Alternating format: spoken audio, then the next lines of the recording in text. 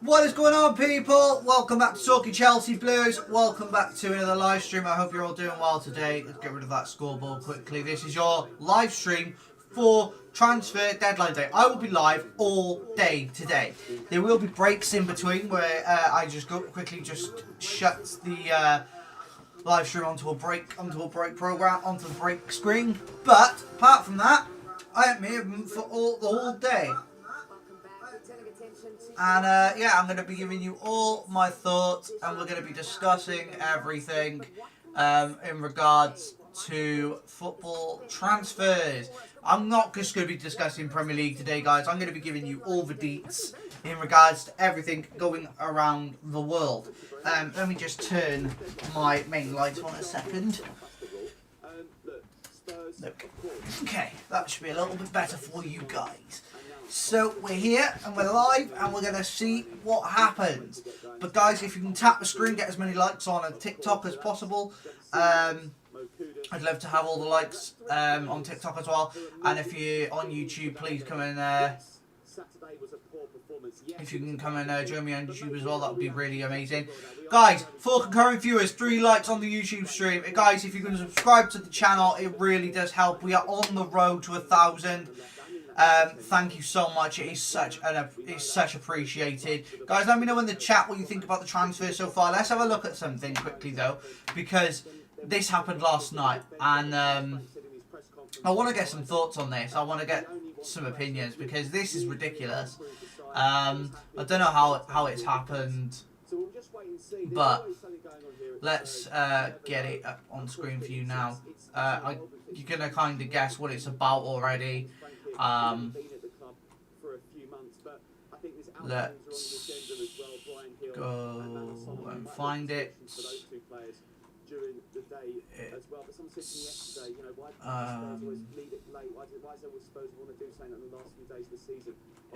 Here it is. Okay, let's have a look at this. Breaking, Alexander Isak to Liverpool, here we go. Deal agreed now for £130 million transfer fee. Record move for Premier League. Isak on his way today for medical tests as new Liverpool player after long-term deal agreed months ago. It was always only Liverpool. And if we just go back quickly, because there's a bit more. Strasbourg have assigned all the paperwork to the Enciso deal. Matt O'Reilly set to join Olympic Marseille from Brighton on deadline day. The agreement almost there. Conrad Harder is going to Leipzig. Now, I expected this. Jadon Sancho to Aston Villa. I think this is a very good signing for Aston Villa. I think Jadon Sancho could do very, very well at Aston Villa. Randall Kolo Muani is now in talks with Tottenham. So, Emi Martinez has told Aston Villa that he wants to join Man United.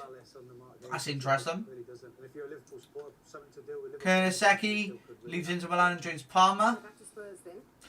Ederson to Fenerbahce. That means there's an agreement in place for someone else. Valentina Atanga to Al Ahly. Here we go. Deal done after Strasbourg. Deal off.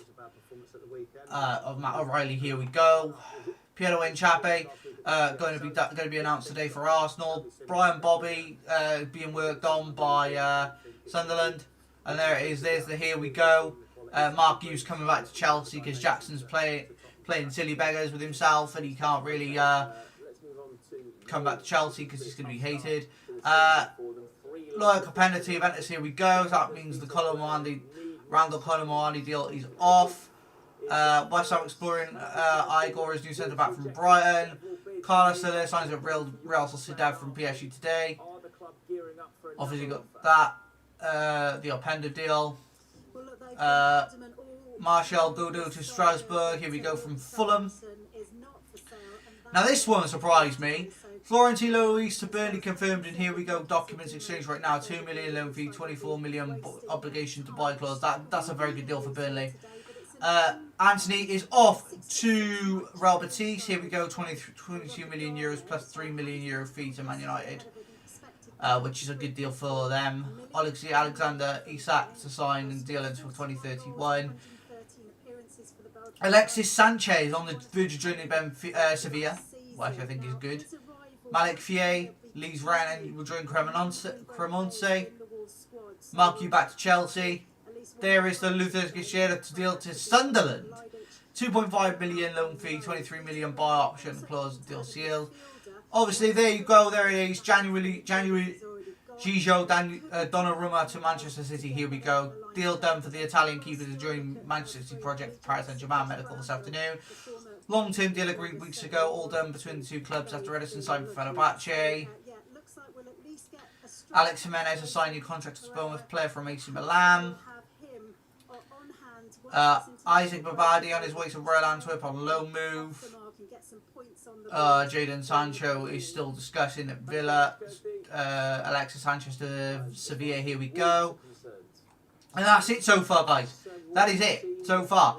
My view of this is that we're going to see a lot of things happen today. We are going to see a lot happen today. There's going to be a lot of deals going through. So if you're excited about the transfer deadline day, please make sure you drop a like on the stream. It really does help me out a lot. Waiting to see if there's any comments coming from TikTok's end. 3 people in the TikTok stream. Thank you guys for joining. Really appreciated. But yeah, I'm excited about this today. Will Chelsea get hold of Fermin Lopez? Interesting stuff. It'll be interesting to find out if we're going to do it or not. Because I'd love us to do it. But I think it depends on Nicholas Jackson leaving. And yes, guys, sorry about the hair. I have basically just rolled out of bed and onto the stream. We have 5 concurrent viewers in the YouTube stream. Thank you so much, everybody. Really, really appreciate it. If we can get to 100 likes on this stream today, that would be fantastic. If you are enjoying the stream, please make sure you drop a like. And yeah, I think there's lots going on today that we're going to see happen. Obviously, I've got Sky Sports running for us to keep us in the loop, as well as the X with Fabrizio Romano. Anything coming from Fabrizio Romano. Ben Jacobs has just put out Nicholas Jackson's future remains one to watch between now and the end of the window. An exit can still be possible. All parties are assessing. So, Nicholas Jackson is still in Germany, I believe. So, and he was planning to travel to Senegal.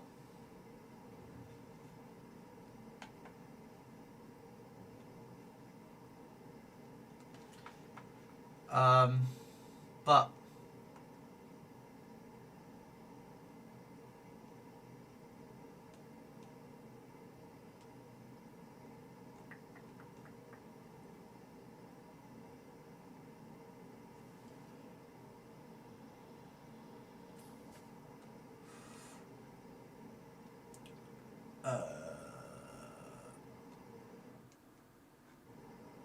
the Sun is saying that Nicholas Jackson could play.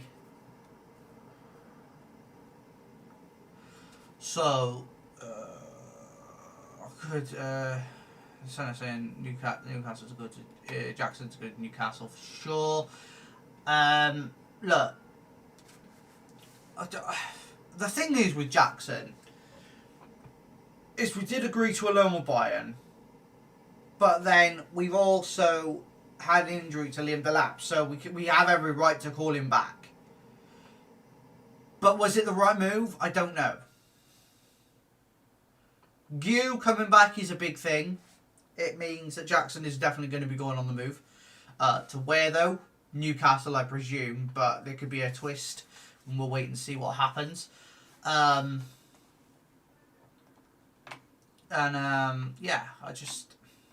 I don't know. I don't know what's going to happen today. I am hoping that he does leave though, because I don't really want him at the club. In all honesty. Giovanni Leone, got anything to do with Karim? Hold on, please. Do like a Wrexham Road to Glory or something. I think that'd be quite interesting. Task Football, I'm a Brentford fan. Cool, man. Do you think Johan Visser will leave? Do you think Johan Visser will leave today? It'd be interesting to see if he does. But yeah, I think he will, to be completely honest with you.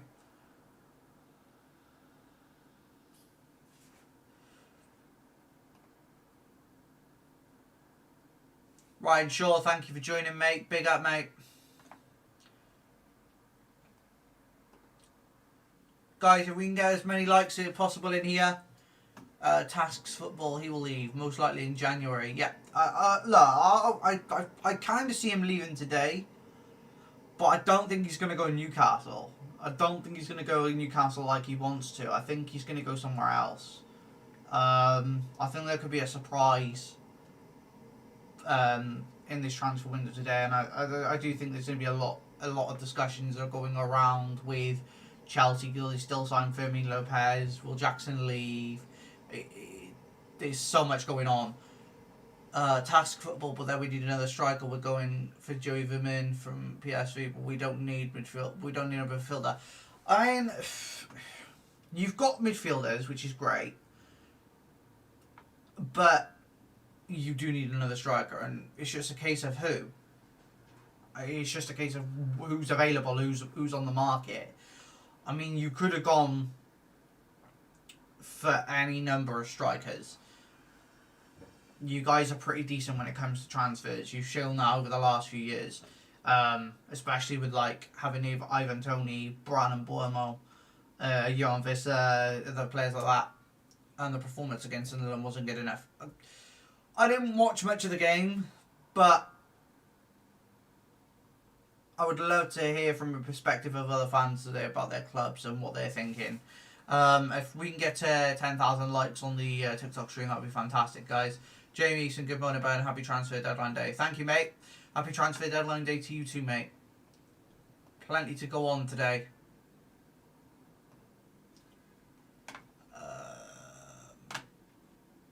I'm just waiting to see if there's anything else coming.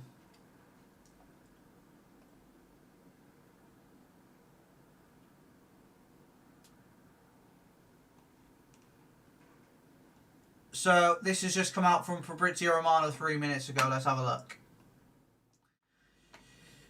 Man United are both working on Sen Lemans and Martinez deals. Only one will join Man United FC, but Martinez depends on Sancho, included in talks with Aston Villa. Meanwhile, Lemans' deal remains on with 9 hours to go. Now, I do get the sense that I get the sense that Martinez is going to join Man United today, and I think that's a good sign for them. But they need more than a goalkeeper. They need a midfielder. Okay, they've got some good attackers. Cunha's out injured now, though. You know, you haven't got a lot of options now. You need a midfielder. That'll be the one. Jamie's and Sanny Lemans, Emi Martinez are both into imminent to United. By the way, Lemans going to catch a quick flight. Daniel Knight's 14. Big up, mate. Big up to all the people who have joined so far. 5 people in the YouTube stream. Thank you so much, guys. If you're new, please make sure you subscribe to the channel. I will be live all day today. Covering, well, for the next 9 hours, I'll be covering the football stuff. Transfers, situations, and anything else that comes out.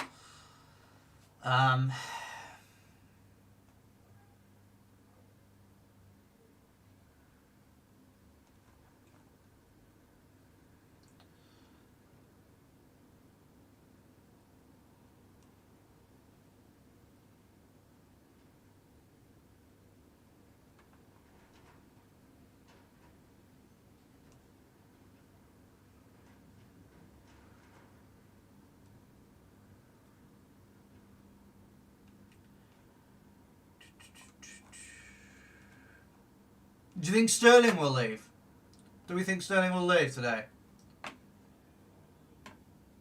Be interested to see if he does.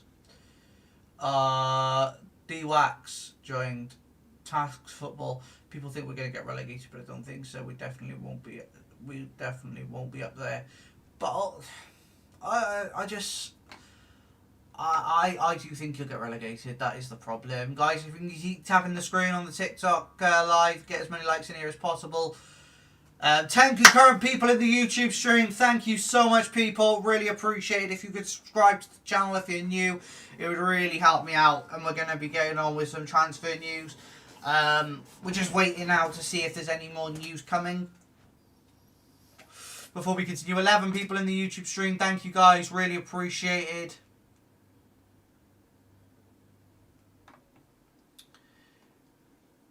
Guys, if you could leave a like on the stream, that would really help as well. Really helps me to build up a head of steam as well with the likes in it. It helps the algorithm as well. The more people that come in, the more views we get, and the more entertainment people get off this. Is Mark Yu going to go to Liverpool, or Mark Guehi? Mark Guehi, sorry, not Mark Yu. What am I on about? Mark Guehi. Is he going to go to Liverpool? I think he is. It's just a matter of time in this transfer window today. I think Liverpool can't not go and get a defender now. They will get Isak done, and they will get Guehi done as well. But only time will tell in this transfer window today. Fiorentina signed Tariq Lamptey from Brighton for £6 million. That is a good deal for Fiorentina, I think. You know, Tariq Lamptey could be a top right back when he wants to be, and I think he's got a great future ahead of him if he can stay injury free. But we'll wait and see if he can. 12 people in the YouTube stream. Thank you so much, guys. Really appreciated. Big up to everybody. Really appreciated. Thank you for the likes on the TikTok, people. Really appreciated. Thiago, thank you for the likes, mate. Big up, mate. Big up.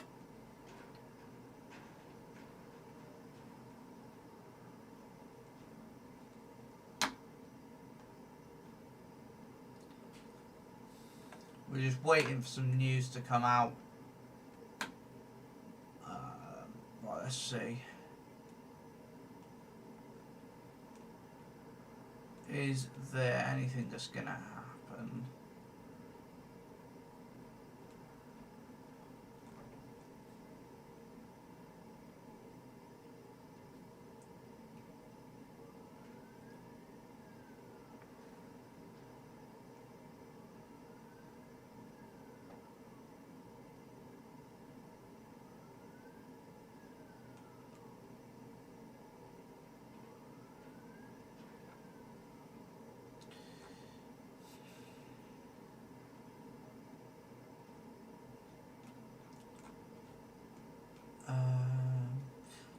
Amari Kellerman is joining Cardiff City on a season-long loan from Chelsea, which I think is a very good.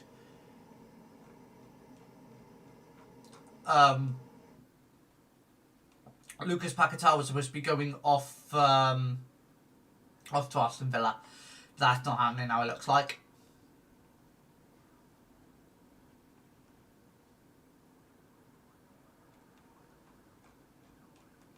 But we'll wait and see.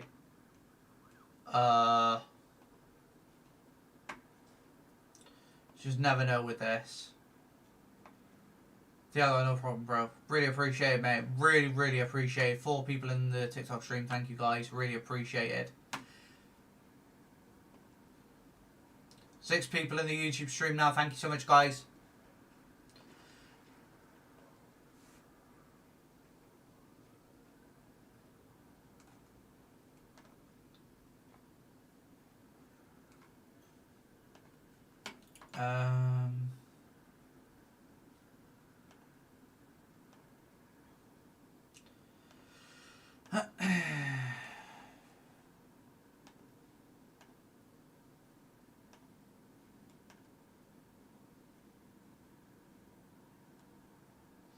So this is coming from Jacob Steinberg. Nicholas Jackson is a possibility for Newcastle as a replacement for Isak. They've got Walter Mard, but I just don't know. I think he'll go, but I don't know if he's going to go to Newcastle or not.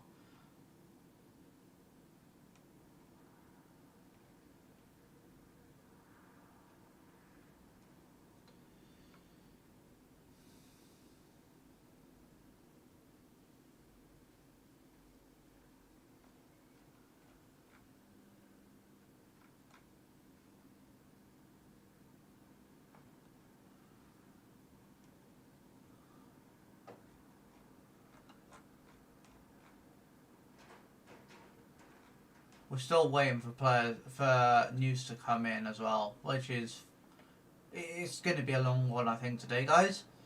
Let's have a look. Is there anything else that's come through? Nothing at the moment. Nothing at the moment.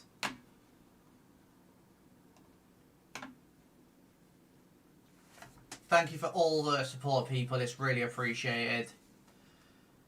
We're going to be here for a while, so stay tuned.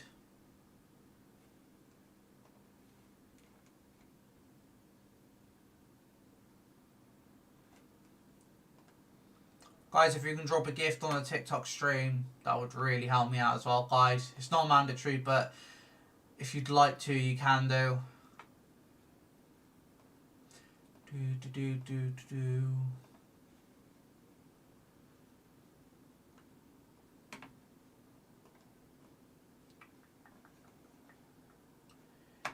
So, guys, let's talk about what we think is going to happen with Fermin Lopez.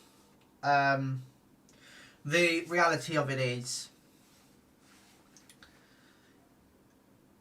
this that can only I think that can only happen if Jackson shoves off and moves somewhere else. But I would like it to happen. I would. But it is literally just all dependent on Jackson. Because I would like this Fermin Lopez deal to happen. I think he is a fantastic player, and I think he's got a bright future. And look, as much as I like Joao Pedro as a cam, I prefer him as a striker because he's clearly our goal scorer. We've got Delap as well, but we've got such an array of attackers at the moment that it's going to happen quite quickly if we're going to get players in. And we need some defensive solidity as well. We've got that at the moment. I mean, we've only conceded 1 goal this season if you don't count the fact that Fulham goal could have been allowed or disallowed. You know, it's whatever you saw from that perspective. It's just there's so much going to go on today, I think. I'm waiting to hear from some people to see if there's anything. Naya Aguerd arrives at Marseille to sign his new Olympic Marseille defender.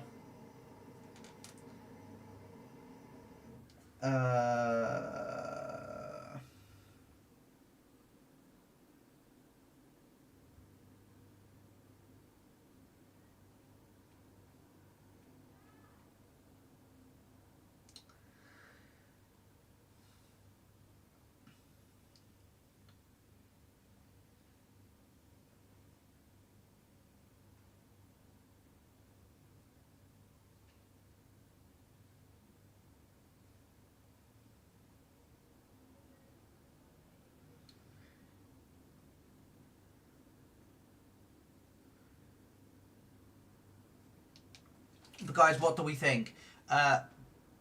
Mark G. Sings, thoughts on Jackson and Gu? Look, Jackson, I'm not happy with how he's acting, but I do get where he's coming from and why he's acting like he is. Because we send him on loan to Bayern Munich, we agree the deal, and then Delap gets injured and bang, we haven't got another striker. You could have just triggered Mark Gu coming back, and you could have just sorted that out and left Jackson to it. But we didn't. But now he's kicking off like a spoiled little brat because he's not got the move and he's not going to get as much game time at Chelsea. Let's be absolutely clear. Joao Pedro is miles ahead of him. Miles ahead of him. And a lot of people don't see that. So, it's just a case of what you like, really. Do you think he's good enough to play for Chelsea still? I mean, let me know in the comments, guys. Do you think Jackson's still worthy of playing for Chelsea? I just don't see it. I just don't see a way in this world where Jackson is good enough to play for Chelsea. He can't score. He can't create. okay, he's quick and he can make a good run, but apart from that, what else does he do? What consequence is he going to be any good to us for this season? I just don't see it. David Ornstein's just come out with something, so let's get into that now quickly. David Ornstein, here we go. Okay, so let's have a look at this now and I'll give you my thoughts. Aston Villa on the verge of agreement to sign Jadon Sancho from Man United. Deal for 25-year-old winger to join Aston Villa on season-long loan, almost done between clubs and with England international. MUFC retain option to extend contract June 2026 with Jay Hanswell and the Athletic. So, Jadon Sancho is on the move to Aston Villa. I actually think that's a very decent signing. And Fabrizio Romano is just given the here we go as well. So, at the end of the day, it's a good deal for Jadon Sancho. Wish you'd kept him at Chelsea. I think he's better than Gittins, but you could argue he's not as well. But Canary Central, hello. Hi, Canary Central. Thank you for joining, mate.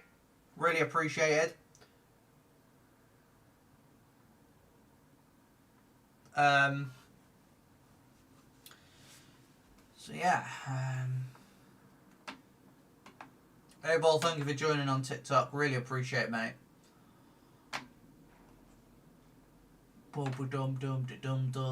Let's just get that here we go up for Fabrizio Romano as he's confirmed it. There we go. So look at this. Breaking Jadon Sancho to Aston Villa. Here we go. Deal in place and list on them from Manchester United. Green light from United. Deal being sealed with formal steps to follow next. Sancho will join Aston Villa. Whoa. Okay. Fabrizio Romano has just brought something else out, guys. Here it is. Here it is. Well, it was. It was. Let's have a look. Refresh the page. Come on.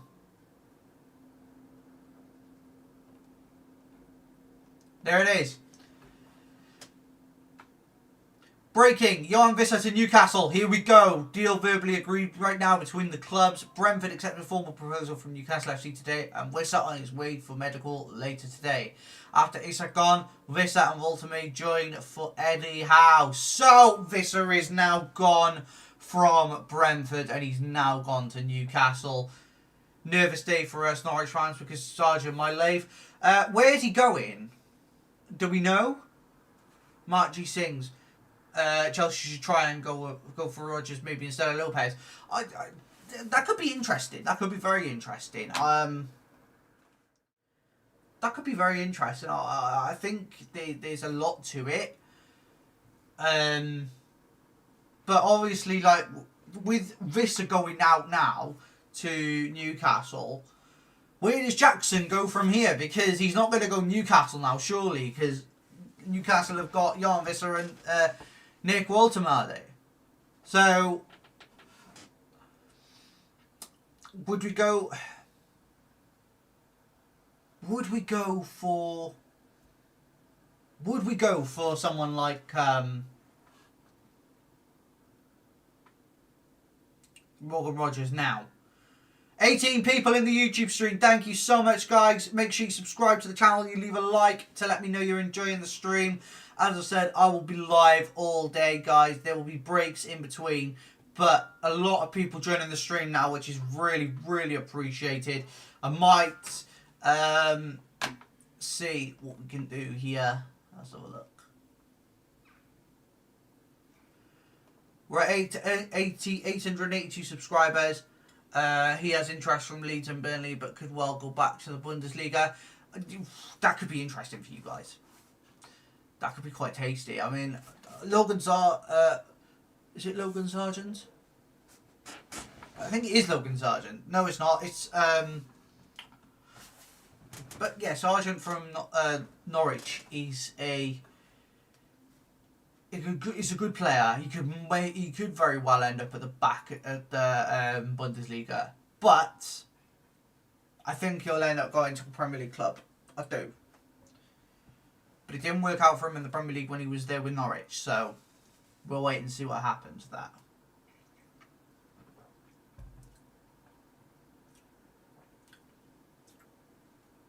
Let's have a look.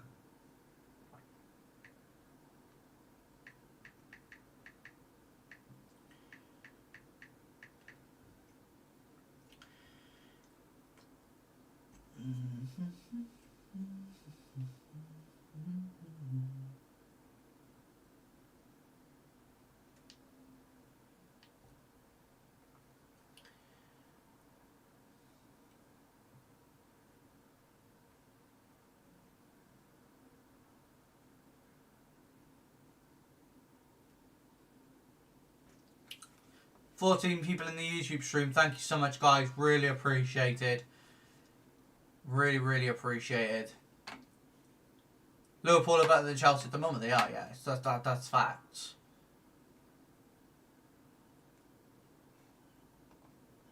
Thank you for the 2 diamonds, people. Really appreciated.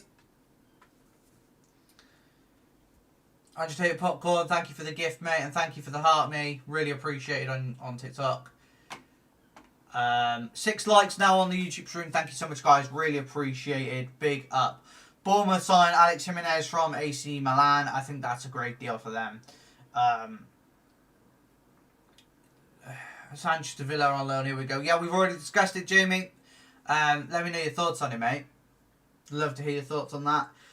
Sunderland is good at principal with for Ajax forward Brian Bobby. Yeah, that's already been discussed. Crystal Palace close to reaching agreement with Brighton to sign defender Igor Julio. Crystal Palace. Interesting. Interesting.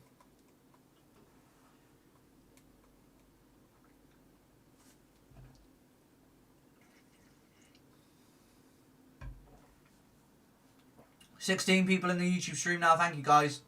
Really appreciate it. Yeah, we're the best team in England. You are currently, yes. You are currently. And there's no doubt about it. Martha Montiel, have I missed the update on Lopez, bro? No, you haven't, mate. Nothing missed yet, mate. Nothing missed. But there is no update yet. As soon as I get an update, I will let you know.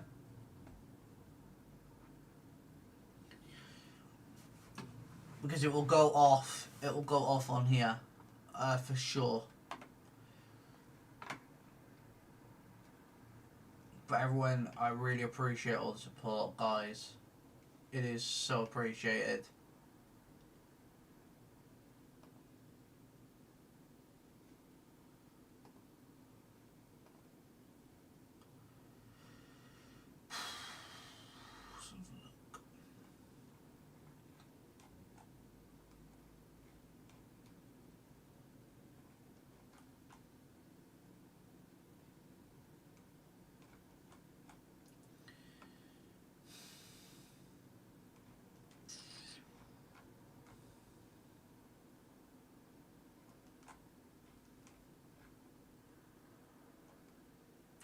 So, £55 million for Johan Visser.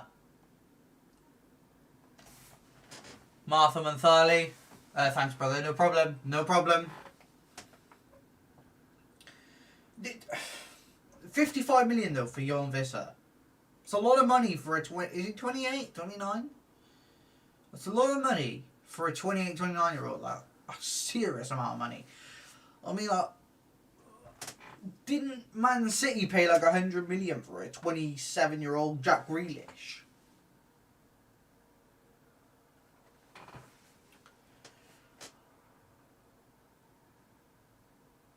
I am here to follow up all the way. Don't run away today, please. No, I won't, mate. I won't. I'll be here. There'll be some short breaks in between bits and pieces, but Oh, the stream will be live all day, so you won't miss a moment.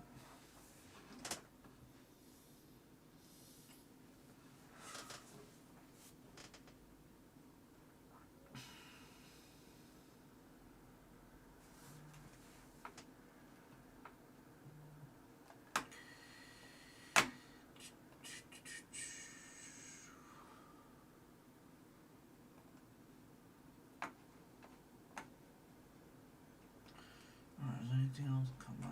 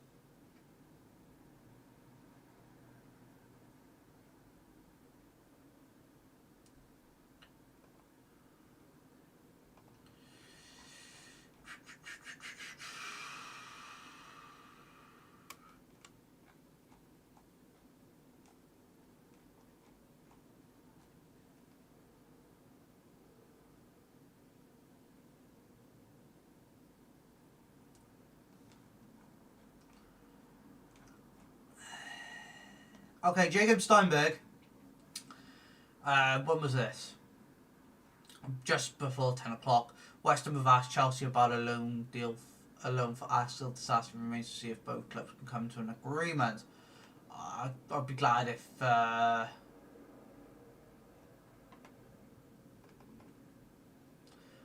he goes.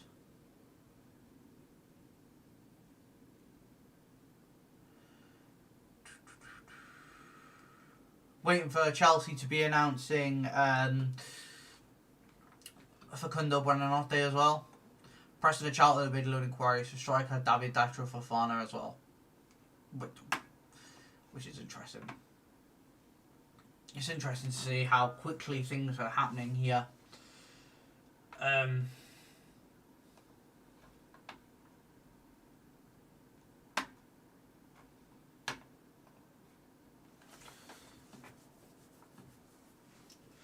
Do we think, guys, we're going to get the bomber today? Do you think we're going to get the Fermin Lopez bomber today? Or do you think we might even get like a Morgan Rogers bomber? I get the feeling a Morgan Rogers bomber might be more exciting, I think. I think it'd be like a bigger one. But we'll wait and see. We'll wait and see.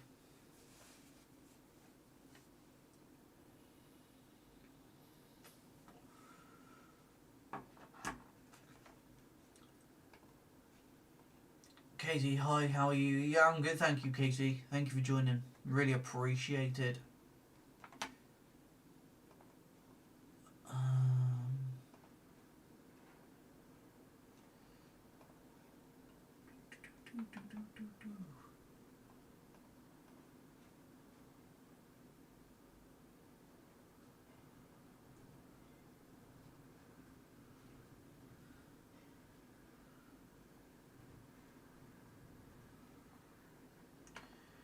14 people in the stream. Thank you so much, guys. If you could subscribe to the channel, it really helps out.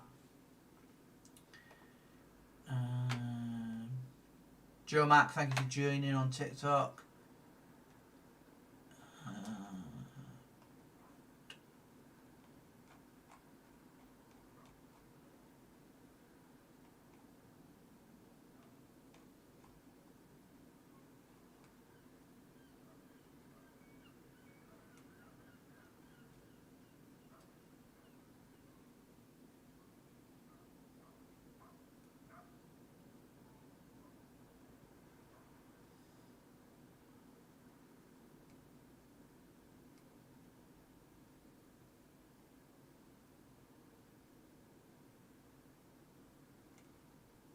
Okay, so 10 hours ago, Hansi Flick spoke about Fermin Lopez's move. I don't want to talk about Fermin. When the market is over, we will know 100% if he'll stay. We don't want egos because egos kill success. And this is from Marca. Mad.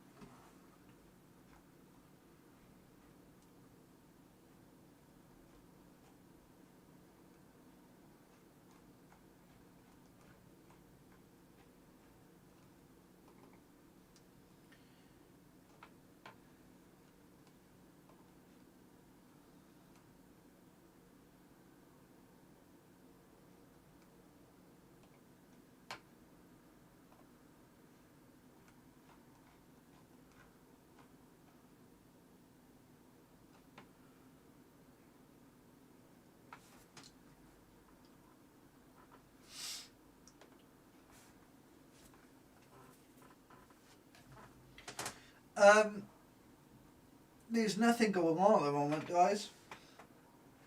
What I'm going to do is I'm going to take a short break, 10-15 minutes. The stream will stay on, but I will be back. I might even just take 10 minutes. I'll be back as soon as there's some more news. So, guys, I will see you in a little second.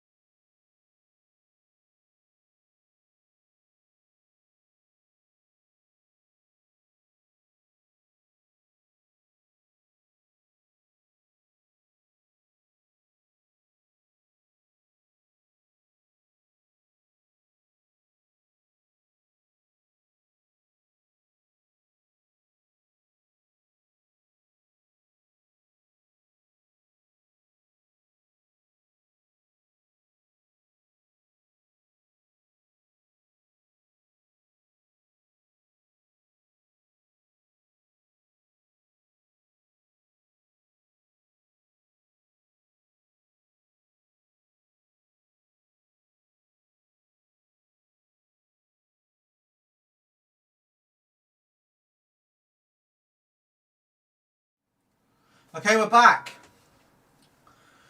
We're back, guys. So, let's check and see if there's any updates.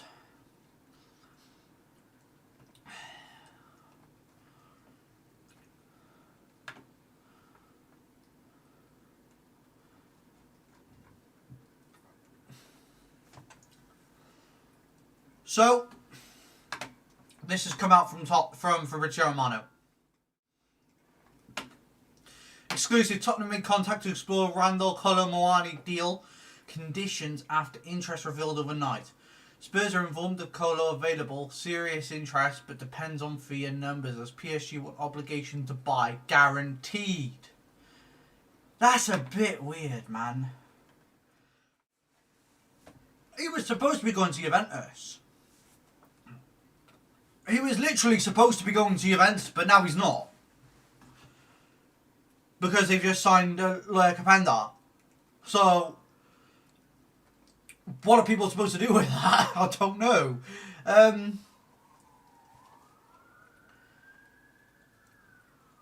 Be interested to see how he gets on if he does go to Tottenham. Really interesting. We're at 3.1k likes now on TikTok as well, guys. Thank you so much. Really appreciated. Guys, if you're new to the YouTube channel, please make sure you subscribe. It does help. We're here to discuss all deals.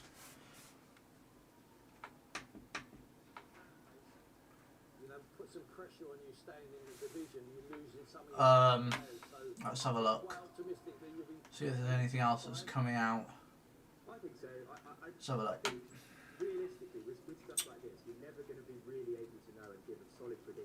Exclusive! This is exclusive news, guys. Erik ten Hag has just been sacked by Bayer Leverkusen. Decision made by the club's hierarchy this morning, and manager informed right now. Man, that is a squeaky thing. Man. That's mad.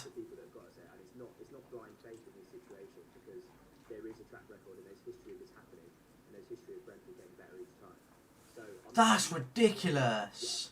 Obviously, that might change in a few games' time if we've not won, but I've seen enough in the Sunderland games, in the Villa games, from the game against Bournemouth in the Cup to suggest that we should be fine this season. Yeah, and hopefully you have a replacement for Wilson. So what do we think about Erik ten Hag getting sacked then, people? I don't think it's a very good thing to happen, especially for Bayer Leverkusen. I think they've only had a couple of games in the Bundesliga and they're sacking their manager already. It's like, what? It's crazy stuff, crazy talk. But let me know your thoughts, because in my opinion, he's not a very good manager.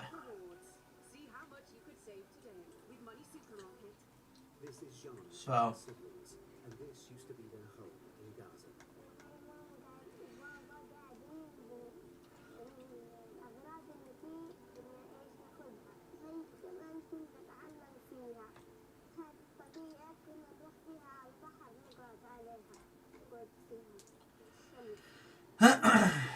local partners to restore essential services that have been destroyed, providing clean water, school and life-saving medical supplies.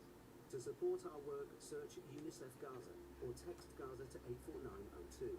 £39 could provide a family with an emergency water. 2 minutes ago from Ben Jacobs. So look. Bayern are considering resurrecting Nicholas Jackson move in the final hours of the window. Jackson's loan with Bergstrom was called off following Liam Delap's injury, but fresh contact now taking place, and this is via Ben Jacobs and Alex Crook. So, what does that mean? That means Fermin Lopez could still be. It means Fermin Lopez could still happen.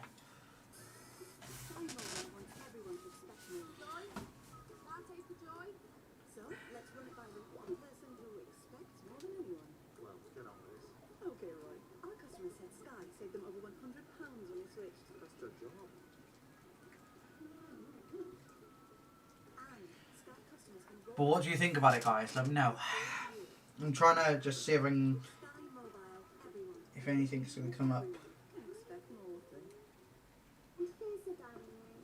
It's a lovely garden. Plenty of room for a trampoline. It's beautiful.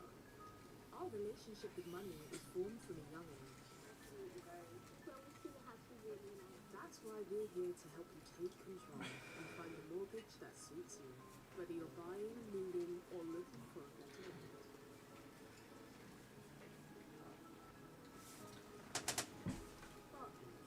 Make money work for you.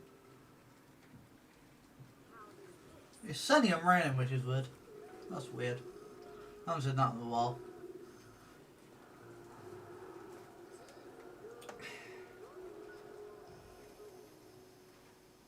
Live sport just hits different.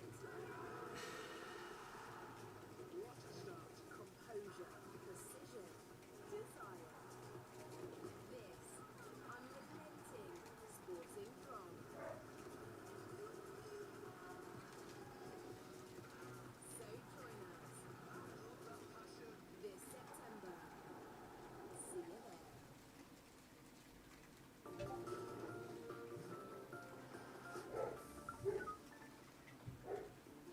Welcome back. You see the bottom. There is nothing at the moment, guys.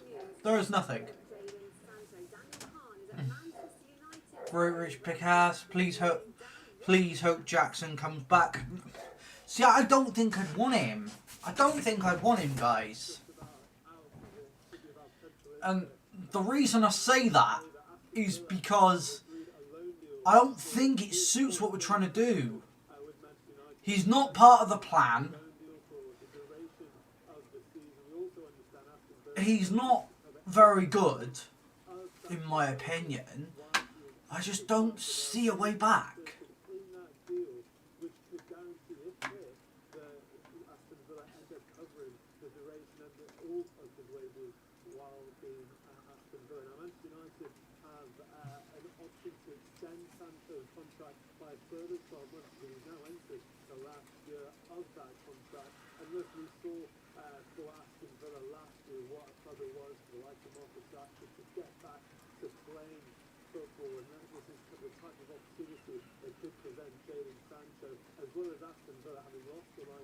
Pedro Almeida, I don't know if he's any good or not. Or is he a tier 1 thingy? Breaking, I mean, I don't think that's true just yet. We'll wait for a Fabrizio Romano or a David Unstein dagger. But we'll wait and see what happens now.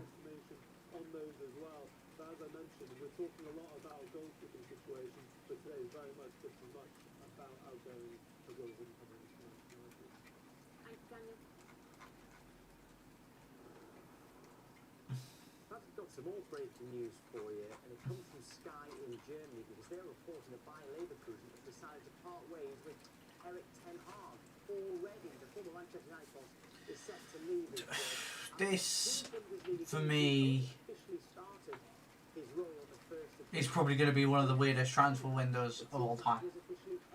Because the world transfer record has been broken twice by the same club. Jackson is playing silly beggars. We could be getting Fermin Lopez.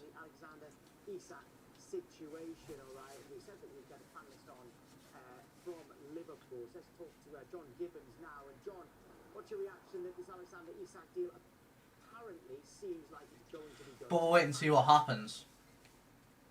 Obviously very excited here. It looked like he was going to go right to the wire, and that's how it's proved. He's a phenomenally talented footballer. He's guaranteed goals, isn't he? And so excited to see him in a red shirt at Liverpool. Fingers crossed that they can get it over the line. It looks like they have. How are you going to fit him and Ekitike into the same starting lineup?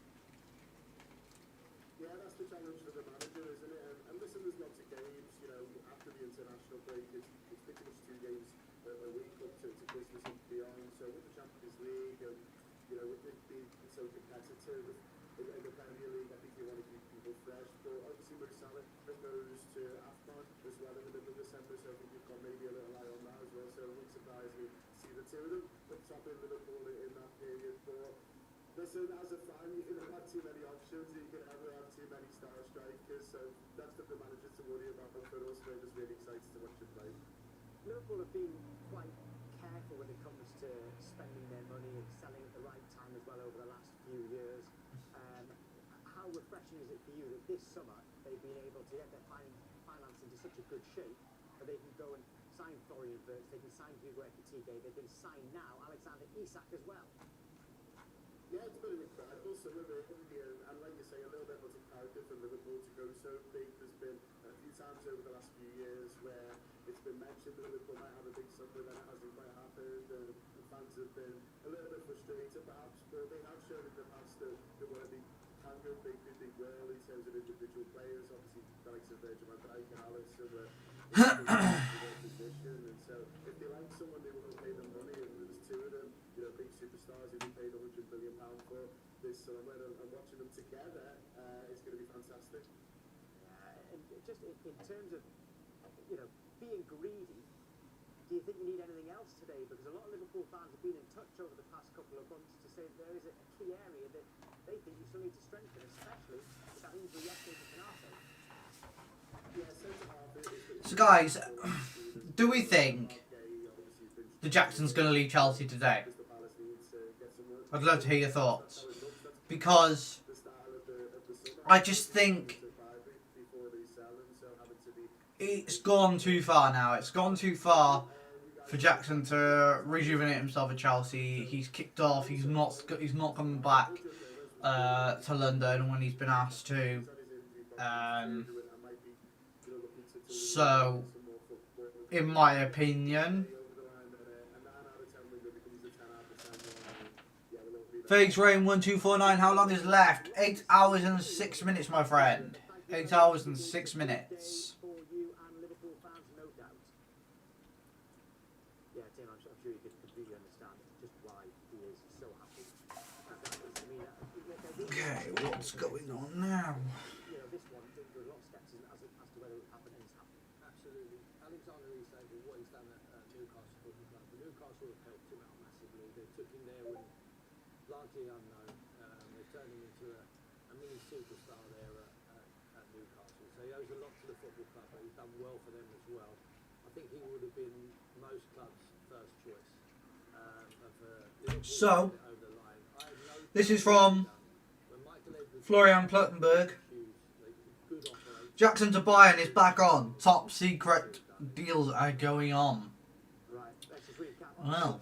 From the last few minutes has been lost. It's deadline day. That's always going to be the case. Eric Ten Hag, it appears that he is on the verge of losing his job at Bayer Leverkusen. That's according to Sky in Germany. And Aston Villa are closing in on Jadon Sancho. Phase Rain 12498 hours to Newcastle to either get the fastest and best sign in the league or it's free agents for them. In the last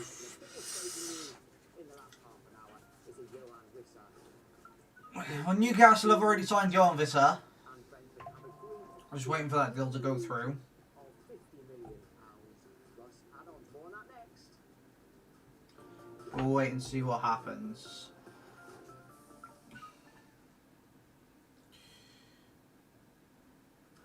If you were inventing a business today, you'd do right by people. All people.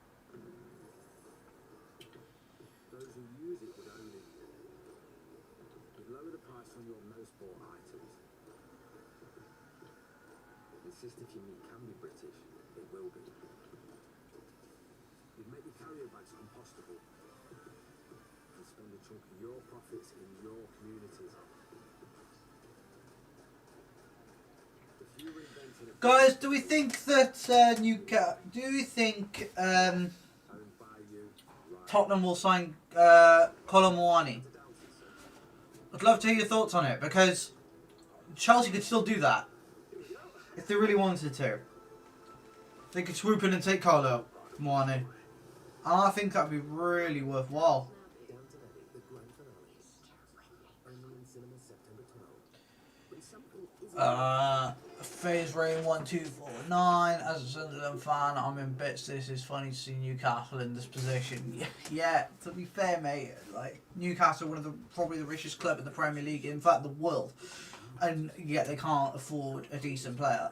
They can't really get their act together with the signing. 20 people in this YouTube stream now. Thank you so much, guys. Make sure you drop a like. Make sure you subscribe to the channel if you're new. It does help me out, and it does build up the subscriber count. We're on our way to 1,000 subscribers. So, guys, if you could drop a like and subscribe, it really does help. And I hope you're all enjoying the content. Supporting millions of children around the world.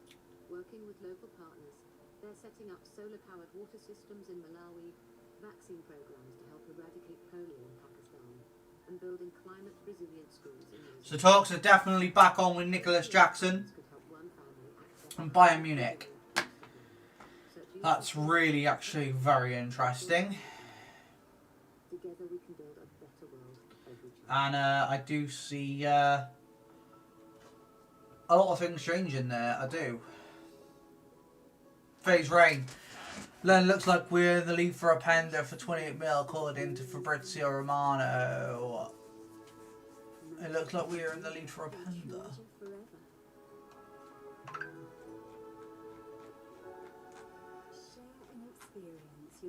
What, you've been interested in a Panda? Imagine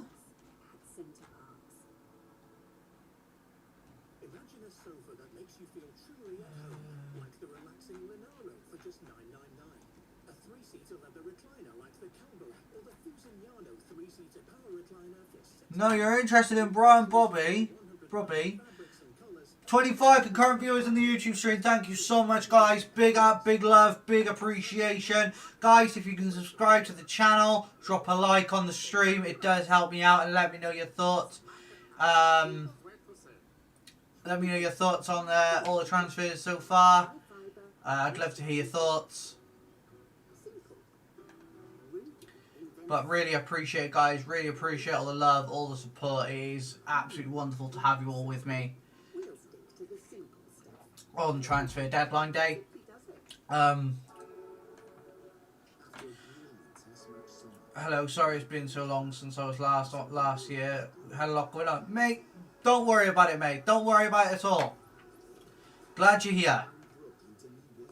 Glad you're here for the stream. Glad you're here for the stream, guys. It is really appreciated.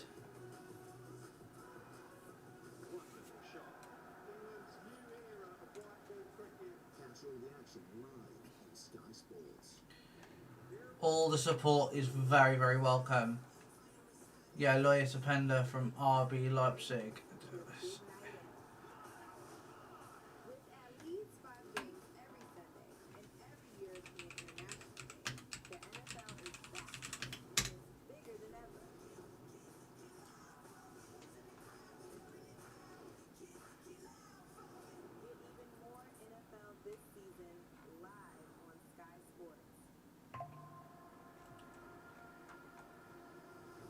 But it does say that Fabrizio Romano has given it the here we go to Juventus.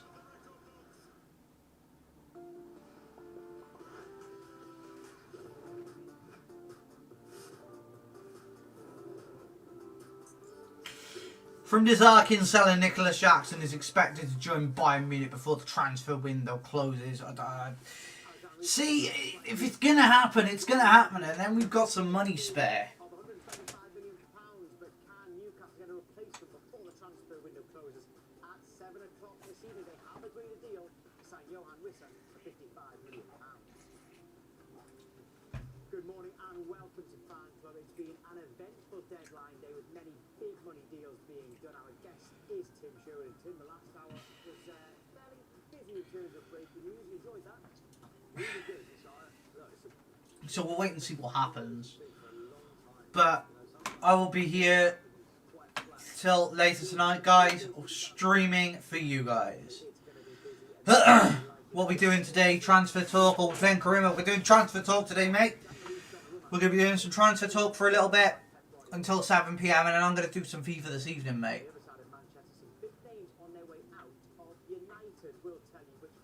But once the transfer window is shut, I'll probably do some Karimo for you guys. I want you to get involved in the debate this deadline day. This is how you do it. If you want to send us your voice notes or a message on WhatsApp, scan the QR code Yeah, it's Juve and Sunderland are fighting with them right to the right to penballs.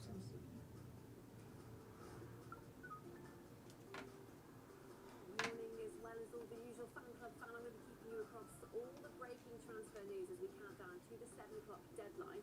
And we're going to get straight to the biggest story of the window, really. Alexander Isak's potential British record move to Liverpool. Our reporter Vinny O'Connor is at Liverpool's training ground for us today. Vinny, where are we at? Because this one's developing all the time.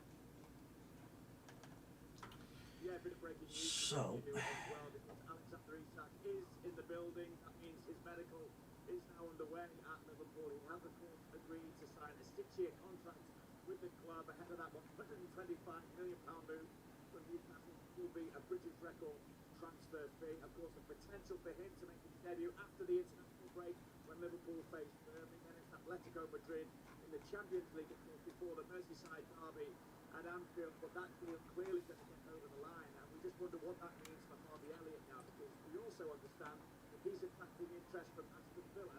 No offer on the table for him from Villa so far. There is an offer from RB Leipzig, but at the moment that is way short of Liverpool's valuation of the player, and their stats was that if Liverpool were able to get in an attacking option, that Harvey Elliott could well be allowed to leave. Then there's the Mark Gay situation as well, still some way away from an agreement with Crystal Palace, who want £35 million. this is mad. This is going to be a mad transfer window. Joe Gomez, is he going to go to Liverpool? Because Regis Labrie and Romano said Sunderland has a striker that has been hidden coming into Sunderland, so who's going to be announced? It could be soon, mate. It could be soon. I don't know. I'm live all day, so you'll get the news when I get it, mate. Pancakes, Vinny, well earned already, and it's barely 11 o'clock. Let's go from Liverpool to Newcastle and join Pete Greggs. Pete, another transfer saga appears to be coming to an end. What can you tell us? Well, I can tell you that Johan Wissa is here in Newcastle, completing his move to Newcastle United. It's after a £50 million deal was agreed with Brentford. Have you seen the Ten Hag news? Included in that as well, but Yeah, I have, mate. It's ridiculous. key targets. OS 05 said Fermin Lopez is not going to go to Chelsea. They're not interested in him. We'll see what happens. Had sort of highlighted to come in for the departing Callum Wilson. It's taken a long time, it's taken a lot of hard work, but it appears now as though they're about to get their man. So Wissa will join Nick Baltimore in strengthening the attacking options. Of course, So, Fabrizio Romano has just put out a here we go. So have a look at it. and a goalkeeper in Aaron Ramsdale. Conrad Harder to IB Leipzig. Here we go. Deal in place for 26 million total package from Sporting. Harder already in Germany for medical tests and contract signing, as he preferred Leipzig's project as priority. And there he is. So another big signing confirmed for IB Leipzig. Pete, thank you very Let's much have a look. indeed. We've already been to Liverpool once in the last few minutes. We have got some more breaking news, though, from the reigning Premier League champions. Rob Dorset is here to tell us all about it. Hannah, this is a fascinating one, and it's all connected with what we've just been talking about with Mark Gay. I'm told that Liverpool have received an offer from AC Milan for Joe Gomez. I can tell you that exclusively. I found out in the last few minutes, and it would have been a substantive move to Serie A, not a loan deal for Joe Gomez, but it now looks unlikely that that deal can be completed in time for tonight's 7 o'clock deadline.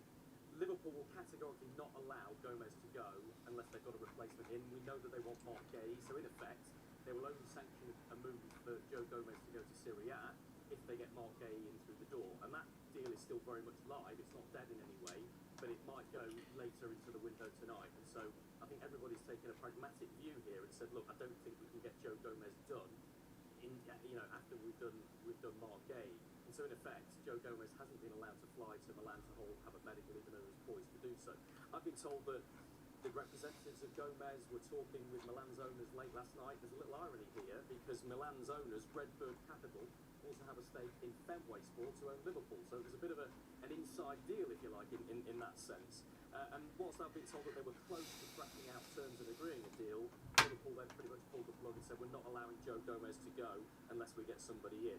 And actually, on a slot, he's very keen to have both Mark Gay and So, Phase Rain 1249 has said, only thing I can hope is he's not Vardy as much as I love his attitude and a good player. I think he's an expired Premier League Prem player. Yeah. Look, I agree with that, but I think, if I remember rightly, Jimmy Vardy's gone to Cremonse, I think it is. 05, Isak to Liverpool, your thoughts? Well, my thoughts on Isak to Liverpool is that, first of all, he's a very good player. He's the best striker in the Premier League, in my opinion. But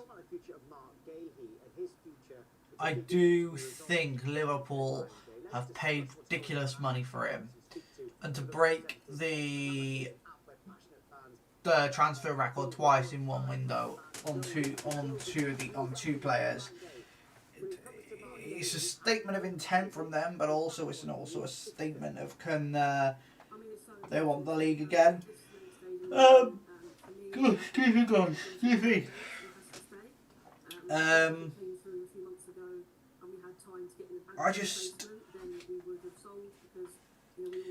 I don't know. I think it's a good deal for Liverpool, but I don't think it's a good deal in the same sense.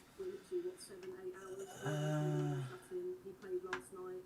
He's a constant professional, isn't he? I mean, he was brilliant last night. He's so good for us and has been for 4 years. He's our captain. He took us to our, first ever major trophy in the FA Cup. He's probably the most important player at the club at the moment. So for me, he has to stay. Tim Sherwood earlier was talking about how the finances, if you are the owner of the club, you have to take that into account. With 1 year left in his deal, I mean, Tim, if you just make your point to Joe about that, because that's an important thing to take into consideration as well. Yeah, absolutely, and we've learnt this lesson with Wilfried Zaha before. We lost him on a free, but I think if you ask a lot of Palace fans, do they really care about that now after what he did for us? Absolutely not. I think from a fan perspective, we just want to see our best players at the football club. I do understand that Steve Parish has a very big decision to make in the next 7 hours. We've got Oliver Glasner, who's been very public with saying that Mark Bailey has to stay. We've not got an adequate replacement in, so we run the risk of unsettling our best ever manager. So I just think for 35-40 million, I think it's worth it at this point. How worried are you that Glasner actually might say, no, if he goes, I go too? How worried are you about that? Yeah, I'm slightly worried. I mean, he hasn't signed an extension. He's due to leave next summer anyway. Again, it's been very public that he won't sign that contract. And if Mark Bailey does go, I don't think he'll be any closer to signing that. So I understand that we might lose him next year as well. But we've got this season in Europe, which was confirmed last week. I just think with Mark in the centre of So, another piece of news, let's get into it. I understand Igor is undergoing his medical at Crystal Palace right now. Agreement done with CPFC on loan with option to buy from Brighton. And here we go. That is a decent. So what they've done, in theory, is they've just signed Guehi's replacement, which quite means Guehi is going to Liverpool.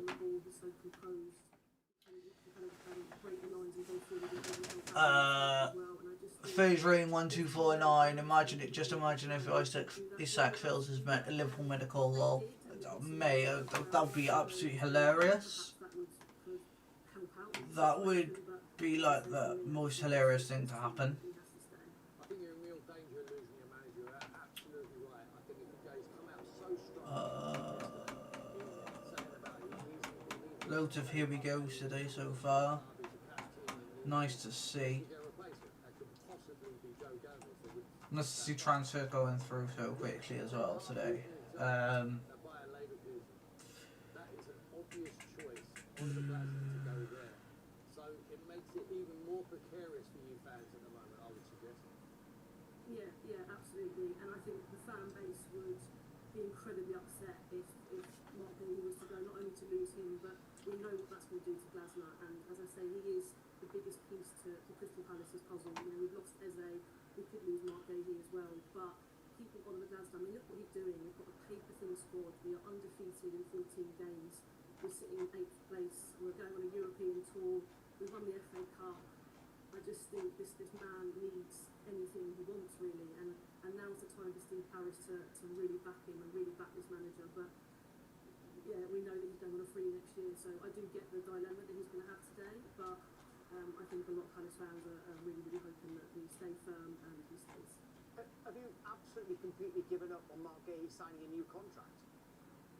It looks that way, doesn't it? I think we would all hope that he would maybe sign a one-year extension with a release clause. But let's be honest, we know he wants to go to Liverpool. He won't sign a new contract. But let's not forget we're seeing from all these players this transfer window how they've gone about their business. You know, refusing to train, refusing to play. All these rumours, and he puts in a performance like last night. So I don't think his passion for the club is under question. We know he's going to go on to bigger and better things, and he wants that to be Liverpool. With the World Cup year next year, he'll play every week at Palace. I think he's very happy to stay, and if we're happy to let him go on a free, then that's what will happen. Joe, I hope for your sake that he stays, and same with Oliver Glasner. Thanks for coming on. No problem, thanks very much. We've got stories developing and news breaking all over the place this morning. Let's head to Aston Villa now. We've already heard that they've agreed a loan for Jadon Sancho, but there is more emerging. Rob Jones is at Villa Park. There's more emerging about Jadon Sancho to Aston Villa here. Morning, Hannah. Yeah, Villa tracking two players, two attackers with Premier League experience. We'll get to the one that is, as you said, a little bit more advanced, Jadon Sancho, in just a moment. But also, there is interest in Liverpool's Harvey Elliott as well. There have been some informal conversations that have taken place between the two clubs. There's been no official... So an Sunderland League's offender was meant to be a surprise striker. Do you know anything about Brown Bobby? I'll show you now. I've got something here. Let me get it up for you.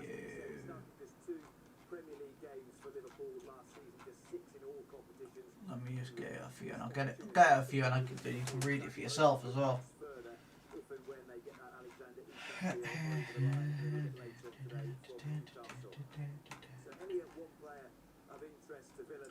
You are getting Lutcherel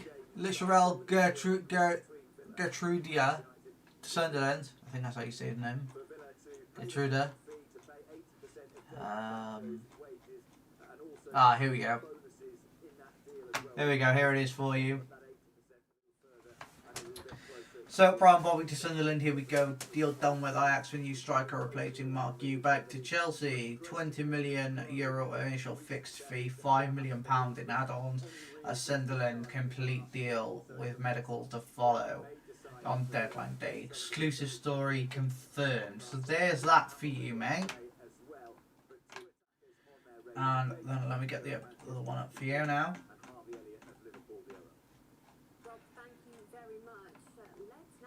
Here it is. Lutcherel Gertruda to Sunderland. Here we go. Medical completed right now for the centre-back joining from Leipzig. 2.5 million loan fee, 23 million bar option clause, and deal sealed with Sunderland with SAFC. So there you go, mate. Those are the deals you've completed on deadline day so far. Two very good players. Where he play? He's supposed to be, he's a defender, but he's a...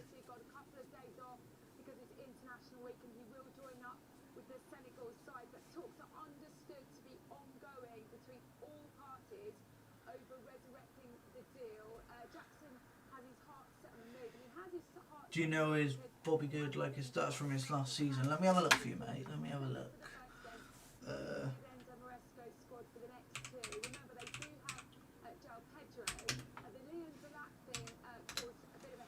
So,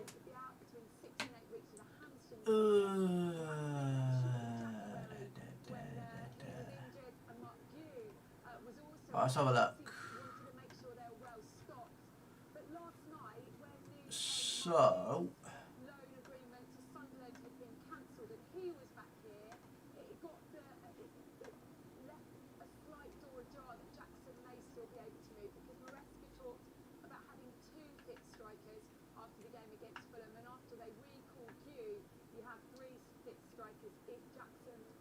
So he scored 7 goals in 44 games.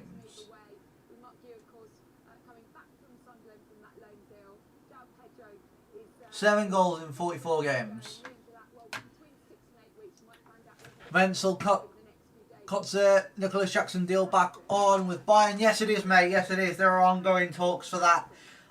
It's currently happening right now. He's supposed to be joining up with the Senegalese national team for the international break. But if this is happening, it's going to happen today. Winner of the Champions League last season, so pivotal for PSG. The surplus requirements there, and we now know that City are edging closer to a deal. One's been agreed in framework's been agreed there in principle, so there's still some things to be ironed out before the Italian. He's only 26 years old, could be joining Manchester City. All that as well would then lead questions over what would happen with Ederson into his 9th season now, the first where he's not the number one. We understand that potentially he could be going to Fenerbahce, but that all hangs on whether Donnarumma... 22 people in the stream. Thank you, guys. Really appreciate it. If we can keep going and subscribe to the channel if you're new. Follow me on TikTok as well. Really does help. Alright. Let's get some more. See if there's anything going on. Brilliant there. It looks like he is out the door there and could be arriving in Manchester today. Still work to be done there.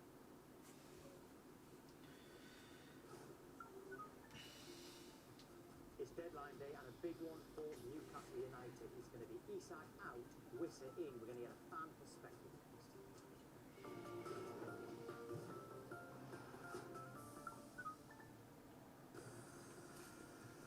Okay, so we got an official statement from Fabrizio Romano here.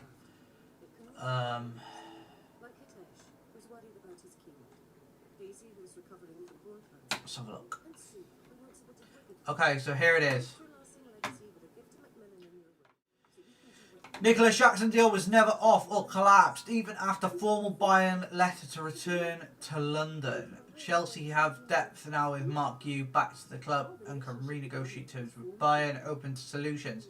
Jackson and Bayern, it's not over. So, there is some more as well here. Ipswich Town agreed deal with obligation to buy Luca Fletcher from Man City. Deal includes buyback and sell-on clause.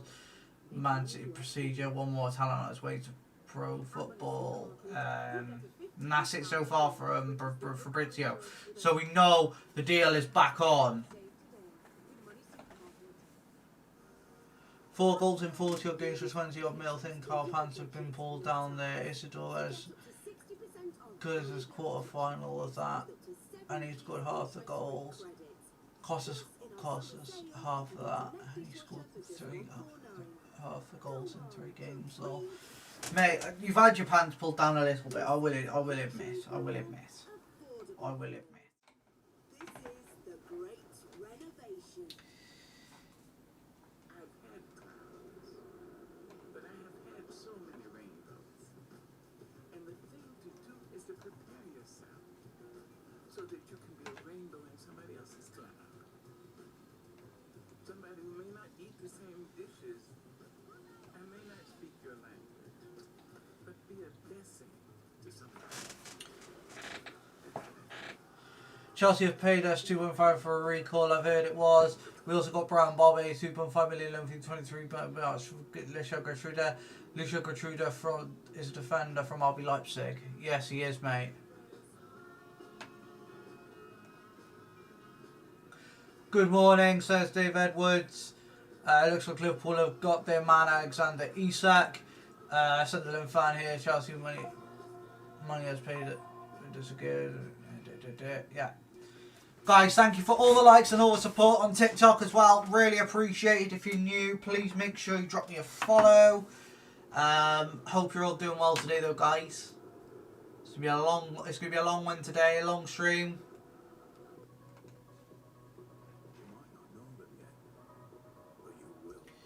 Guys, thank you so much for everyone that's joining. It's really, really appreciated, especially on YouTube as well.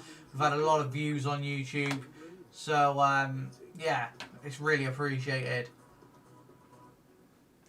8 likes now on the YouTube stream as well. That's fantastic. Thank you guys. And we're up to 888 subscribers. If we can get to 900 by the end of this stream, that would be fantastic. But thank you all for the likes and all the support on TikTok as well. It's really appreciated, guys. Really, really appreciated. Let's go here.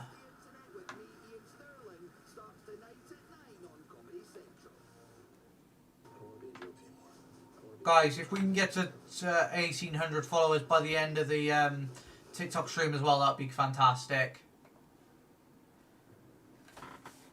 Guys, let me know your thoughts on all the transfers I've discussed so far.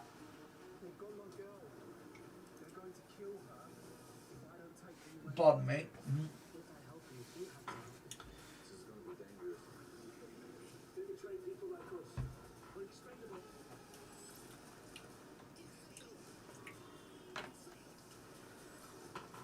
Like, if these players aren't real, I'll apologise, but I just think it could have got a Prem experience for cheaper for free agents. So F knows we're just a brief season, Brian Bobby.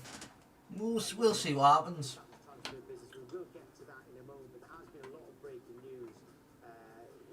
We'll see what happens with that.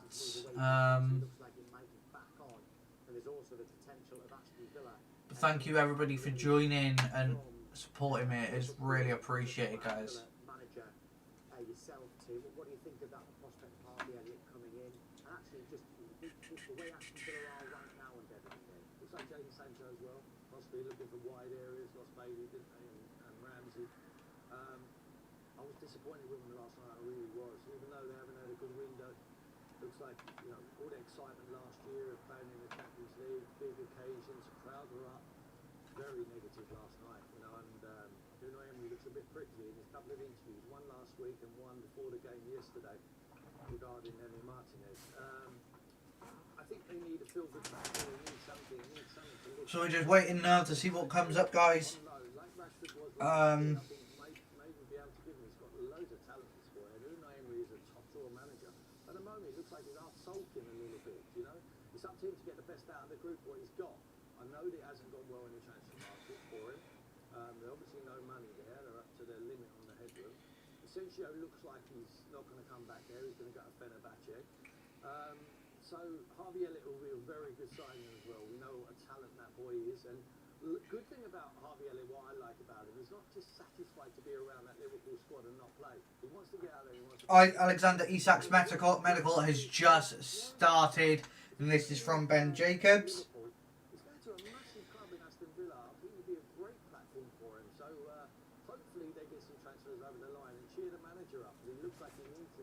What about Nicholas Jackson then? It looked like he was on his way to Bayern Munich and then it was kind of blocked a little bit later on due to an injury to Liam Delap. It looks like it is back on again now, so Bayern Munich still trying to get him. Can you see why Chelsea would let him go?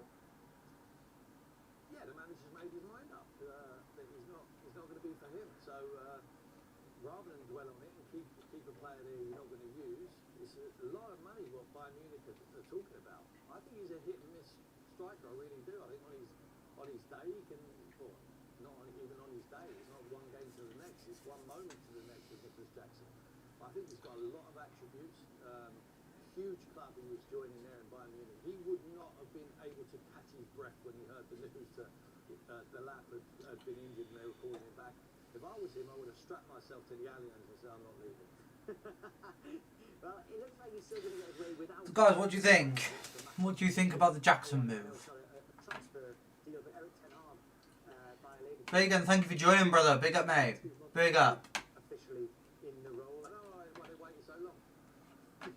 Yeah, exactly. I mean, well, in the last week. LC, thank you for the LC, thank you for the likes, mate. Really appreciated. All got one thing in common. If I'm Ruben Amorim, I am turning my phone off now.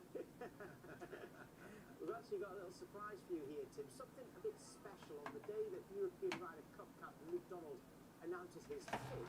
Should he be looking in the direction of Tim Sherwood? He's been taking part in our very own competition. Let's cross to our reporter, John McCann.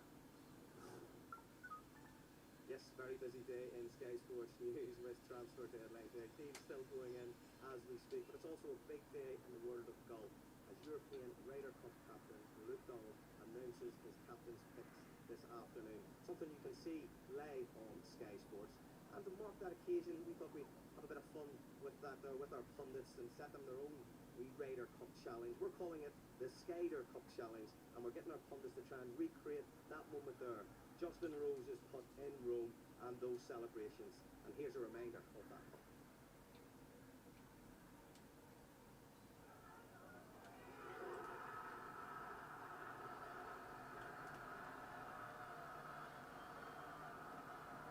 Yeah, what a moment that was, and what celebrations it was too.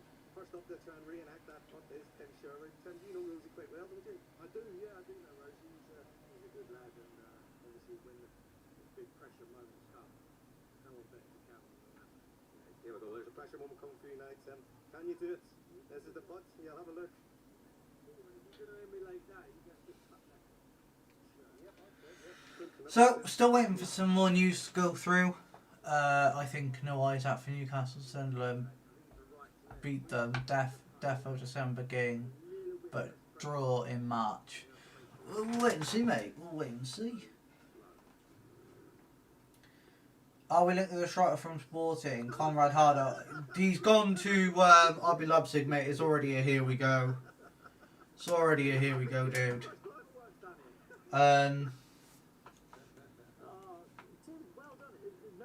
Well, thank you for the likes, Elsie. Really appreciate it, mate. Yeah, but it was a 10-foot right to left. I mean, how am I missing that? I mean, Lily, thank you for joining. Really appreciate it. I never played a round of golf in my life, Tim, but still, I still know that was very impressive. Indeed, big Ryder Cup fan, look forward to it.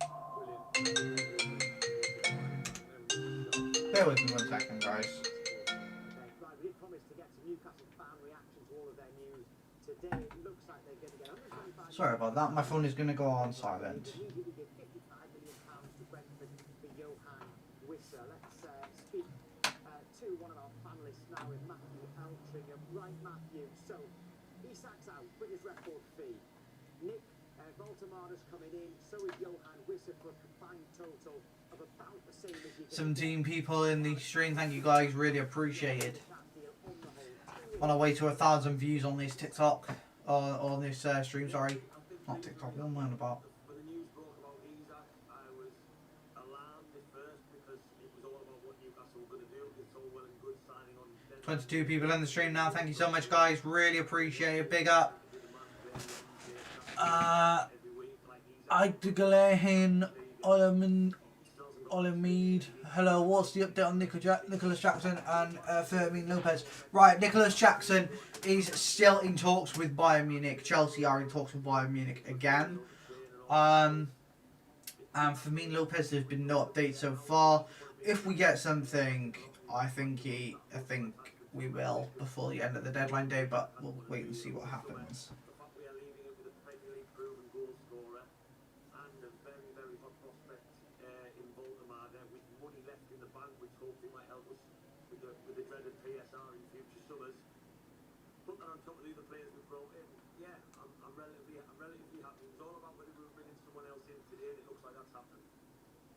I've asked you this a couple of weeks ago. I'm going to ask you again because now the deals are both so close. You weren't very happy with the way Alexander Isak conducted himself. Johan Wisser, very similar in the way he conducted himself. So why do you want one when he acted in the same way as the one that you're not happy with? It's not so much the factor of me being happy with how he's behaved. I was speaking yesterday about his statement to our friends. He's made all the statement where he might mention more to Brentford, but what I didn't like is how he said it was What are the news today? Jackson still in talks with Bayern. LC will use Jean Pedro as a backup to Palmer if we don't sign Lopez. It's on Fermin Lopez. Nothing yet, mate. Nothing yet. 5 people on the TikTok stream. Thank you so much, guys. Guys, if we can get tapping away at the screens, get as many likes in this stream as possible, it would really help. If you can send a gift, please feel free to do so. It is not mandatory, but if you can, it does help me out a little bit. Thank you. from Ulamid. Thank you. No problem, mate. No problem. We'll keep you all updated as much as I can. Matthew, your club will always be bigger than any single player. You need to trust your manager. I certainly trust your manager. Do the fans really trust Eddie Howe? 100%. I mean, again, so many won't claim that. Yemsy, what's the update on Jackson? He's still talking with Bayern, mate. He's still talking with Bayern.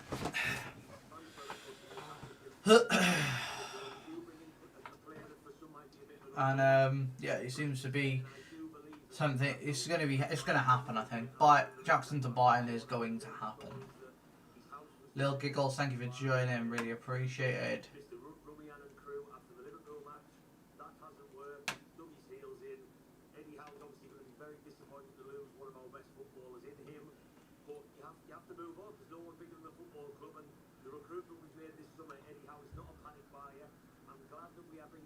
Bringing in a player today that Newcastle have played even after all summer, that fills me with a bit more optimism that we're not just panic buying someone out of the blue because the exact deals that to be done. So yeah, full trust.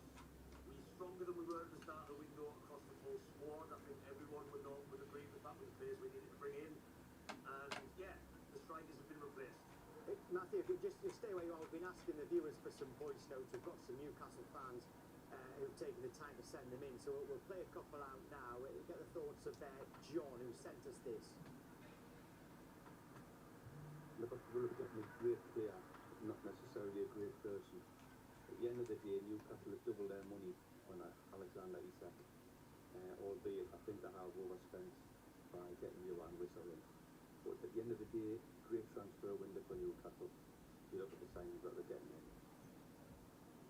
That does seem to be the general feeling around it. We have actually got another one as well, which will play out as well. Isak, we know he's not overly popular with Newcastle fans. This is another voice note from Newcastle fan called Andy. 125 million or 130 million, depending on what you read, is a very good fee for a player. You're down tools after March, after winning the Carabao Cup final. A player who is regularly in the treatment room, and signing the youngest prospect in Europe in Nicopol Kamada, and also signing Johan Wissa, who scored more non-penalty goals than Alexander Isak last season, by the way. It's fantastic business for Newcastle United. Right, okay, so very quickly, just to end, Matthew, ultimately, are you more than satisfied? Vincel, do you have a feeling about Chelsea doing some bid today? Yes, I do, mate. I do, mate. I actually think there is a possibility we're going to do something massive today. It all depends who it is, though. It could be... they would. Are you going to talk? Oh, sorry, mate. I was just checking Twitter, looking for some updates. Please, is Chelsea still going for Firmino Lopez? We don't know as of yet. We don't know as of yet. If Jackson goes, I think we will go for him. But we're still waiting on Nicholas Jackson to leave. So, yeah. We're still just waiting now.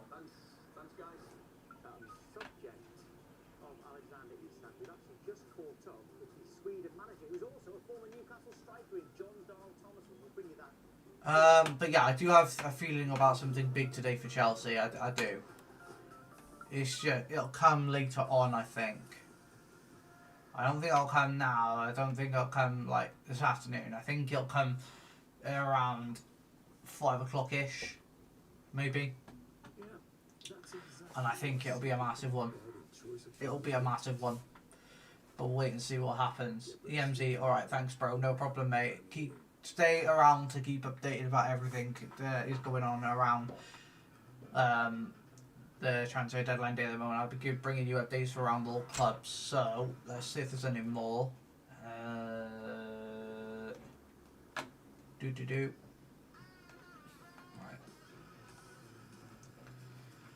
So the last things we've had is obviously Conrad Lima, here we go.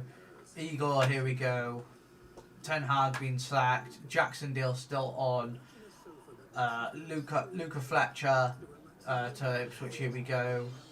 And that is all there's been so far.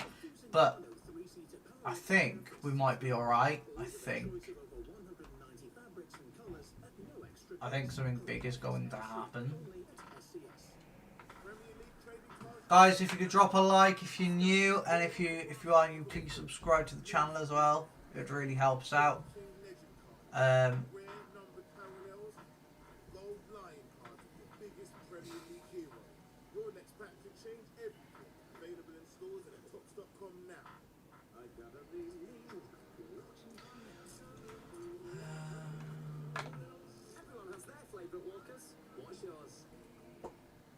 So we're 11 subscribers away from 900, guys. If we can get to 900 by the end of today, that would be fantastic. And then we got the road to 1,000. It starts.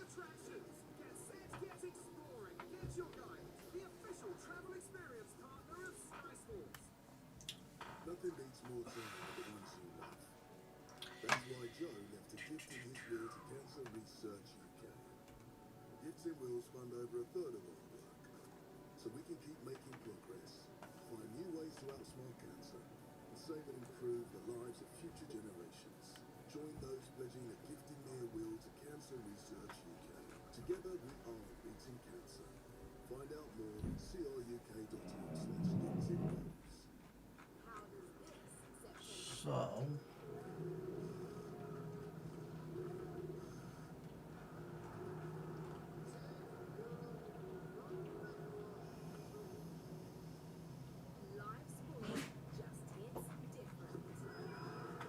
we're just waiting for some more news to come in, and yeah.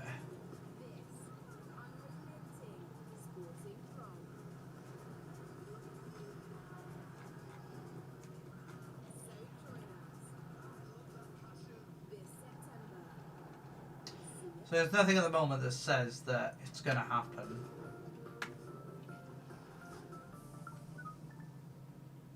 We're at 891, guys. So for subscribers, thank you so much to everyone that has liked, subscribed, supported.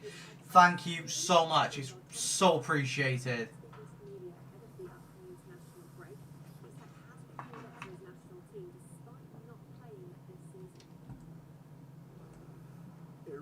So, exclusive from Fabrizio Romano, Al Ittihad submitted official bid for Roger Fernandez from Braga, over 30 million euros.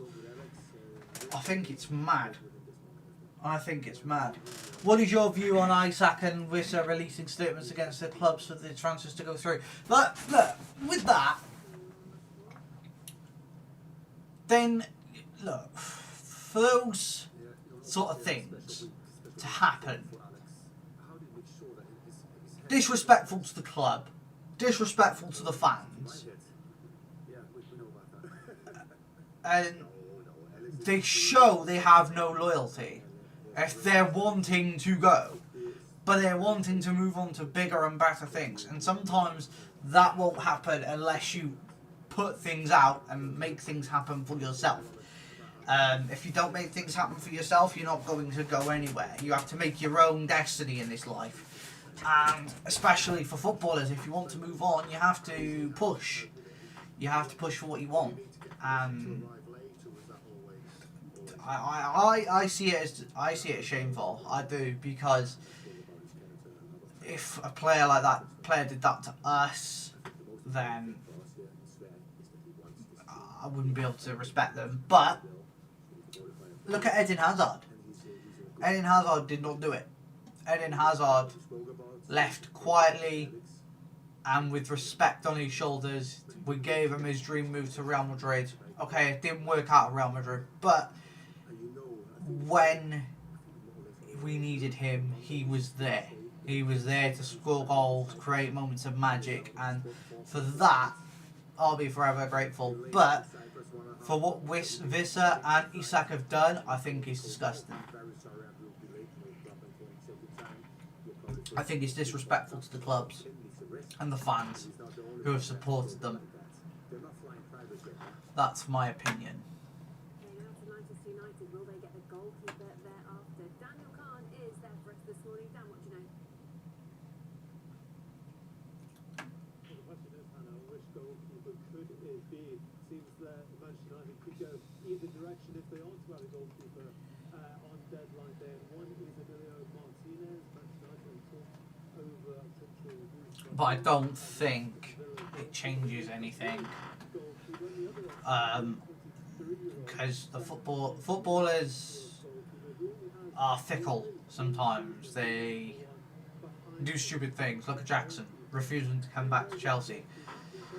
I understand we did him kind of dirty, but he's really not delivered, and I would rather us be honest with ourselves and say, okay, he's got to go. We've got Joao Pedro now, and Joao Pedro is flying at the moment. I mean, in all the games he's played for Chelsea, he has only not scored in one game against Crystal Palace. He didn't score against Crystal Palace, and that's the only game he didn't score in. Apart from that, he's scored in every game that he's played. So, like, to be fair, he's different to the strikers we've had in the past. Call of Duty King, thank you for joining. JT, thank you for joining. Big up, mate. Guys, if we can tap the screen on the TikTok, make sure we get, as many likes in there as possible. It really does help. Chelsea are planning to send Ben Chilwell to Strasbourg on a permanent deal. And this is from Bobby Vincent FL, which I think will be interesting. 10 likes now on the stream. Thank you, guys. Really appreciated. Really, really appreciate it, guys. Big up, big love. Big love to you all.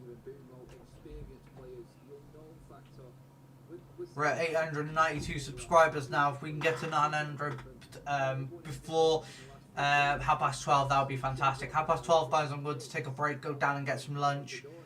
And then I'll be straight back up after about 20 minutes to keep you updated on more ongoings.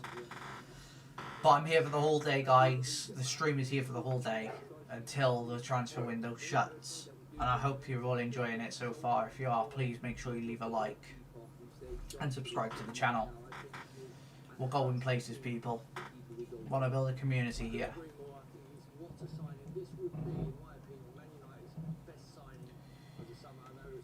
Do. We're talking about a presence here. We're talking about a World Cup winner. We're talking about someone who would calm a shaky defence where he's got there. I don't think he's ever played behind a back three before, so he might have to learn the intricate. But I think your manager needs to learn that a little bit more. Do you know what I mean? Because at the moment, I don't know what formation you're playing. There's so much wrong at Man United. What is happening with your striker? It's £73 million for him. How on earth does Šeško not start a game there? Well, that's on Ruben Amorim. I think what we're all looking at as a fan base right now is 20 concurrent viewers in the stream. Thank you, guys. Really appreciated.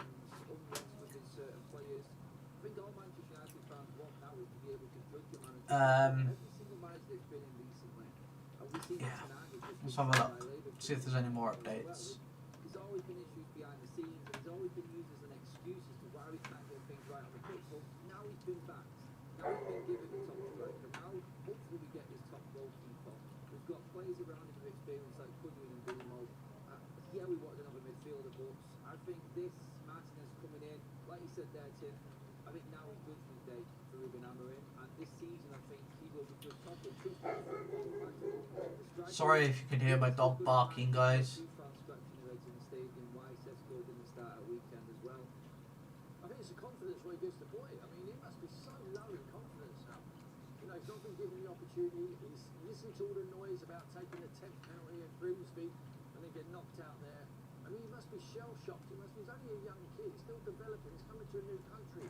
Put your arm around him, show him some love, give him a start in the game, at home to a newly promoted side. That was the opportunity for him to score a couple of goals. Is that similar as well to both of you with Kobbie Mainoo here, who isn't playing? I know he's been there a lot longer, but in terms of outgoings, you've got rid of a few players. It looks like Sancho and Anthony will go today, maybe Malacia as well. But what are your thoughts on Kobbie Mainoo, who appears to be loved by Ireland fans and England fans as well. Well, with Cobby, it came as a shock to everybody. A shock that it came so late in the window. Obviously, we know we've been looking for a midfielder, even with Cobby maybe in the squad still. So, as Cobby left, we would be in real trouble. But again, I just think we've been hammering. I think there's a lot of fans that are in agreement that he's handled the youth academy players a lot better. Obviously, he's not giving them game time ahead of time as such. It's like Cobby Mainu hasn't really, along with the rest of the team, done much last season. I think a lot of people forget that Cobby had a poor season last season as well. I think Ruben's stance on this has been, you still have to fight for your place in the side. Some will argue Casemiro is aging, some will argue Bruno Fernandes isn't fit to play at number 8. It's not his preferred position, but I think with Cobby Mainu now it looks like it's been sorted and he's staying at the club. I think the club has stood firm with that. So, this is some more breaking news from Fabrizio Romano. Here it is. Exclusive: Tottenham have almost agreed personal terms with Randall Kolo Muani. Negotiations ongoing with PSG on deal formula as revealed, with Spurs insisting for an obligation to buy. Now, with this, I actually think this is a very good deal for Tottenham. Do I think it is annoying? Yes. Because I don't like Tottenham as personally. But they're getting some good deals then. Jerry Simmons, Kolo Muani. You know, they've got some players there that are options. So it'd be interesting to see how they get on. But what were our thoughts on Man City dropping points yesterday, losing to Brighton? I actually think that was quite funny.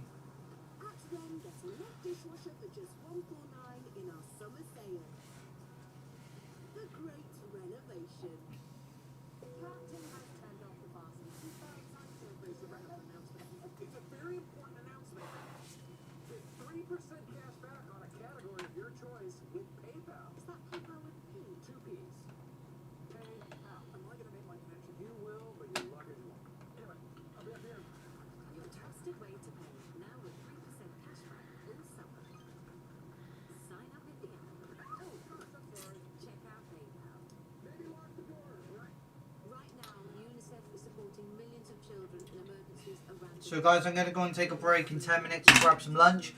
And then I'll be straight back up on the stream to keep you updated. I hope you've all enjoyed it so far though, guys. Really appreciate all the support. We are nearly at 900 subscribers. If we can get to 900 subscribers, that's fantastic. And if we can get to at least 920, that would be even better. Because we're on the road to 1,000 subscribers. I want to get there as soon as possible. So if you can subscribe and share the love, it really does help.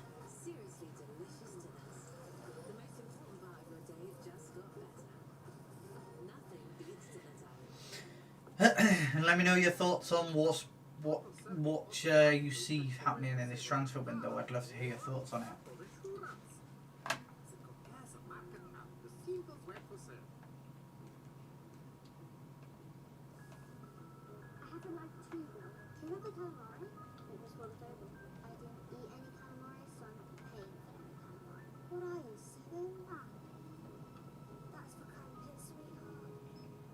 Relationship with money is formed from a young age.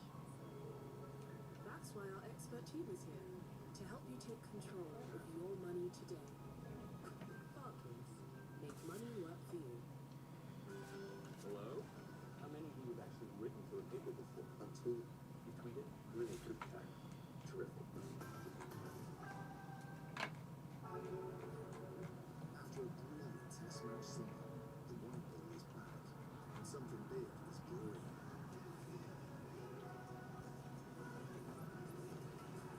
Can we look into new William and talent in a big hitting white ball series in South Africa?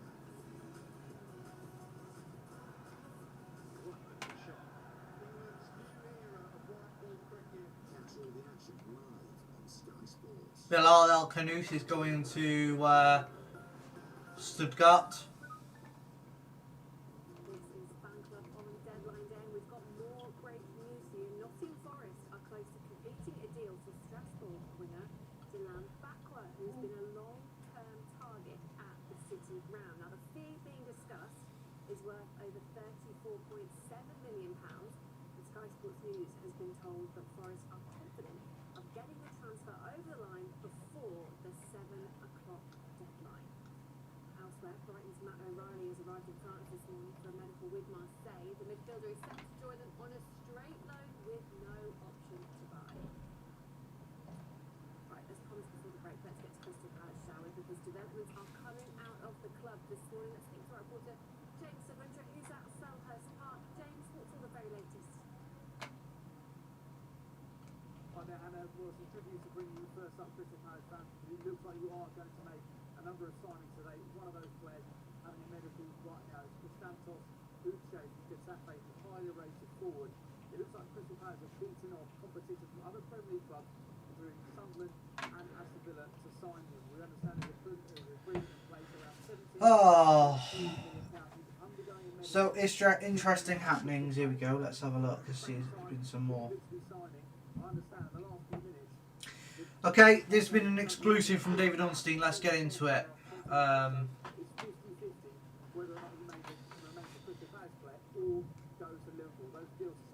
So here it is. Let's show you now. Exclusive, Manchester United reached total agreement with Royal Antwerp to sign Sen Lamans. Deal for 23-year-old Royal Antwerp goalkeeper with 21 million plus add-ons. No sell on 5-year terms.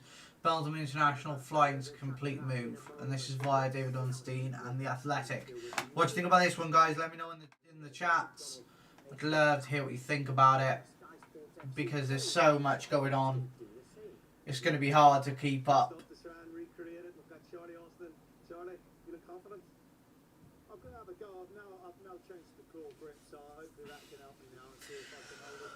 Oh,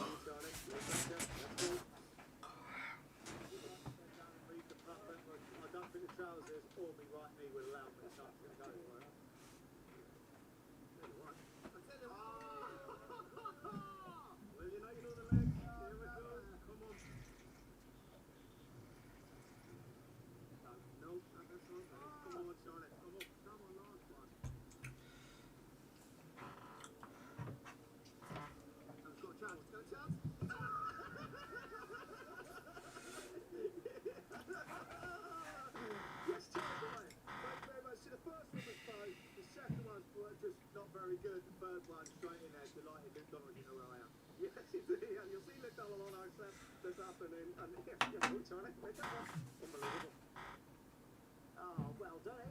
Third attempt, just for anyone just tuning in, Tim, who got it first time? Well, it's only because that's 3 attempts. Okay. So there's been a bit of breaking news. Here it is.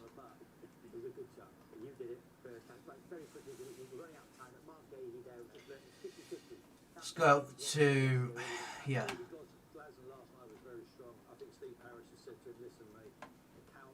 So here it is. For me, stays at Barca. Saga over. This is via Fernando Polo and Rashid Rahman. Let me know what you think about this one, guys. I don't think it's over. I don't think it's over yet. I don't think it is. But we'll wait and see. We'll wait and see.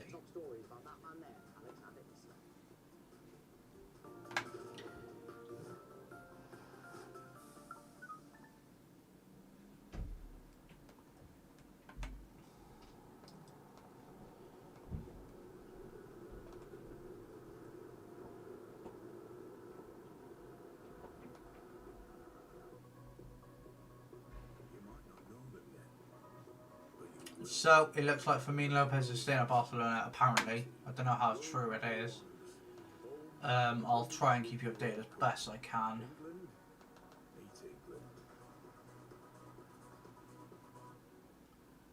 At NFU Mutual, our insurance can be reliable.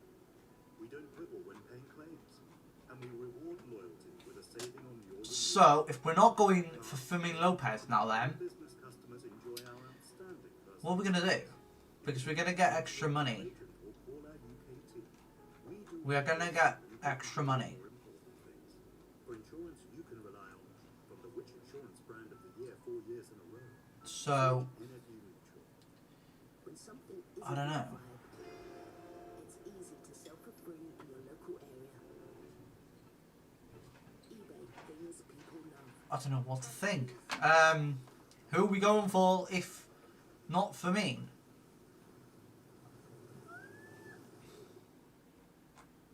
Now, imagine a place for your money where you're in control. Want to take it overseas? Go ahead. Down here, you can see the bigger picture. Imagine all Amando033, thank you for joining on TikTok. Really appreciated. This is an urgent appeal from UNICEF UK. Children in Gaza are in critical need of food, water and medicine, and we need your help. UNICEF is working non-stop, providing life-saving medical supplies, clean water and fuel to keep services running, but we can't do it without you. Search UNICEF Gaza online or text Gaza to 84901 and help bring hope for children caught in this devastating crisis.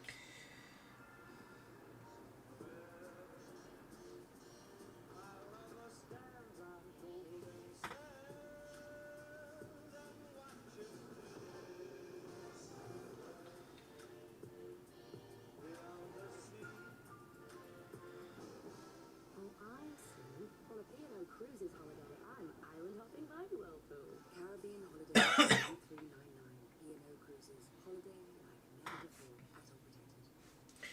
So here's another Brentford signing. Let's have a look. It's stressful when bills are coming at you from all angles.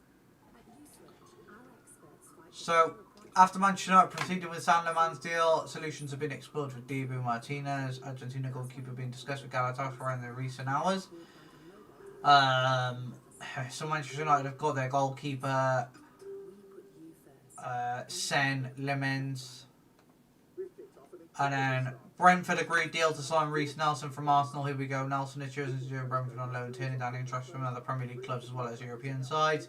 He's now on his way for his medical. Interesting stuff.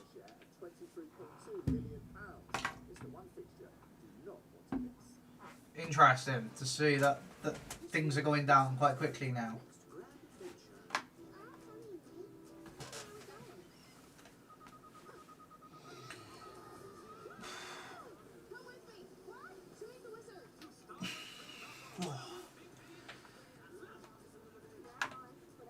So plenty to discuss, guys. So I'm going to go and take a quick break now and grab some lunch, and I will be back at quarter past 20 past 12 to give you some updates. So guys, I will see you in about 20 minutes.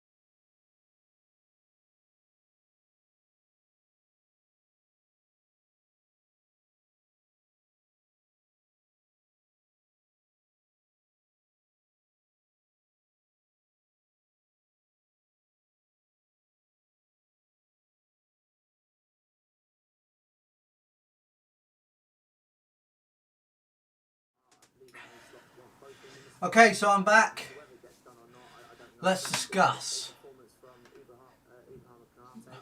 He was really good yesterday. Is there anything else coming out now? Regarding next summer being a free transfer, and the first few games he was a little bit unsure of whether to go in, whether to get tight speed when he got caught a few times. But yesterday was really a short performance from him. He went off injured. Don't know how bad that is. But Gomez come in and done fantastic well yesterday. So Arnstad won't want to lose him, but the player wants to play, and if he sees AC Milan as a route to doing that, then maybe off. How good a move could this be for AC Milan, and indeed for Joe Gomez, because there've been a few players who've moved to Italy from the Premier League in recent years and made their name there even more. Yeah, Milan are trying to change their squad. They're trying to refresh. Last season was a real disaster for them, and he's somebody with huge experience. So, Really admire the fact that he's had so many injury problems. what do we think, guys? What do we think about the whole Fermin Lopez situation? Because, in my opinion, T-Bowling 76 says just seen Jackson deal WTF is going on. It's Chelsea, mate. It's Chelsea being Chelsea again. It's absolute madness, mate. Absolute madness. And yeah, I'm here to cover it all for you. Let's have a look.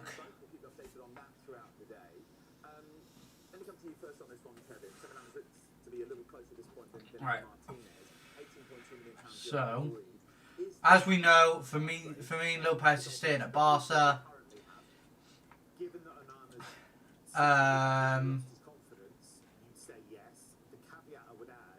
We are still awaiting the Facundo Buonanotte announcement.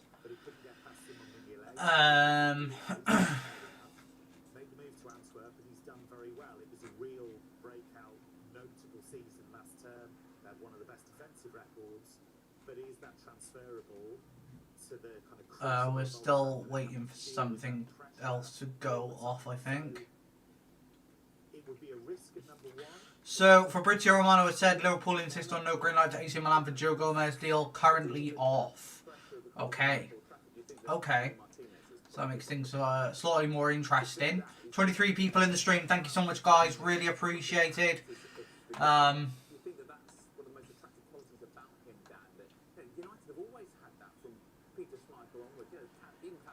You're all amazing. You're all amazing. The support is fantastic. Thank you so much. Over the last 3-4 years in the Premier League, he's been excellent. He's number one for Argentina. He's won the World Cup, like you said. His off-field antics is great as a presence. I think he'll bring a calming sort of. Do. But I think it'll be a quality addition. Reminds me of the Edwin van der Sar deal they struck a few years ago from Fulham. When they brought Van der Sar in, it calmed everyone down. So, And this reminds in my opinion, he'll be a great goalkeeper. I think we're going for someone else, and we're not going to go for... If we're not going to go for Fermin Lopez, we're going to go for someone else. Is the Jackson deal perm or loan to buy, says TJY. Currently, I don't know. It literally just says Jackson's deal is back on, but it's not giving us... So... so Fabrizio Romano has just come out of this. Jackson does not want to go back to Chelsea. Chelsea feel it's not the best decision to have him back in the squad via Fabrizio Romano. So I would assume that this means it's a buy. That it will be a buy. It just depends on how much. If we could get 60-70 million for him, I'm not going to complain. Because I think... if we can get 60-70 million, we could go out and splash 60-70 million quid on a different player. But it's just a case of who. Who do we want? Who is available? I mean... like, if I've thought about the last few players we've bought in, then... We could seriously go for Morgan Rogers. I mean, that would be a consideration.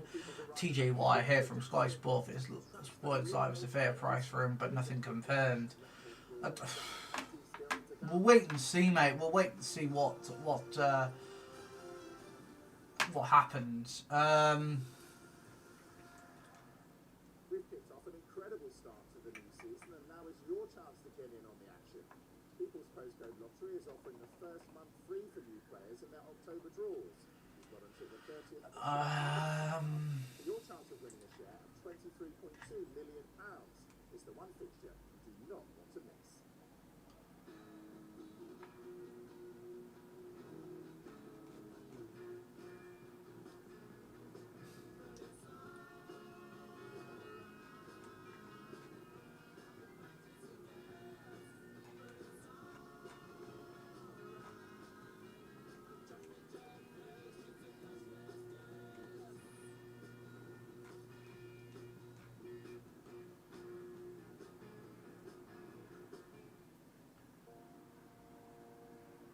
If your friend asks you a question and the answer's on your phone, shouldn't your phone just answer?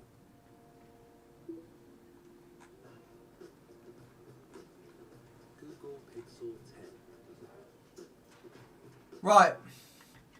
There's been some more breaking news from Ed17 Burgos, so let's have a look at it. Breaking, Al Qadisha submit an offer of €50 million to Chelsea for Andre Santos. Andre rejected Al Qadisha as the player's dream is to play in the next World Cup with Brazil. He understands that at Chelsea he will have more options. Ancelotti adores him. Yeah. Yeah, boy. So glad he's rejected that. Marvellous. Exchange your watch safely and securely with Watchfinder, the pre-owned watch specialist. Loo time can also be a bit of you time. TJY, not really much talent around at the striker currently. I mean, what are our options?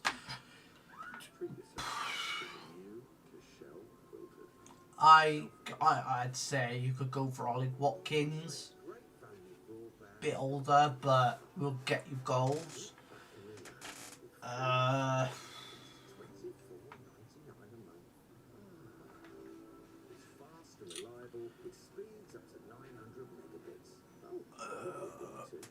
don't even know who else is available, to be honest, striker-wise.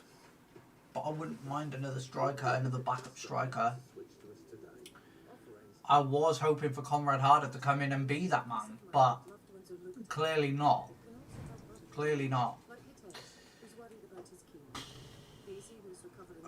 TJY, true prem proven as well. Yeah, I mean, Ollie Watkins ticks a lot of boxes, but he doesn't tick the age box category, which is an issue in itself.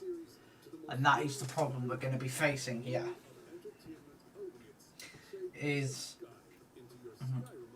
We're not gonna go for big strikers like that.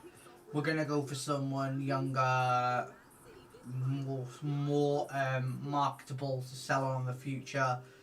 But I just don't know.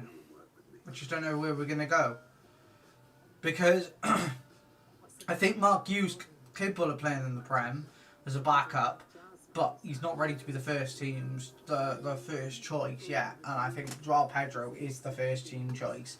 I think we'll end up seeing Palmer come back, Joao Pedro play up top again. We've got a few games now where we're just waiting now for players to come back. Romeo Lavia will be back. Who else is out at the moment? Badia Chile. But I mean, you're really not going to play Badia Chile at centre back you alongside when we got Chalobah and Tosin and Colwill, who could come back eventually and play that role. So we'll wait and see. But I assume that we'll be alright. I assume. Good to speak to you. Let's start with Joe Gomez then, because AC Milan have submitted a bid to Liverpool. Where are we with this one? Guys, give me a second. I will be right back.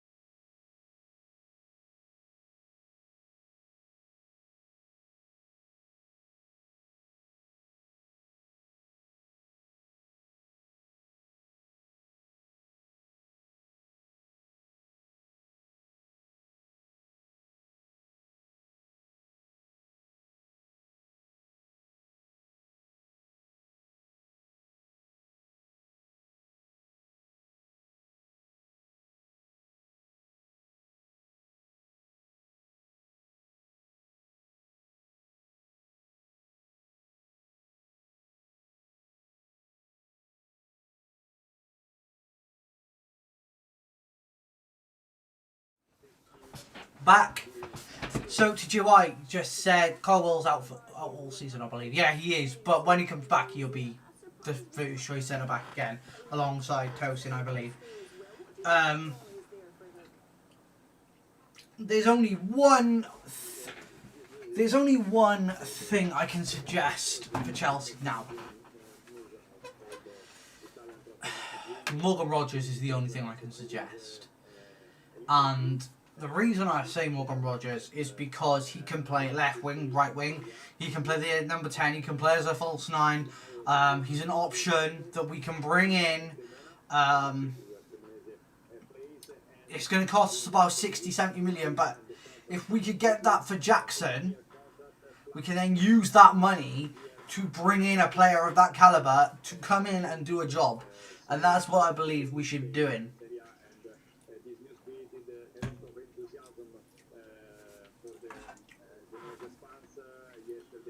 So, we'll wait and see what happens. But,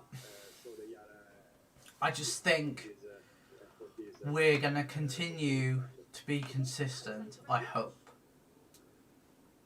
Fascinating to hear there from Manuele about the Joe Gomez situation, because deadline day is almost as much about those deals that don't happen as the ones that do. We are, of course, expecting plenty to happen this deadline day, but just to reiterate what he said, from the Italian side of things, from our colleague there at Sky in Italy, Joe Gomez from Liverpool to AC Milan is off. And also, we'll chase that on this side as well, by the way, an update to bring on the goalkeeper situation at Manchester United, because it appears Emi Martinez, Okay. Exclusive. Here we go. Here we go. Exclusive. Fulham revive. Raheem Sterling as talks continue also for Kevin. No agreement with the player and Samu Chukwueze. Sterling option considered by FFC today. Now, that would get a lot of money out of our books. TJ White, I don't see Villa letting Rodgers go. I don't know, mate. I don't know what the hell's going on today. Maybe our business is done. Maybe our business is done. Maybe it's not. We'll wait and see. We have to just wait and see. But if Jackson goes, I do expect one more. But we are waiting for Facundo Buonanotte to come in. So we'll wait and see what happens to that. I'm hoping that's going to come soon. They are desperate to sign a forward of some type. Now, what I would have thought made more sense for Bayern is somebody a bit more multifunctional. So, Matt Law DT has come up with something else. Let's have a look.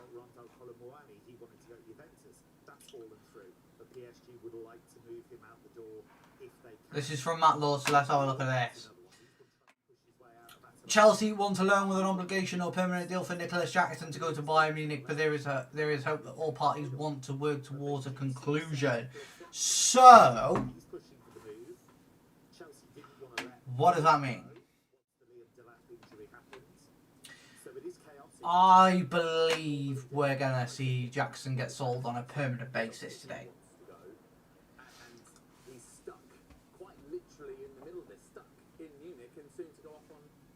As well, yeah, it's just a flip side from a club and a player wanting different things. I think obviously Chelsea felt they didn't need him at the club. They allowed him to go, and now all of a sudden I just think they're so unfortunate to pick up an injury. So now they want to recall him back, and obviously from Jackson's point of view, 2 days ago they didn't want me, now they need me. So much going on. I feel really sympathetic for the situation. Hopefully it gets resolved one way or the other, but I still don't see pushing for 19 people in the YouTube stream. Thank you so much, guys. Really appreciated. Thank you for the likes, people. Really appreciated. I know Musiala's out for another 2-3 months probably, but they like to play that 10 position, so I understand your point of view, Kevin. They want someone that's more versatile.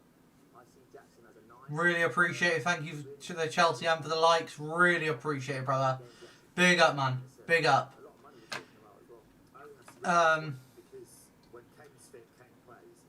Let us know, everybody, what your thoughts are. I'd love to hear what people think. But thank you so much for all the support. We are working towards 900 subscribers. We are 9 subscribers away from it.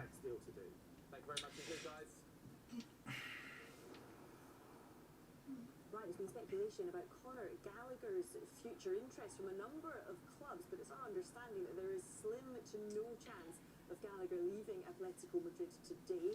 Crystal Palace, one of those clubs that were interested, they were hoping to bring him back to Selhurst Park, but Atletico have no interest in selling or loaning the player. Thank you for the likes, people. Really appreciate it. So we've got 6 hours left of the window, 6.5 hours. And do you know what? I think this is going to be a long one today, guys. I think it is going to be a long one.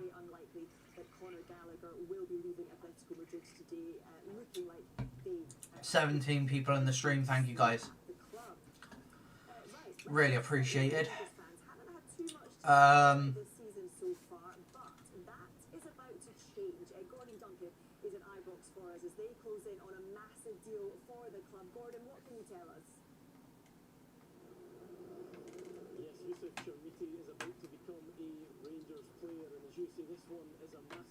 City for Life, thank you for joining on the TikTok stream, mate. Really appreciated.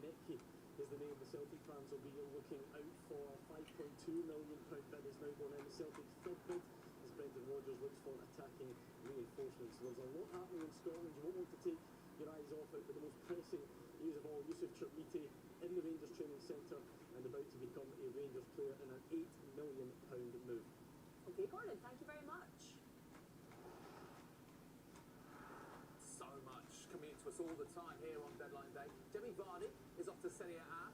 Mark Gay's future is in the balance, and Nottingham Forest are expected to sign a 4th player from Botafogo this winter. We'll hear the thoughts of Sam Leicester team to put on that next. Say this. So guys, let me know what your thoughts are so far on all the deals that have gone through, especially the Isak deal. That was mad. I actually think that's a mad deal. 130 million. It is a bit crazy. 893 subscribers now, guys. Thank you. Really appreciated.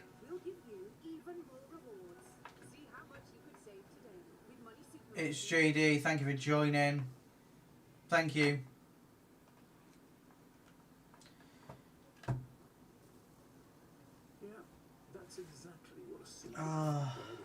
So we are literally just waiting now, guys. It is literally a waiting game. But we will be here until the end. We will be here until the end. Medicine and clean water. Thousands of children are malnourished and sick. UNICEF is working non-stop, providing life-saving therapeutic food, clean water and fuel. To find out how you City, Manchester City for life. Thank you for the follow, buddy. or text Gaza to 84988. Thank you. Saga Cruises, Roxminster Line. You probably think we spend all day with our feet up. That does happen. Or that the only thing we'll eat is meat and 2 veg. And off the ship we keep things traditional. You're not wrong. Yes, a Saga cruise is everything you probably thought it was. But a little bit more. Book your boutique Saga cruise today. This might be the one we're waiting for. Take it on.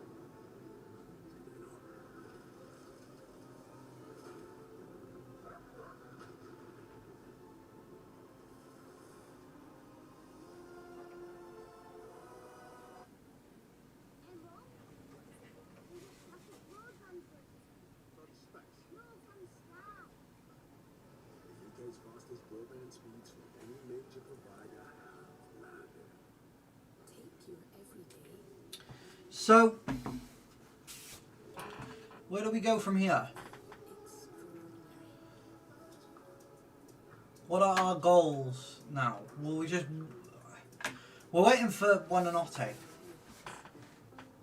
I'm waiting for Buonanotte. Because that was announced on Saturday night. Yeah, Saturday night. That was announced. So... Live sport just hits different. So we'll wait and see. We'll wait and see when it happens. It will happen, it's just a case of when.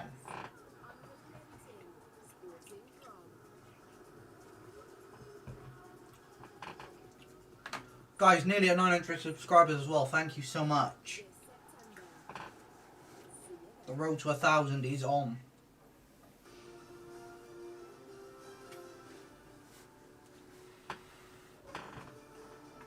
But I am just waiting now. Leicester, where things are gathering pace in the last few moments, our football correspondent Rob Dorset has brought us the news that Leicester look to have trumped Wrexham in a move for the Rennes midfielder Jordan James. Leicester and Rennes now in talks over a loan deal. More happening at King Power Stadium today as well. Funds look like they're being freed up from Bilal El-Khanoussi's move to Stuttgart. Final striker Julian Carranza is having a medical ahead of a loan with an option to buy. So we just wait. We just wait now and see what happens. At the top of the championship, breaking news this hour, Middlesbrough have completed a deal for Slovakian striker David LC Raheem Sterling to Fulham potentially. Yeah, I've just talked about that. Sterling to Fulham. Now, Sterling to Fulham is a tough one. Because will they be able to pay his wages? Because let's be absolutely clear. He's on like £300,000 a week at Chelsea. Are Fulham going to be able to get him to take a cut of a wage and get that sorted? I don't know. Jamie Hyde, thank you for joining, mate. Big up. Big up with the likes, guys. Really appreciated. And they've recently agreed with Ipswich for the forward Ariel Hamadi to join on loan. And news just reaching us in the last few moments. The Celtic winger Hunjin Yang is travelling to England ahead of a possible £3 million move to Birmingham City. The club's close to agreeing. LC, surely Sterling will want to play football. You would think so, wouldn't you? You would think so. But if he's going to take a wage cut, he's going to have to take a wage cut, a big one of that though, because Fulham are not going to pay £300,000 a week. No way. Got more chance of pigs flying. Got more chance of pigs flying. I just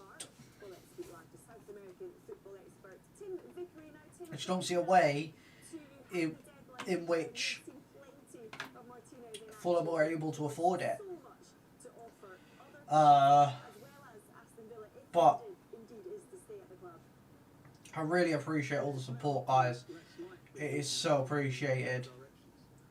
Martinez, 33 tomorrow. I don't know what his ideal birthday present would be. Apart from Argentina winning. Tholin 76. T-Bolin 76. I think it's a loan again. I get the feeling it's a loan with an obligation to buy. Mudrick's been banned from driving for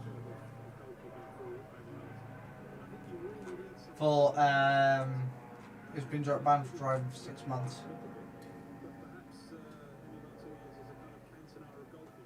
There is no way that he's going to be overruled by the challenge of stepping in to Old Trafford, although it looks now that United are going in a different direction. Yeah, let's talk about Bayer Leverkusen defender, Ecuador international Piero Hincapié in London to undergo a medical with Arsenal. Perfect timing, given that William Saliba injury yesterday. What will Hincapié bring to Arsenal? Acquiar solution. The management should have planned ahead for the striker position in the event that Delap is injured. Another striker will replace him and as such should have not allowed Nico to go to Bayern Munich in the first place.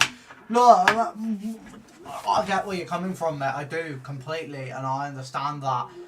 And I just think, we've planned poorly. I think the sporting directors are very fickle at this club. They think they know what they're doing 1 minute and then they don't the next. Mark G thinks any updates on anything? All I know so far is that Jackson is not coming back to Chelsea. He is not going to be part of the squad. He's going to Bayern Munich, but it's good. I think it's going to be on a loan to buy obligation thing. But personally, I just think it's just going to be the loan deal with obligation to buy of like 60-75 million pounds. And I think we use that money for something else. I don't know what we're going to do.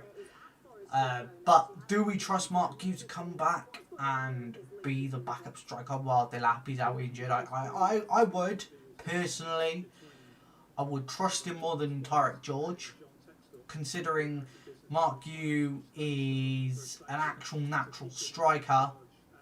He did really well in the Conference League. So I want to see how he does this year. He's got obviously that time that he's played with some of the squad players, so we'll see how it goes. But there's no big update at the moment that I am aware of.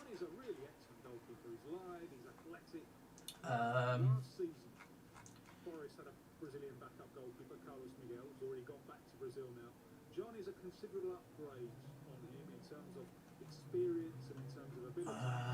He'll put pressure on Sells there. Has Fabrizio Romano confirmed anything? So Forest have strengthened there. Kuya Burnham is a left-sided player, an attacking left-sided player, an attacking left-back or nope, nothing yet. Nothing as of yet. We are still waiting. And he's someone I would see with Forest perhaps fulfilling the role of an impact sub, coming on in the second half, helping out in that very fast. LC, what's your YouTube channel? Talking Chelsea Blues, mate. Same as this. There should be a link to it in my bio, mate. Should be a link to it in my bio on TikTok. 20 people in the YouTube stream. Thank you so much, guys. Really appreciated.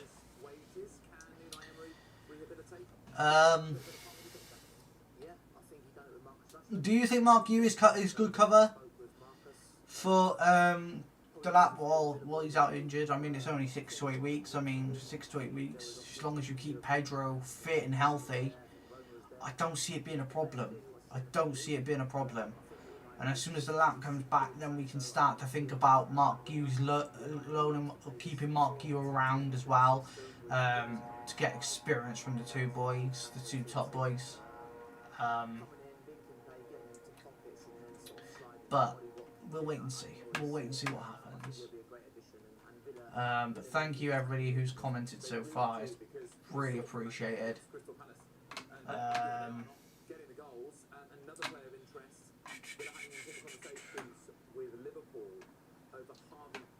Everything on the table in terms of whether it's a loan, permanent loan with obligational conditions. So how do you see that one, Kev? Yeah, it's interesting because RB Leipzig, who were mentioned, Much he thinks he's alright, but I don't know if he's prem ready. I see your point. I do see the point. Where is he prem ready? Even if he isn't, the experience you get now for being that backup striker will help him massively. It will help him build confidence, and if we decide to loan him again in January, then I think he will do alright. But it's got to be the right move for him and the right move for the club, and it's got to be under the conditions that we can get the player back at the end of the season. But we'll wait and see what happens. But I see him progressing his career there. I see Conte, he has a track record of working with strikers and improving strikers, none other than Okay, there's been some updates, so let's get into it now.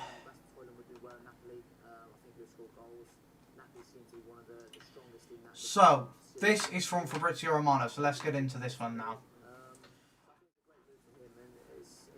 Tariq George's move to AS Roma is currently off. No agreement with Chelsea at this stage. And then there's one more bit of news that I'm going to give to you.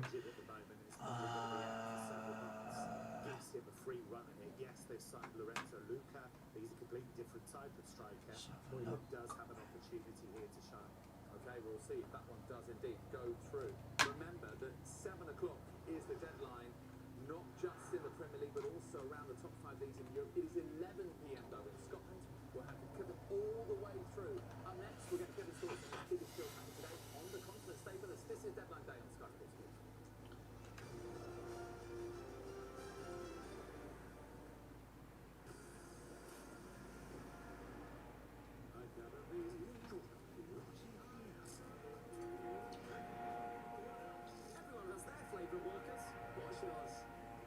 So, from Simon Phillips.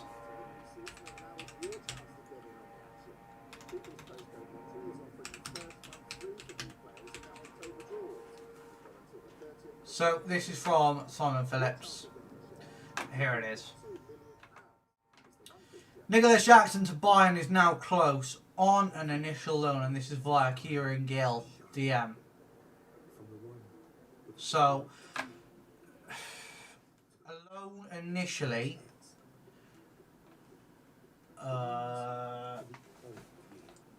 A quite solution. I'll be very excited to see Fermin Lopez join Chelsea. Do you think this will happen? At the moment, it says it's off, so I don't think it's going to happen. Mark Sings, don't see Lopez joining.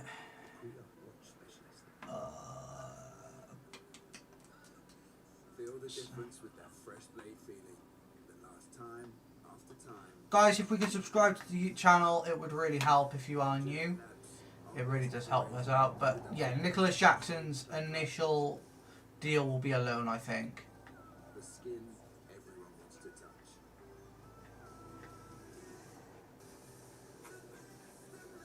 Gillette, the best a man can get. Just one more brick could break.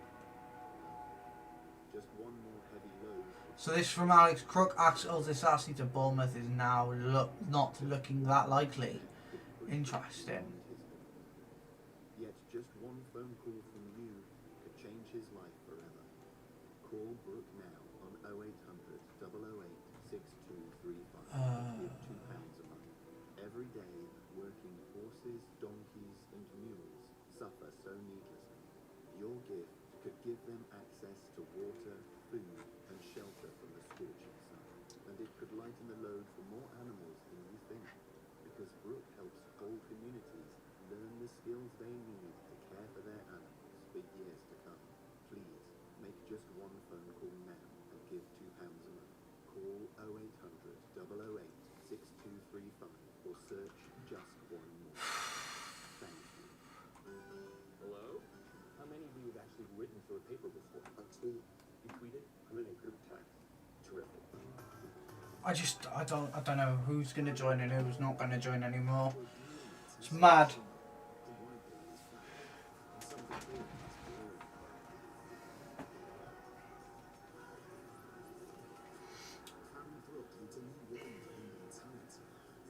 So Ben Jacobs has just come out and said Aston Villa close to signing Harvey Elliott on a loan with 35 million obligation to buy, as David Unseen called. Still some back and forth on the final points of the deal structure, but optimism gets done.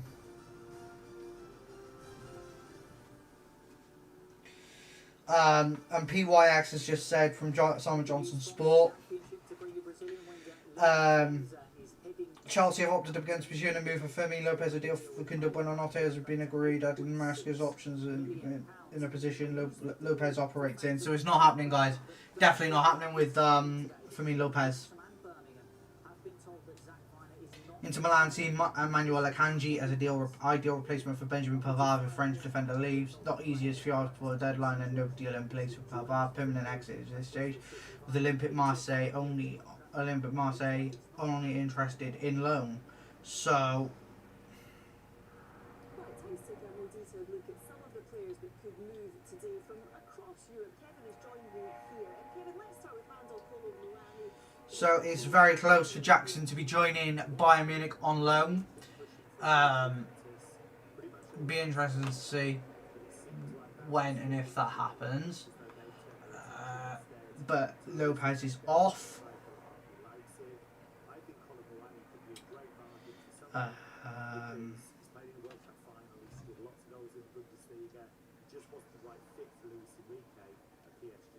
What about Adamola Lookman? Will he get a move today? Similar situation. He's been pushing all summer, made it quite clear on social media he wants to go. Again, Inter wanted to sign him, but Atalanta didn't really want him to go to an Italian rival. So, just in for Fabrizio Romano as well. Liverpool maintain optimism to get green light from Mark Guehi from Crystal Palace. Deal still on. So, Mark G. Singh says, yeah, didn't think Lopez would join. We're kind of in a messy situation right now. I mean, it's tough to call. It's tough to call on how it's going to go. But Mark G. Singh, we've got Facundo Buonanotte coming in. 28 viewers in the stream. Thank you so much, guys. Really appreciate it. Big up to all of you. If you subscribe to the channel, if you're new, it would really help. It does mean the world to me that you've all joined, and it is a massive day for all clubs trying to get deals over the line and whatnot. Yeah, huge moments.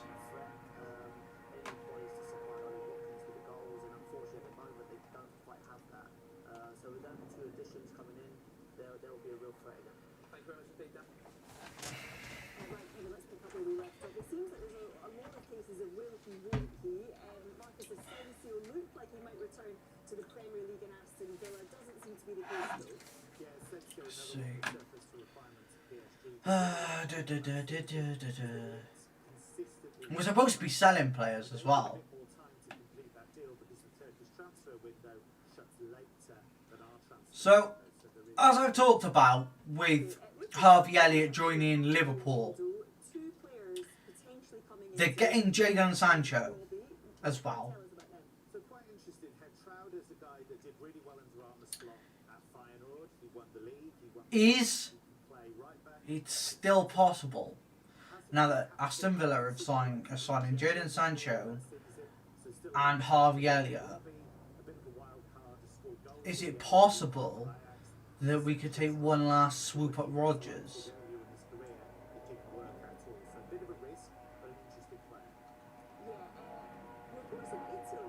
Could that be the case?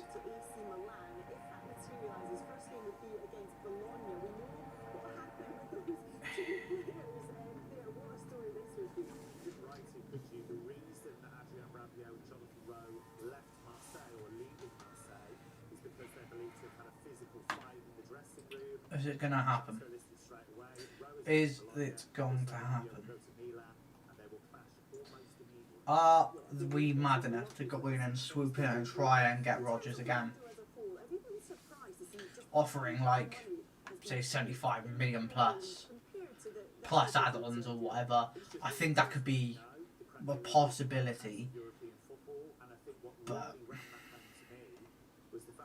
at this precise moment, I don't think it's going to happen.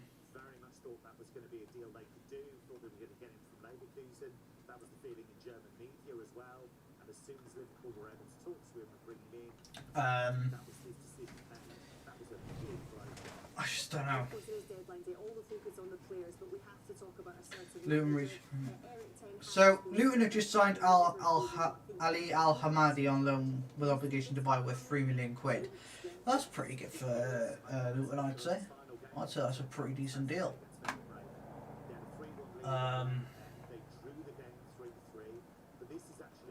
Let's see if I can. Disagreements with sporting directors in Rolfes. He publicly said, I don't want Xhaka to go. Xhaka went 3 days later or something like that. Also a disagreement about the formation. Not a massive surprise. Okay, Kevin, for now, thank you. Okay, let's just give you once again that news that we brought you just a couple of moments ago. Aston Villa in advance talks to the point of the signing of Harvey Elliott deal an initial loan with obligation to buy the package under discussion worth 35. So from Matt Law, Chelsea want obligation or permanent deal for Nicholas Jackson to go to Bayern Munich, but there's hope all parties want to work towards a resolution. I just want Jackson out of my club, man. I just want Jackson out of my club now. I'm done. Done with him. Done with it. Done with the ball. Alright guys, 5 subscribers away from 900 now. If you could subscribe, get us to 900, that would be absolutely phenomenal. Thank you so much to everyone who has joined so far. It is such appreciated. 15 people in the stream currently. It's lovely to see. Haven't had this much love on YouTube in a while. So if we can get to 900, that would be phenomenal.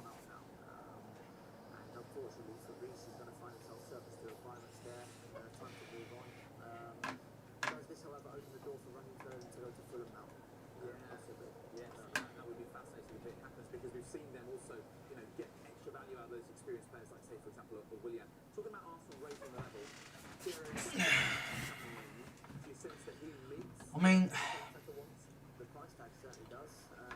£52 million. Look, he's a centre back by trade. Really, can obviously play left back. More of a stay-at-home left back than an attacking one. But I think Mikel likes to play again. He doesn't want his fullbacks bombing on all the time. I don't think. I don't know what's gonna happen. I really don't. We do need another player. With Saliba, they form a partnership. But bringing a £52 million player to be a squad player, I'm not sure. He'll get games. Obviously, they don't look at Miles Lewis-Skelly and see him more as a midfield player at this moment in time. So we'll see. Give Arsenal mark out of 10. But keeping Tyreek George could be useful. A 9. Yeah, strong. Okay, fantastic. It's been a pleasure sharing the desk with yourself, Dan, and with Kevin Hatchard as well. Now closing in on just 6 hours to go on deadline day. Remember, it's a 7 p.m. deadline in England and across the major European leagues. Scotland is at 11. Still so much business to be done. Okay, 18 seconds ago from David Nunstein. It's an exclusive. Here it is. Exclusive. Tottenham reach agreement with Paris Saint-Germain to sign Randall Kolo Muani. Deal for 26-year-old PSG striker. Straight season-long loan, no option obligation. Personal is done. Frantish National en route to London for Tottenham Hotspur medical via the Athletic. I can see why Tottenham are doing that. It is a fantastic deal for them. They're getting a striker of real knowledge and real persistence. I would love Chelsea to swoop in and go and get him. I would absolutely love that. But clearly not. Clearly not. We're going to just sit here and do nothing. Those who use it would own it. Lower the price on your most bought items. Insist if you need can be British, it will be. You'd make your carrier bags compostable. And spend a chunk of your profits in your communities. If you were inventing today, you'd invent co-op. Owned by you, right by you. Join EE, the UK's fastest growing broadband provider, and break free from long contracts earlier than you thought, with up to £300 towards your leaving fees. So switch to ultra-reliable EE broadband, all for just $26.99 a month.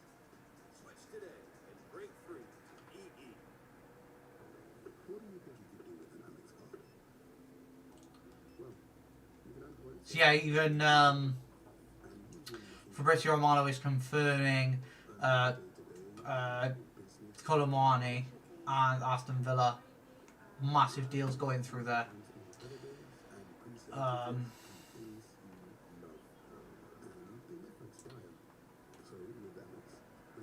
But we're not signing anyone out of a current situation. Phase Rain 1249. Can you change your Google to dark mode because the white is bright and to read the writing? Yes, I can, mate. Just give me a second.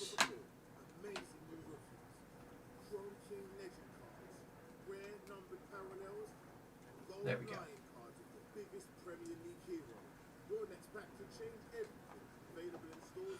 Is that right? Let me see if that's better by showing you what I've just seen,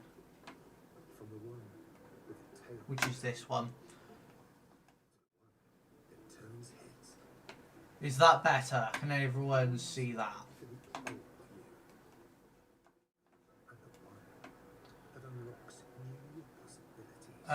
Margie thinks we should have just got Simon's lol, but it was silly. It was so silly. Yeah, I agree, mate. I agree. I can see where you're coming from. I can. But I have no optimism with us on anyone else. I have no optimism in it now. But you know, we're Chelsea fans.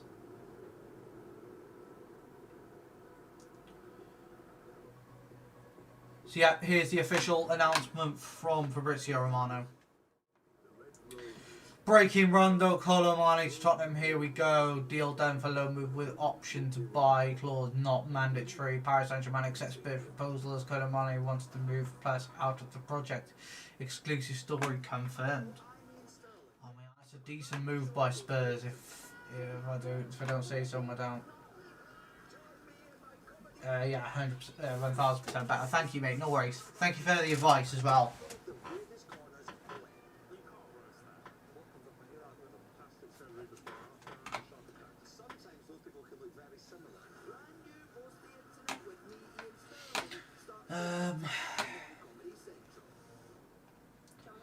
But nothing else to report at the minute, guys.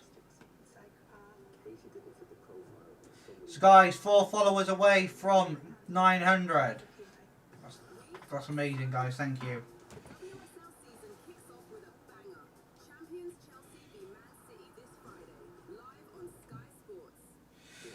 So, Ben Jacobs has just come out and said Facundo Buonanotte has completed his loan move to Chelsea, who are expected to make the move official this afternoon.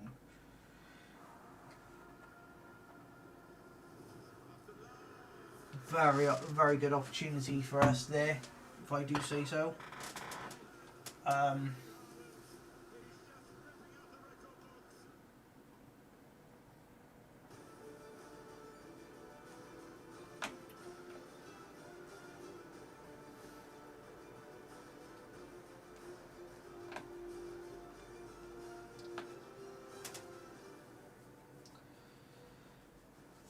It is 1 PM on deadline day, so just 6 hours to go on one of the busiest final days of winter that we've ever seen. Here is the very latest. 6 hours to go, guys. Is at Liverpool's training ground having a medical ahead of his British record 125-minute move from Newcastle. While in Newcastle, Jan Wisser is doing the same after a 55-minute deal was agreed with Brentford. Manchester United have agreed an £18.2 million deal plus add-ons with Royal Antwerp.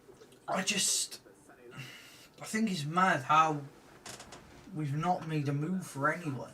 With Liverpool to sign Harvey Elliott on loan with an obligation to buy. Manchester City are closing in on the signing of Italy goalkeeper Gianluigi Donnarumma from Paris Saint-Germain. And love a late twist.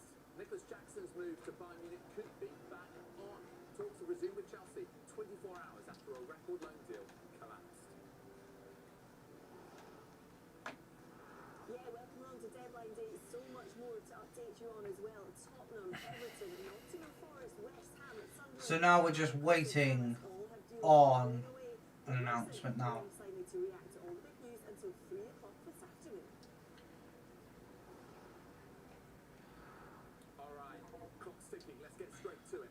Liverpool and Newcastle have now less than 6 hours to get their deals done. Our reporter Vinny O'Connor is at Liverpool's training ground for us.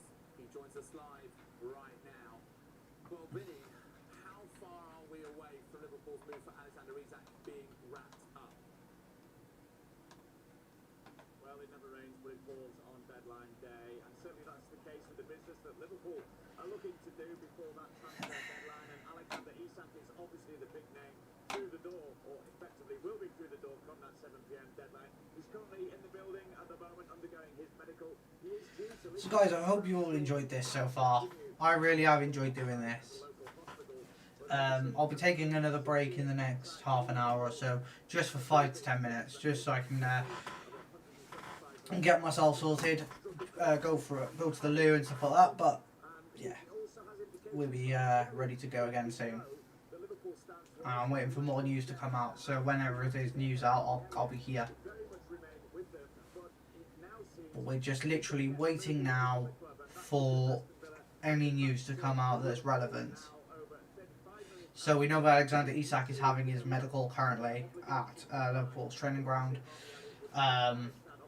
We know that Jackson Deal is back on. We know Randall Colomboani has joined Spurs.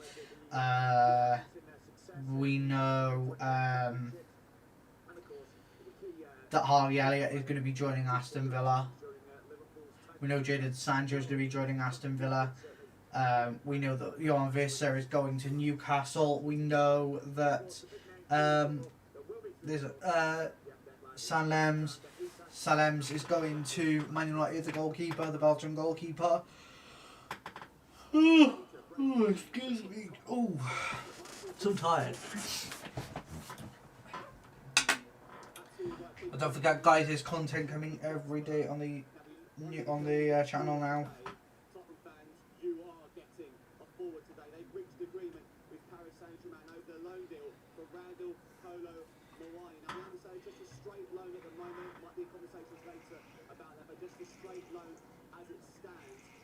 Very talented forward to play along the front three to play as a striker.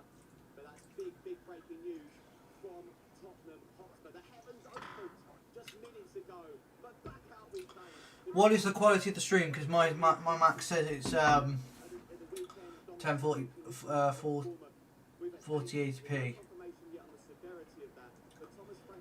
I can't even remember how I up my quality.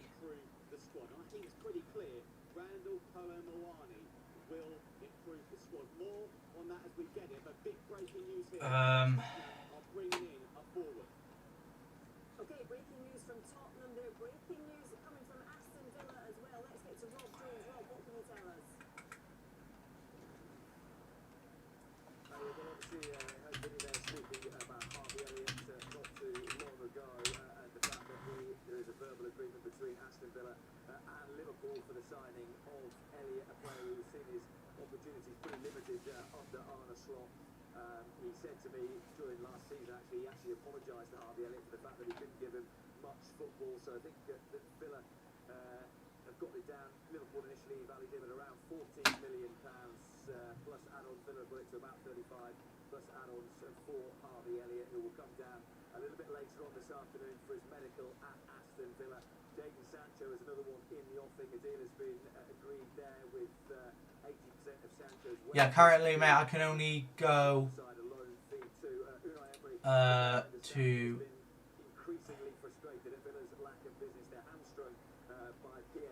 I can only currently go to 480p. It's not my computer, it's my settings. I would have to come off the stream and go straight back on. I'm not gonna do it today, only because it's gonna take more time. And I want to make sure you don't miss a moment of transfer news. AJ, can I join? I'm not taking any guests at the moment, guys. I am literally just doing this at the moment. I'm waiting now for more transfer news to come out. I think there's a bit more. Let's have a look.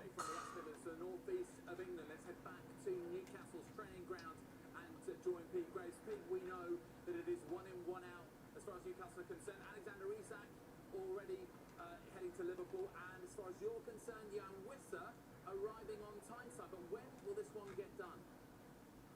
So apparently we're going to pay a £2 million loan fee for Facundo Buonanotte at Chelsea, which is interesting, which is very interesting to say the least.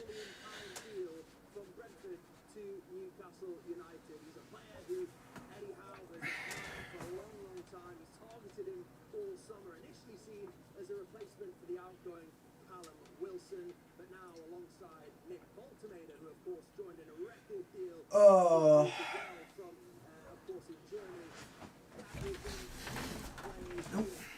2 seconds, guys.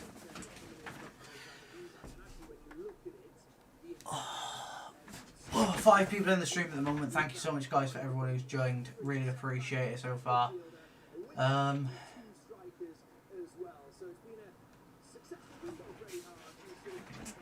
Let me know if you're all enjoying it so far.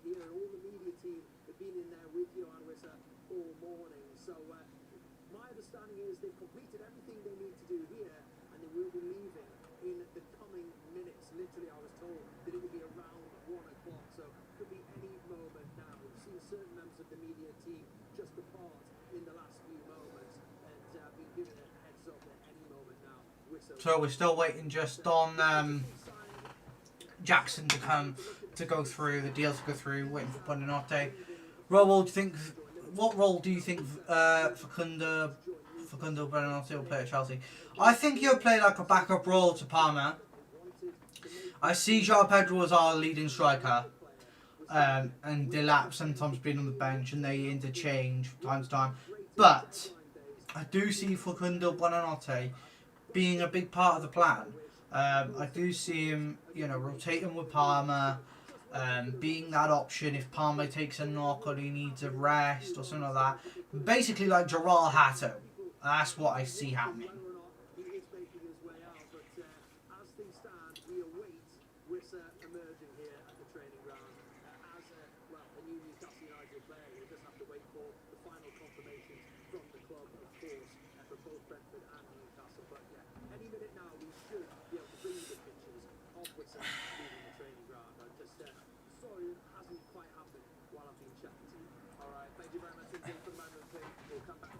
What role do you think Facundo Buonanotte will play, guys? Let me know.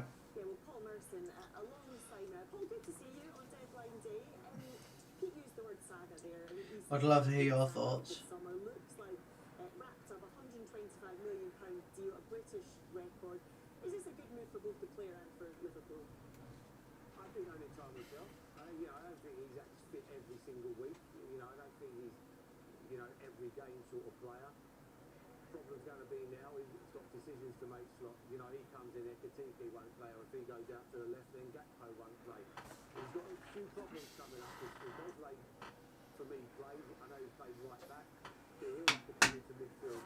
They won the league last year because their midfield was outstanding with Gravenberch, McAllister and Bosley. All of a sudden, Vitz is in now, £100 million player. So we are just waiting now for anything. We are waiting for any bit of news. Aston Villa have just signed Victor Lindelof on a free transfer. I think that's fantastic. It's a great deal for Aston Villa, actually. We're still waiting for the Alexander Isak deal to go through. That shouldn't be far off now. It's all over now because he's signed. I don't see that. Problem is Liverpool haven't played well and they beat Newcastle and Arsenal. That's the problem. Overall, there's a lot of good deals that have gone through today.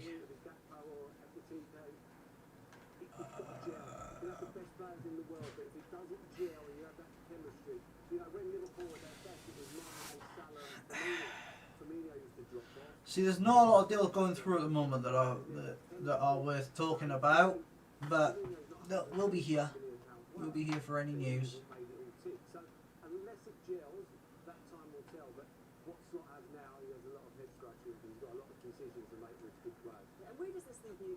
So we're just waiting for Chelsea to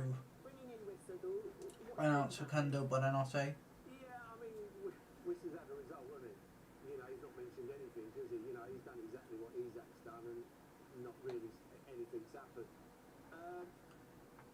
Eddie Howe will be hoping that the two lads score more goals than Isak. And I think we'll all be looking at that. I think at the end of the season it will come down to can the two at Newcastle outscore Isaac, and if they do, they made the right decision. Yeah. And what do you make of this? Seeing players conducting themselves as Isak and Wilson have both done, making it pretty public. They want to move out there. They put it on their social media. What do you make of that kind of behaviour? Is it good for football? Is it bad for football? It's not good for football, is it? It's not good. The problem is they're told what to do. And for me, I don't like it. It won't be the last time it ever happens. Paul, we're going to come back to you because we are going to get straight back to Pete Graves. Pete, what have you got for us? Yeah, thank you very much indeed. Well, yeah, any second now. We're just everyone's just all the young supporters here. I've just got very excited. They've seen the player emerge out of the training ground behind me, and we're expecting any moment now a silver people carrier to emerge out of the gates here at Benton. So Ben Jacobs has just given us an update from Alex Crook. Breaking exclusive, Liverpool well confident of finalising a deal for Mark Boyhe. Agreement expected to happen, but it's not. It's a race against time. Medical will take place in London. Should a transfer get done? And completing the final pass of this medical, you can see how excited some of the supporters are to chase the people carrier down there to the end of the drive here at Benton. A lot of excitement about his arrival. He's a player, of course, that's been linked with the club all summer. Key target for Eddie Howe. It looked for a long time as though Eddie Howe wouldn't get his player, he wouldn't be able to bring him in, but that was Johan Wissa leaving. So you understand he would have gone through a lot of his media commitments here at Benton behind me. You saw the whole media team arrive here, the photographer and so on. Medicals being finalised today, and all the signing of the contracts, putting the eyes on the head dots on the eyes and the crosses on the T's. But yeah, that is Johan Wissa. He's been here since early this morning. We think he arrived between 7 and 8 a.m. this morning, and he's well, what time is it now? 1:15. So been doing a lot of work here behind me, but yes, Newcastle United have got their man. They may have lost Alexander Isak today as he completes his move to Liverpool, but the one they wanted, Johan Wissa, he comes in, he joins Nick Montenegro, two strikers through the door in the last 7 days, so it's turned into a decent little end. Aquios solution. Can Lopez unlock a southern defence? The deal is off Lopez, so there's no point even talking about Lopez. But yeah. Right, guys, I'm going to go and take a 5-minute break. Stay where you are, and I'll be back to bring you some more news in the next 10 minutes.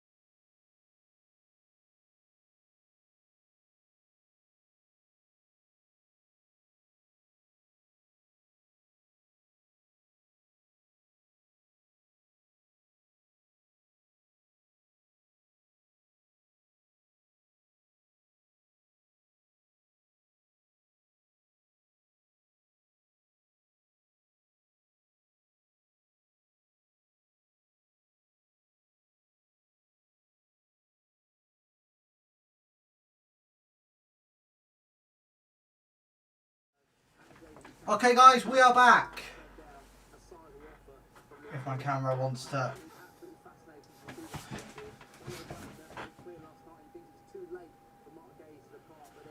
Does my camera want to focus with me?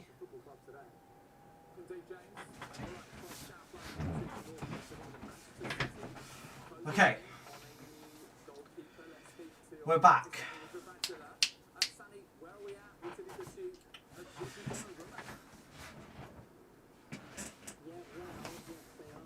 Guys, you can see me clearly, let me know.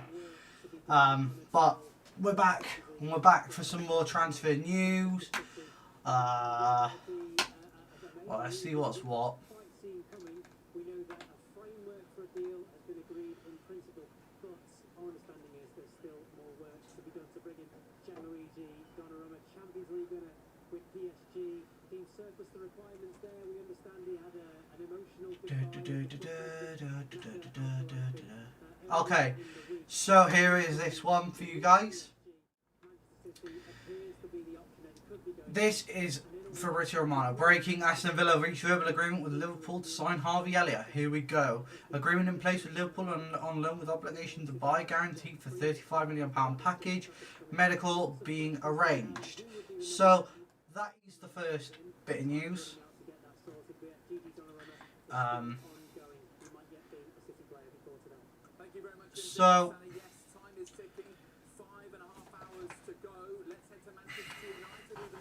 So with Harvey Elliott going to Aston Villa from Liverpool, the thing is,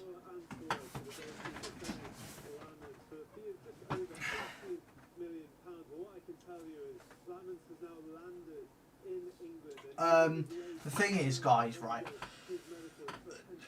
Could Chelsea do something? They could. My camera is not focusing at all. Why am I not focusing?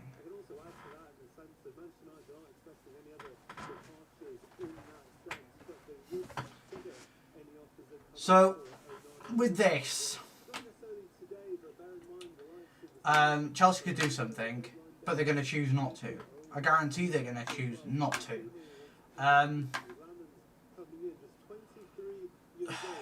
It's just a case of, can we hack it? Like, can we do something? Can we go and get Morgan Rogers? We probably could. Will we? Probably not. That is the thing with us. We're very fickle in this transfer market. We've done what we've done already. So, yeah. I just think we're going to just get Facundo Buonanotte and that's it. I think we're done then.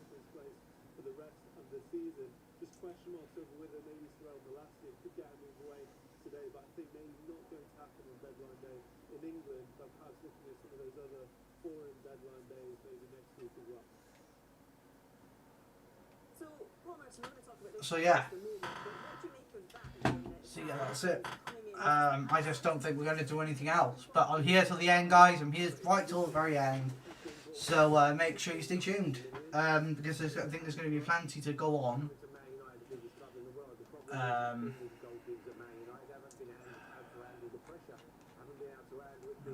Nothing there. It's hard, but I always sort of judge when people are coming from like clubs like that, places like that. So I don't know the lads, so I can't judge. But I always think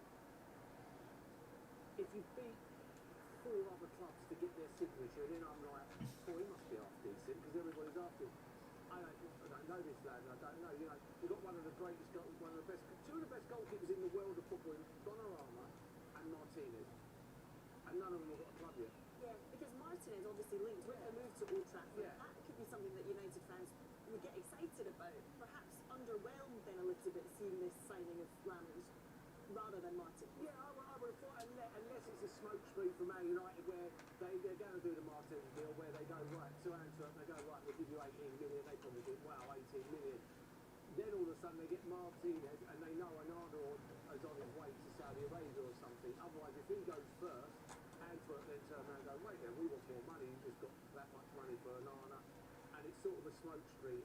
That might be the case, but 2 of the greatest goalkeepers in the world haven't got a club. Cole, about a quick word on Donnarumma and a potential move to City. Good fit there? I'm a great believer. Get goalkeepers who stop goals down in.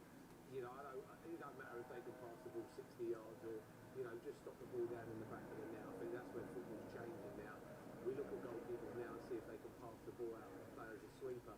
Stop the ball down in the net, and then my other players will pass the ball for me. Yeah, right, we'll come back to you, David, with some breaking news now. And it's on the big move of the day, which is Alexander Isak to Liverpool. We understand that he has left Liverpool's training ground to continue his medical off-site ahead of what would be, remember, a British transfer record of £125 million. Should this one go through, still plenty of time. 5.5 hours to go. Stay with us. It's Stefan.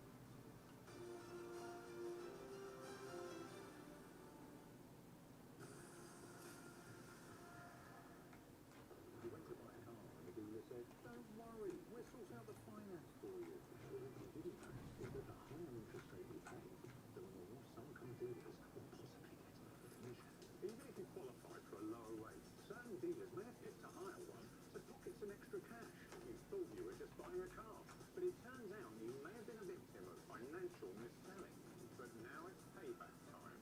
See if you can claim with Reframe 24/7. Kelsey and Reese could part exchange their car. Or check out So, they could be confused if they got a good deal. we're still waiting for some news.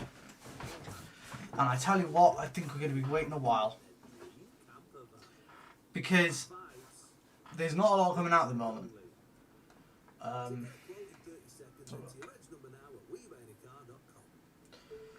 Nothing at the moment that is really standing out.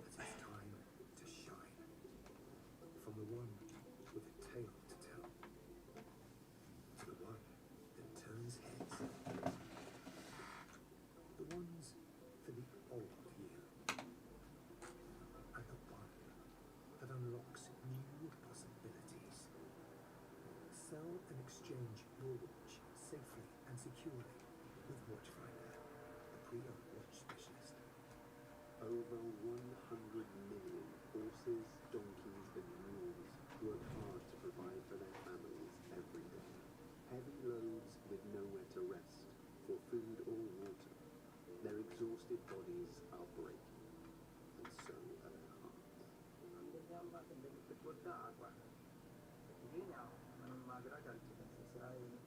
Desta's family are doing their best to care for Mary, but it's hard without trained farriers or vets, or enough food and water.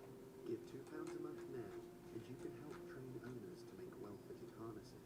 Train local farriers to heal painful wounds, build shelters, and provide food and water. Vitally, you'll help create bonds that heal broken hearts and are passed to future generations. So call 0800 008 6273, text or go online now to get £2 a month. How does this September sound?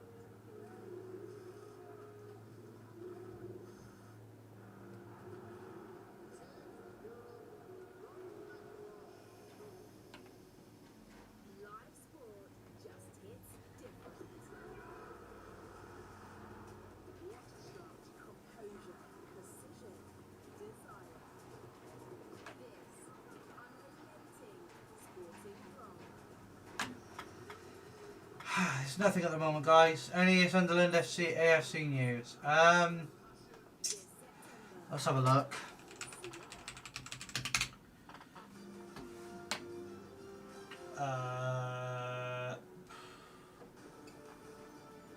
Nothing as of yet.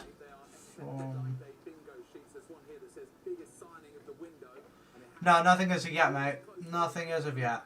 Leaving Liverpool's training ground to conduct the next part of his medical off-site. More on that as we get it. And talking about big signings that were sort of landmark, we're joined by someone who used to hold the British... 2 minutes ago, Chelsea and RB Leipzig in contact about Tariq George versus Philippines. Yeah, so I think Tariq George will be going today. I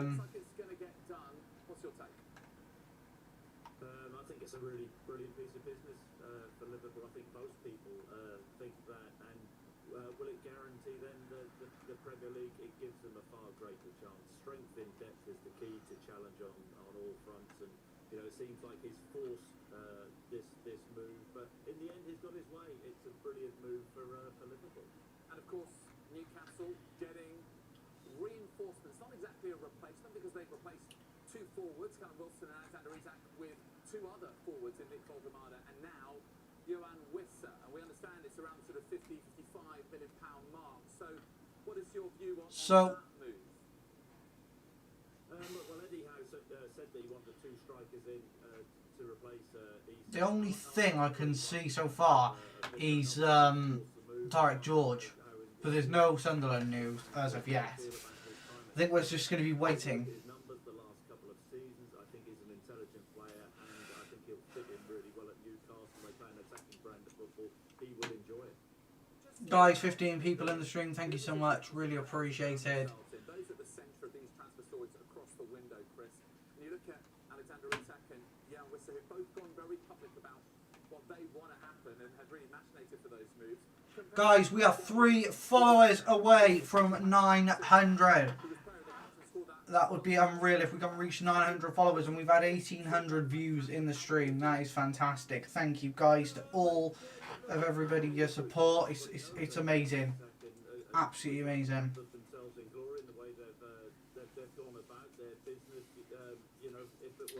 We're just waiting now on some news. So, but you know, essentially they can still act reasonably.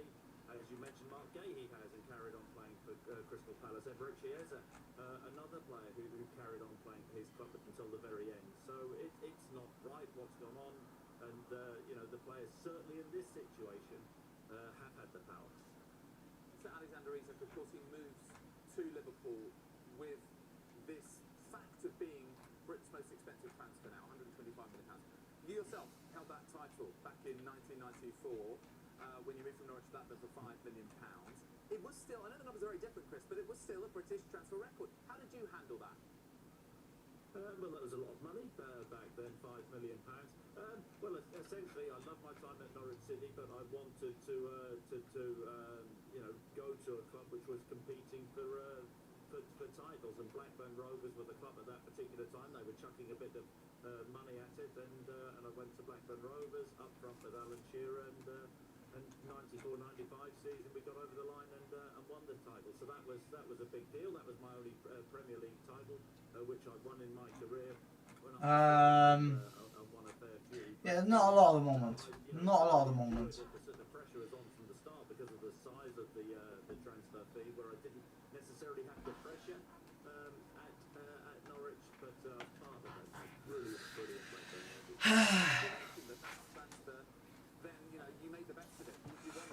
So guys, we are here we go. Inter Milan have sent a loan proposal to Manchester City from Manuel Akanji. Talks underway. As Akanji said yes to Inter possibility. That is an interesting deal.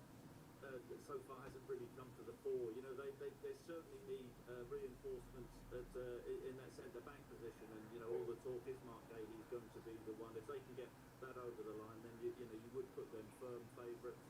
The first couple of games they weren't at their best defensively, brilliant against Arsenal yesterday, but as I said, it's the strength in depth to compete on all fronts, and boy, do Liverpool look strong.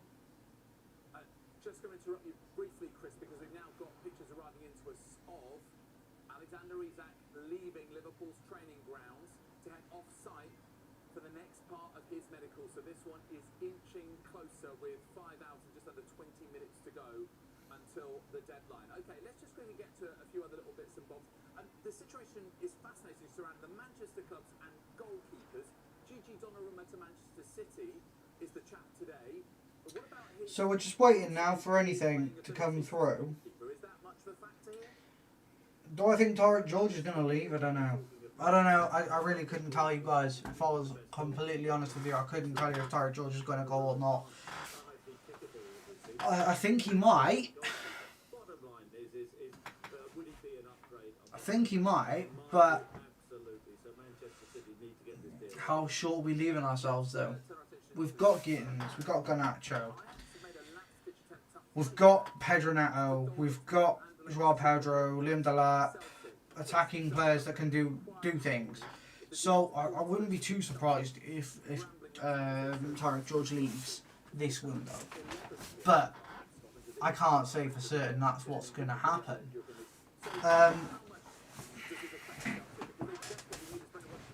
I'd love to hear your thoughts in the chat. Let me know what you think.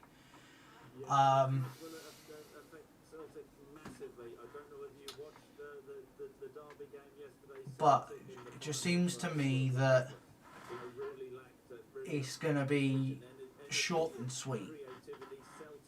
This window, we're going to get Facundo Buonanotte confirmed, and then that's it. I don't think we're going to get anything else, unless these owners want to pull out a surprise.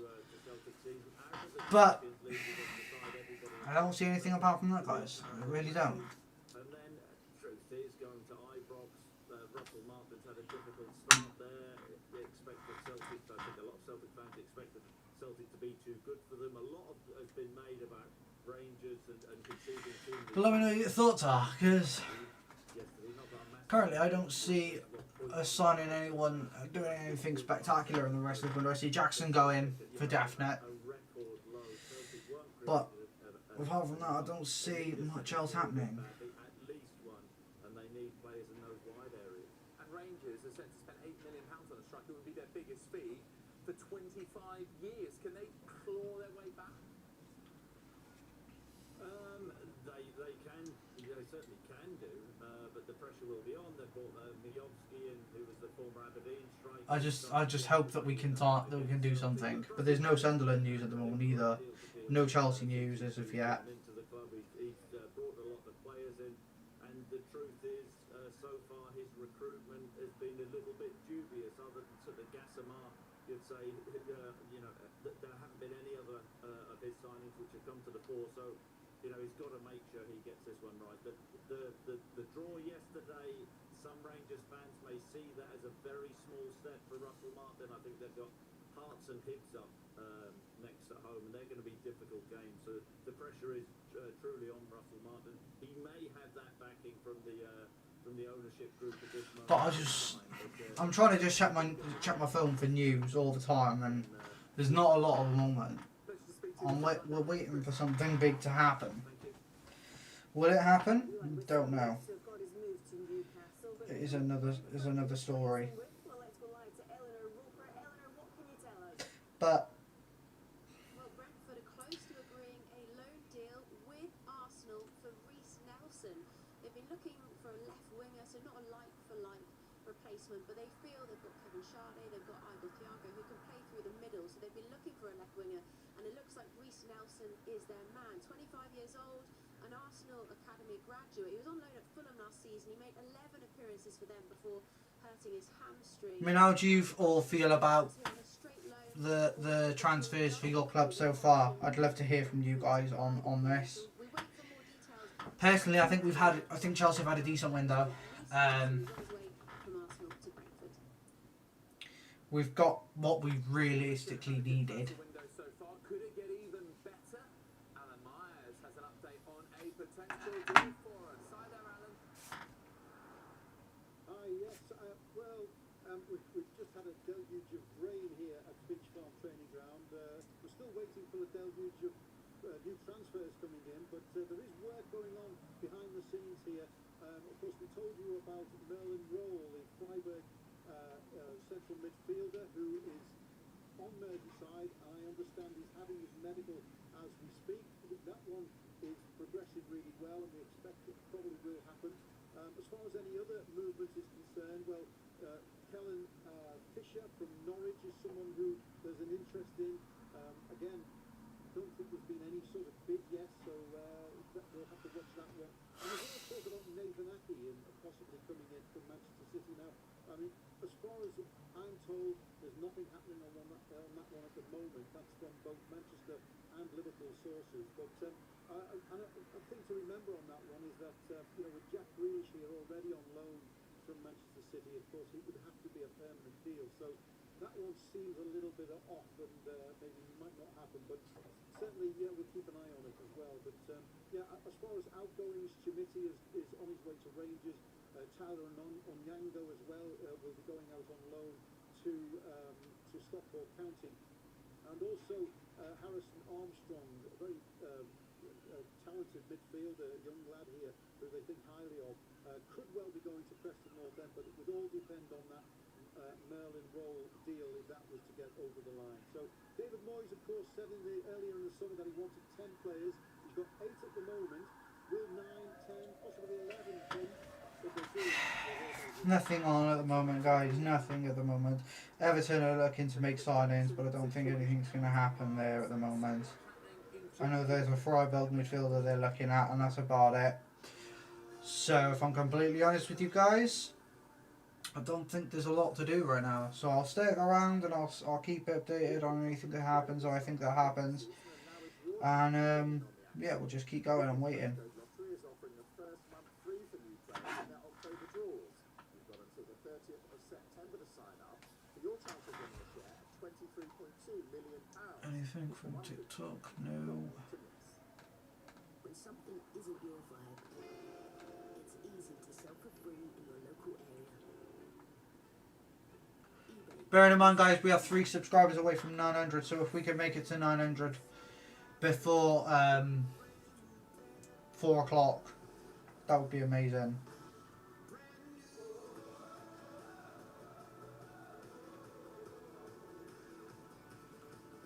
Celebrity Cruises.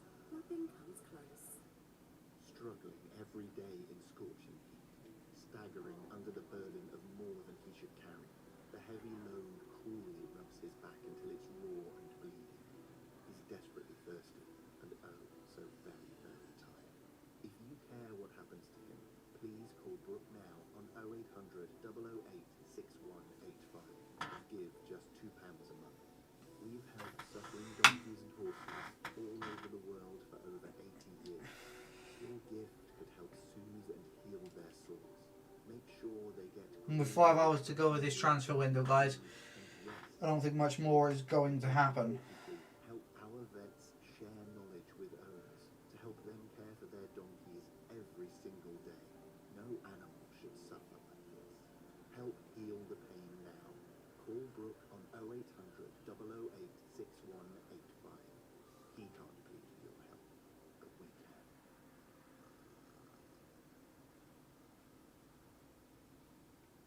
No early morning train for Natalie. She booked a Premier Inn just down the road from her big meeting, meaning she can have a bit of a lie-in. Get better sleep for your money. Book your next work stay at Premier Inn.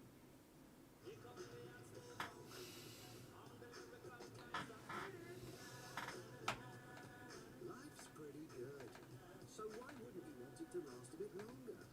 With Vitality Life Insurance, it could last up to 5 years longer. Vitality, your health... So, Wolfsburg have agreed deal to sign RB Salzburg attacker Adam Dagim. Here we go. So that's Wolfsburg getting a player.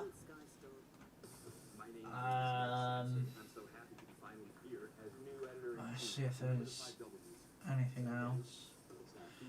Exclusive Feyenoord agreed to sign Cyril Larin from Mallorca. Here we go. Club to club and player side agreement done right now. Brilliant. That's some more news for you guys. See if Who wants to take this one? I feel like I'm monopolizing the conversation.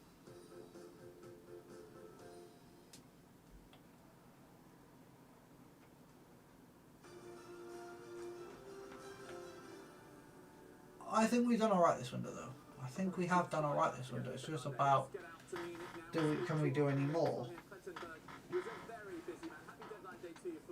Before we talk transfers though, major story emerging from Bayer Leverkusen, which is that Erik ten Hag has been sacked. Tell us more.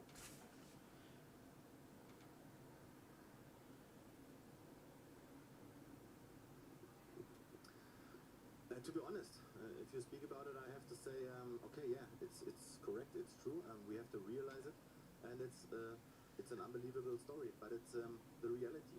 Erik ten Hag is no longer the the head coach of Bayern 04 Leverkusen, after 3 professional matches with Bayern 04 Leverkusen. 2 in the Bundesliga with 1 point from 2 matches and 1 win in the DFB Pokal. And yeah, it's crazy. We have reported about the fact that he will be sacked already yesterday. The clear plan for Leverkusen was not to sack him today on a deadline day, because we have been told that there should be more analysis in the next couple of days, but it was the clear trend. What has happened? From the very beginning, from the preseason, it didn't work very well between Erik ten Hag, between the club, between the bosses, and between the team. A big upheaval in the team with 16 new players, with 7 or 8 regular players who has left the club. But there was not a good combination between Erik ten Hag and some players. Leverkusen bosses, they were very unconfident with the communication, with the players demanded, because Erik ten Hag, he came from UK and he wanted to be a manager here in Germany. Head coaches have to work here in Germany. They have to be head coaches. There's got to be something coming soon. Oh, here we go. The same problem for Thomas Tuchel when he went to Bayern Munich. And, Right, exclusive Inter agreed deal with Man City to sign Manuel Akanji. Here we go. 2 million loan fee, 15 million euro buy option clause to become mandatory only under difficult conditions. Akanji set for medical now as he's agreed to the move. So Akanji is on his way to Inter Milan. Interesting stuff. There are negotiations ongoing again after the deal was off yesterday. In that moment, for the permission to undergo his medical. I'm convinced that the deal will happen. Super, thank you very much indeed, Florian. Well, let's get into that a little bit with Paul Merson. Erik ten Hag being sacked by Bayer Leverkusen, 2 league matches in charge. What do you make of it? A bit of a harsh decision? Yeah, maybe, but you know, people own clubs. They need, it's a big rebuild at Leverkusen. They've sold a lot of talent. And if you haven't got the right person in to do that, and he might not want to do that, or he might, there's no good bickering behind the scenes, and they've just made a decision, and fair play to them. I think some people stick with people too long. They want to rebuild, they want to start from the bottom, and he didn't want to buy into it, it sounds like, and you have to go. Always going to be quite an impossible task for whoever comes in, given, you know, the success of the previous. Yeah, and they've sold too many good players. Too many good players. It wasn't the greatest job in the world, if I'm being honest. Not with the players that are gone. So yeah, it's a shame for Ten Hag. I would like to get sacked. What next for him then? Can you see him returning to the Premier League in the future? I think it's the only job in the world, and then you get sacked and you get another job. You know, he's managed big clubs, he's managed Man United. He will get one. I think I wouldn't put this down as 2 results, won one, lost one. I think this is to do with more what's going on in the background. So yeah, I'm sure he'll get another job. I'm definitely sure he will. Yeah, okay, we're going to head over to Dave Reed now, who's got a line for us from Wrexham. Yes, breaking news, Wrexham have completed a £6.5 million deal for the Coventry City captain Ben Sheaf. We've been telling you about this deal earlier today. Sheaf has agreed a 3-year contract with the option of a further year. Wrexham also hoping to do another deal today to sign Manchester City right back Issa Kabore on loan. Right, do stay with us. Plenty going on here on deadline day. Paul Merson will be sticking around for another hour, as will Dave Reed as well. We are awaiting confirmation of Alexander Isak's move to Liverpool. Here he is, leaving the Liverpool training ground. We're also waiting for Johan Wissel's move to Newcastle. So Alexander Isak has completed the last part of his medical at Anfield, and then he will be presented to the public. Mark G sings. Any updates? What's going on? Well, Harvey Elliott to Aston Villa. Here we go. Still waiting on Jackson to be confirmed as a loan signing. Still waiting for Facundo Buonanotte to be confirmed. Bournemouth have announced the sign of Alex Jimenez from AC Milan. So that's another signing for them complete. RB Leipzig and Chelsea are in contact about Tarek George.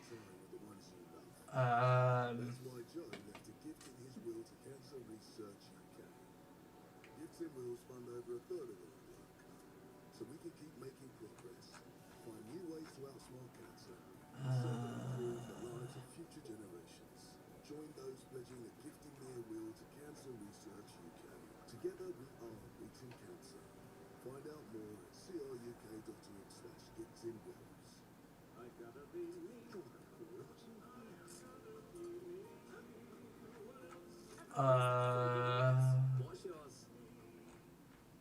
At NFU Mutual, we offer quality insurance for businesses of all sizes, large and small.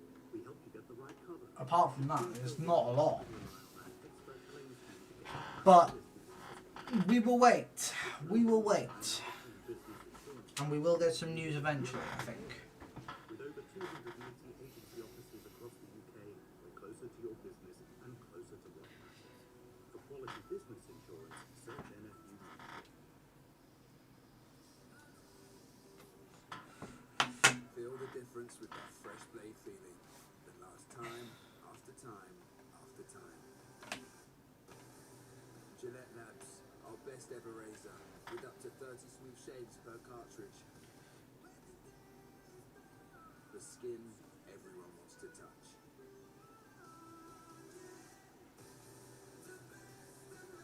Gillette, the best a man can get. How do we choose? I know. Gemini, my skin's dry but sticky from the heat. What here could help? Tough combo. I see some serums which hydrate without being too heavy. What do the Korean locals use? Essence is like a light serum that's popular here. Which one? Now this is legit.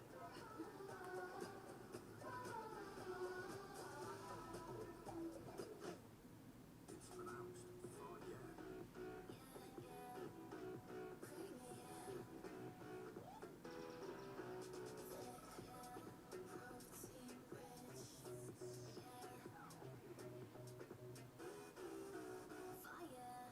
It's pronounced fire.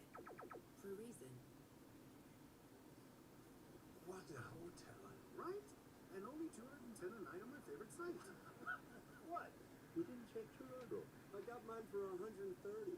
You have to check Trivago. Oh yeah? Prove it.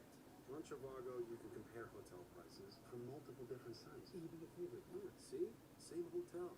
£80 less. You didn't check Trivago? I didn't check Trivago. Check Trivago and you could save up to 40%. Hotel? Trivago. The Sky Arts Awards are back. Join us as we celebrate the visionaries, the performers, filmmakers, musicians, comedians and writers who shape our culture. Crazy. We're honouring the bold and the brilliant who create the things we love. Still waiting. Still waiting. Inspiration and entertainment. Don't miss out. Join us on the 16th of I'm nearly at 900 followers as well, guys. So the road to 1,000 is on.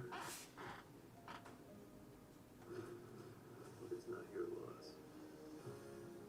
There's been a spate of home invasions by this crew before turf war escalates.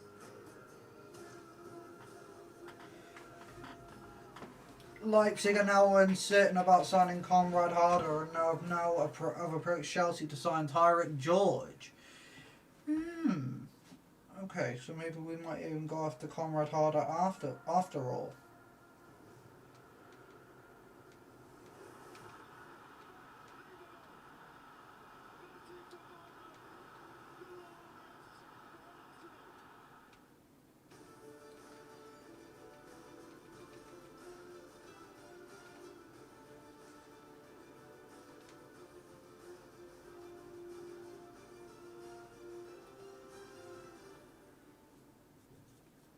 Alexander Isak leaves Liverpool training ground to continue his medical ahead of a British record move to Anfield.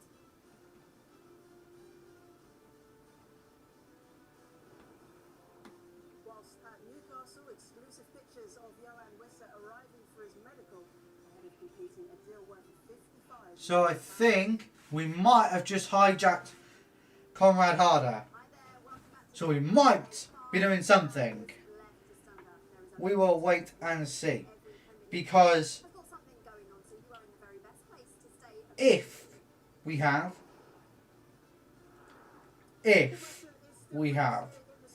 then that I think is a fantastic signing for the window.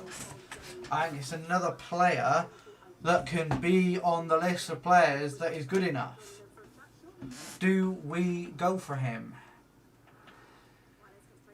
LC, thank you for joining me. To Vinny O'Connor. Vinny, how far are we then from Liverpool's move for Alexander Isak being all wrapped up? Yeah, well, Liverpool will hope to have it all completed by that 7 o'clock deadline. Strasbourg winner, Dylan Bakawa going under tests for another club. I don't know who it is, I didn't get to see it in time. Continue his medical at a local hospital as well, of course.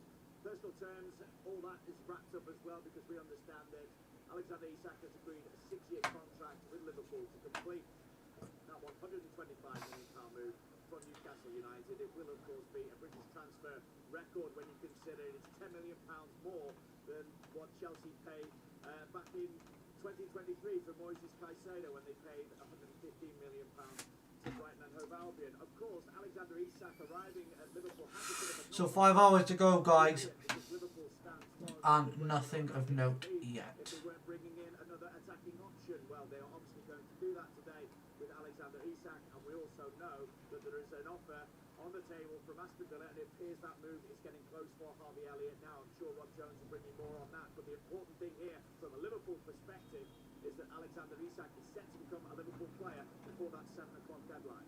Right, okay, and Vinny, what about Mark Gay? Where are we at with that? Again, it looks like the chances of Mark Gay becoming a Liverpool player really have increased in the last couple of hours or so, because our understanding is that Liverpool have made provision for Mark Gay to undergo a medical in London. Liverpool, of course, have their club offices down there as well, but obviously when it comes to the deal with Crystal Palace, nothing is agreed, nothing is finalised as yet.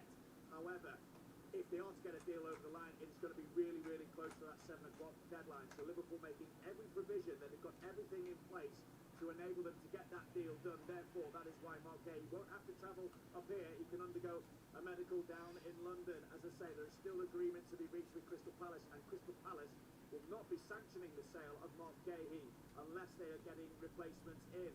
And to that effect, obviously, Hugo Julio is undergoing a medical. So we understand that there's a late worry that perhaps West Ham could hijack that deal, of course. So again, it is... we are still waiting. We are still waiting for confirmation of anything. I think I got a feeling we have hijacked the harder deal. I don't know though. I don't know for sure. But we will wait and see.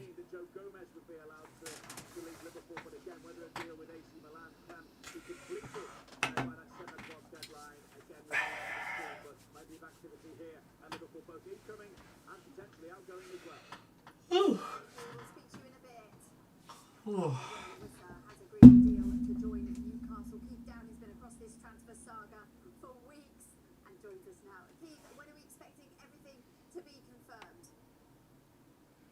Yeah, look, I think this one is probably going to go down to the wire. Of course, Newcastle getting Wissa in at the very last moment. He travelled up to the northeast this morning, obviously has to formalise that transfer. He has just in the last 15 or 20 or so minutes arrived at City Centre Hospital to begin that medical. So those pictures, hopefully you can see there, are of Johan Wissa arriving to undergo his Newcastle United medical. That's after this morning Newcastle struck a deal with Brentford, £50 million up front plus a potential £5 million in add-ons for the 28-year-old. He will sign a 4-year contract, and bringing him in on top of Nick Waltemada, who arrived last Friday, those two are seen as the replacements for Alexander Isak and Callum Wilson, who of course have both either left or are currently leaving the football club. Right, Keith, while you've been talking, I'm hearing that you've got some breaking news about a potential outgoing. Yeah, we were told earlier that one may leave Newcastle today, and we can tell you that they are in talks with Eintracht Frankfurt over the potential departure of striker William Asula. Now, this is a player that's only been at the club for a season. Newcastle paid just £10 million for him. He struggled for game time.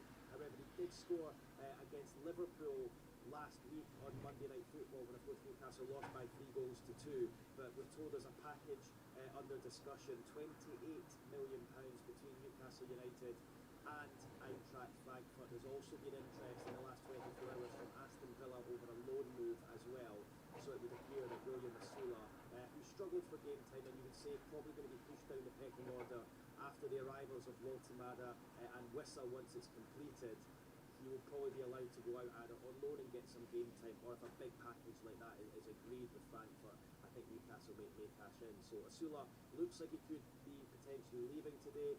Wissa on Tyneside, as our picture showed you, formalising that £55 million move from Brentford. Thank you, thank you.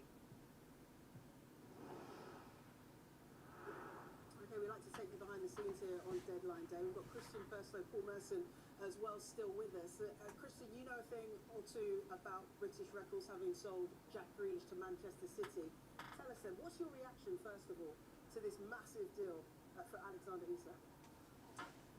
Well, there are parallels to the Grealish situation. I think, in the Premier League, if you're in the position where you've got probably the best player in the league, not at the so-called Big Six, it's pretty obvious that clubs are going to come for that player, and I think Alexander, to some extent, has been like Jack in the last couple of seasons at Newcastle. It did look fairly inevitable that somebody would come.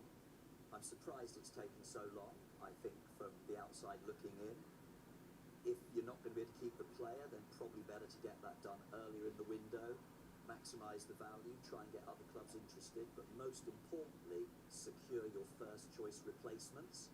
It slightly feels, leaving it this late, yes, they got a bit more money out of Liverpool, but with no other bidders, and I think they would acknowledge that the players that have gone in up front were not their first choice replacements. So I don't think that's been good for Newcastle Football Club. Tell us then, give us a behind the scenes from an executive point of view. Why have they waited this long? Publicly they said it's because they wanted to bring in 2 more strikers. Was it them trying to get more money from Liverpool? What's your understanding of why it's taken to the very last day? Well, listen, I can only look from the outside and apply my own experience. When you go into a summer window, you have your strategic plans, your outs and your ins. And if Isak was a strategic planned out, then I think it would have happened earlier, and they would have identified the ins to replace him. By leaving it so late, it suggests to me, right up till recently, that they thought they might persuade the player to stay for an extra year. Which, by the way, you mentioned Jack earlier. That's what I had to do with Jack Grealish, because there was a summer, I think it was 21, maybe 20.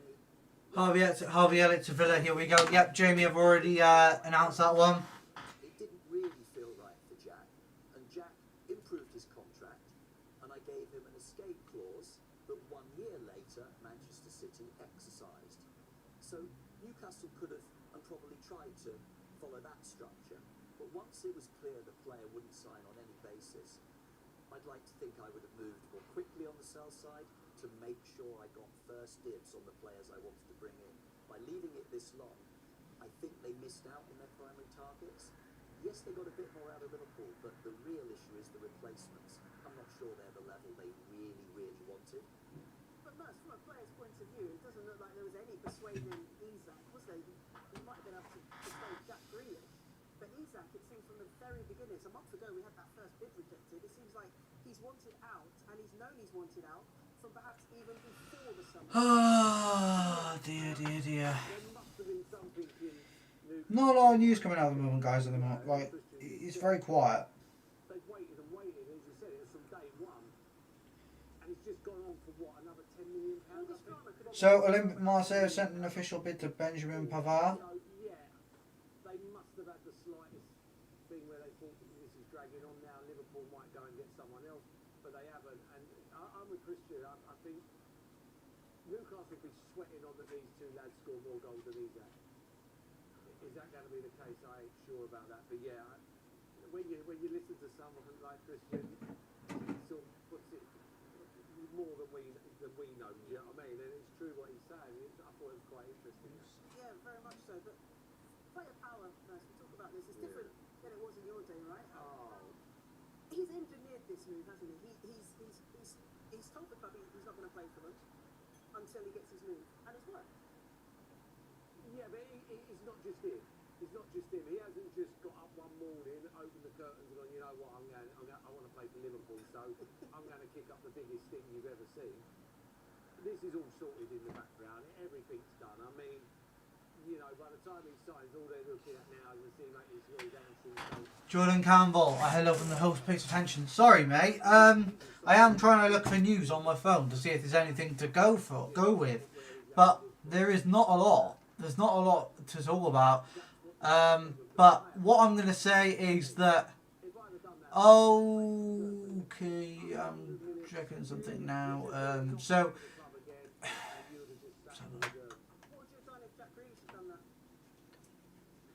Took 70. Yeah, look, I've often thought actually that not just at the first time when he actually stayed, but even there have been instances where players have had clauses at a value. Right, is there anything else that's coming out? Because there's not a lot at the moment, and I believe we're going to get something big soon. Okay. So, Fabrizio Romano has just posted this. Here it is. I understand Manchester United have informed Kobbie Mainoo about zero chances to leave today.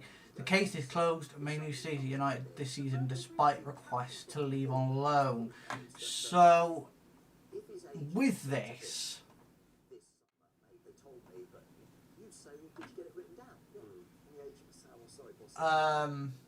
It's as simple as that. That promise is worth nothing. It's a tough one. But James and Colin O'Malley to Spurs, yep, already discussed that one, mate. So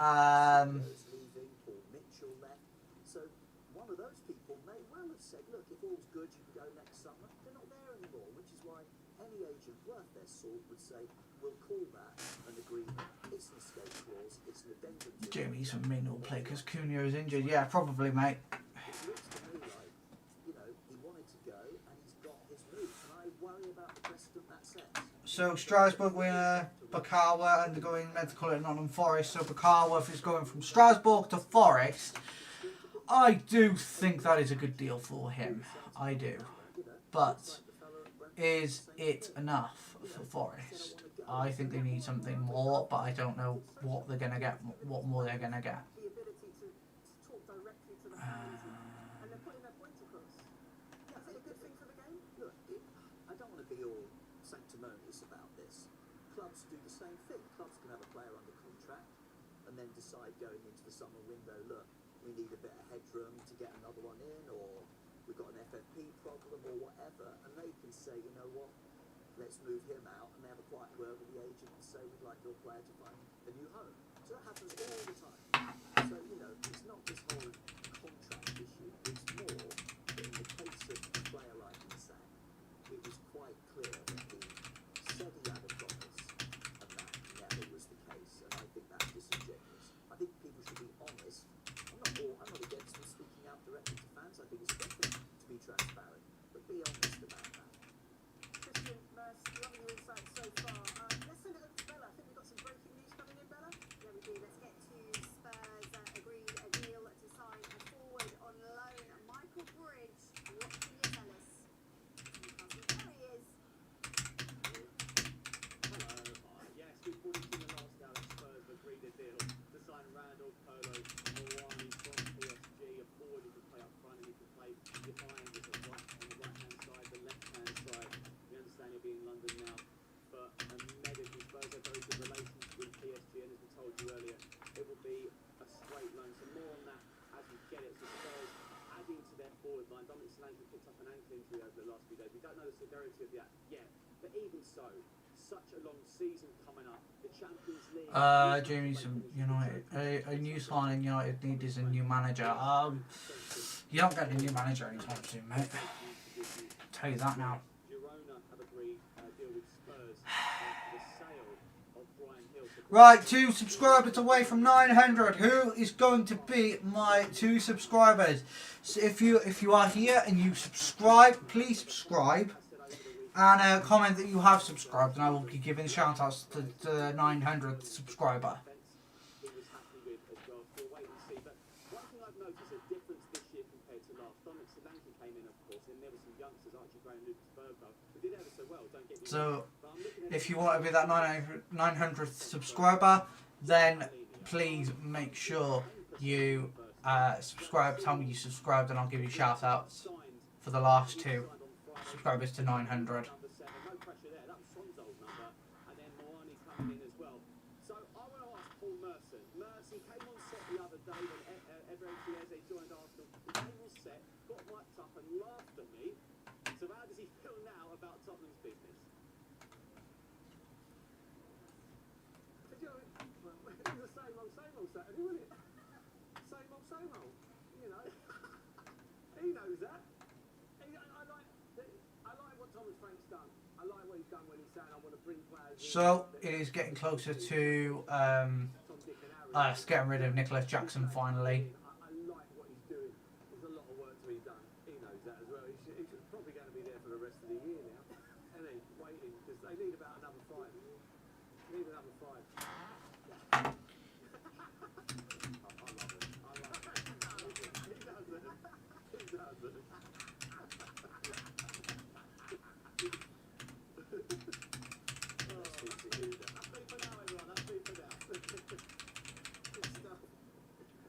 Michael, thanks ever so much. Right, okay, now there could be as many as 3 new arrivals at Aston Villa. Let's get to Rob Jones. And we're not going to go to Rob's now. You know what? We've actually got some breaking news coming out of Manchester United. So let's get to Dan Carr. Dan! Chelsea done with their business? I don't know yet, Jamie. I don't know. I think there's still something. Wenzel.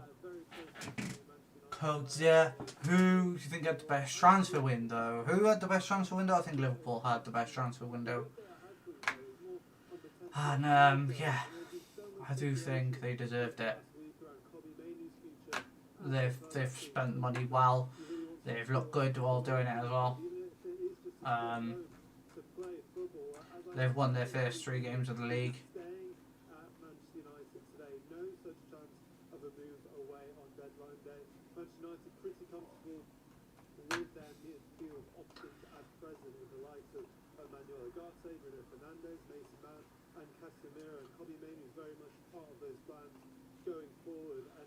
But yeah, Liverpool have had the best transfer window,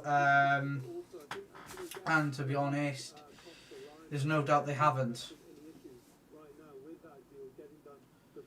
But look, at the end of the day, we've had a good window. I mean, look, if we...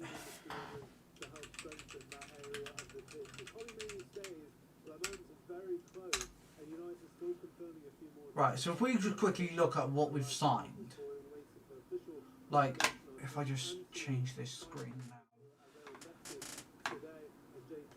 So, Joao Pedro, Jamie Gittins, Alejandro Garnacho, Joral Hato, Liam Delap, Estevao, Dario Sugo, Mamadou Sarr, Kendry Paez. You know, we have made plenty of signings this window.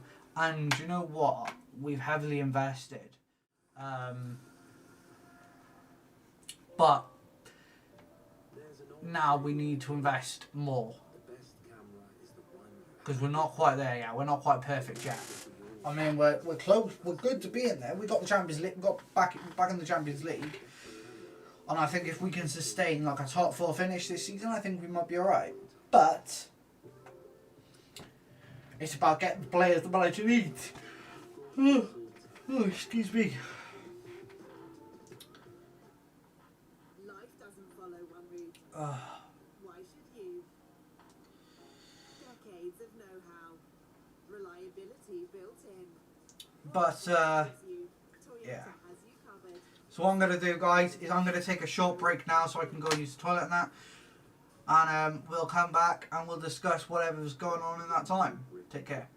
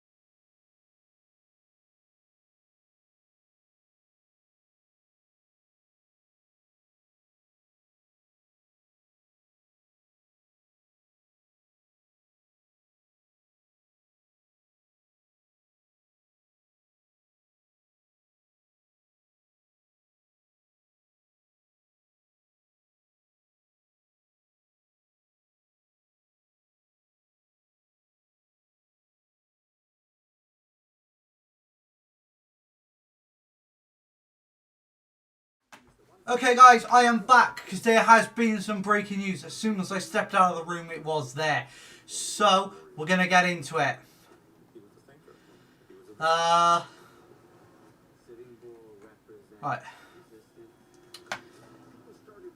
So, from David Ornstein, here it is.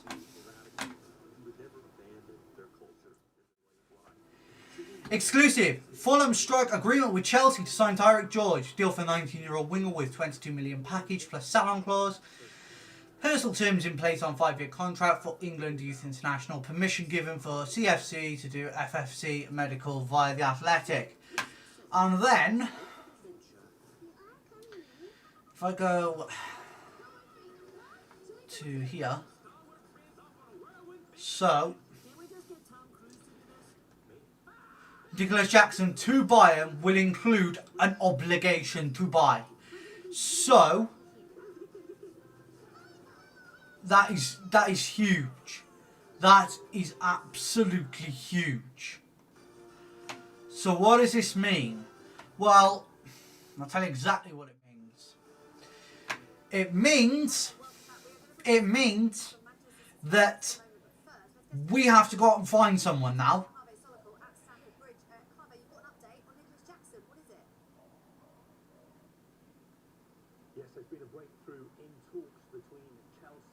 So I'm just getting the news through on Sky Sports News now. So Jackson is getting his move to Bayern Munich, which is huge, which is gone. Thank goodness he's gone. But guys, thank you so much to everyone who has joined so far. We are 1 subscriber away from 200. 1 subscriber away from 200. From 900. 1 subscriber away from 900. Mark G sings, how much money are we getting? 22 million we are getting for Tyreek George.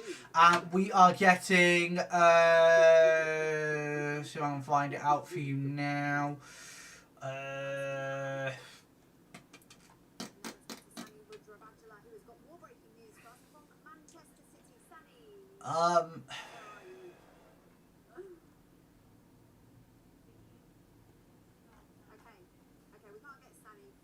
So, I believe we're going to get the same price for Jackson as before.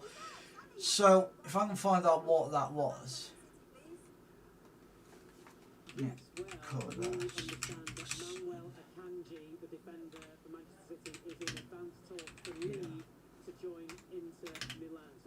here we go. Right, okay. So, here we go. 80 million euro package and sell-on clause with a 15 million loan fee. So that means 80 million euros, 22 million. That's 102 million pounds for 2 players being sold already. That is phenomenal work. Absolute. We are now at 900 subscribers. Thank you everybody who has joined. Thank you to everyone that is been on the stream today. Thank you so much. Let's go. Okay, so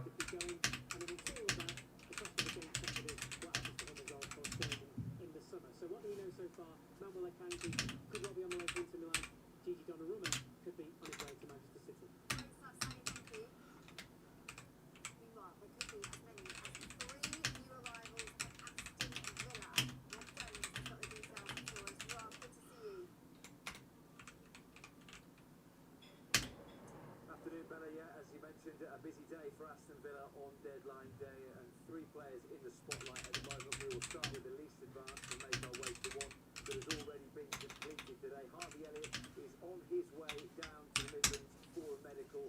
okay. So let's pin that. So now we are on the road to 1,000 subscribers, people. 1,000 subscribers. And now we're getting some serious stuff going. Mark G sings, that's crazy money for Jackson. Yes, it is, mate. That it is crazy money. We've got to get someone. We've got 4 hours. Yes, I know, mate. I know. this is going to have to start. We're going to have to start looking. So, what do we do at this point?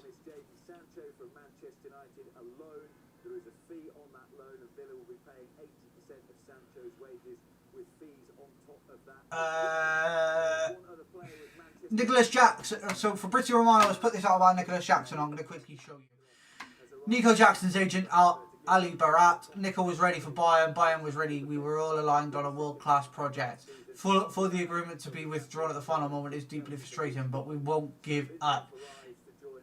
We'll fight with everything I have to make sure Nico's next step reflects his talent, ambition and the plan we built together. We hope that Chelsea can cover Liam Delap's unfortunate injury. So, it's out there.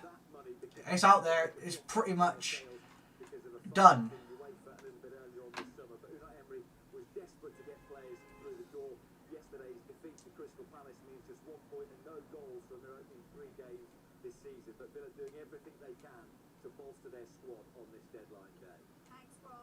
So Jackson is leaving on a permanent, a loan to buy, loan with an obligation to buy. There is no way he comes back now. So, who do we sign? Who do we sign, people? What do we do? What options have we got?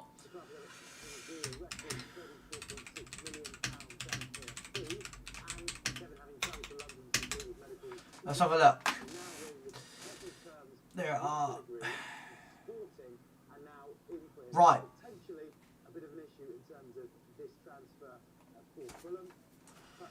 So...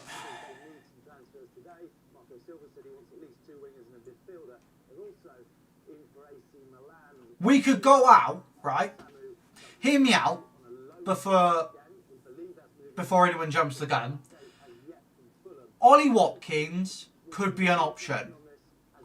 Jean-Philippe Mateta could be an option.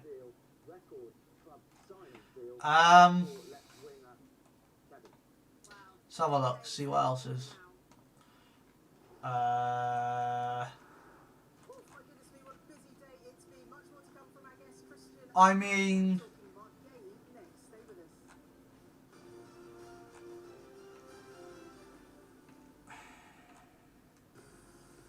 we could go to Fulham and ask for Rodrigo Muniz.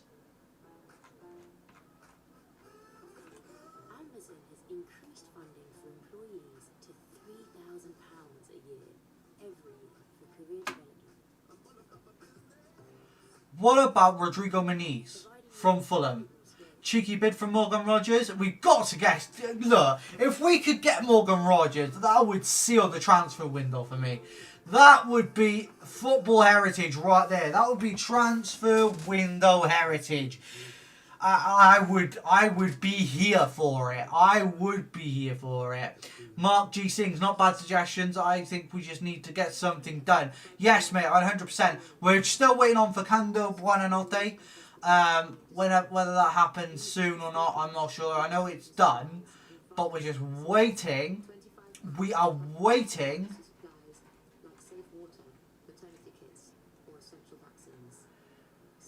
Waiting for one big thing. We are waiting for Jackson to get out the door, and we can go. We can go and find someone. And if that's Morgan Rogers, then I will not be complaining one single bit. I tell you, right? I will not be complaining one single bit. Because it's huge.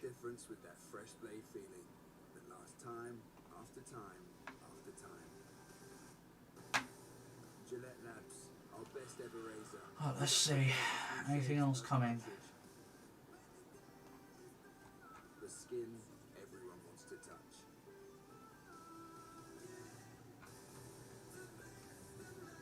Gillette, the best a man can get. So, Tarek George is going to Fulham. That's a definite. Nicholas Jackson is off to Bayern Munich. Definite. We just need to find someone. We just need to find one person. One player. One player. You're slowly turning into your dad.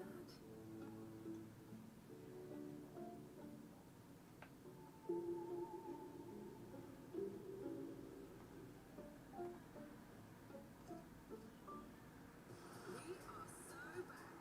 The WSL season kicks off with a banger. Champions Chelsea v Man City this Friday, live on Sky Sports.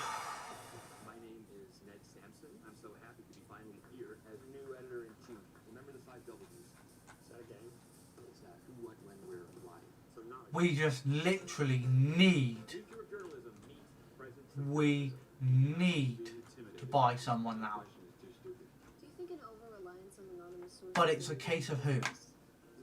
Who is that player?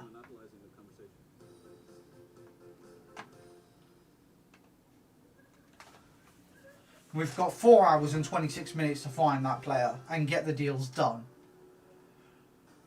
Alvarez from Atletico Madrid, how much do you reckon he cost? His future still unclear. It's also quite complicated, so you've got now reports that we can explain more. Stella, you know we love a saga on deadline day. This is turning into a real saga, and it's difficult to tell which way it's going to go. The bottom line is that Liverpool's attempt to sign Let's have a look. Jane What's his value? He's valued at 100 million euros. We're getting 100 million euros. What is the chances that we could go and get that and secure that deal? I don't know. I really don't know at this point. But I'd be down for that. I would be totally down for that.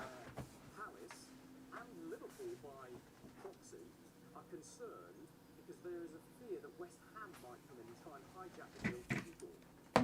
And what the very latest I just heard from this with our colleague Chris Reedy, who's down at West Ham, is that they're still considering that. I want us to sign one player this deadline day. One player. I would, like, I'd kill for an Ollie Watkins or something. I would, because that's the type of player we need.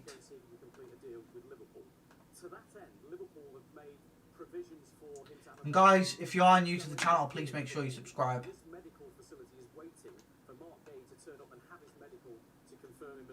But I am serious about wanting someone. Daniel Knight's big up.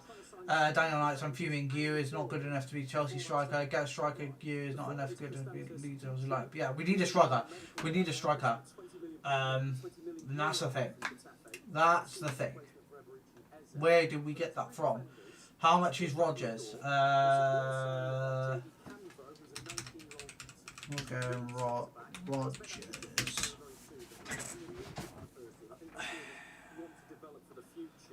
Apparently, according to Transfer Market, he's £55 million. But I think Aston Villa would want more. I think Aston Villa would want more. I think they'd want something in the region of 75, 80 million. And would they even accept that now at this later stage with no one to find, with no one to play that position? But they're getting Harvey Elliott, they're getting Jadon Sancho. So does that cover it? Can we then turn around and say, you've got the players you need, now we can pick someone up? Yeah, we've been loving chatting to Merce and Christian. Christian, I have to get your thoughts on But we will see. We will see what happens. £50 million in a single window. Now, I know you know the Fenway Sports Group from your time at the club. Their makeup and what they would make of this window, will they see it as a success? Oh, most definitely. I think it's absolutely fascinating. For most of their time in charge, which is now over 15 years, they've run a balance. But thank you all to the 9 people for watching. Really appreciated. Guys, if you can subscribe, we're on the road to 1,000. We are on the road to 1,000 subscribers. And with your help, with your love and support, we can get there. And then we can start looking to build this channel bigger and better than ever before. There is going to be some good content coming out at some point. The streams will be back to normal as this week as well. Wednesday and Friday, the FIFA streams are going to be back. And Tuesday and Thursday are going to be Chelsea talking about Chelsea. Going to be talking Chelsea. So make sure you stay tuned for that. And when FC 26 comes out, there will be a series on YouTube of FC 26. I can't wait for that. Wait to give you that as well. Whether it's a career mode, an ultimate team, or something like that, there will be something.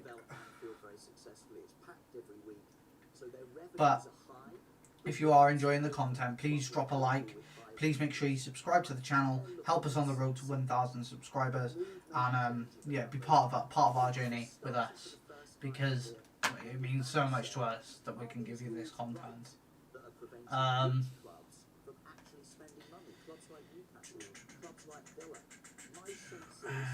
Is there anything else that's coming out now?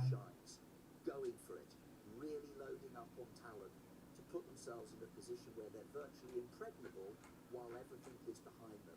I think it's brilliant strategic management. It's terrifying from a football standpoint. Adding Gahey and Isak to that team, in my opinion, makes them nailed-on favourites, and other clubs should be fearful and respectful of the way they're running their club. Nailed-on favourites. Yeah, I would have thought so after yesterday as well. I always weigh it up when we leave. You know, I thought advantage Arsenal when they went and won at Man United. Then all of a sudden they go and beat Newcastle and they beat an Arsenal. You know, for me, and they haven't even got out second year. And haven't played particularly well yet. Yesterday's game. So, and I'm like, I've never seen Enciso has completed his move from Brighton to Strasbourg. and they still lost. So yeah, and what they are doing as well, you know, what Christian said is that the buying players that come into the team. And these are top players. Mark Gay, if you can get him for 30-35 million, as I said before, in football terms, it's a cup of tea. For a cup of tea, for an international of that calibre, I think it'd be an unbelievable signing. I think the signing of the window will be for me. Yeah. Are we looking then, Christian, at the start of perhaps a dynasty? Newcastle are selling William Osula to Frankfurt with a deal worth 30 million quid. And all their success in consecutive years. Is this the start, or rebirth, I should say, because they had a lot of success in the 80s, didn't they, of Liverpool, and building something of consecutive success? Too long to gamble on. Nothing else as yet. Nothing else as yet. But there will be something. I wholeheartedly believe that there will be something. I do, because we don't just sit around and do nothing on transfer deadline day as Chelsea Football Club. We literally just go out there and we want to do business, a big bit of business. We usually do, and if it's gonna be now, it's gonna be now. So we need to see what happens.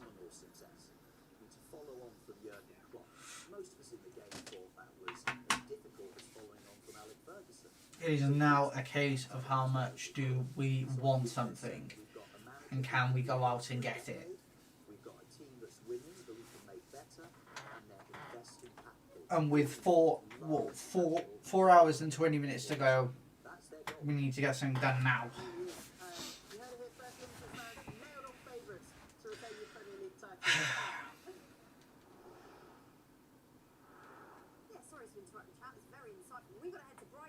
Confirmation of an outgoing. Chris Nightingale is there for us. Chris, what have you got?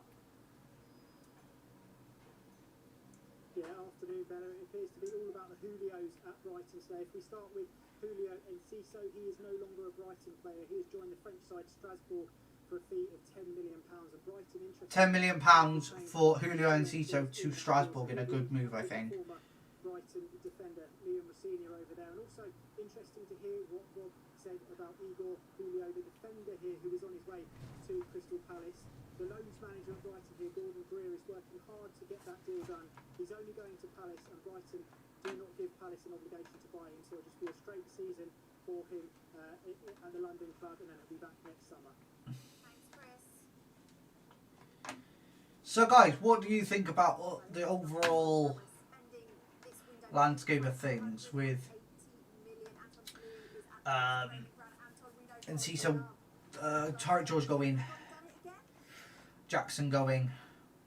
Not one, but two players potentially coming in here at Nottingham Forest today. We'll start with the one that we know is definitely going to happen. That's Guibano, the Brazilian left-back coming in from Botafogo. We know he's coming in today because we've seen him here at the club's training ground. He came in after he passed his medical this morning to meet his new teammates after the training session today. He's been and gone. That deal will be confirmed later on today, we're expecting. The second player is another attacking player that could potentially excite the fans at the City ground. That is Dylan Bakwa, the former France under-21 player who was so good for Strasbourg last season and had a great start to the season with them. He's chipped in a couple of assists and a goal already this season. Now, potentially a deal worth almost £35 million has been agreed between the two clubs. Medical taking place up here in Nottingham today, so potentially not one, but two deals being done by Nottingham Forest today. Love it. Thanks, Anton. Yeah, the breaking news just keeps on coming here on deadline day. Just over 4 hours to go now, and after the break, we'll have an update from Celtic for you. Stay with us. So we are still waiting. We are still waiting for something. It's just a case of how much, guys? How much are we going to spend? People's Postcode Lottery is offering the first month free for new players in their October draws. You've got until the 30th of September to sign up for your chance of winning a share of £23.2 million. It's the one fixture you do not want to miss.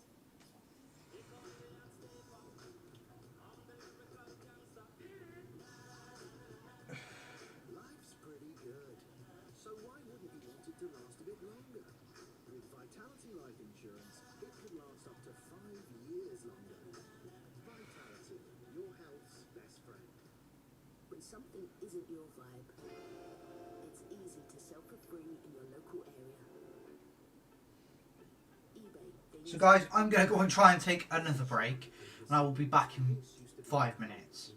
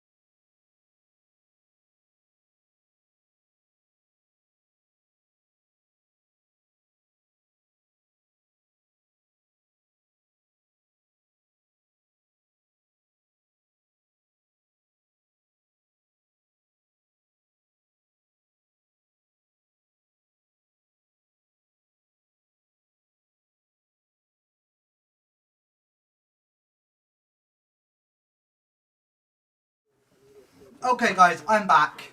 I am back. And we need to talk about everything that's gone on today. With Vensel Coulter, with Tarek George leaving, it is opening a door for Ryan Kuma McQueen. Chelsea showing pathway for better academy players. I can see the point. I can see what you're saying there. You've been here for a few hours now, and a lot's happened. Right. You've been sitting at the table. What have you made of the window so far? It's been an exciting deadline day, hasn't it? It has. It's been very exciting. I'm not going to lie, I've sat on here a few times and nothing's happened. You know what I mean? All I've done is eaten. No, it's been interesting. I think it's been very interesting to talk to Christian as well. Not just you. Thanks, mate. I'll be off then. No, I mean, like, I thought a very, very good insight. You know, we hear from the footballer and we hear things, but to hear from the outside, from right in the inside, what occurs and what goes on. You said a lot is happening and stuff is breaking all the time on deadline day. Let's get back to that. It is indeed. Right, we've got some breaking news to bring you from Chelsea. Let's get to our chief correspondent, Carve Solomon at Stamford Bridge. Carve. Yes, I was telling you a few minutes ago that there's been a breakthrough in talks for Nicholas Jackson to move from Chelsea to Bayern Munich, and my colleagues at Sky in Germany have just been speaking to Nicholas Jackson's agent, well, one of the agents who's brokering this deal. His name is Ali Barat, and this is what he's got to say. He says, yes, it's true, the deal was off yesterday evening. But guys, thank you all for joining so far. I really appreciate all the support. Don't forget we've had some massive signings come out as well. Alexander Isak, Manuel Akanji's gone to Inter. Rando Kolo Moani's gone to Spurs. We've had Harvey Elliott to Aston Villa, Jadon Sancho to Aston Villa, Nicholas Jackson's going to Bayern Munich. We're waiting for the announcement of Facundo Buonanotte. Eric Ten Hag's been sacked. Newcastle are signing Johan Visser. You know, so there's plenty to talk about, plenty of options, plenty of transfers that have happened today. But This deal will go through is if Bayern Munich relent and instead of a loan plus an option, agree to a permanent deal or a loan plus an obligation. And this afternoon, there has been a breakthrough in talks, and I'm being told that Bayern Munich are now willing to consider that loan plus obligation element. so now Bayern are willing to consider that loan plus obligation. So I think it's going to be a case of how long are we willing to wait? I saw your eyebrows raised for that one, Mersh. Just when you thought they were out, pull you back in. Yeah, to be fair, I'm amazed no one's coming for Nicholas Jackson. Really? I honestly, how Newcastle have not gone after him, I do not know. You know, they've gone and bought a lad from Germany who we don't. I don't know what's going to happen. I've never really seen him play. Never played in the Premier League. Different game. You find someone. Nicholas Jackson is a handful. He's a handful. He made Palmer as good as Palmer made him, in my opinion. So Nicholas Jackson has pretty much got the green light to go now, which means we're going to have to bring someone in.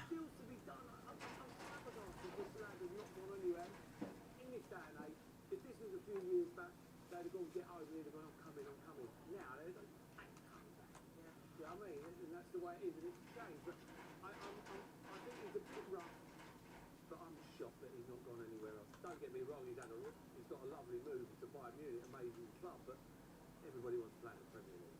Christian, take us behind the scenes of this one, because Chelsea said, we're not... But guys, what do you think? What do you think is the biggest signing of this window? You're still our player, and now he's not their player? Like, how, from behind the scenes... What do you think is the biggest signing?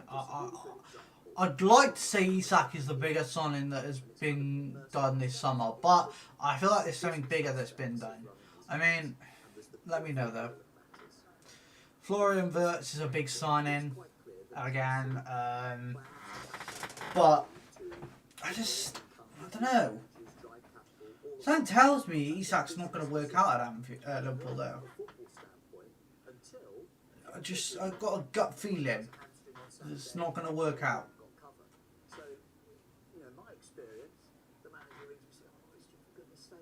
you've let Jackson go, you know, Liam's done his hammy. We need cover. Panic reaction. Call him, tell him he ain't going. That's what happened. Right. But then the cool heads kick in and say, yeah, but actually we have budgeted for that reduction in our salary bill, or we've budgeted for that capital inflow.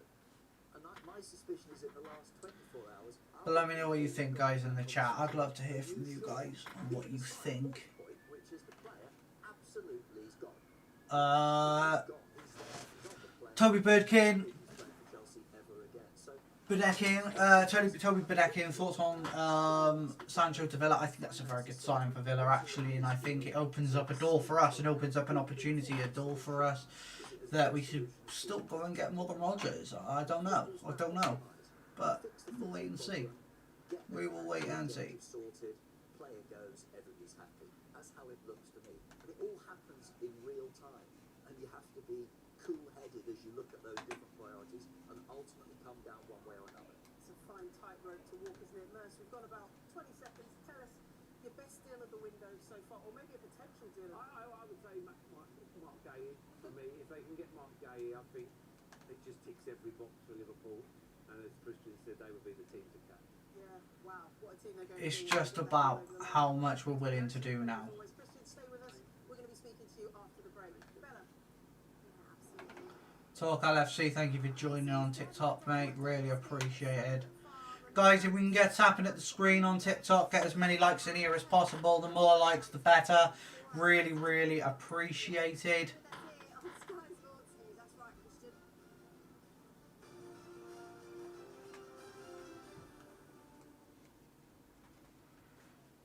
But, yeah. We have been live for almost 5.5 hours now, and I have enjoyed every second of it. Thank you to everyone who has supported. We are now at like 900 subscribers. If we can get to 1,000 by the end of this month, I would be astounded, and I'd appreciate all the love and support that you give, because it does mean so much to me to get this channel where it is now.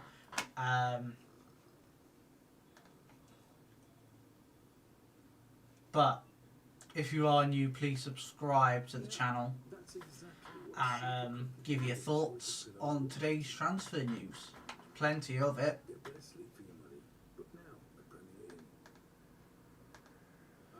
Oh, let's check.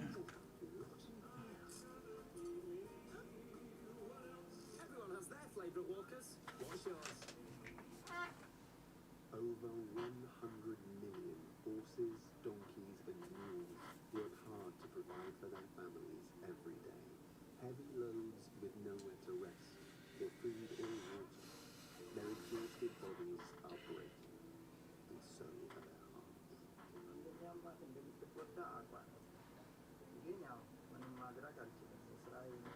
Dexter's family are doing their best to help them, but it's hard without trained farriers or vets, or enough food and water. Martial Goldo and Julio Enciso flying to France for Strasbourg move to be announced today. Build shelters and provide food and water. Vitally, you'll help create bonds that heal broken hearts and are passed to future generations. So call 0800 008 6273, text or go online now to get £2 a month. We need to sign a number 10. But where's that going to come from? I mean, what number 10s are available? I mean... The skin everyone wants to touch.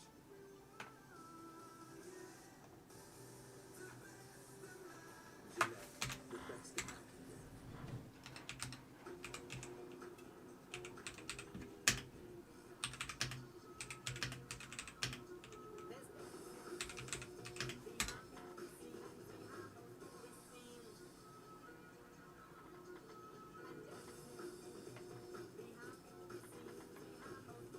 Right, let's have a look.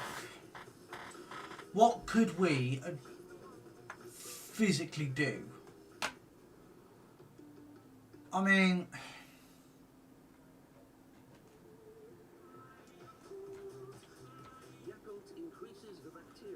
what can we do?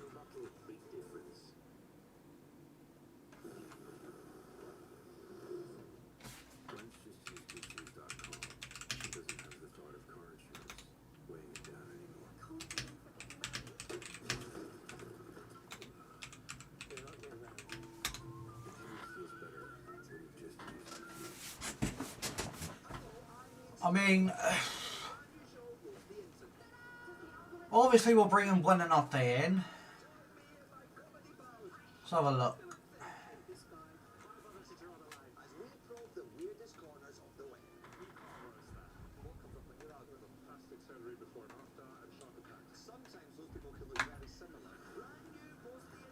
So,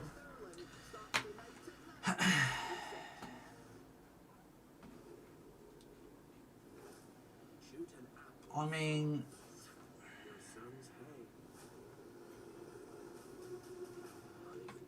there's not a lot of many. There's not many options anymore. We will do it as one. Your heavy hand has created a hero.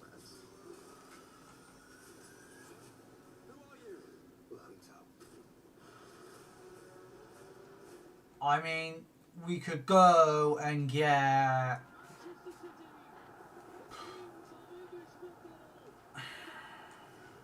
We could. There's options available to us. Sanser from Athletic Bilbao. Is that something that's doable?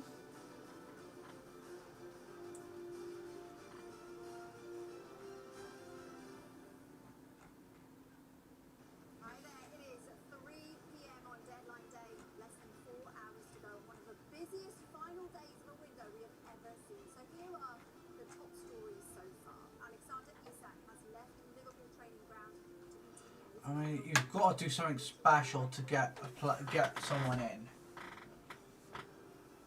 But At Newcastle, exclusive pictures of Johan Wissa arriving for his medical ahead of completing a deal. we'll wait and see. But I just get the feeling we're going to do something huge. Manchester United have agreed an £18.2 million deal plus add-ons. Official Chelsea. What? Okay, so I am going to show you something now.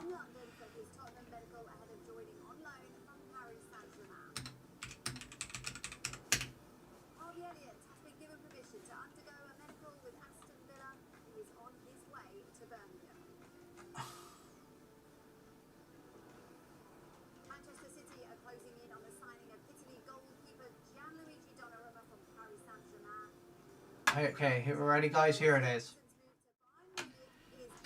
Welcome to Chelsea, Facundo Buonanotte. Facundo Buonanotte has joined the Blues on a season-long loan from Brighton and Hove Albion. And there he is in the Chelsea kit. And now we can say we have another number 10. So glad that's done. Glad that is done. But we are still waiting.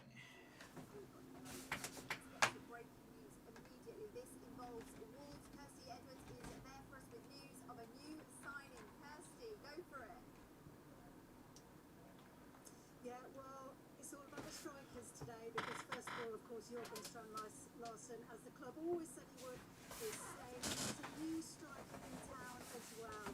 Tolo Roccadore has signed in a 4-year deal with an extra 12-month option as well. So it is official, Garnacho has signed for Chelsea. Not Garnacho, Buonanotte has signed for Chelsea. Garnacho signed the other day. But it's another deal that's been made official. So what do we do next? What is our plan?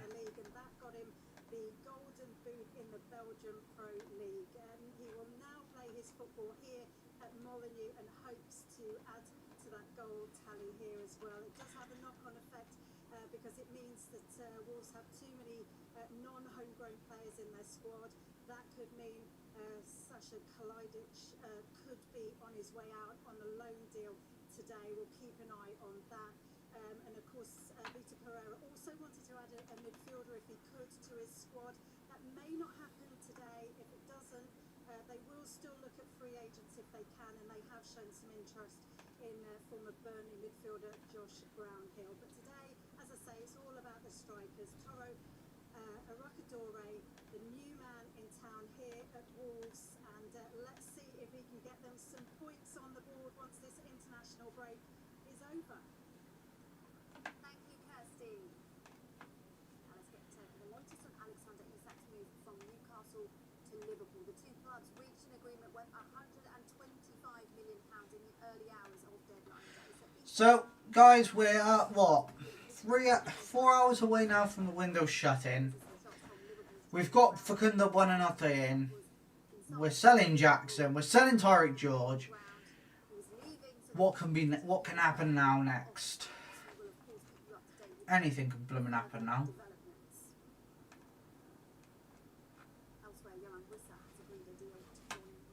So this is from Facundo Buonanotte, and this is what he said. I'm very happy to join Chelsea. It's a great opportunity, and I'm just looking to add as much to the squad as possible, help the team and help the staff. And that is from the Chelsea website officially.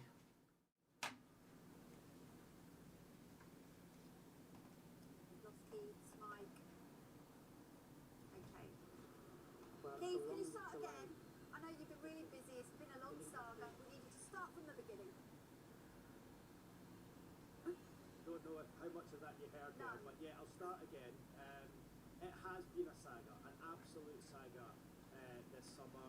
Of course, all And there he is. Facundo Buonanotte in the Chelsea kit. Looks wonderful. Looks absolutely wonderful, and I'm very glad to have him with us. And I hope you all are too. Around about 6 weeks ago, that then went up to 35 plus 5, a £40 million package, and they're now paying Brentford £50 million up front with a potential £5 million. £55 million package for a player who turns 29 this week, but obviously needs must. They've lost Isak to Liverpool, and Newcastle see Wissa as a player who can hit the ground running. 19 goals last season in the Premier League. He knows his way about, and he thinks he can get right and straight into the team straight away. So in terms of the deal, we know that he travelled up to the northeast. He drove up early this morning to make sure he was in situ once a deal was struck with Brentford. So what do you all think, guys? I mean, I'm not in a position to judge our transfer window just yet, but I would like another player, but it's just a case of who and where we go from here. Wenzel could have a late bid for Kenan Yildiz from Juventus. Early in the window we scouted him and had talks with Juve. That could be an option. That could be an option that we haven't looked at yet.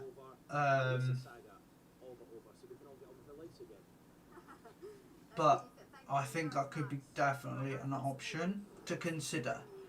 But I still like the idea of Morgan Rogers. I really do. To buy. There was, of course, strong interest from other Premier League clubs, including Leeds. The Argentina international prefers to play in the number 10 position, has become the latest Brighton player to move to Chelsea. And we reported on Friday that Chelsea were close to completing that deal, where he is now joining Chelsea on a season-long loan. Yeah, thanks, Bella. Let's get the thoughts now of Alan Pardew, who joins us alongside Christian Bursley. Alan, Newcastle, obviously one of your former clubs. My goodness me, what have you made of this absolute saga with Isak? Well, I'm kind of astonished a little bit because I think Liverpool's kind of approach to this transfer window has been tough on other clubs. They're still obviously trying to get Gavey over the line as well, I understand. This transfer, I was guessing, might have been going away, but in the background, I think all along it's been done. And in Isak's mind, in his team's mind, this deal was done. I think in Eddie Howe's mind, it was done. So, Whistle was getting information. where do we go from here? what are our options now? I don't know. I actually don't. If anyone can give me ideas on where Chelsea go from here now. Do we need a striker? Yes. Wrexham have signed Ben Sheaf from Coventry for £6.5 million. That's a good deal for Wrexham, I think. I think that's actually quite a good deal. Triggered for some more talks. I just feel so sorry for Newcastle fans, really. I do, because the two players that brought in are not at the level of Isaac. They're just not. So in terms of what they've lost. But we still have a B team as well, which is the funny thing, because we play in the Carabao Cup soon as well. So.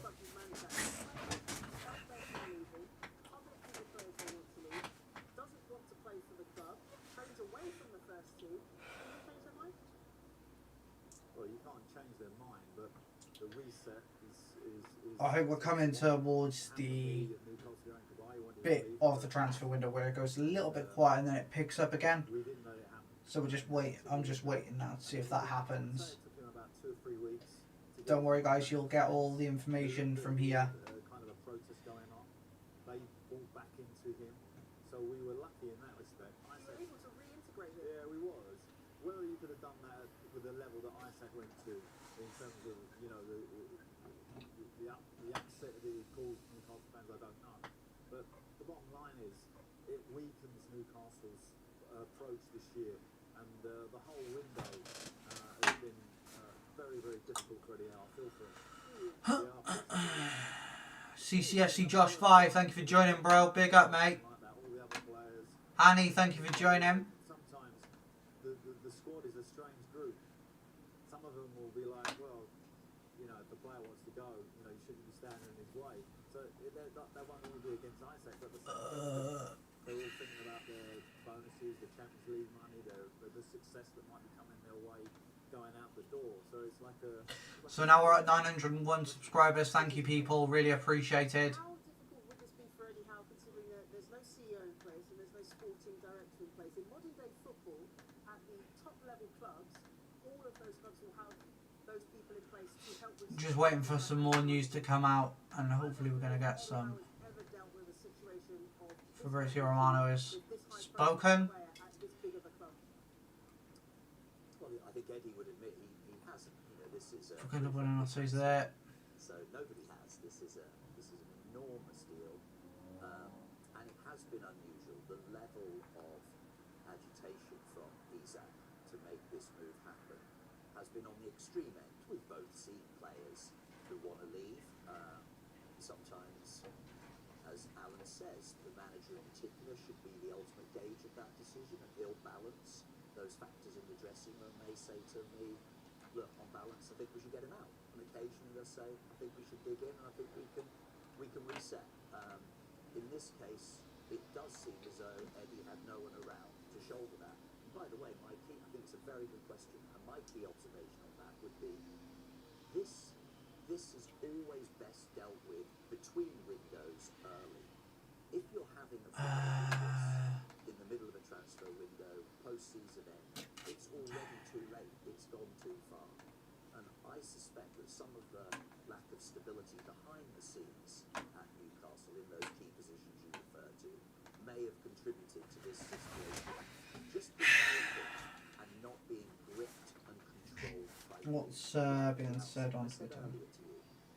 Right, it was no surprise to anyone in football anywhere that there would be interest in Isak. He's been that superb in the last 2 years So, in the Premier League. And when you obviously now we've got Buonanotte in. Not at the big six, you know you're going to get so they could have been ahead of it, and I suspect there was somewhat of a vacuum. I think he'll be a fantastic addition, but we do need more players. Made it clear to the boy, we want you, we're here, when it's all ready, we'll come through, and that's what's happened today. Unnecessary drama for Newcastle, but we've enjoyed it here. Okay, here we go. There's something has happened, and I'm going to give it to you now. Here it is. Breaking! Bayern and Chelsea seal new agreement for Nicholas Jackson. Deal done. Loan plus buy clause with new element of obligation to buy included in the deal for 2026 as Chelsea wanted. Jackson already agreed 5-year deal with Bayern, 15 million loan fee. Here we go again. This is what I wanted to see. Gone. He is gone.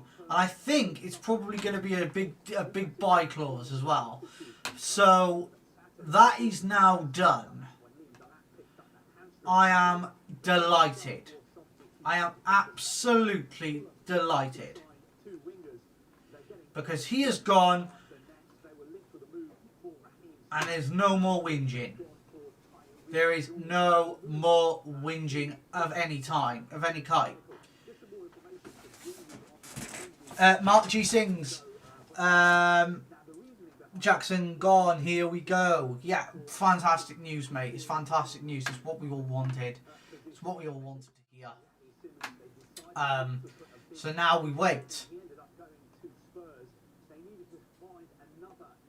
We now wait.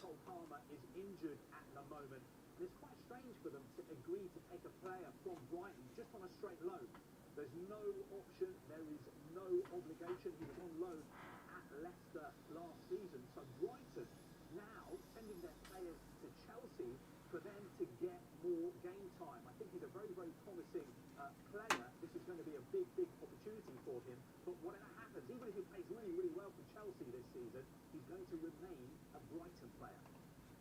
Okay, Harvey, thank you.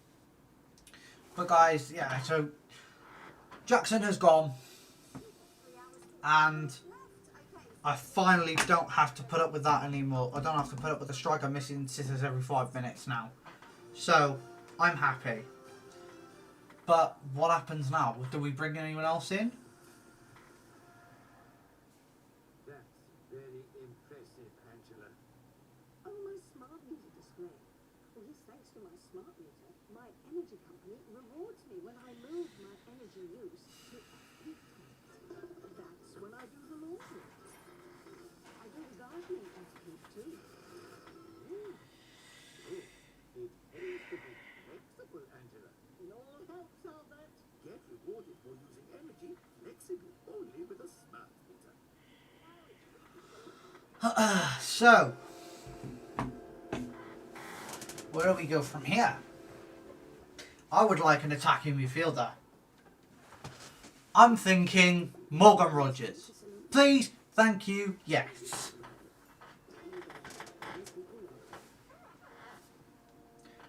But how much is that going to cost us? About 50 quid. 50 million quid. He says he's worth 55 million euros. So that was updated in June. So I'm going to say he's worth about 75 million at the most. I think he's going to be definitely someone we look to bring in. I think we're going to do something special in the last few hours of the window. But we'll see.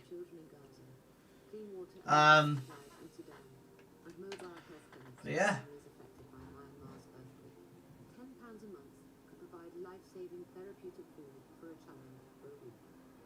UNICEF Donate or text Donate to 84903. And together we can make a difference for children. Go, go, go with Get Your Guide and Sky Sports to experience an unforgettable summer. We've got birdies, aces and sixes. And with getyourguide.co.uk, you can discover tickets, tours and attractions. Get set, get exploring. Get Your Guide, the official travel experience partner of Sky Sports. How do we choose? I know.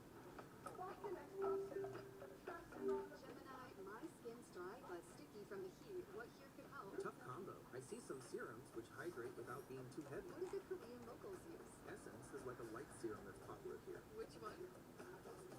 Now this is legit.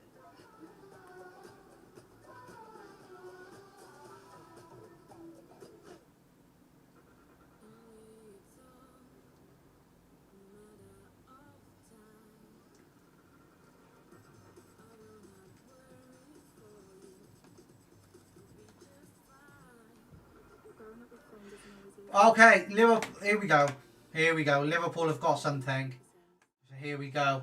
Breaking. Liverpool agreed deal to sign Mark Guehi from Crystal Palace. Here we go.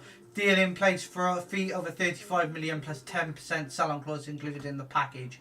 Guehi agreed personal terms with Liverpool 1 month ago. Now all done. One more move by Richard Hughes, and there he is in the Liverpool kit. Is here we go. I think this is madness now.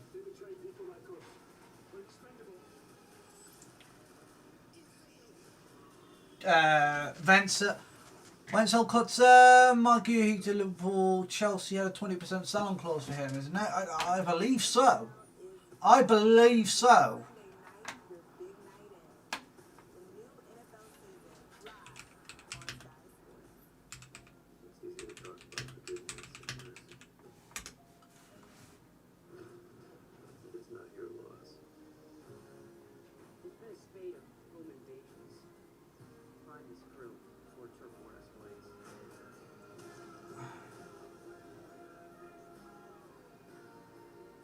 We do have a sell-on clause of 20%. 20% sell-on clause. So,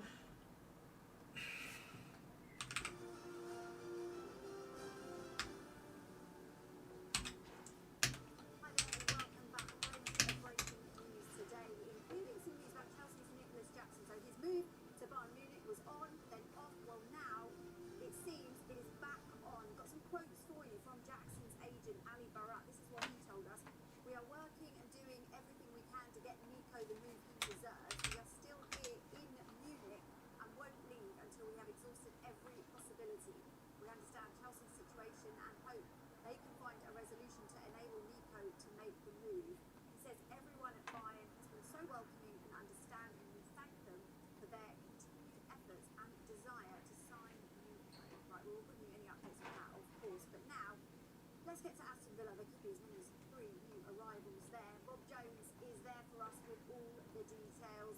Rob, what have you got? Afternoon, Benny. I'll keep this brief because I know you've got plenty on. So we're going to get 7 million. We're going to get £7 million for Mark Guehi on the sell-on clause. That's not bad. That's not bad. I'm not going to complain. I really won't.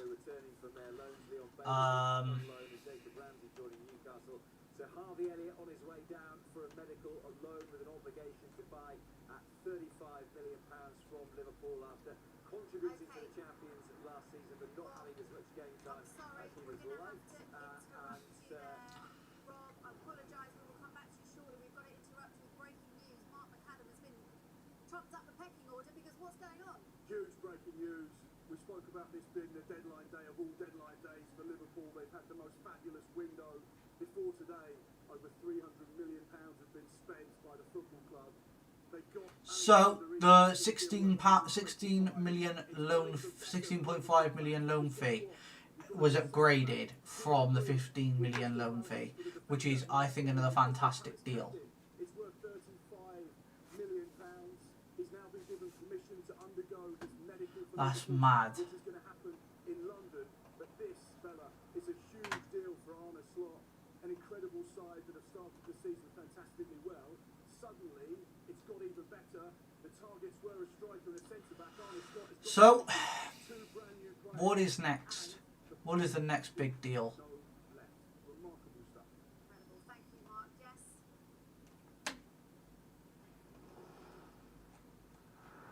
Wow, yeah, I really want to get the thoughts of Alan and Christian on this one. Christian, us journalists, we're not known for our hyperbole, not at all. But if Liverpool get this deal on the line, it's confirmed. They've brought in Vitz, they've brought in Ekatike, they've brought in Isak. They've now got a defender in Guehi as well. Is that the... Liverpool have won the transfer window. They have done a madness. Seriousness and intent. They are making hay while the sun is shining on them. They're champions. Absolutely crazy. The regulations that support their business fantastically well. While their rivals are rebuilding. What does that mean for us now, though? We're going to have to sign a couple of players now. Or one player at least. Because we're getting rid of Tarek George, we've got rid of Nicholas Jackson. There's not a lot else to do apart from buy someone. Aberdeen Shire, thank you for joining, brother. Big up, mate. Guys, let's get tapping at the screen. Get as many likes in the TikTok stream as possible. Thank you so much.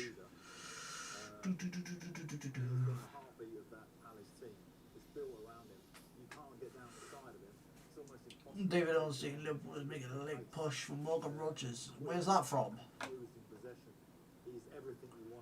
David Ornstein.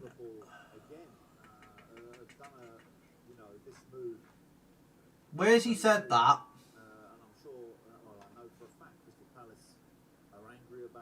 Where's he said that to? Because I want to try and get that up if I can.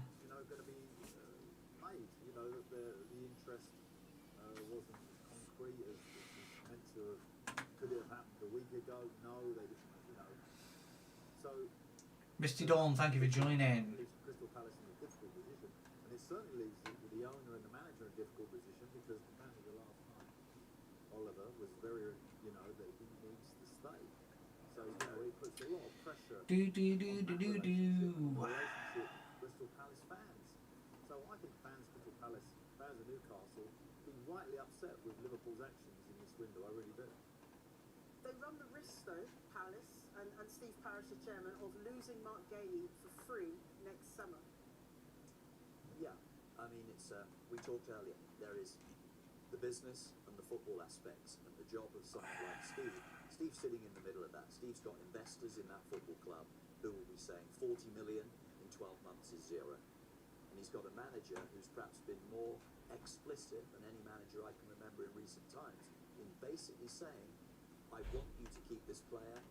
If we have to run down the contract, we run down the contract. Maybe between now and January, we have another crack at re-signing the player, maybe putting a clause in. But the manager was very explicit. Few Liverpool outlets that I follow, there might be a chance if Aston Villa opens the door.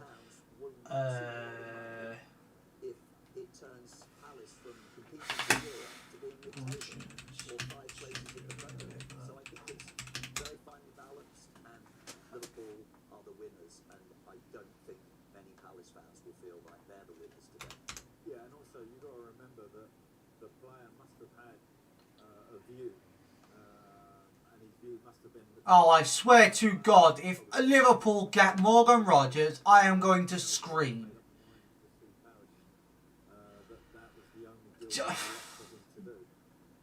What the... Steve was explicit, wasn't he, a few weeks ago, that we cannot run the risk of 40 becoming zero. Oh! Must have said, Okay. will not extend my contract between now and Christmas, meaning there'll be no value in January. I'll show you this. Breaking. Chelsea are considering a move for Santi Jimenez. Di Marzio. Di Marzio were very, very reputable as well. Santi Jimenez. Santi Jimenez. Let's have a look at his stats.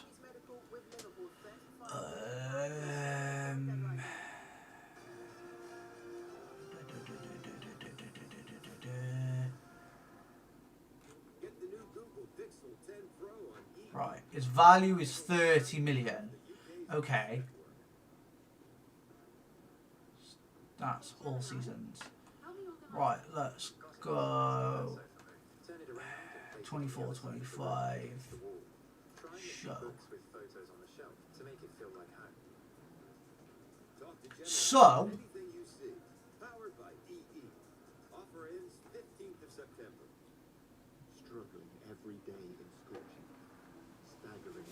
So in all competitions last season, he scored 22 goals.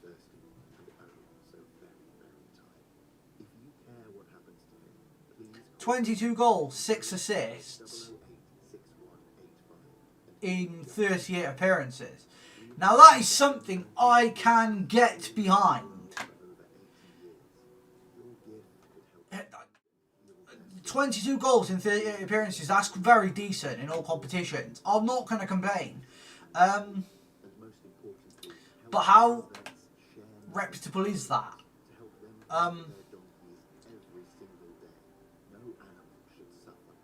Oh, this is from Fabrizio Romano. Here you are. Chelsea are not interested in Jimenez.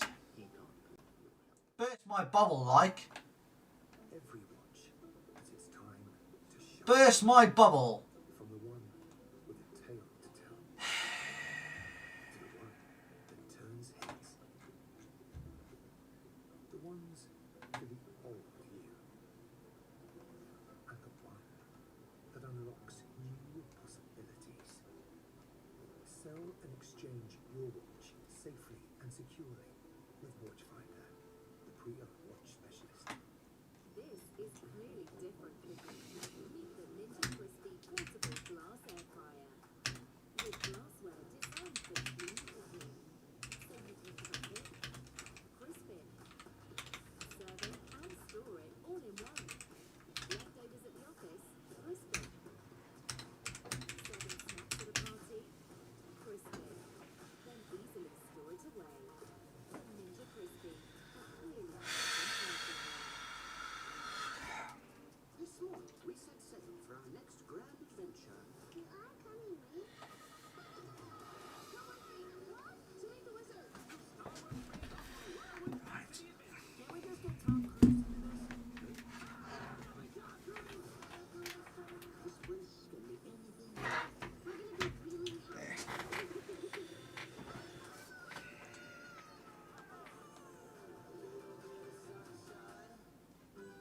Hello? How many of you have actually written for a paper before? This is a crazy deadline day, and I feel like this wild might happen. This wild might happen with Chelsea. I don't know. I don't know, man. I'm expecting something stupid to happen at some point. Like, I want something special to happen.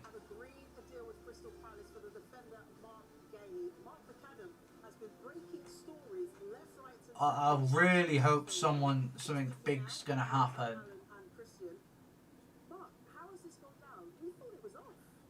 Yeah, it's been one of those stories that we've been talking about for the last 3 or 4 weeks or so, and every single day there's a different position from either football club. It looks like he's staying, and then it looks like he's going to head to Liverpool.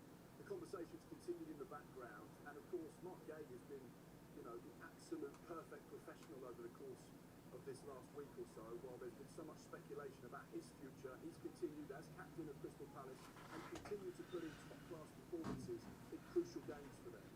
But now, finally, there is an agreement in place between Crystal Palace and Liverpool, which we understand to be £35 million. He's been given permission to go through the formalities of the medical, which is going to happen in London. And finally, I want something big to happen, guys. I do. I do. But is it gonna? Is it going to happen? I don't know. I hope. I hope and I pray. any concerns about his body, I don't think there is going to be, because he's already played games over the course of the last few weeks, and 90-plus minutes as well. So he'll go through the formalities of the medical. They'll get all the agreements sorted between the clubs, the lawyers. We'll see what happens. They get to this point between his representatives and Liverpool, and really it's just a case of signing the paperwork and bringing the formalities together. Of course, Crystal Palace would only sanction a possible deal when they had got what they believe to be top-class replacements sorted up, lined up and ready to go. The fact that the two clubs have now agreed the deal would suggest Crystal Palace are in a comfortable position to say, OK, we're happy to let our captain go. He had 1 year left on his contract, and that was clearly a massive factor. This time last year, Newcastle were trying to buy him for around £65 million. He's now going to Liverpool for 35. And I have to stop you there, Mark, because we've got more breaking news on this transfer deadline day. Let's go to our chief correspondent, Carve Sonical, who's at Chelsea. What have you got, Carve? Yes, Nicholas Jackson is going to become a Bayern Munich player. The deal has now been agreed between Chelsea and Bayern Munich, and very importantly, Chelsea get exactly what they want, which is an obligation for Bayern Munich for them to sign Nicholas Jackson next summer when his... So there we go. Sky Sports is just confirming now that Nicholas Jackson is gone. Is gone.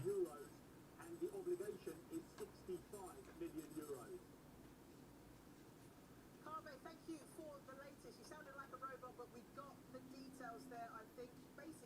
essence, we're saying this deal between Bayern Munich and Nicholas Jackson is very much on. He will be a Bayern Munich player. He went out to Germany, didn't he, to have his medical. Chelsea after that injury to Liam. So now we just wait. Now we wait. Is now very much on and on its way to being completed. What a transfer deadline day this is. It's just absolutely bonkers. This is extraordinary. It probably goes down as one of the greatest deadline days we've ever seen. Honestly. My 32nd of Sky Sports News now, so I've seen it. I just hope that something big's gonna happen, but I doubt it. I really do. So it's quite remarkable. I think we've done all our business. I think. The money has been bigger than ever. But You know, average players now seem to be going for the if things happen, I'll keep you updated. But I'm gonna jump to a quick break, guys, as I need to just go and grab myself a drink, and I will be back with you in about 5 minutes' time.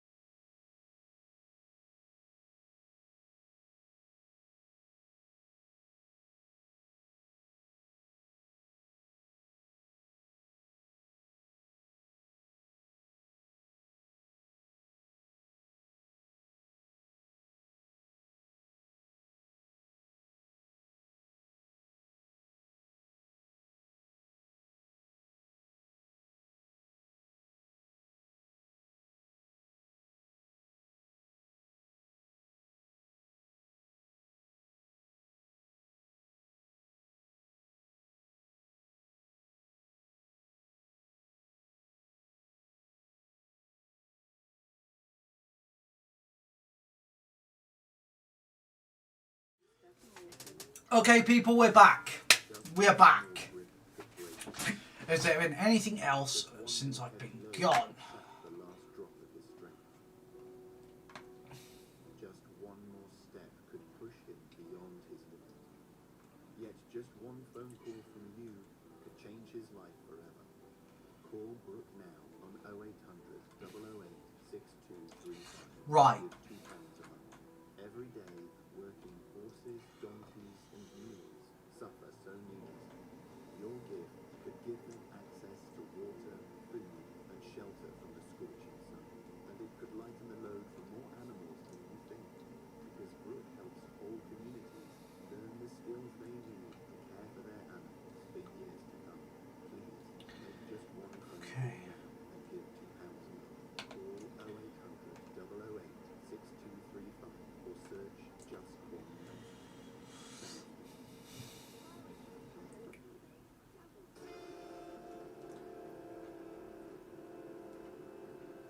So we are still waiting. You'll see things differently now it's free to sell on eBay.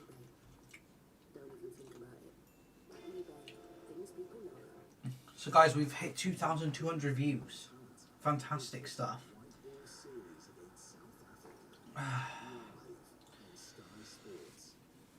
It won't be long now, guys, until we find out for sure what's going on.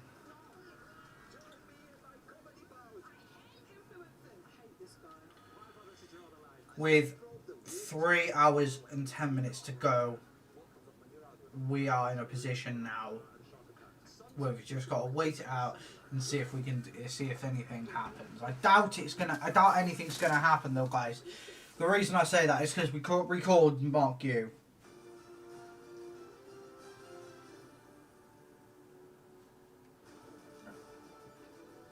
Hi there, welcome back. I'm going to start straight away with some breaking news. It's an outgoing at Fulham. Martial Godot set to join Strasbourg in a permanent deal. Now, this deal is understood to be worth in the region of £6 million. Coventry have been interested in the winger, so where will they turn? Well, let's get to Dave Reed, who's got some breaking news from the Championship. Yeah, in the last few moments, Leicester have confirmed the signing of the Feyenoord forward Julian Carranza. The 25-year-old Argentinian is joining on a season-long loan with an option to buy. Also at Leicester today, they've turned down several bids from Real Betis for Patson Daka. The club want to keep the striker, that's despite the signing of Carranza as well. It's thought they want at least £10 million to be interested in selling Daka. He's got a year left on his current contract. None of the bids from Betis have come close. And a reminder of the breaking news from Wrexham, they've taken their summer spending to near the £30 million mark after announcing the signing of Coventry captain Ben Sheaf. He's joining in a deal worth £6.5 million and has signed a 3-year contract with an option for a further year. Wrexham's not done yet this deadline day either. They're close to completing a loan move for Manchester City right back Issa Kabore, and also got a bit of breaking news for Portsmouth fans. They're advancing in a loan move with Ipswich for Connor Chaplin, so that just reached us. Yeah, more breaking news for you. It involves Arsenal, who have already been one of the biggest net spenders during this transfer window. Let me tell you about So, let's see if anything happens in the next hours. Now, it's understood that he's had a medical and he's agreed terms. So the deal itself is a loan with an option. Okay, here's something. If the option is triggered, it's worth 45. Breaking, Benjamin Pavard, Olympique Marseille, here we go. Loan deal from Inter with salary cover plus 15 million buy option clause. All approved, verbal agreement done. Now all parties hope for documents to be signed in time. So that is that.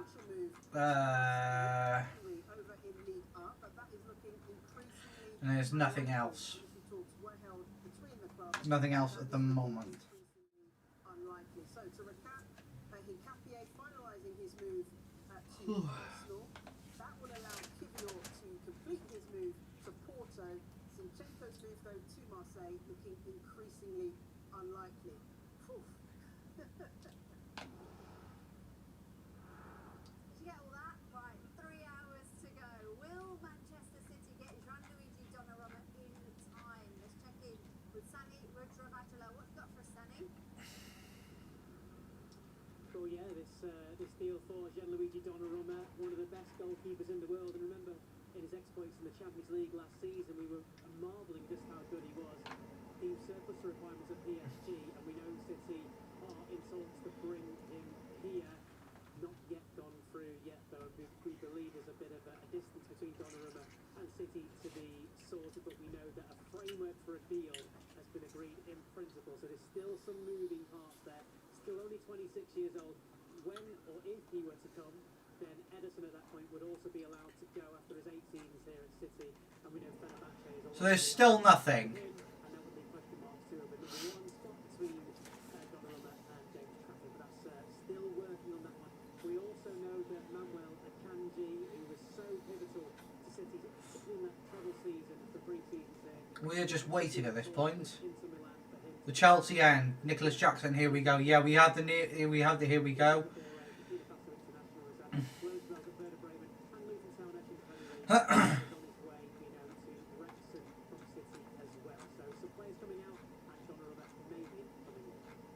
Sammy.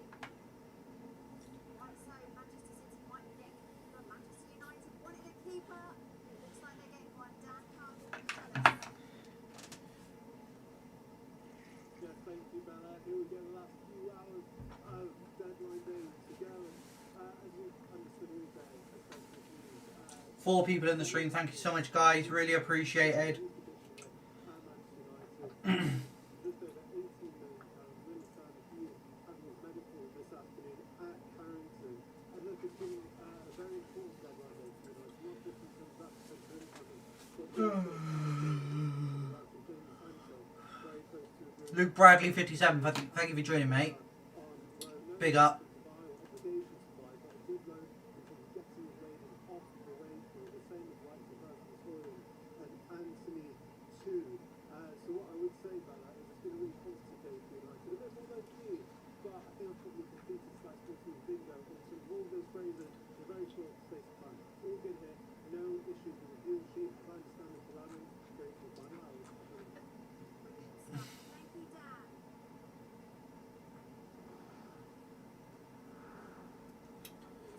Busy day. Alexander Isak, Johan Wissa, both having medicals as we speak. We'll bring you the latest on that. But the big story this hour is that Mark Gay has agreed a deal for him to go to Liverpool. The Crystal Palace captain will also be having his medical. They have agreed permission for him to do so, so that will be done in London. Elsewhere, Nicholas Jackson, is he going to go to Bayern Munich? It looks like that. He's back. Plenty more coming, and we'll get an update from Scotland as well. 11 o'clock deadlines there, but here we've got 3 hours to go. We are here for all the twists and turns. Stay with us. Alan Pardew, Christian Perslow, will be joining Jess and I again after the break.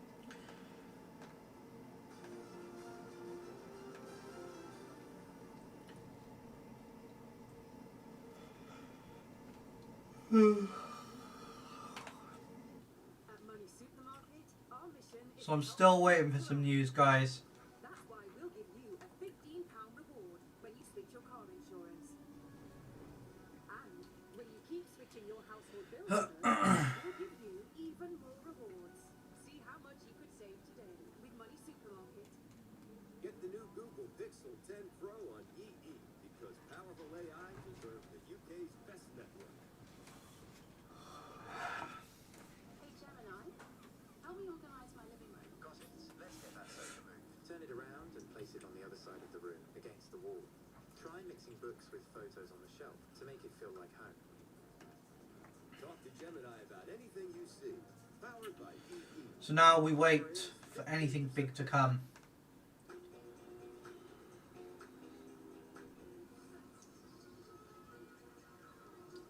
Jimmy J. Morgan is joining Peterborough on loan. I think that's a good deal. I think it's a good chance for him to get some experience.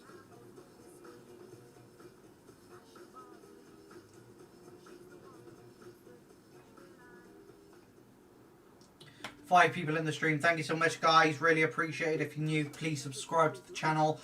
We're on our way to 1,000 subscribers now. Guaranteed payout when you're gone. UK resident 50 to 80, you're guaranteed acceptance. checks and from just £1.50 a week. Plus free 24 access with a welcome Yeah, I hope you're all enjoying the stream, because I've been doing this for 6 hours now. I love doing it. It tires you out. If you stream, you'll understand how tiring it can get. Talking into a mic all day is quite challenging sometimes, but we're here. We are here for it. Clean water and fuel to keep services running, but we can't do it without you. Search UNICEF Gaza online or text Gaza to 84901 and help bring hope for children caught in this devastating crisis. Weeknights don't have to feel like an uphill struggle. Come home to HelloFresh. Super easy recipes. Delicious dinners. The most important part of your day just got better. Nothing beats dinner time.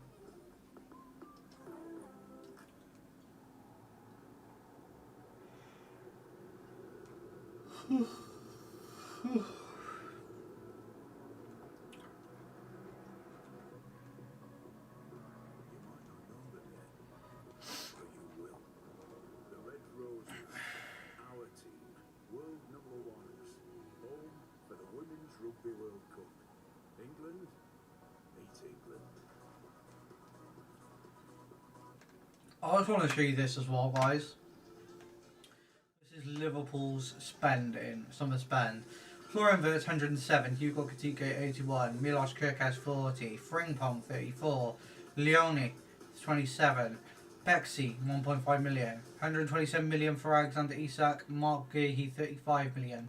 That is a lot of money to spend in one window on a lot of players. And to be completely honest with you, I don't think we've spent half that much.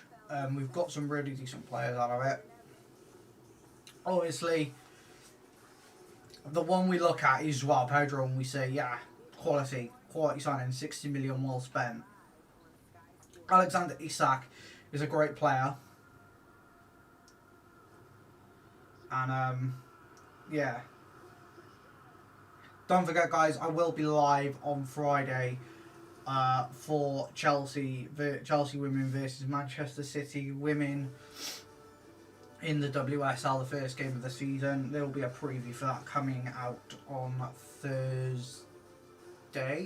Yeah, Thursday that'll come out. The preview for that will come out Thursday.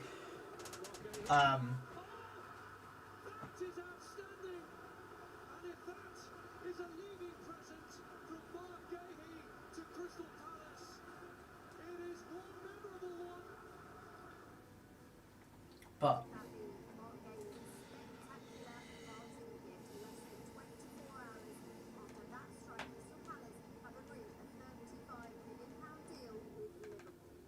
elsewhere, we await official confirmation of Alexander Isak's British record move to Liverpool. He left their training ground to continue his medical ahead of that £125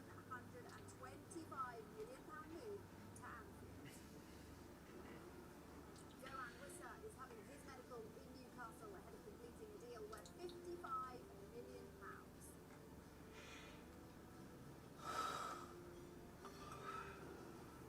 Bayern Munich have agreed to sign Nicholas Jackson on loan with an obligation to buy in a deal which could net Chelsea £70 million. David Ornstein, Nottingham Forest reached agreement with Atletico Madrid to sign Xavi Galán. Deal done between the clubs for the Spanish left back to join Nottingham Forest FC from Atleti. Undisclosed fee, 30-year-old doing medical before move on 3-year contract. That's a great deal for Nottingham Forest there. British record fee for Alexander Isak. He moves to Liverpool. Brentford lose Wissa to Newcastle, but Brentford now not resting on their laurels, and they're looking for a replacement. Reece Nelson, he is having a medical at the club right now. They have agreed a loan plus an option to buy with Arsenal, who have given him permission to proceed with the move. Reece Nelson having a medical at Brentford looks like a replacement for Johan Wissa incoming. Now, what a day it's turning out to be for Liverpool. They're on the verge of breaking that British record record fee for Alexander Isak. They're also about to sign a defender. Vinny O'Connor has been following every twist and turn for us. Vinny, let's start with Mark Gay then. Major developments in the last hour, to put it mildly. That's right, Liverpool on the verge of spending £160 million on transfer deadline day because it looks like they are going to get Mark Gay. He has been given permission. Aston Villa have confirmed that Samuel Illing Jr. has joined West Bromwich Albion on a season-long loan. Down in London as well. They arranged that so they gave them every possible opportunity to get this deal over the line in time for that 7 o'clock deadline. Of course, it may need a deal sheet given how close it is to that deadline, but at the same time, what has been agreed is a fee of £1 million with Crystal Palace for the signing of Mark Gay. And as I say, that medical due to take place down in London this afternoon. We also thought that the possible arrival of Mark Gay would mean that Joe Gomez would be leaving the club. There was obviously an offer on the table from AC Milan. We also understand that Brighton made an inquiry about Joe Gomez as well. But at the moment, it seems that Joe Gomez is very much going to remain a Liverpool player. We are not expecting him to leave before the transfer. So nothing as of yet for any news at all, apart from Galland signing for Nottingham Forest. We're still waiting for the official announcement of Mark Guehi and Alexander Isak to Liverpool officially. If you haven't been aware, Liverpool have signed Isak and Guehi today. Chelsea have signed Facundo Buonanotte on loan. Aston Villa have signed Sancho and Harvey Elliott. Man United have signed Samers, I think it is, the goalkeeper. Wolves have signed Kader from Genk. Fulham have signed Tarek George from Chelsea for £22 million. Jackson has gone on loan to Bayern Munich with an obligation to buy of £70 million.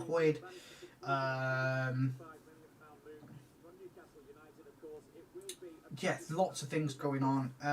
Inter in advanced talks with Manuel Akanji. Bakawa undergoing medical at Nottingham Forest. There's lots of transfers that have gone through today that are quite interesting. I'm looking forward to seeing how the Premier League plays out now this season.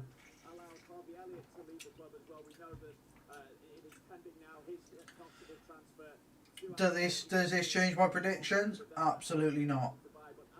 Chelsea will come second or within the top 3 at least, and Liverpool will win the league again.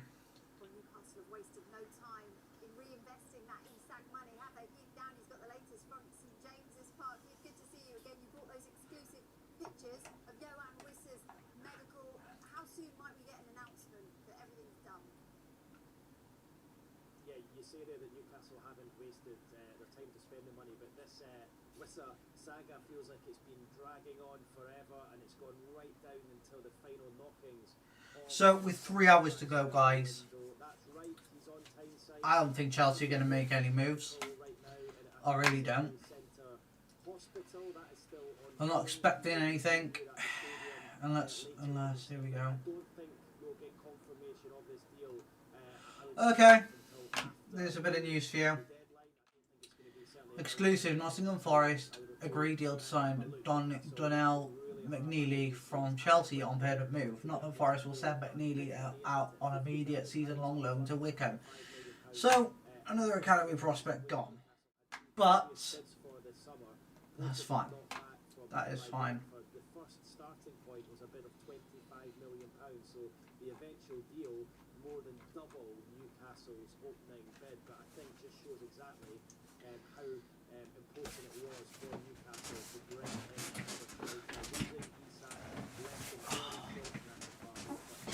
Walter and then Johan Wissa today certainly makes them look a lot stronger in the striking department. So busy day here on Tyneside with Alexander Isak, of course, leaving and essentially being replaced one out and one in the shape of Johan Wissa, who, as I say, is undergoing his medical right now at Newcastle, hoping to confirm that one later on today.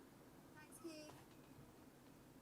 So Gay looks to be heading to Anfield. Where does that leave Crystal Palace? Let's cross to James Savundra. James, good to see you. Oliver Glasner was adamant that Gay was going nowhere. So where are we then in terms of potential replacements? Crystal Palace are working so hard to bring in replacements. They've been trying to identify the right player or players to replace Martin Gay if and when he did depart from the football club. It looks like they have sanctioned his exit, and all they need to do now is bring in replacements. They're working on a number of different deals right now. In terms of ones that are very close, JD Cambo from Toulouse, I'm expecting that to be wrapped up in the next few hours. He's been having a medical deal worth around £20 million to bring him to the football club. He's just 19 years of age, so he's not the Premier League ready replacement for Mark Gay. At the same time, there was a medical earlier today for Igor Julio from Brighton. He's set to complete a loan move from Brighton until the end of the season. West Ham had been considering coming in, trying to take him at the last minute.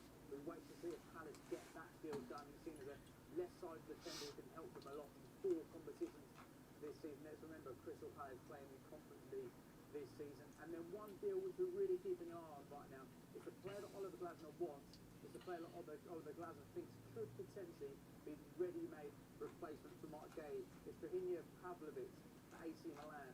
Now, my understanding a couple of hours ago was that talks weren't progressing, but the fact that they've let Mark Gay depart makes me think that this deal could be one that they make happen. It's going to be a very difficult deal to do, but in terms of finances, it seems very difficult for them to get Pavlovic and keep Mark Gay and risk Mark Gay departing as a free agent. So, I didn't see this earlier, but breaking, Joe Gomez has agreed to a 2-year contract extension, securing his stay with the club until 2027. I'm assuming that's in Liverpool, so that'll be that's interesting.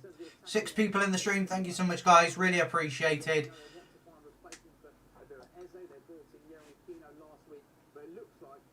With 2 hours and 50 minutes to go, we are here for the big bombers if they come.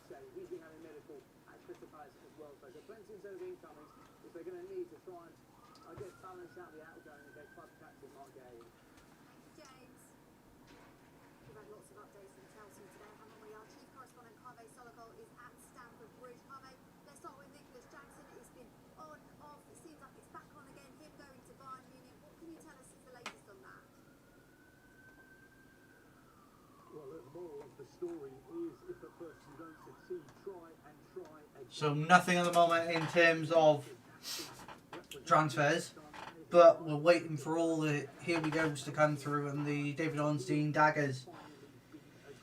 And I'm pretty sure we're going to get a few of them. I think there's going to be some big moves coming soon. But we'll have to wait and see.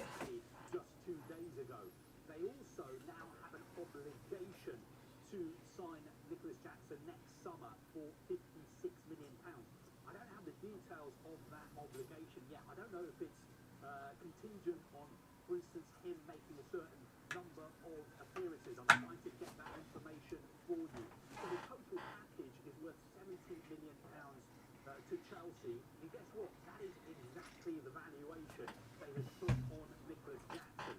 Now, this agreement is subject to the Chelsea board approving it, and also it's subject to all the documents being completed in time. But I think that is going to be a formality. Nicholas Jackson is going to get the move he wanted. And then what about this loan addition from Brighton in Facundo Buonanotte? There's no option to buy here, so this does seem a little bit odd if you look at it on paper. Tell us about this deal. I mean, yeah, it does look strange on paper. Big club like Chelsea, who are in the Champions League, taking a player on from Brighton with no option, no obligation. Now, Facundo Buonanotte is a very, very good player. He spent last season. So, here we go. There's another bit of news. Nicolo Zanillo to Udinese. Here we go. He's now set to sign new deal at Galatasaray ahead of a Udinese loan. Zanillo undergoing medical today. Interesting. Interesting.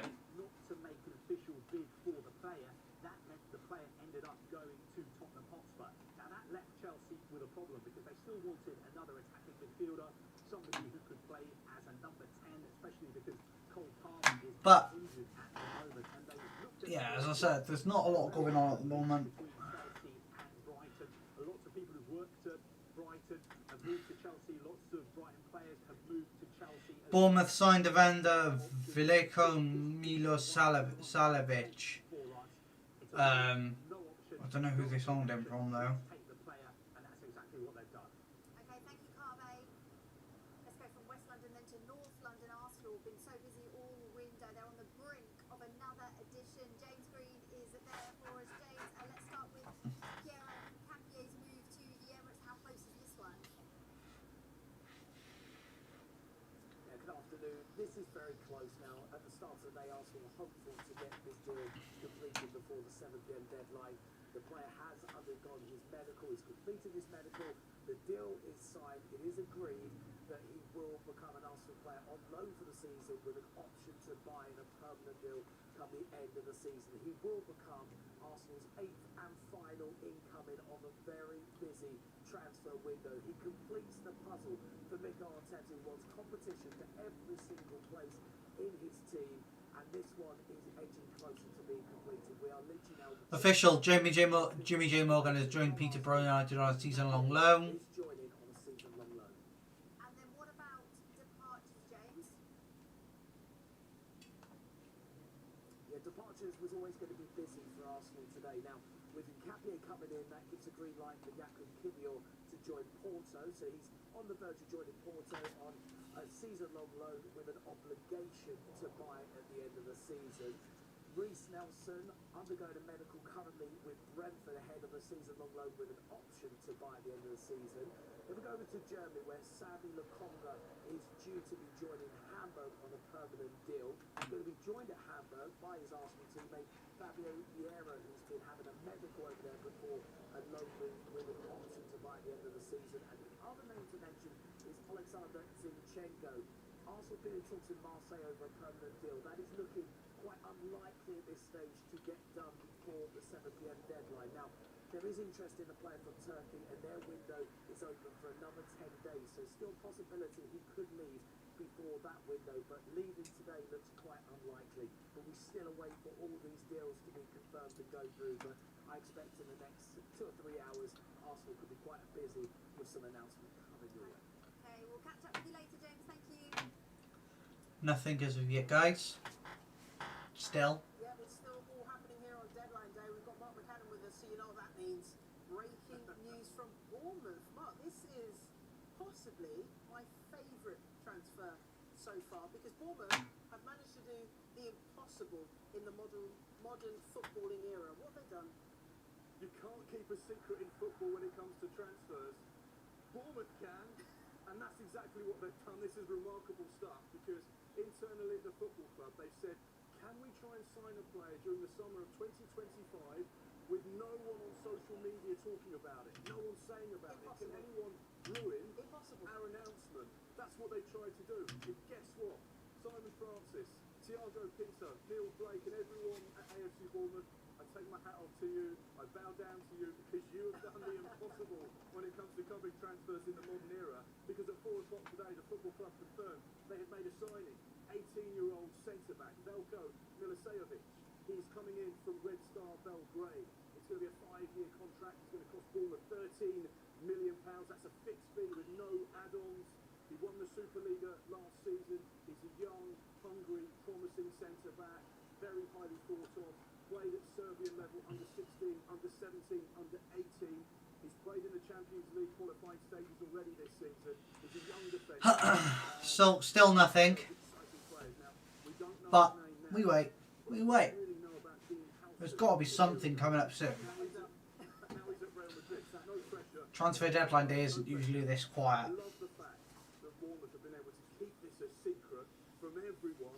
Are you not just a little bit annoyed? No, I love it. I love it. No, this is what transfers is about. And in some ways, we ruin transfers, but we make transfers. And the fans are just desperate to know what happens. They're desperate to see what happens next, because they want to know who their team's going to sign and who they're selling, and every little movement in the window for every single football club.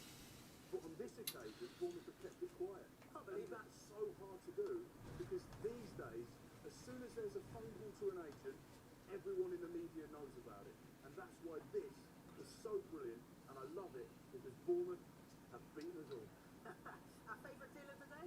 Definitely. Our favourite deal of the day. Absolutely brilliant. Mark McAdam, thank you for the moment. We're going to take a short break now, but when we come back, Alan Pardew will be back with us, as will Christian Perslow. We've got lots to talk about in terms of that Mark Gay deal. What does that mean for Crystal Palace? That's Alan's previous club, of course. So much more to talk about, and all the other deals still bubbling under the surface before that 7 o'clock deadline. Stay with us here on Deadline Day.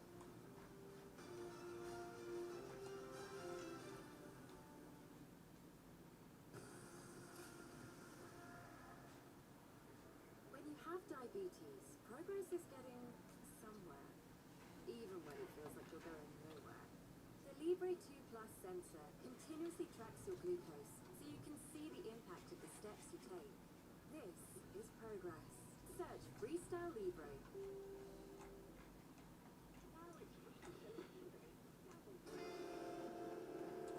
There is nothing going on at the moment. Are we really? Is it really that dry at the moment on the transfer deadline day? Like, I've never seen it so dry. Usually there's something going on every few minutes. Work hard to provide for their families every day. Heavy loads with nowhere to rest for food or water. Their exhausted bodies are breaking, and so are their hearts.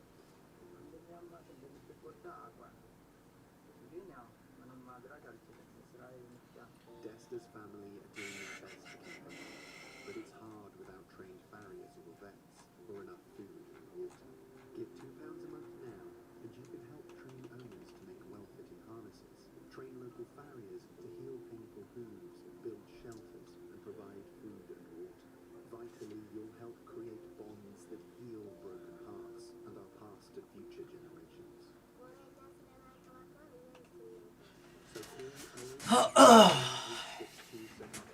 But anyway, guys, I hope you're well. Hope you're enjoying the stream, even though it's quiet at the moment. There's not a lot going on. I mean, I wish Chelsea had done more, but I think we've done good business. Vista House means affordable pricing. At Vista House, we know what your health means to you. And that's Like, I am not complaining about our business. I wouldn't say we've been bad. and other health scams without the need for a referral or medical But insurance. it is what it is. We only get what we need, and I think we've got what we need now. So it's just a case of, do we need anything else? I don't know.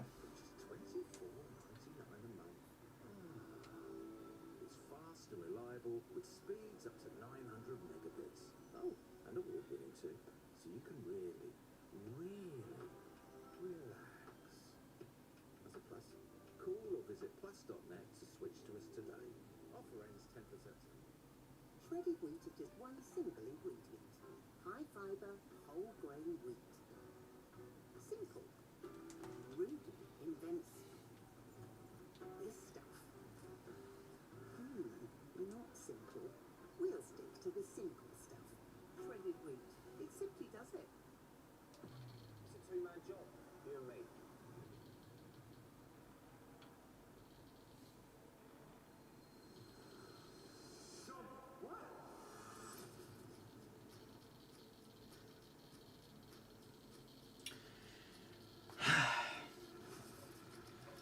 So while we wait,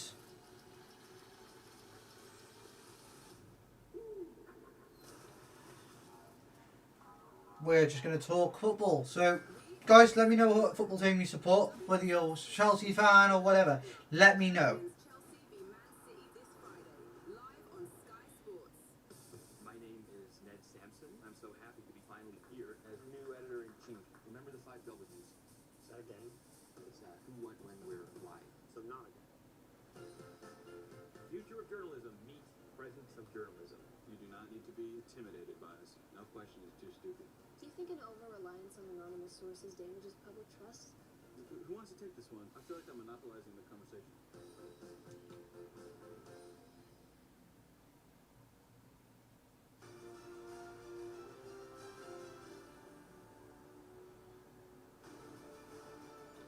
More breaking news to bring you this deadline day. Alexander Isak has now arrived back at the Liverpool training ground as he looks to complete his record transfer to the club. Okay, so these pictures just reaching us now. He had been at the facility earlier, hadn't he, and then left travel. Well, he is now back. We are following every step. More when we have it.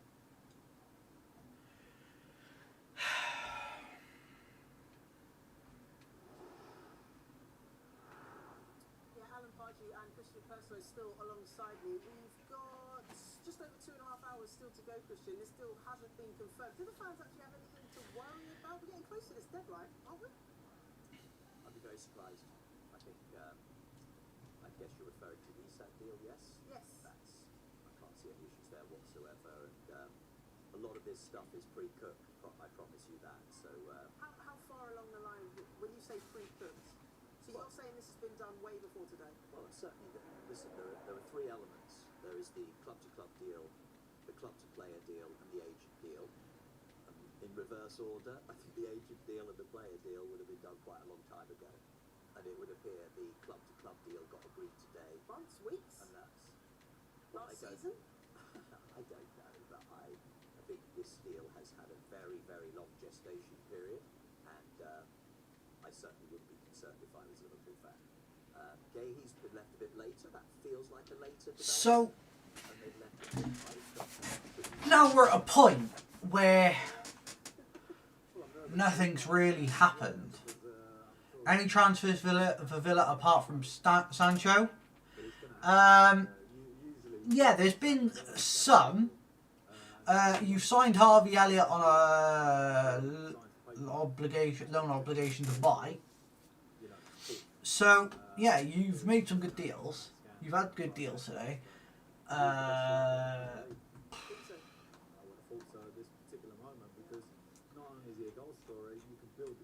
Nothing's happening at the moment, though. There is just... Lookman Galatasaray, says Dogan.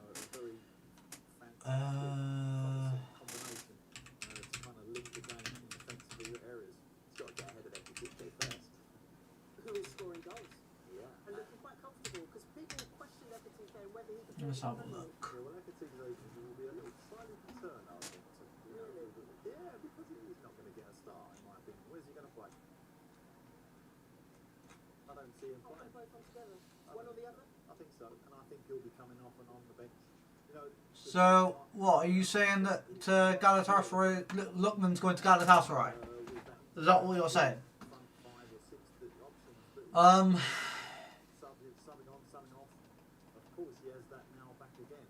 So Liverpool are going to be a real full night. It reminds me of Man U in the treble era where there were 4 players. It's such a huge advantage, and all I keep thinking is that that player, you know, would be starting for Newcastle if they got it done early in the window. That's the thing. That's going to be the deal that people think. How did we miss out on him? You know, he doesn't want to be a bench player at Liverpool. Could have been a starter at Newcastle. That's very interesting. We look at this whole day as a whole, this deadline day. It's been busy for us here at Sky Sports News as journalists, as pundits, but for agents, for managers, for people like yourself and executives, what is it like on deadline day in terms of your phone ringing? Is it just hot all day? People calling you up, I've got this player, I've got that player, my player wants to go here. Right. So, again, it's come out about Santiago Jimenez. You know, you're kind of like hoping it's not a phone call that you don't want to hear. It's a phone call you do want to hear, like a transfer. You're the one you don't want to hear. Oh, please don't ring me about that.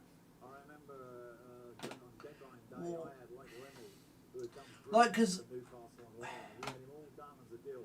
I was so happy. I don't know. Everybody loved him. And then Jose Mourinho rang me and said, Alan, I've got some bad news for you. Lloyd's going to come to us, and I want you to be the first person to tell you. And although that was an honourable thing for him to do, it was painful for me. And we didn't have a chance to get anybody else in. So they're the kind of blows that you can have. Oliver Glasgow has just won 2 trophies, right? Can you imagine his day? His day is not a good day. He's losing his captain. He's losing his best player. He's got a bit of kind of fuel with his owner about the deal going through. This is a bad day for him, Derek. How must he be feeling? He'll be on chat. Listen, 2 funny things. I've been out of football for 2 years, and my phone was ringing this morning from agent saying, "You're interested in this fella," which made me laugh. No, listen, Alan's right. think there's a big difference, by the way, with ins and outs, you know, because often, you know, when you have that domino effect, you're trying to juggle and you know they've both got to happen. Yeah. That's when it gets very, very stressful as we get down to the wire, because you're desperate for the in, but you can't process the in until you know the outs absolutely happen. And you're never in complete control of those events, and other clubs get involved late in the day. Really difficult day.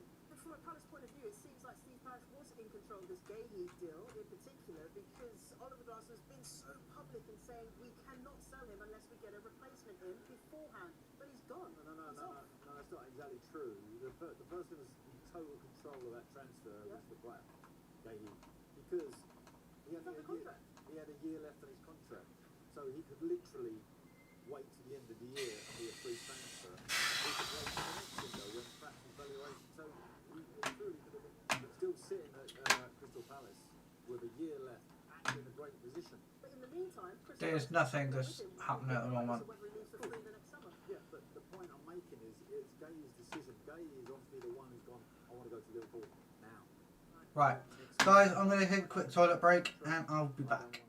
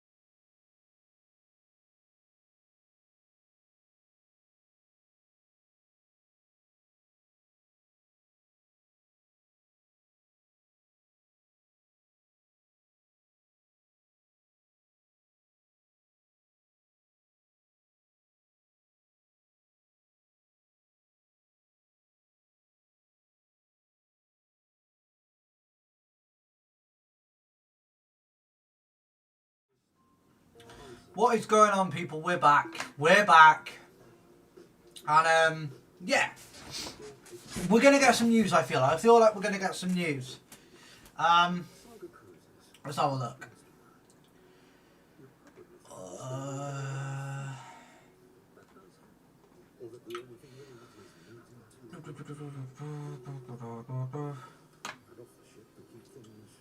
West Ham want to sign Axel Disasi, no agreement at this stage in time, and that's fire for Fabrice Hawkins. Now, we'll wait and see. Book your boutique Saga cruise today.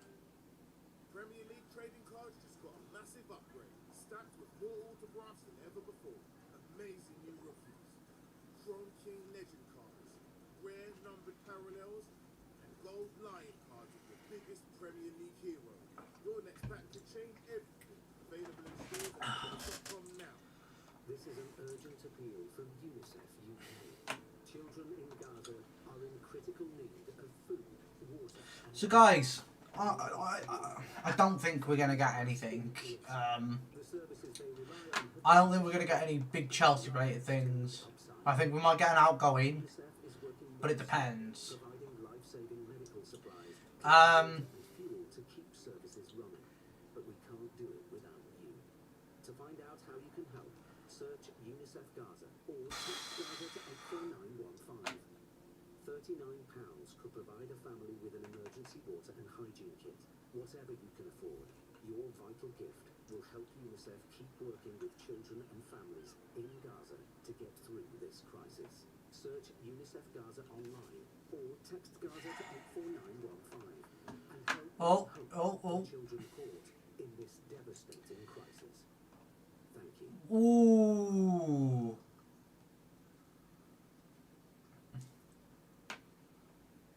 Breaking. Igor to Crystal Palace has collapsed. News arrived as soon as he completed his medical in London as a Liverpool player. LFC, no win for outcome on Crystal Palace side. Oh, goodness. They might have just... The Guehi deal might have just collapsed. Kieran says, yo, Wolves just signed a giant. Who they signed, bro? Was it that Tulu Orakade? From Ghent.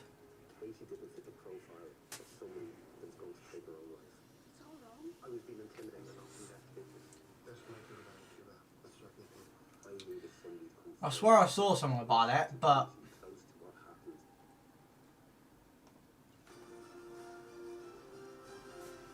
Someone called Tolu from Belgium. Yeah, that's the guy, that's the guy.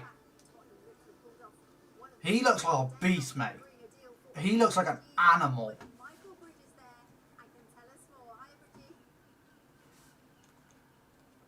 Yes, a very good option. Yes, we told you in the last couple of hours that Spurs will be bringing in Randall Kolo Muani on a straight loan from PSG. And you know we can give you now exclusive shots of the player. Let me see if I can... Just finishing his medical in central London. There he is, and he'll be alongside Tottenham's technical director Japan Langa.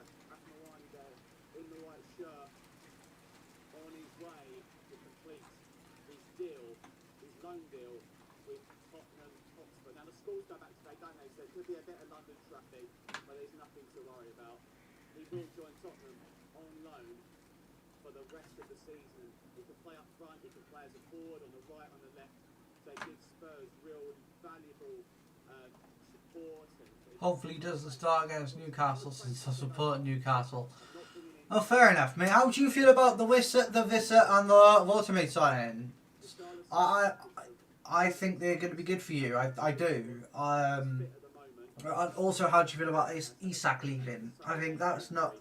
Don't think that's ideal for you, but I think you've got a real chance of getting Champions League again, though, mate. You've got a good midfield. You've got a good pair of strikers there now. So, how do you feel about it? 2 hours and 23 minutes to go, guys, of the transfer window. I'm happy about them too. Strikers, some backup. Yeah, I mean, would you say Vissa starts ahead of Watermaid? So yeah, we're against Wolves, then Barca, I think. Yeah, you've got Barca in the Champions League, same as us. I do think, though, that you have a good run at the Champions League. You'll have a good chance. You'll get to, like, the quarterfinals, I think.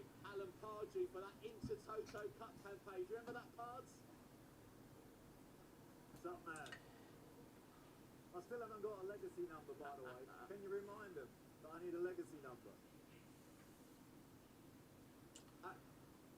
I'll get it sorted for you, Pards. I'll get it sorted for you. Top man. We could play 4-4-2, but I don't know. I don't know if Eddie would do that. I mean, he kind of did it at Bournemouth for a little while. and it worked. So, yeah, you could do, but Let's start with Liverpool. They've agreed a £35 million deal with Crystal Palace for centre-back Mark Gay. Palace captain has also been given permission to have his medical in London. And same with Liverpool, we still await official confirmation of Alexander Isak's British record move to the club. He's back at the training ground ahead of that £125 million move to Anfield. yeah, we'll wait and see. I want to know if this impacts Mark Guehi. That's ahead of completing a deal worth £55 million.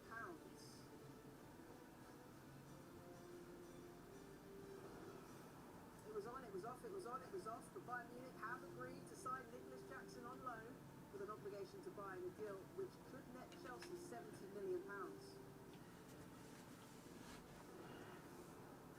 Bayer Leverkusen defender Piero Hincapié has completed his medical ahead of a move to Arsenal. Genesis Antwi finally set to stay at Chelsea. I've seen no move to Strasbourg again. I think he's ready for a run of games within the main squad. Hope to see him a few times this season. But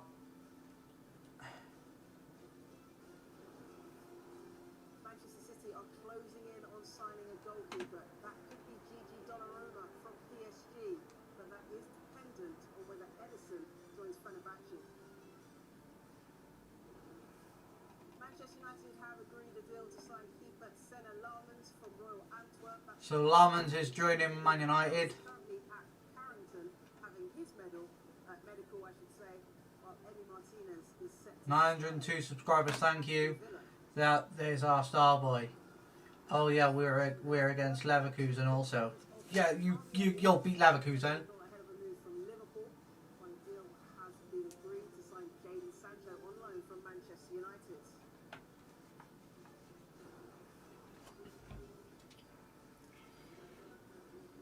Completed the signing of striker Tola Arapagare from Genk. The deal is worth £23.4 million. Elliot at Villa will be awful. I think he will be, mate. I don't think he's that great a player. But does it open up a move for Morgan Rogers, possibly?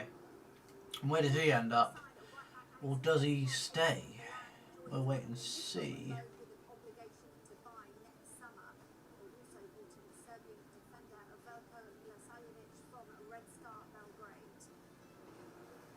Edison Palmieri has left West Ham to join Marseille after 3 years at the club. The left back leaves on a permanent deal. Tariq Lamptey has left Brighton to join Fiorentina. The 24-year-old leaves for Serie A in the deal worth up to £6 million with Adams. And Leicester's Bilal El-Yous is off to Stuttgart on a loan deal with an obligation to buy for £26 million. That deal just been confirmed in the last half an hour. And we've been speaking a lot about Arsenal this window and all their various incomings, but confirmation of another deal here, and this is a departure. They've confirmed that Albert Sambi Lokonga is leaving to join Hamburg SV. That's in the Bundesliga. That's on a permanent deal. Lokonga joined the club back in July 2021. He had loan spells with Crystal Palace, Luton Town and Sevilla, but he is now moving from Arsenal to Hamburger SV on a permanent deal. Bella.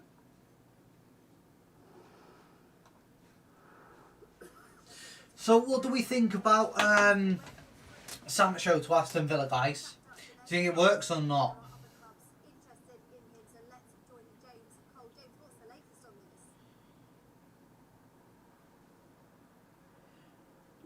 Because personally, I don't think it works. But I do think he'll have some good games there also. I think it's just down to where he plays. He's predominantly a left winger, so if he plays on the left, he'll be alright. But we'll see. We'll see what happens there. Waiting for Fulham to confirm Tyreek George to Fulham. Firstly, Tyreek George, the Chelsea winger, the 19-year-old, £22 million deal has been agreed with Chelsea for him to move down the river, subject to a medical. He's a very young 19, very raw but very talented. Had a good season last season, burst into the scene, played 26 games for Chelsea. I would love to see if Newcastle signs another good player. Who do you think they would sign though? Who do you think they would sign? Oh, because there's not a lot of time left. And that will have an option to buy for somewhere between 22 and 26 million pounds. That's a deal that's been moving slowly over the last few days, but I believe that is closing in too. So there's good and bad news, if you like, here for them. They're chasing 3 wingers. 2 deals are progressing. One's gone quiet, but don't be surprised if it sparks back up as the clock ticks down and time runs out. I wonder if maybe the player or an agent is trying to just get a little bit more money out of Fulham. We shall see. We'll keep you posted from what promises to be a busy last couple of hours to this transfer window here at the Fulham training ground. Thanks, James. Right, let's get an update from Scotland. It's an 11 o'clock deadline there, so there's still plenty of time for comings and goings. Gordon Duncan is there for us. First of all, potential issue for Celtic in their attempt to Pascal Dolberg. What have you got the latest for us on that? Kieran says we probably need a midfielder because Denali is going to get injured, so that's my guess. What, you actually think he's going to get injured? Like, what makes you think that then? Is he just playing too much, or is it a fact that you haven't got enough cover there? And who would you go for? If I was you, I would have kept Longstaff because I think he's actually a not too bad a player. But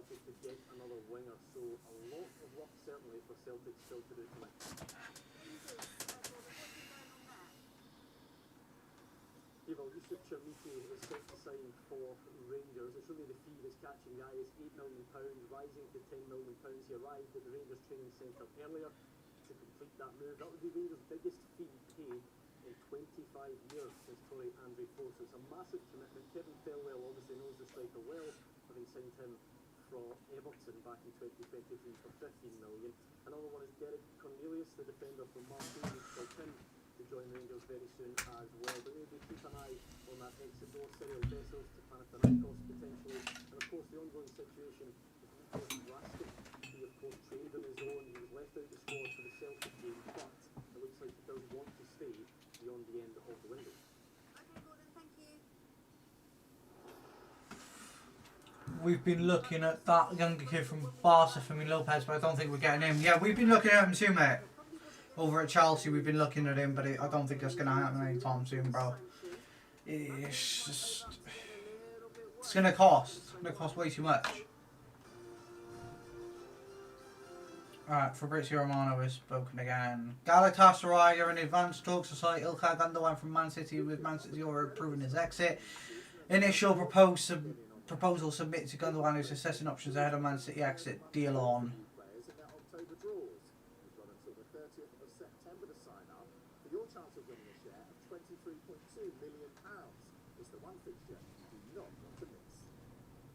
Struggling every day in scorching heat, staggering under the burden of more than he should carry, the heavy load cruelly rubs his back until it's raw and bleeding.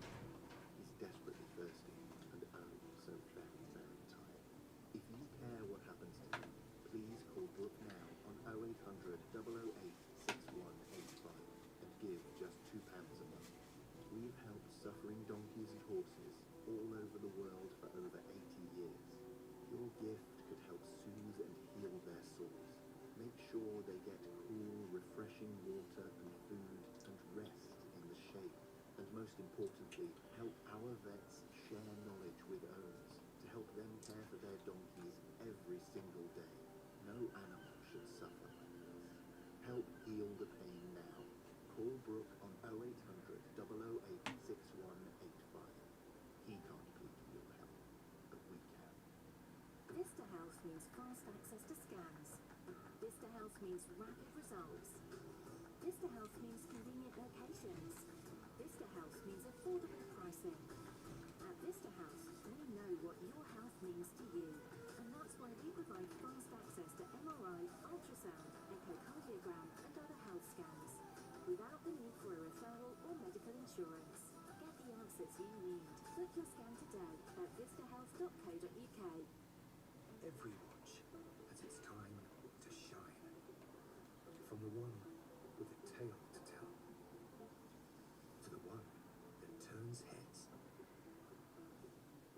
one's for the old year,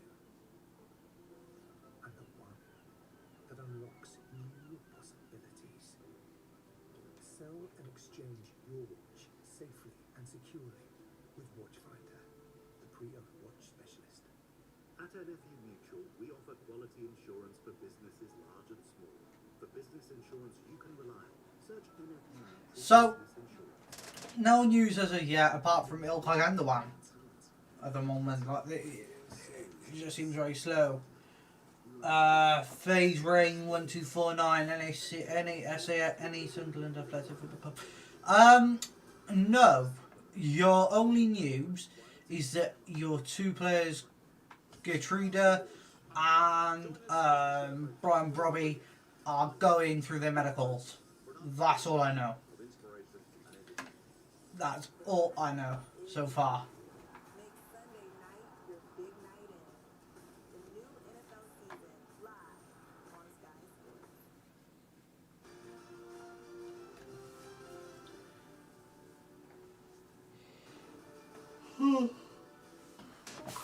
But with 2 hours to go, there's still time for things to happen, mate. To get worse, Rob Dorset, does it involve a gazumping?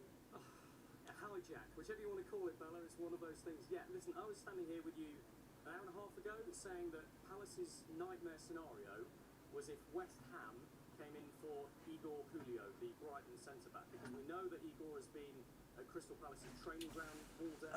Wenzel, Coates, will you be happy with the score for the season? Yeah, look. We've got Joao Pedro, we've got Liam Delap, we've got Esteval, Garnacho, Palmer, we've got good options in midfield, Andre Santos, Esugo, Caicedo, Enzo.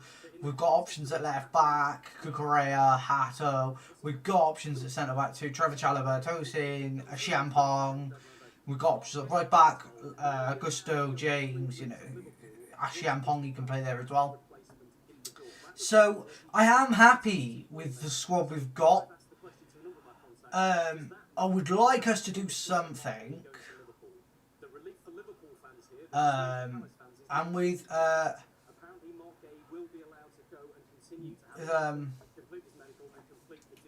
Bucamonte, is it? Crystal Palace now, with just over 2 hours of the window to go, are looking at alternative centre-back options. They are desperate for centre-backs right now, having missed out on Igor. Let me tell you where we're at with them. We know that they are close to agreeing a deal and signing JD Canvo, the Toulouse centre-back. 24 million euros, that one, but he's 19 years old. They wanted to build him in slowly, one for the future. I was told that Buonanotte, yeah. Buonanotte, he's come in, so that's helpful. It'll all be fine, I think. I think it'll all be fine. I think we just have to wait and be a little bit patient. And we just have to see the build.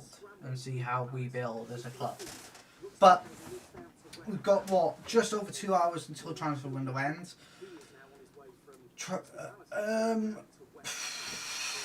So I don't think we're going to make any more signings, personally. But I'm waiting to see what other deals go through, because there's going to be a few that go through, I think. Bella, Rob, brilliant, thank you. Okay, we're going to chat Crystal Palace, but before we do, just a little update for you. Some breaking transfer news, and Galatasaray are in talks to sign Ilkay Gundogan from Manchester City. We'll have more on that in the next hour. But we have to come to Alan and Christian about this one. Christian, how on earth now does Steve Parris, the chairman, and Crystal Palace explain what's happening to his manager Oliver Glasner when Oliver Glasner has been so adamant that Mark Gahey, one, cannot leave? Will everyone else be happy with our squad for the season? Let me know in the chat. Because How does Steve Parris deal with that? I'm quite happy with how things are. Set the stakes on this some time ago, so he's gone. They've got 2 hours to find some cover. I think it's going to be a very testing period for that relationship.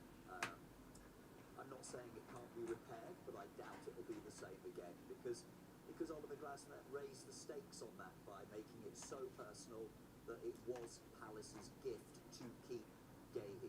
Alan doesn't agree that there was any prospect they could keep him. I'm not so sure, but either way, that relationship is going to be sorely tested. I think it's helpful we've got a break. I think people can calm, and Glasner's an outstanding coach. His reputation has grown hugely under Parrish's leadership at Palace, and I think he'll get his head down and go again. But that relationship will have been sorely tested today. Is that the end of their relationship now, Alan, from a manager's point of view? Will Glasner just be too furious? Well, he'll be furious. There's no doubt about that. And there'll be a standoff for a period. But at the end of the day, he's the manager of the football club, and he has to get his head round it. I've had to do that in my career. There's been times when I've been let down. When you say let down, sometimes it's out of your control. Like West Ham coming in, gazumping them there. You could argue, oh, you should have done the money. There's a million things that can go wrong. They've still got some hours to rectify, try to get a centre back in. Not long. What is it? 2 hours, 2 and a bit hours. So they've got work to do. They won't be sitting pretty if they can't get another centre back in. That's for sure. And as you know, the relation between an owner and a manager is always strange anyway. Look at New York Wolves. You have your ups and downs, and hopefully they can rebuild bridges. I hope they can, because they've been a tremendous success together. Will Steve Parish have to deal with a possible situation where Oliver Glasner says, I've had enough, I've set my parameters, I set what I was comfortable with, you've gone beyond that. So, I'll look elsewhere. Look, I looked at Glasner. waiting for announcements. Before he went to Palace. Outstanding track record. I don't think we're gonna get anyone else as Chelsea. I don't think that's gonna happen. So we're literally just waiting now for Isak, Guehi, Colomwani, Elliott, Sancho, Bakawa. Particularly well known in this country. First trophy, I think, ever. Wenzel Porter. It feels like something big is going to happen out of nowhere, like Pedro Neto. I mean, if we do, I think they'll rebuild, but it's going to take a bit of time. I will physically pass out. But it depends who.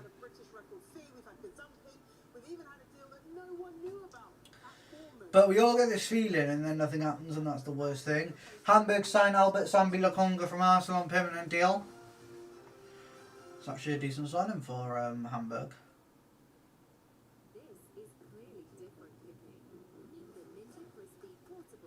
We'll wait and see what happens, though.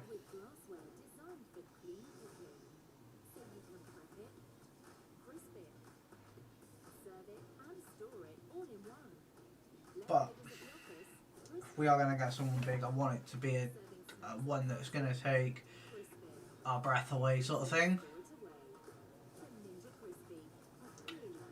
Okay, so this is from Aaron Ramiro. Let me show you this. Breaking: Chelsea are now actively scouting the centre-back market for a strategic opportunity signing.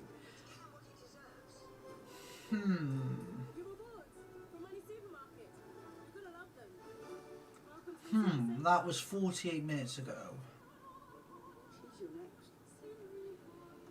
See how much you could save today with Money Supermarket. Writing a will can give peace of mind to loved ones are looked after.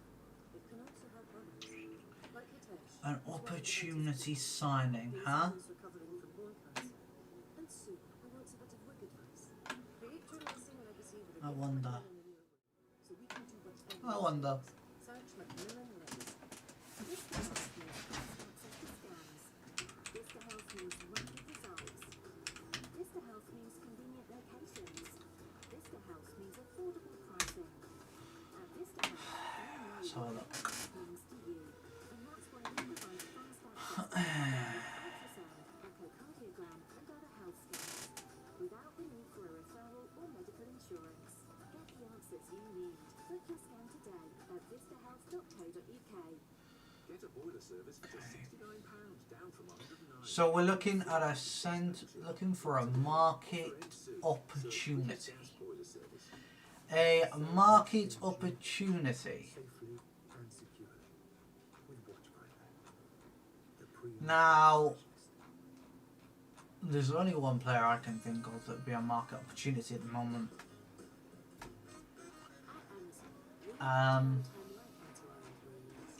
What if? What if? So when they're at school break, you can take one too. Market opportunity. I can't think of who would that be, but then I also think about Mark Guehi. I do think about Mark Guehi in that moment, in that sentence. But anyone else, I don't really know.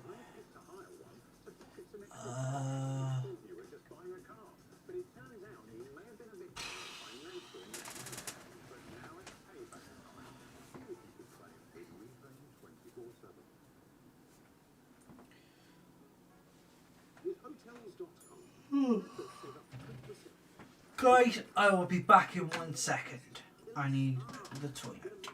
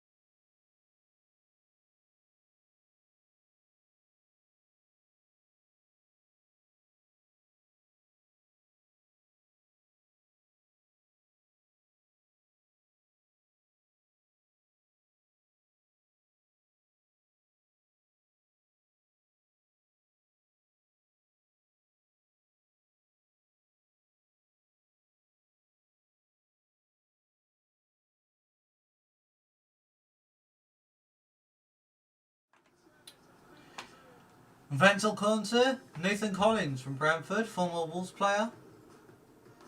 Sky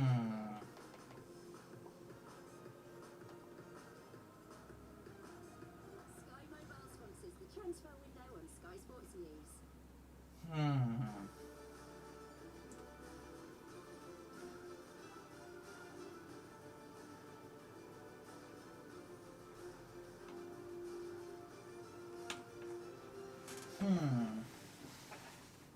We are awaiting confirmation of Alexander Isak's British record move from Newcastle to Liverpool with just a training ground to continue his medical ahead of a £125 million move. That's paved the way for Johan Wissa to get his move from Brentford to Newcastle. He's completed his medical. Liverpool agree a £35 million deal for Mark Gay, with the Crystal Palace defender set to undergo a medical in London. And Manchester City close in on securing one of the best goalkeepers in the world. PSG's Gianluigi Donnarumma, with Manchester United bringing in 23-year-old Sen Lamon from Royal Antwerp. Hi there, good evening. Yeah, welcome along to a very hectic deadline day.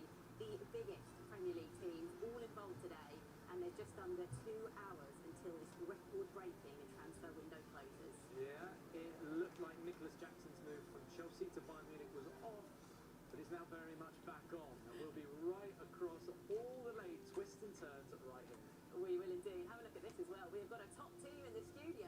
Clinton Morrison, Chris Boyd, Sue Smith and Michael Dawson, all here with us. They're very excited about it as well, yeah. There's so much bubbling along. Harvey Elliott is having a medical at Aston Villa. We'll bring you the details on his Liverpool exit. Well, Jadon Sancho is also heading to Aston Villa on a straight loan deal. We'll be live to Villa Park this hour.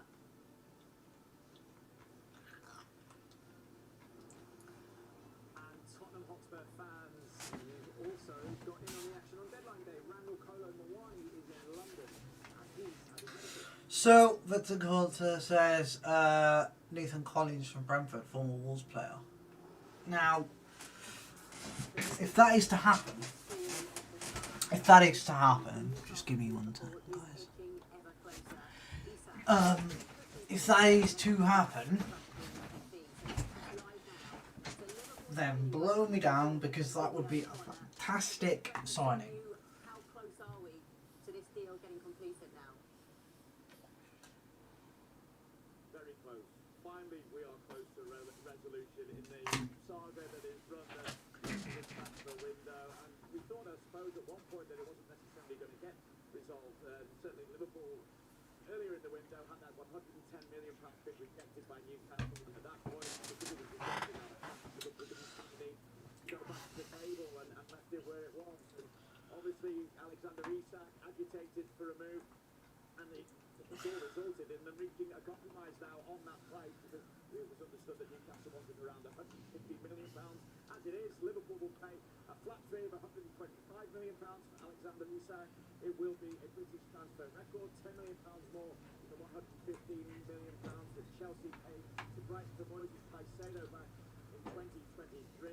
Alexander Isak will sign a 6-year contract here at Liverpool. He is back in the building as well. He arrived this morning, of course, started his medical here, spent a few hours off-site. He left the training ground at around about 1:15, but returned around about an hour ago as well. Our cameras were able to pick pictures of him arriving back at the training ground. So we're still waiting for something. But what is it? Now for Alexander Isak is he's doing the usual in-house media commitments, interviews, photographs, etc. With an hour and 55 minutes to go. What we're waiting for is the official announcement, the official confirmation, of course, from Liverpool. But the fact that they've been able to get in another attacking option has enabled progression to be made in terms of Harvey Elliott's career and that move to Aston Villa as well. But as I say, we await the official announcement that Alexander Isak is indeed a Liverpool player now. Yeah, eyes peeled for that. Vinny, what about Mark Gay then? What is the latest on his move from Crystal Palace? Of course, it's been very different in some ways to Alexander Isak, because it feels like Mark Gay will leave Crystal Palace on good terms. Now, again, earlier in the day, it looked like this one was going to be unlikely, but then as Crystal Palace looked to be getting in defensive replacements, Mark Gay was given permission to go for a medical with Liverpool. That medical taking place down in London, as Liverpool make provision for that, because of course this is always going to go very close to that. We're just waiting for someone to join or do something. It's not really happening right now, though. And as I say, Palace gave him permission to undergo that medical. Of course, things have changed slightly, it seems, because one of the possible replacements, Igor Julio, going in, it looks like that deal, Crystal Palace, is off. And he could be going to West Ham. At the same time, it seems not necessarily impacting Liverpool in their hopes of signing Mark Gay just yet, because we have had no word that Crystal Palace have pulled the plug on that deal for Mark Gay. So we await further developments on that score in some respects, but as far as we're concerned at the moment, the deal for Mark Gay coming to Liverpool is progressing, and if that comes through, it will take Liverpool spending on the day to £160 million. Wowza. Vinny, thank you for now. Got a feeling we might be back with you shortly. Right, well, Isak's move to Liverpool has, of course, paved the way for Johan Wissa to move from Brentford to Newcastle. Let's go to the Newcastle training ground now and speak to our man who has been right across it from the very start, Keith Downey. Keith, I understand you've got some breaking news to bring. Mark G. Singh says, don't see anything happening unless we're doing something in secret. I mean, it's impossible to do things in secret nowadays with transfers. It's impossible, man. Glimpse of him at lunchtime today, arriving at the private hospital to have his scans and undergo his medical. That after he drove through last night. He drove up to Newcastle from London last night, through the night, in the hope that this deal would get pushed through, waiting on that deal to be sanctioned. I think there was a feeling that Brentford were finally going to accept Newcastle's latest offer. Remember, it's the third offer that Newcastle have made for Johan Wissa this transfer window. The first was 20. The thing is, right, we're waiting, and it might not even happen. And this is the worst thing about Chelsea, is you never know when they're going to do something like this. You know deadline day is just going to be chaos, and that's the hardest thing about being a Chelsea fan, I think, is waiting. If anything, we're going to sign a centre-back. I'll tell you that. If it was going to be any position, it would be centre-back. And the only ones I can think of, Nathan Collins, Bastoni. Manuel Akanji's gone that way to Inter. What about Bastoni? It's a consideration. I'm just saying it's a consideration. I'm not saying anything else about that it could happen, but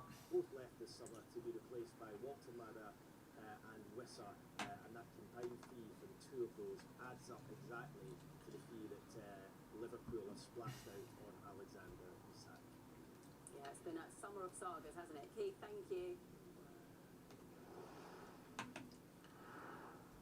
Well, what a panel for what a day. I mean, it is just looking incredible. We've got record-breaking transfers left and right. The transfer saga of the whole window come to an end. Quentin, I'll start with you. What have you made of Liverpool's business this summer? Yeah, it's been very good. Even if they didn't get Isak, pardon me. I think it was good business.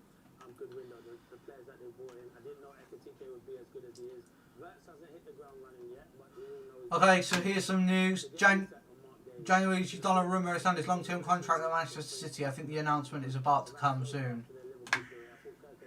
Good battle with Madueke. Yesterday was a really good battle. Madueke caused a problem, but he stuck to his guns. And obviously Frimpong's a good sign, but he's injured at the moment. Outstanding window if they get Isak and Mark Gay. What are you thinking about Newcastle coming out of this window? How are they going to do it? Obviously, if they knew they wanted two strikers to replace it, they've lost Wilson as well. Now they've lost Isak. How do you think they'll be feeling at the end of it? I think the Isak saga went on for such a long period of time. I think Eddie Howe will probably just be pleased that it's actually all resolved and they can move on from that. But I think when you look at their transfer business, I think they've done well. Of course, you've lost a fantastic player in Isak, and we know the qualities that he's got. But to bring in British boy, thank you for joining me. Big up. We know that he can score goals and create goals in the Premier League. Another one, lots of potential. May take a little bit of time to adapt Voltamada, but I think the way that it's done throughout the side is quite impressive. So I think from an Eddie Howe perspective, yes, you've lost a fantastic player, a proven player, but you've brought in other players that will strengthen the squad to perform not only for the Premier League, but through the competitions that you want to go far in. Absolutely. Chris, do you think this whole saga, whether or not it be, Isak with Newcastle or Whistle with Brentford, are we in a dangerous territory of setting precedent for moves now? Like if a player wants to leave, he just goes, well, look, I'm just going to not play. 100%. I don't like it, to be honest. I think there's Alexander Isak's obviously the main headline, and everybody's spoken about him, but Isak has done the exact same as well.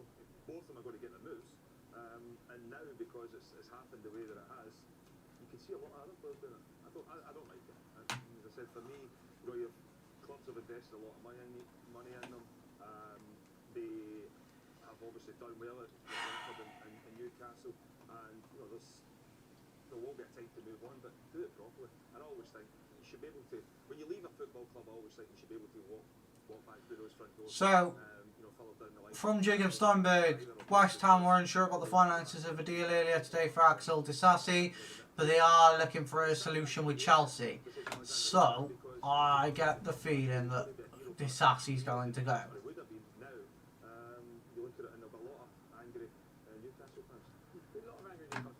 So we'll wait and see what happens now.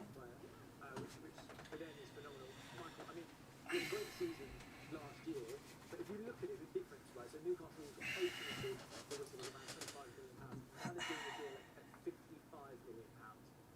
Newcastle are always going to have to make that jump in price because, personally, I think, given the market, I think it's worth that. Who's got the better deal here? Is it Newcastle or is it Brentford? I think it's got to be Brentford. When you look at it at the start of the transfer window, I mean, look, we talked about Isak going. Newcastle wanted 150 million, looking around 125. So then the money's in the pocket, right? Brentford held everything. They kept saying we're not selling, we're selling.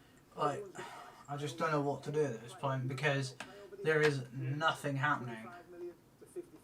So, until something happens, there's not much to discuss.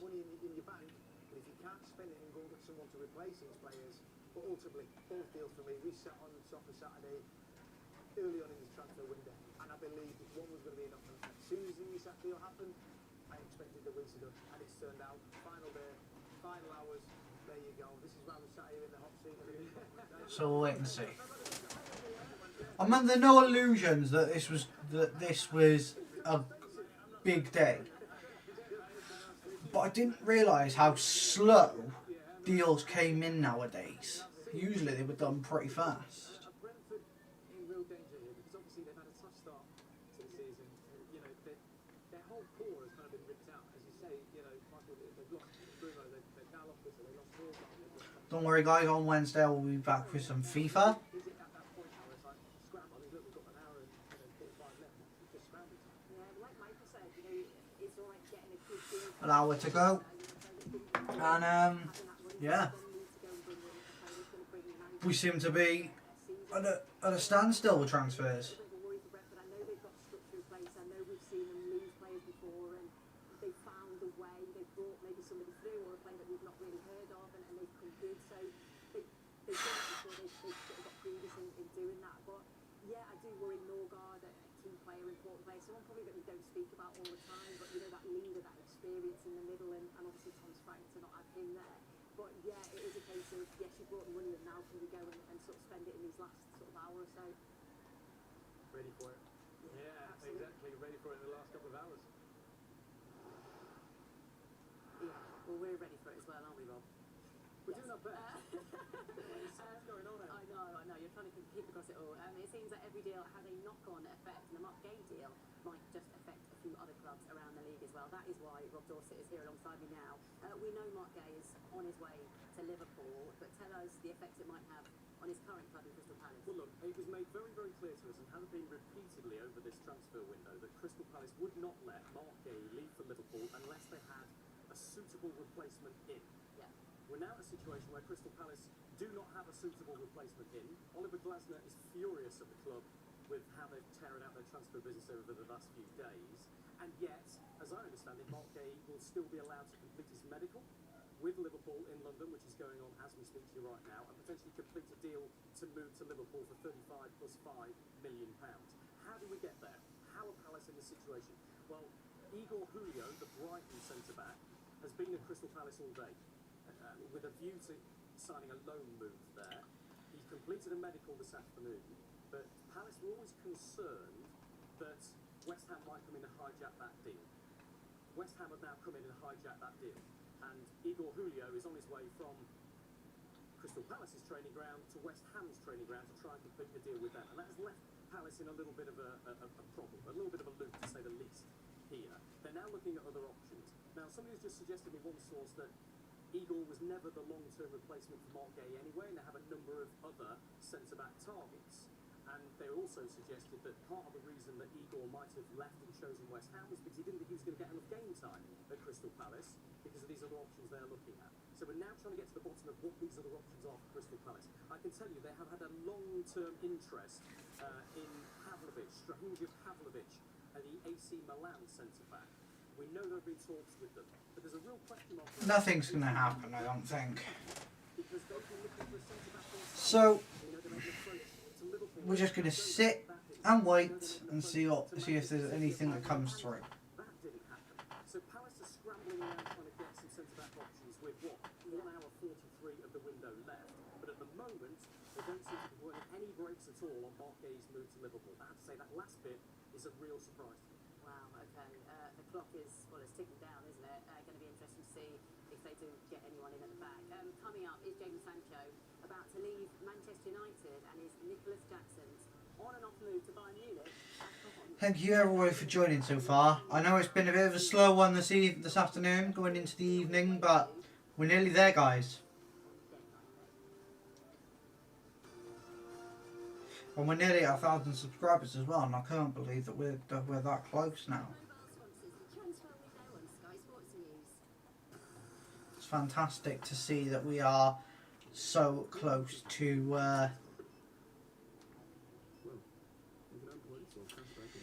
that we're so close to 1,000 subscribers. It's nice to see, like, started this channel with absolutely no idea of what I was doing, no experience, no nothing. Yeah, it was slow to begin with, but then all of a sudden found the groove and it carried on and it grew. And now, and it's here now that where we are. We're in a massive position now where we're looking forward and we're getting so much out of this. I'm getting so much enjoyment out of doing streams for you guys and doing videos. And it's all down to you guys. If it wasn't for you guys, I wouldn't be doing this. Because you guys keep me going. You guys, with the comments, the chat, the likes, the subscribing, it keeps me going. It keeps me pushing on for more, striving for better. And so I'm giving a huge thanks to all of you. Every single subscriber. All 902 of you. You have been phenomenal. And I'm grateful. Very grateful. So, big thanks. But we still wait. We still wait for something. In the hopes that something is going to pop up at the last minute. Turn it around and place it on the other side of the room, against the wall. Try mixing books with photos on the shelf to make it feel like home. Talk to Gemini about anything you see. Powered by EE. Offer ends 15th of September.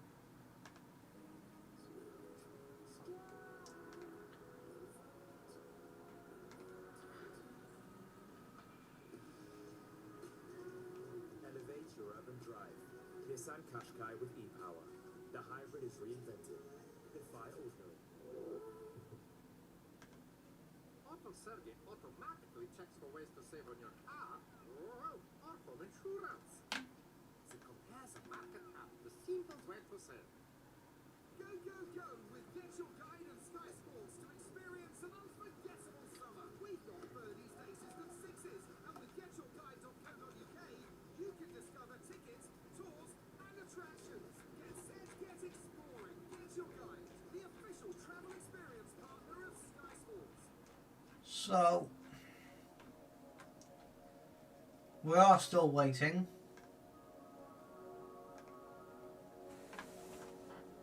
And we will.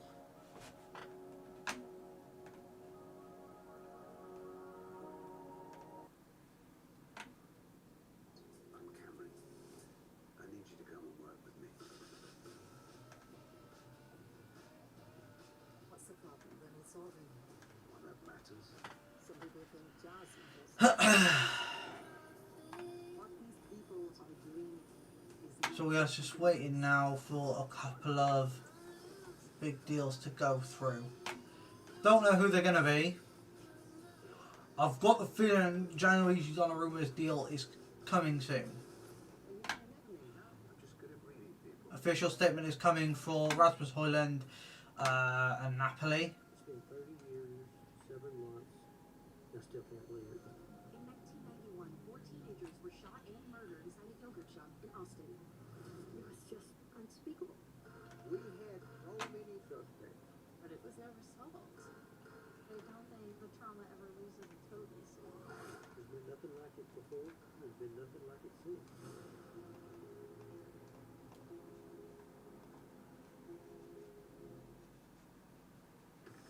Sky Mobile sponsors the transfer window on Sky Sports News.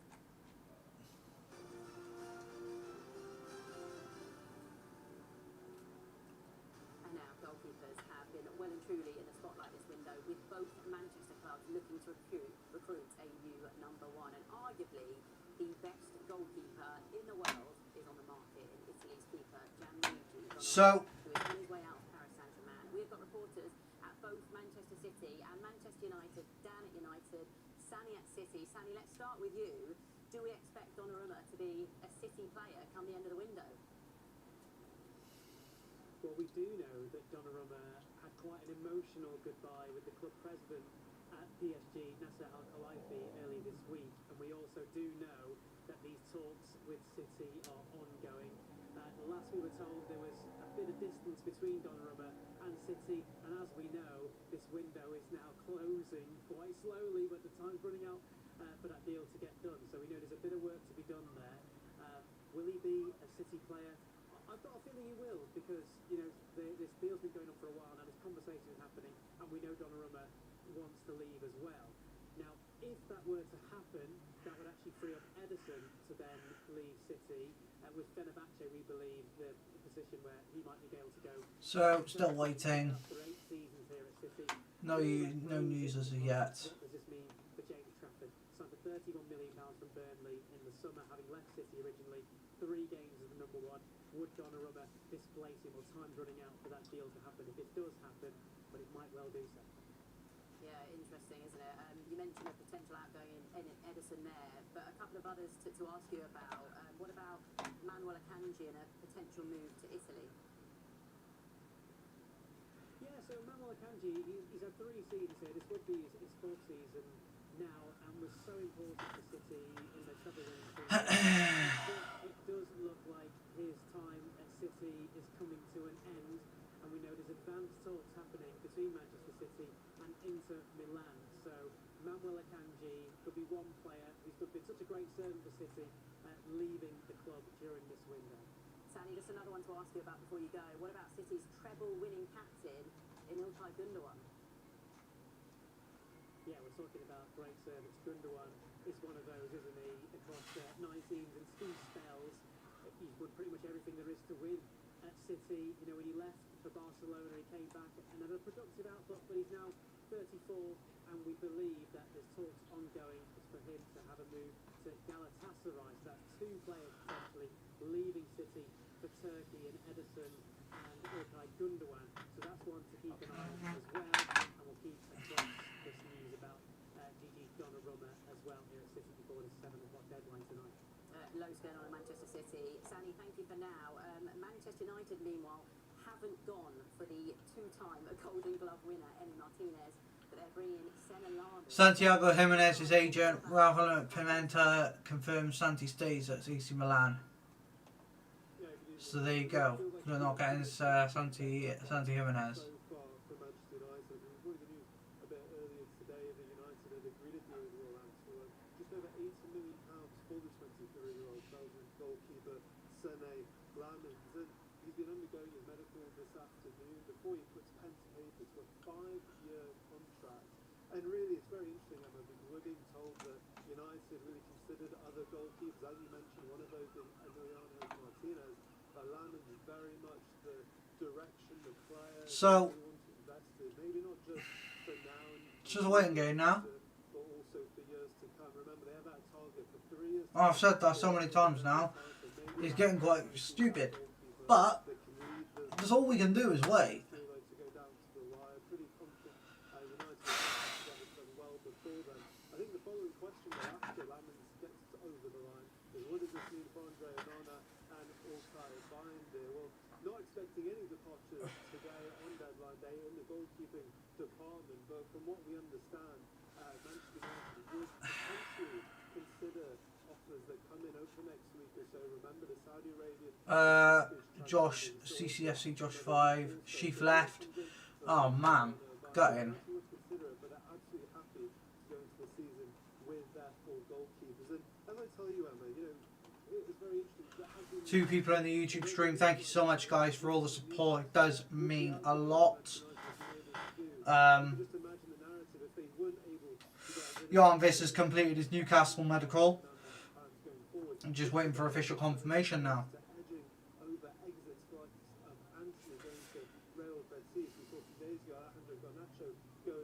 Chelsea, and also Jadon Sancho getting closer to securing that loan to Aston Villa. So from all those players, it looks like they've got a majority of them away. Tyrone Malacia remains the last one. But look, So guys, I'm going to jump for a quick 10-minute break and I'll be back.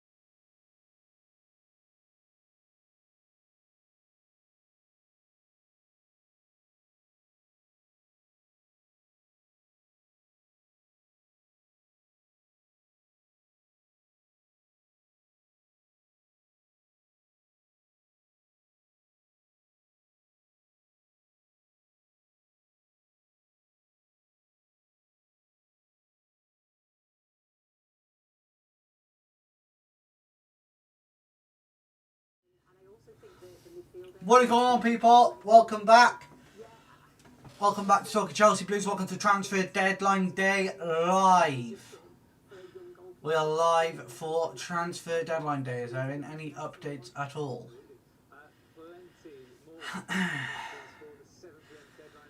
Exclusive.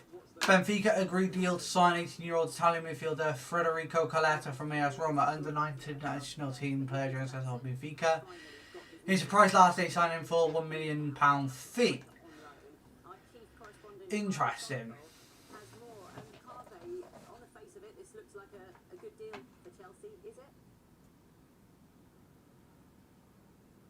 Yes, I think it is, and the moral of this story is, if at first you don't succeed, try again.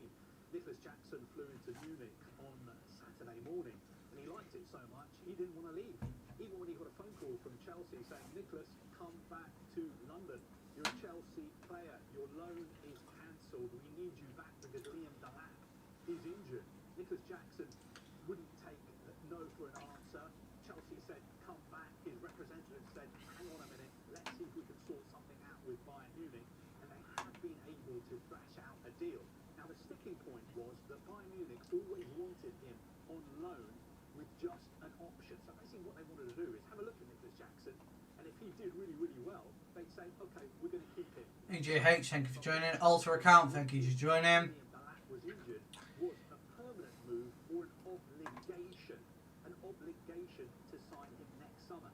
And I think now they've got an element of an obligation in the deal that they've agreed. And the deal is a £14 million loan fee. Bayern Munich are just paying £14 million just to take him on loan. That is £1 million more than previously agreed. The obligation, contingent, I think, on the number of appearances he makes, the obligation fee is £56 million next summer. If you add all that up, it is a package that is potentially worth £70 million to Chelsea. That is, if he goes there, So we still wait. We still wait for a big deal to go through. I'm waiting for announcements with what, just over an hour to go. An hour and 25 minutes to go, guys. And does look like Chelsea are signing no one.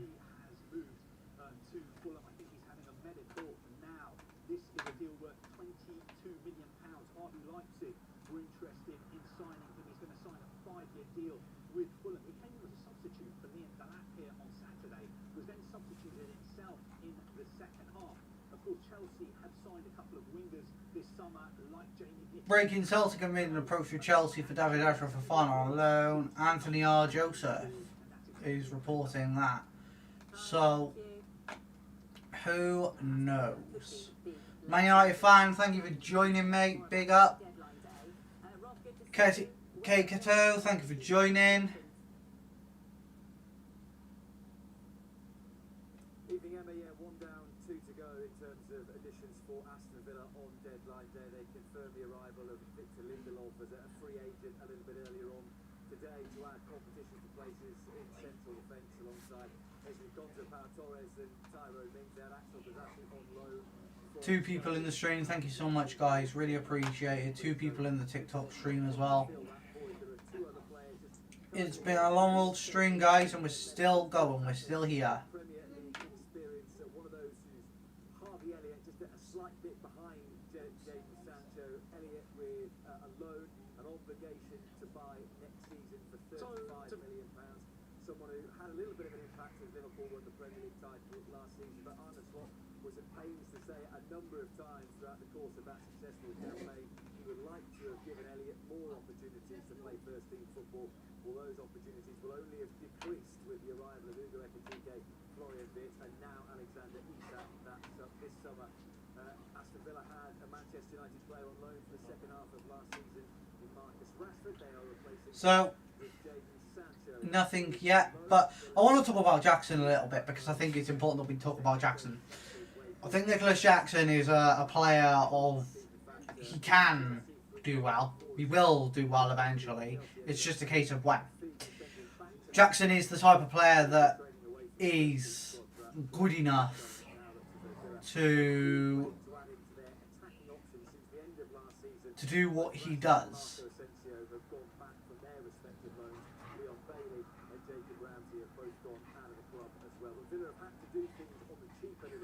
Because of the fine they received from UEFA earlier on in the summer, needing to comply to their rules of losing no more than £60 million over 3 years. They've been asked to make a Yeah, Jackson. this summer, so these 3 deadline days. It was never gonna. It's not gonna happen at Chelsea, I don't think. And a free transfer as well. Yeah, late additions, but needed additions. Rob, I want to ask you as well about Emi Martinez. What's happening with their goalkeeper? Well, it looks as though their goalkeeper is staying despite not playing in that 3-0 defeat to Crystal Palace here yesterday evening. I think the first point that Aston Villa would make about Emi Martinez is they've yet to receive an actual bid for the Argentinian World Cup winner. It was interesting to hear the panel speaking a few moments or so ago about the interest from 903 subscribers now. Thank you. Really appreciate it, guys.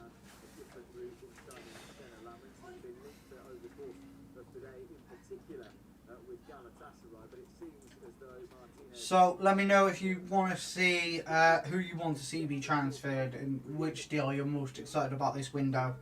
I'd love to hear your thoughts in the chat about what you're thinking. And where you see us going this season, and based on the transfers, where do you see us finishing? Well, let me know.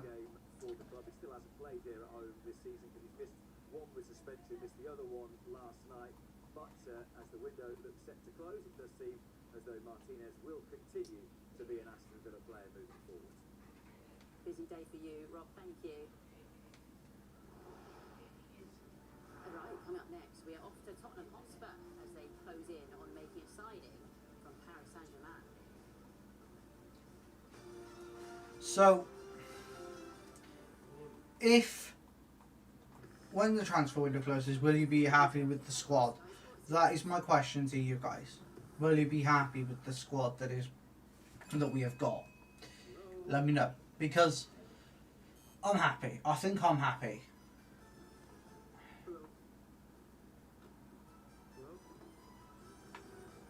When you don't want to feel overlooked.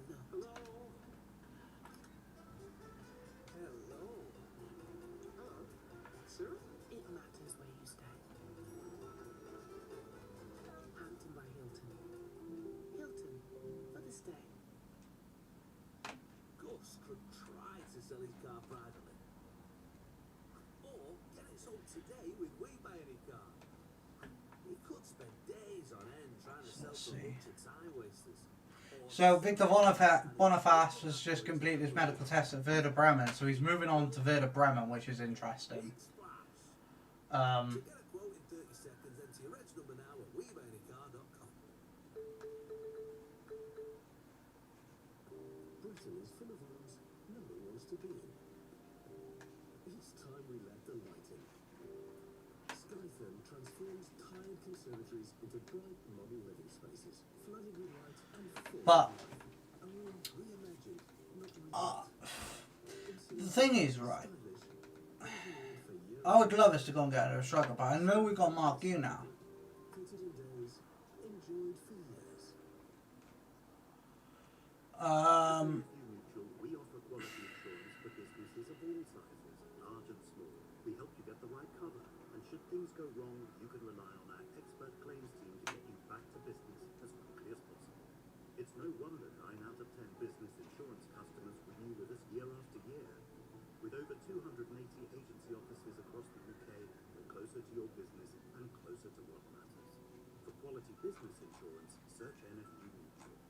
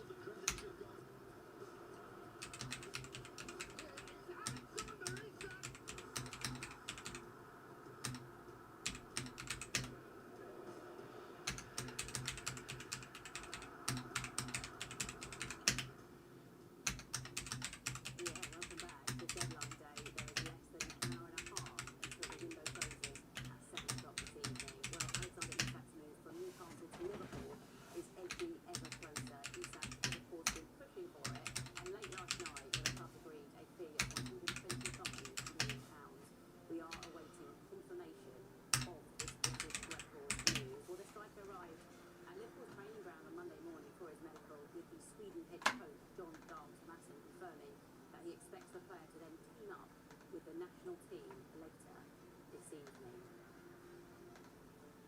Well, the other half of the Isak deal is, of course, Johan Wissa's £55 million move to Newcastle from Brentford. Well, Wissa has been one of Newcastle's main targets this summer, and he's agreed a 4-year contract. Well, here are exclusive shots of him arriving for his medical, which has now been completed.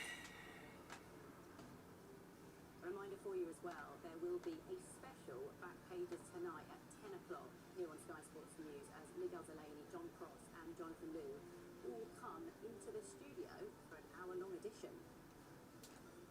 Yeah, looking forward to that. There will be plenty to talk about, no doubt.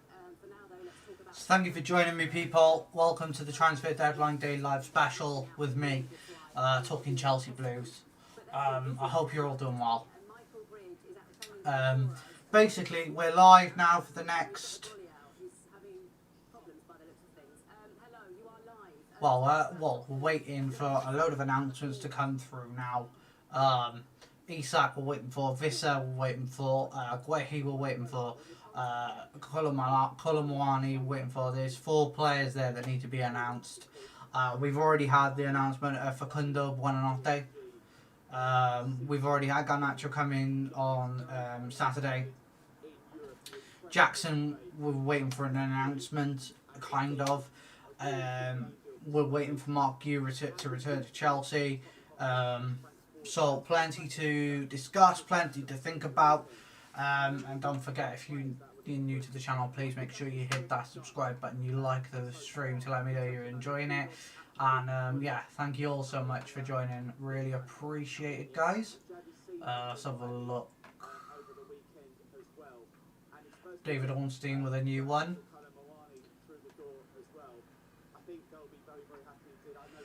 Okay, so a bit of breaking news. This is from David Ornstein. Mark Guehi underwent medical a proposed transfer from Crystal Palace to Liverpool, but moving jeopardy amid CPFC issues, finding an adequate replacement.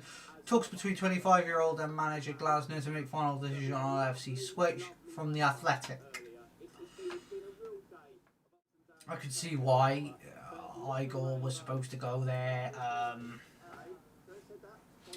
He didn't. He wants to go West Ham.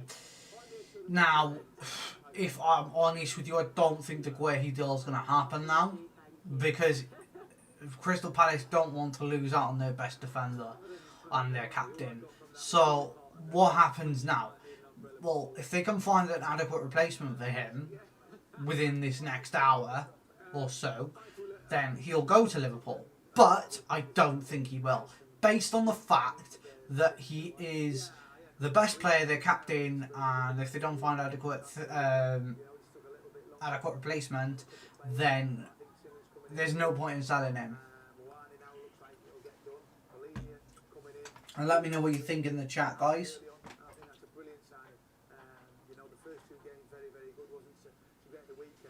Because I'd love to hear what you think.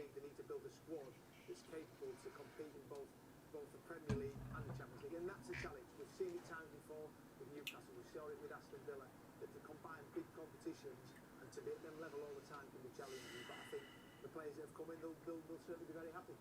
Okay, well, next we've got some fascinating deadline day developments involving Crystal Palace, Brighton, and Mark Guehi's move to Liverpool. Man City agreed to personal terms with Donnarumma. That's breaking news.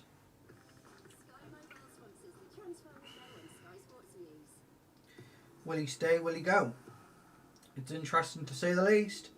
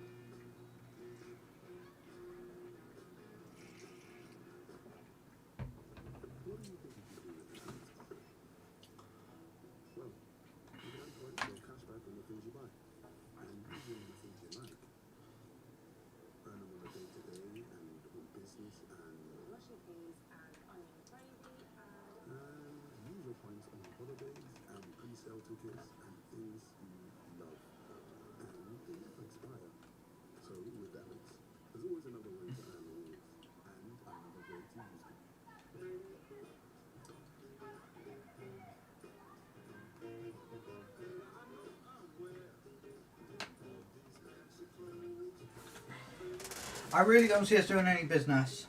I don't. But we have to bear in mind that we've done a lot of business already. And therefore, we've pretty much done everything we can and everything we've needed to. But I would like us to go out and do something more. Whether that be a defender, whether that be another striker. But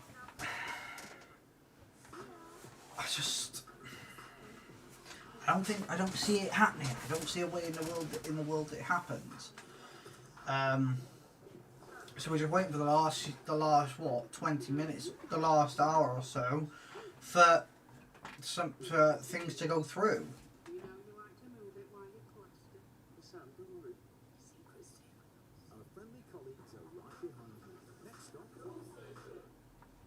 But let me know what you think, guys, of all the things that have gone on today.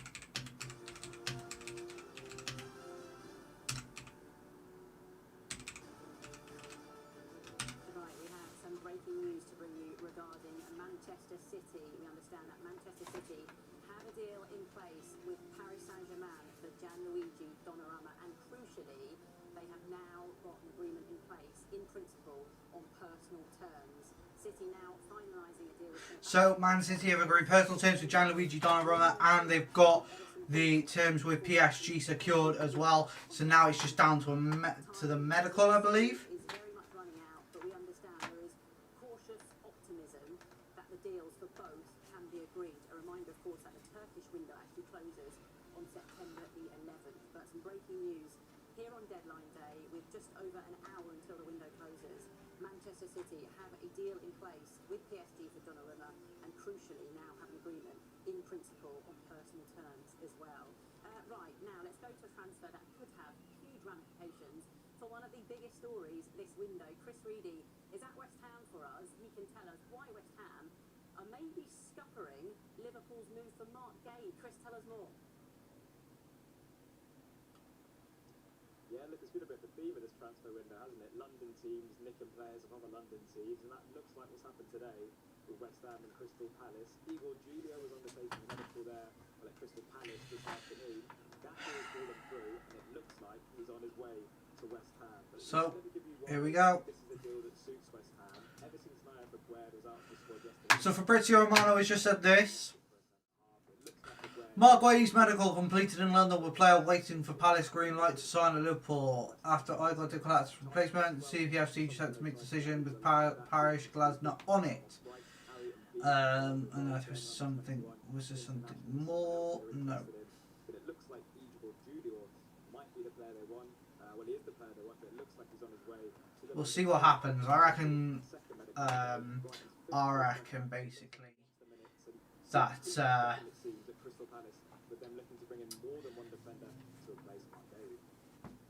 I reckon that Guahi won't go.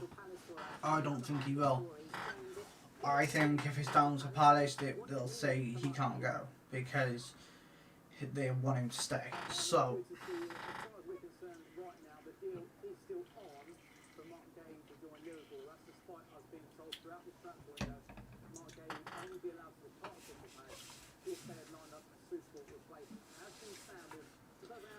and will he line up a Super Bowl replacement? I don't think so. It's going to be hard. There's an hour and 5 minutes to go. No one gets a deal done in an hour and 5 minutes. Unless you put in a deal sheet.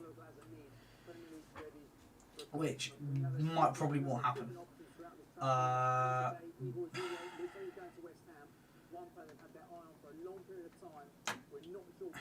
Exclusive. Fulham agreed deal for Kevin. Also on player side, here we go. 40 million plus 5 million add-ons long-term deal agreed with Kevin and deal sealed now. Despite Sporting pushing, Kevin joins. So they have signed the Brazilian Kevin from Shakhtar Donetsk. And I think that's actually a really good transfer for Fulham, to be fair. They're bringing in some fantastic players. So, yeah, we'll just wait and see what happens now. We're just waiting now on a few other bits and pieces to come through.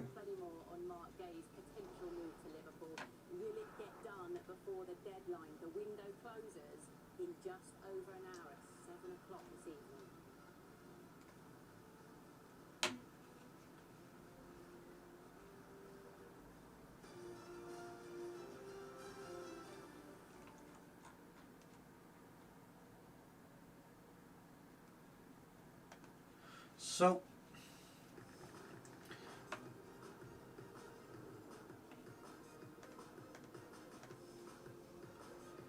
we just wait now.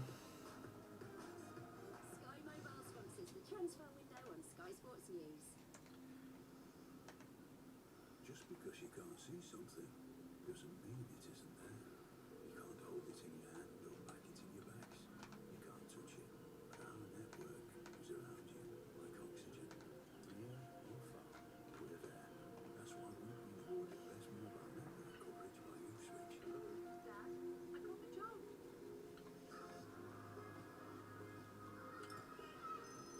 O2, essential for living.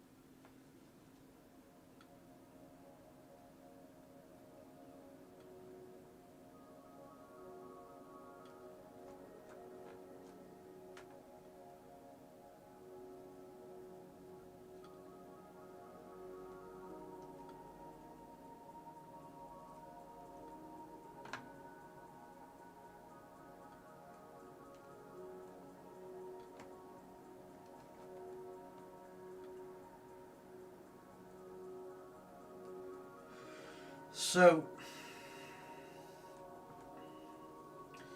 what is next? What is next for the club? Am I going to see one more transfer? I don't think so. So,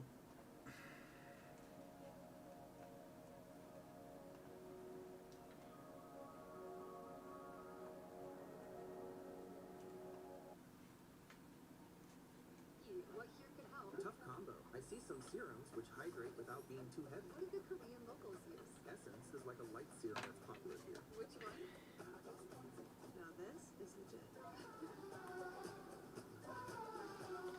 so we've got an hour and 2 minutes left of the transfer window, guys.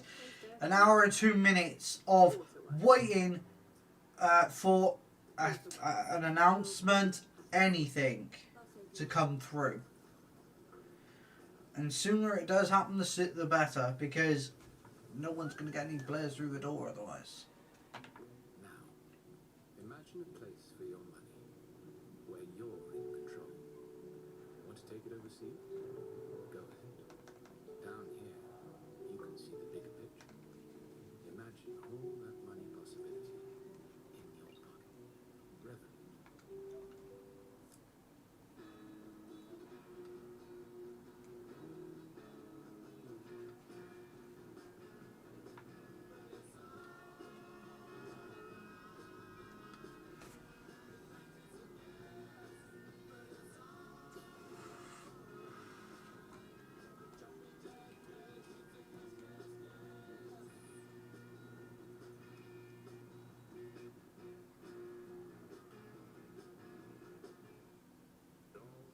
Elvie have always made it simple for me to get great value car insurance.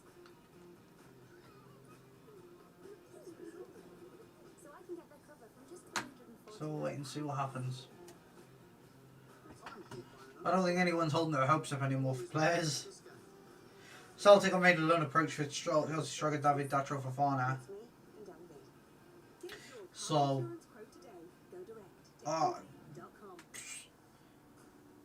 That's pretty irrelevant though right now, considering he doesn't even start or even make the bench or make the matchday squad.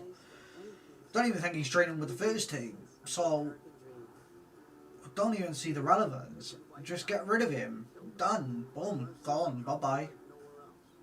We don't need players like that. We just need to get rid of the crap that was in the squad, i.e. Disasi, Sterling. Chilwell's gone to Strasbourg. Who else? Who else have we got? We've got to get rid of other players as well. I mean, look at Badia Chile. He's not that great, and he's not going to go anywhere fast. He's not going to be part of the main first team.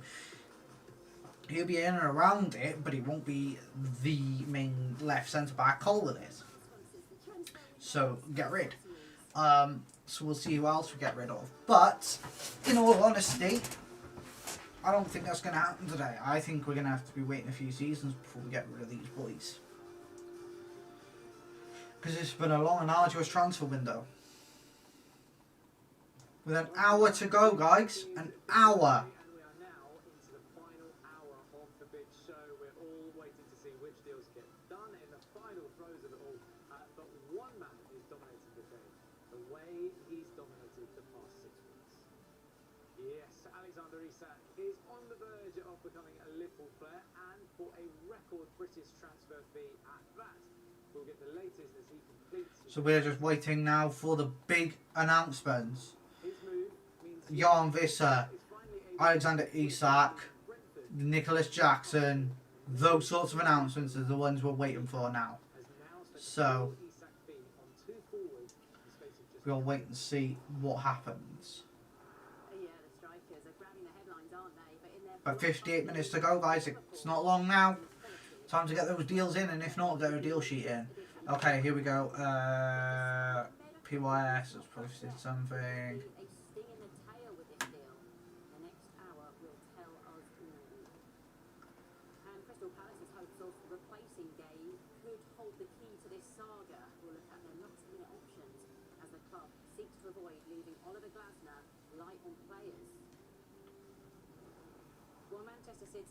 So we have an hour to go.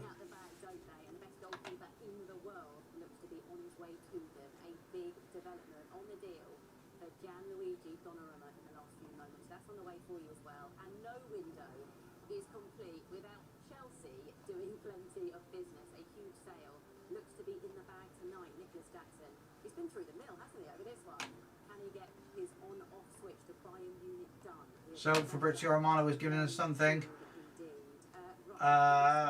Lille confirmed deal seal for Calvin Verdonk from NEC for £3 million. Indonesia international here with his agents Fulco and Nathan Van Kuppen from Moimanero.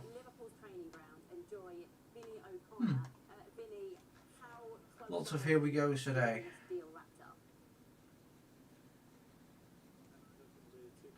reason I say that is because Liverpool's been really hospitable all day, but a while ago we were asked to stay out of the building, keep out of reception, stay in the car park.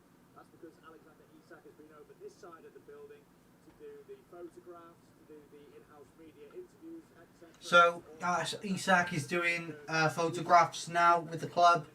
£25 million signing, of course, with Newcastle United, but he had to paper on a 6-year contract with Liverpool. So as I say, we still await that official announcement now. Obviously, his arrival is another attacking option in, which has enabled Harvey Elliott to move out of the door for the rest of his career and seal that potential move to Aston Villa. So we're just waiting now. But guys, let me know your favourite transfer of the summer in the chat. I'd love to hear from you guys on what you think. Because if I'm going to be honest, my favourite transfer of the summer has to be Joao Pedro at the moment. It has to be. But I could be persuaded otherwise. So let me know what you think in the chat. I'd love to hear what you think. What team do I support? Chelsea. Chelsea, mate. All the way. Thank you people for joining as well. Really appreciate it.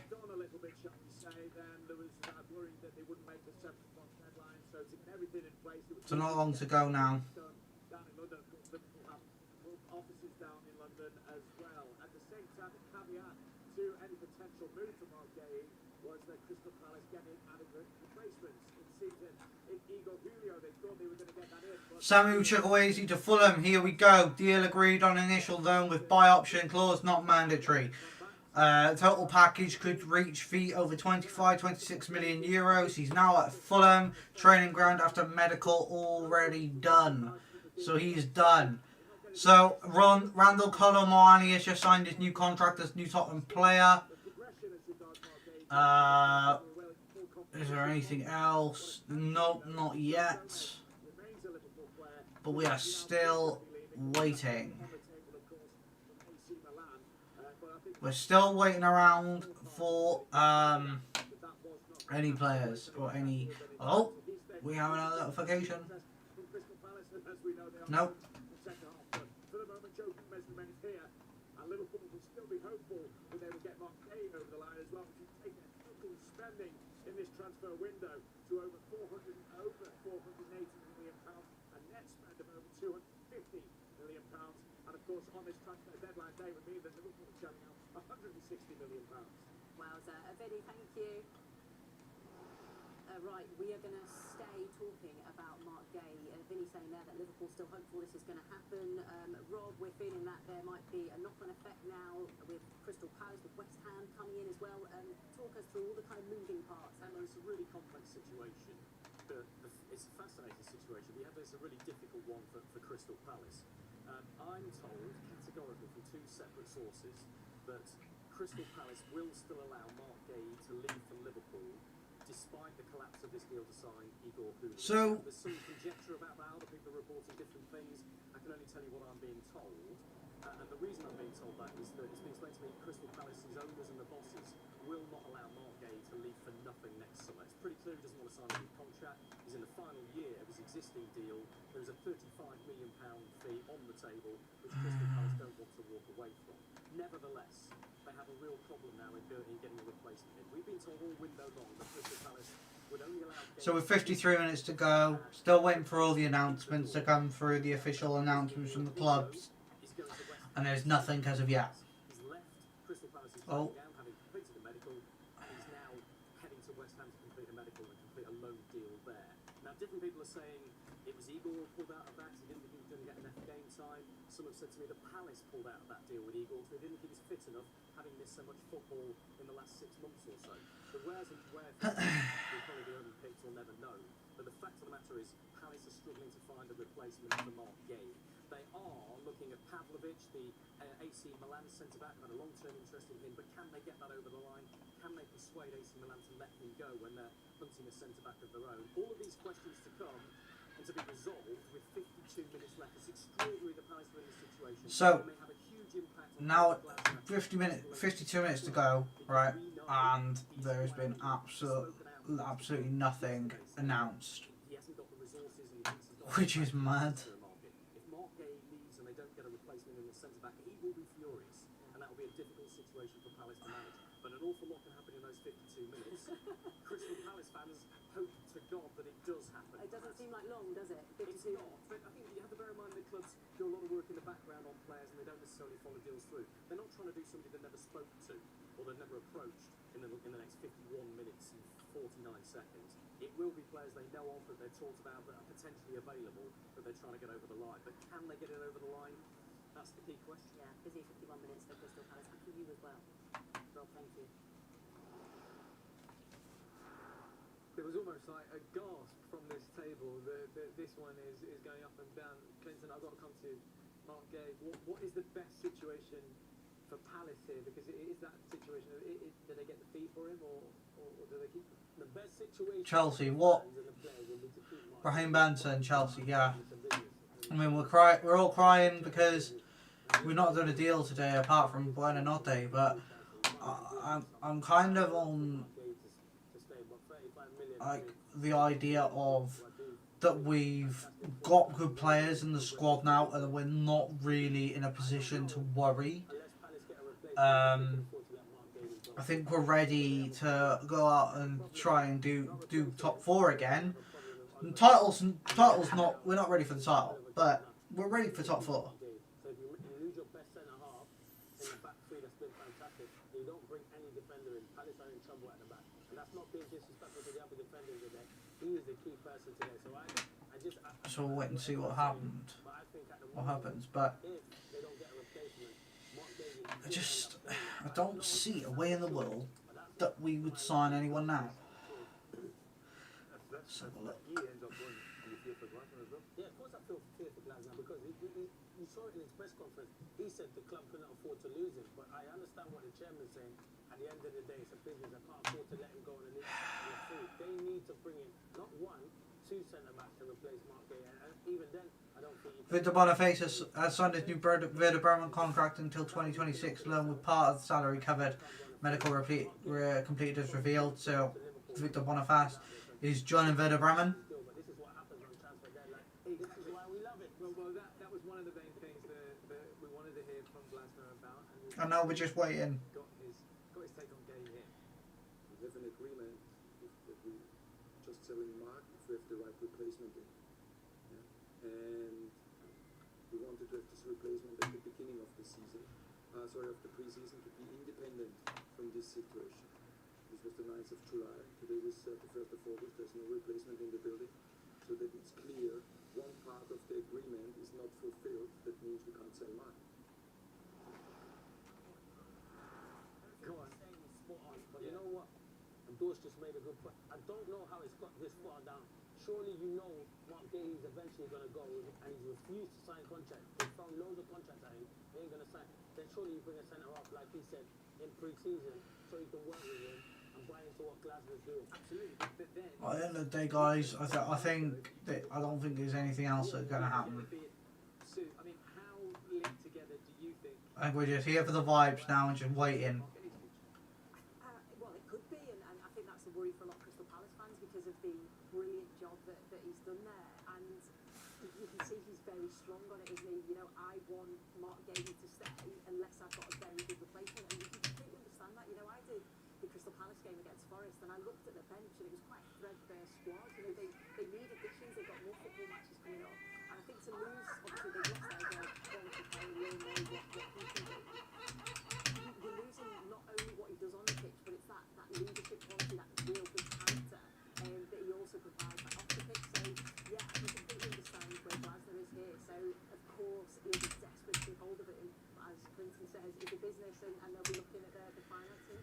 Thanks so much. Well, goalkeepers continue to be in the spotlight this transfer window, with both Manchester clubs looking to recruit a new number 1, and arguably, well, the best goalkeeper in the world is on the market. Italy keeper Gianluigi Donnarumma is on his way out of PSG. We've got reported at Manchester City and at Manchester United. We can go live first of all to Sani Radradula, who is at Manchester City's training ground. And Sani, do we expect Donnarumma to be a Manchester City player this evening? Yeah, well, the deal is getting closer. We know that in principle a deal's been agreed, and also in principle now personal terms have also been agreed for Gianluigi Donnarumma. He's still only 26 years old, even though he's had 10 years now playing professionally, since 16 years old at AC Milan. Surplus requirements at PSG. We know he had an emotional farewell with the club president Nasser Al-Khelaifi. So, Fabrizio Romano has got something else.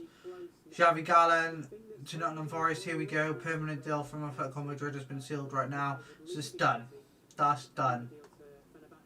Brilliant signing for Nottingham Forest there. We are literally just waiting now. I've got Donnarumma all in place and lined up.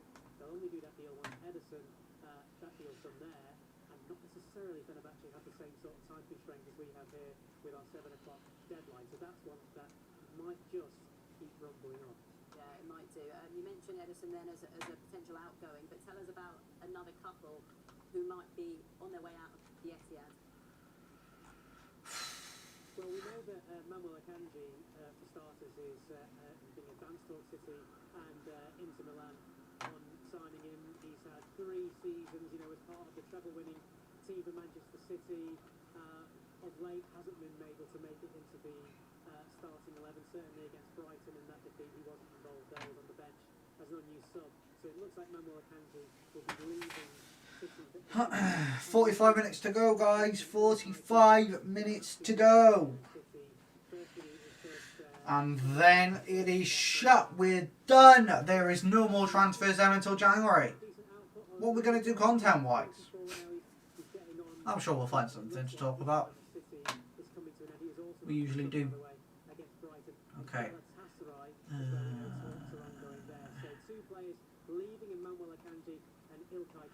I can see Raheem Sterling's contract being bloody terminated at this rate. I don't see anything happening with him. And Edison's going to Fenerbahce as well, so which is mad. Does make his move to City. Is he that type of player that they need right now? Is he an upgrade on James Trafford? Is he an upgrade on Edison? Depends what you want. I mean, it depends which way Pep Guardiola wants to play. And we know he likes to play the ball out from the back. And I am a huge fan of Donnarumma. I think they won the Champions League. You can talk about the front players at PSG, but he made saves all the way through the group stages, to knockout stages, to help them win the Champions League. He was that influential. Is he a top goalkeeper? Yes. Is he a Pep Guardiola goalkeeper, playing out from the back? I mean, it's an interesting one. James Trafford had just come in, and I watched him last year at Burnley, and he puts the ball at risk, plays out, he's made a couple of mistakes already, no problem, still only a young keeper playing for Manchester City. Does he walk straight into the Manchester City team? People at home might say impossible. So, nothing currently. Guardiola goalkeeper, we saw a few years ago when he first went in, arguably one of the best. Oh, a notification from Fabrizio Romano. Martin Gollard, Angelo and Ciso now on destination Strasbourg. Here Agodo and his agent Hutton at Ciso with his girlfriend. We have players under Rodrigo Codas. So, Julio and Ciso and Godot are going to Strasbourg.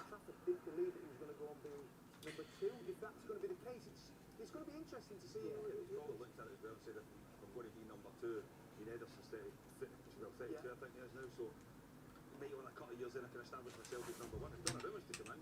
He's the same age as what's he number 26? He's 26. So like, Donnarumma's loads of years of lots of years ahead of him. So I mean, it's an interesting one. And I think what you say, Mike, was probably spot on. Is the club signing players now, and Pep Guardiola is saying it, because there's no way Manchester City would go and drop whatever they're going to drop in Donnarumma and Trafford within 3-4 weeks. That's next summer. So, with the goalkeeper chat, and Manchester United haven't gone for the two-time Golden Glove winner Emi Martinez, but they are bringing in Senna Larmans. Let's head to Daniel Carter. We're still waiting. Dan, is this Larmans deal close? Yeah, absolutely it is, Emma. I mean, he's been here in Manchester all afternoon undergoing his medical before he puts pen to paper for a 5-year contract. We heard the news a bit earlier today that Manchester United have agreed a deal with Orlando, just over £80 million for Senna Larmans. Is anything gonna get done? We need to get rid of Disasi, Chilwell and Sterling in this window, and nothing's been done about it. Absolutely ridiculous. CCFC Josh Fry, thank you for joining, mate.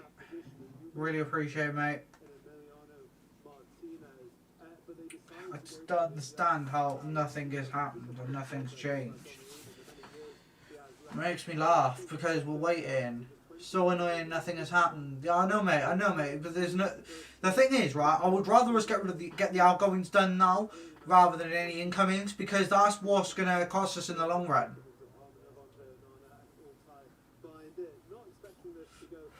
I mean, Sterling's contract, $325,000 a week. We still have him on the books. Just terminate his contract with immediate effect. Disasi, sell him for what? 15 million. Joel, give him to Strasbourg for what? 10, 15. It's easy. Just get rid of the players that we don't need. Those players have not played in God knows how long. So just get rid of them. They're no use to us anymore. Makes me mad, this. So far this season, but I think it's been impactful. Charlton have been most. So it looks like Ashraf Fofana's going to Charlton on loan. Interesting. Interesting stuff.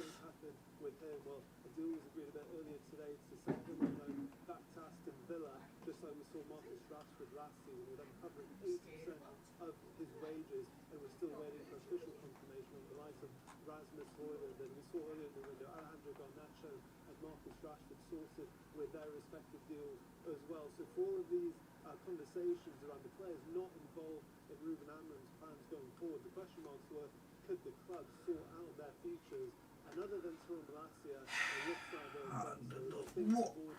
What are these lot waiting for? Just get it. Just get rid.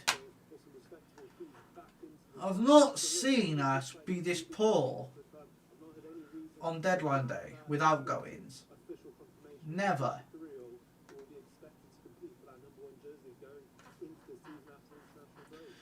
Dan, impactful is the word. Thank you. Plenty of deals to tell you about in the EFL, and still some to do with less than 40 minutes on the clock now. Swansea are trying to sign the Burnley midfielder Manuel Benson after his move to Celtic fell through. Celtic had agreed a loan deal for the Angola international, and he was due to travel. And we're still waiting. However, there was a not for any deal now. City's £3 million deal for Hyunjin Yang collapsed. Celtic then pulled the plug on the Benson move. Swansea now in a race against time to secure the 28-year-old with less than 40 minutes on the clock, as I mentioned. Birmingham 38 minutes to go, guys. Roberts today. There could be 3 deadline day signings at Portsmouth. They brought in Joseph Bursik from Club Brugge. He's a goalkeeper and has agreed a 2-year deal.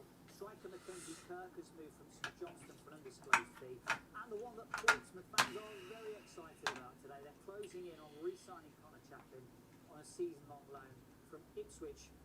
Done deal as well to tell you about Sheffield United. They've had a poor start to the season, haven't they? But have added to their squad this deadline day with the signing of Jerzy Ogbeni from Ipswich on a season-long loan. He's their second signing of the day, actually, after Alex Maxos moved from Chelsea on a permanent. And in League One, bottom of the table, Peterborough have made 3 loan signings. Forward Jimmy J. Morgan is coming from Chelsea, and they've brought in 2 from Wrexham, Tom O'Connor and Jacob Mendy.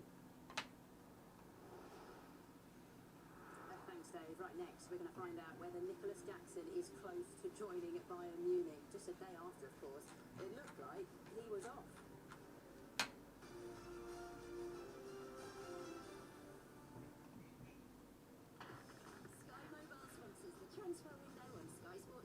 Jazri Max Manga, thank you for joining, mate. Really appreciated.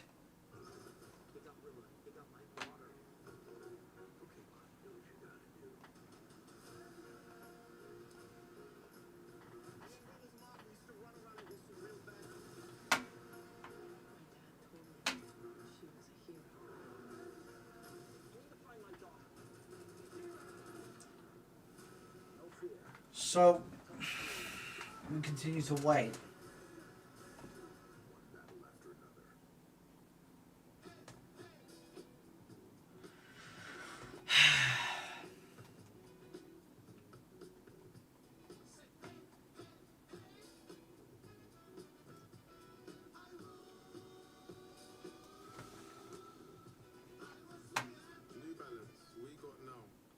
We all know animals have feelings.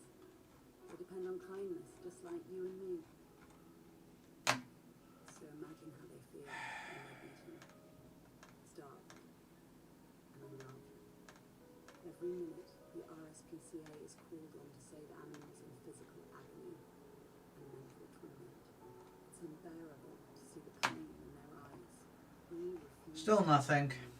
to rescue them from a life of fear.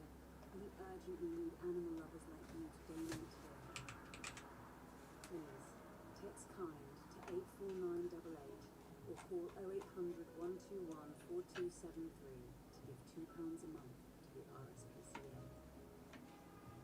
Your gift will help fund more life-saving rescues, more emergency treatment, and more gentle rehabilitation. Every month you'll be helping to keep animals free from pain and sadness, so they can find the comfort and joy they deserve. Right now, across the country, thousands are suffering deliberate harm. But together, we can show animals what kindness feels like. Together, we can rescue them. So please, text KIND to 84988, call 0800 121 4273, or visit our website to start your monthly donation today. Thank you.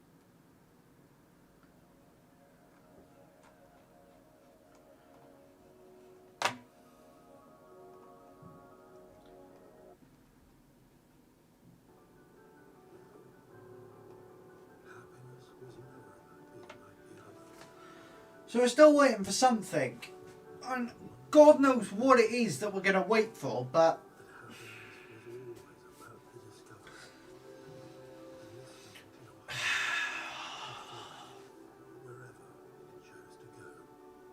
But anyway, we're nearly home and dry. Iris, I'm Cameron. I need you to come and work With technically half an hour to go. We know we've signed all our players for this summer. It doesn't matter what we do. Crystal Palace consider removing for Chelsea to Van Dijk as a replacement for Gueye here. Go for it, please. You have my blessing to have Disassi. Get him off my back.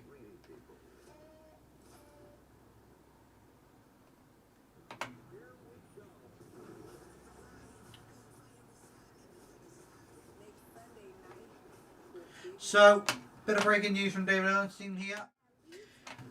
Manchester City set to complete signing of Gianluigi Donnarumma from Paris Saint-Germain. PSG goalkeeper arrives at Man City FC with Edison moving to Fenerbahce. Clubs putting the final touches to both deals before deadline day announcement via The Athletic. So, we know Man City have got their men. They've got their signings.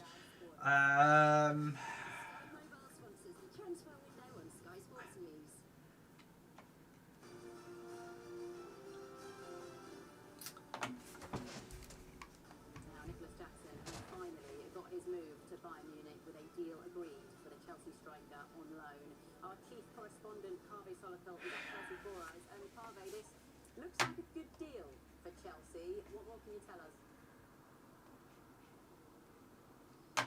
Yes, it is. Life's really not fair, is it? Nicholas Jackson is in Munich signing a multi-million-pound contract with Bayern Munich.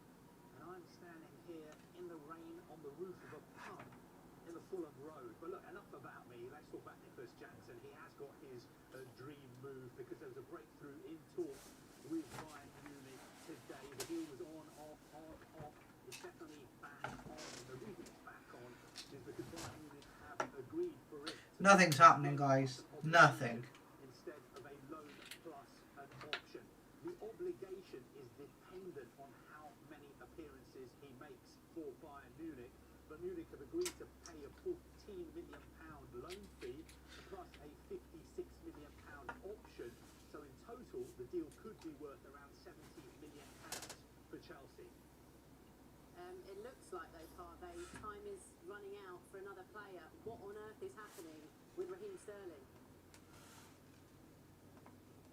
Well, look, this is what I can tell you. It looks like Raheem Sterling is staying at Chelsea unless something really dramatic and unexpected happens in the next 32 minutes. Time's almost run out for Chelsea to present Sterling with an opportunity which would lead to him moving today. He's got 2 years left on his contract, and bearing in mind his family is settled in London, I think his preference would have been to not to move too far away from his base.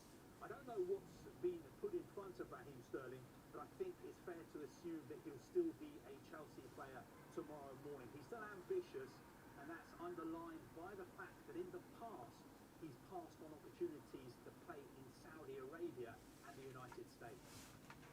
Parvey, thank you.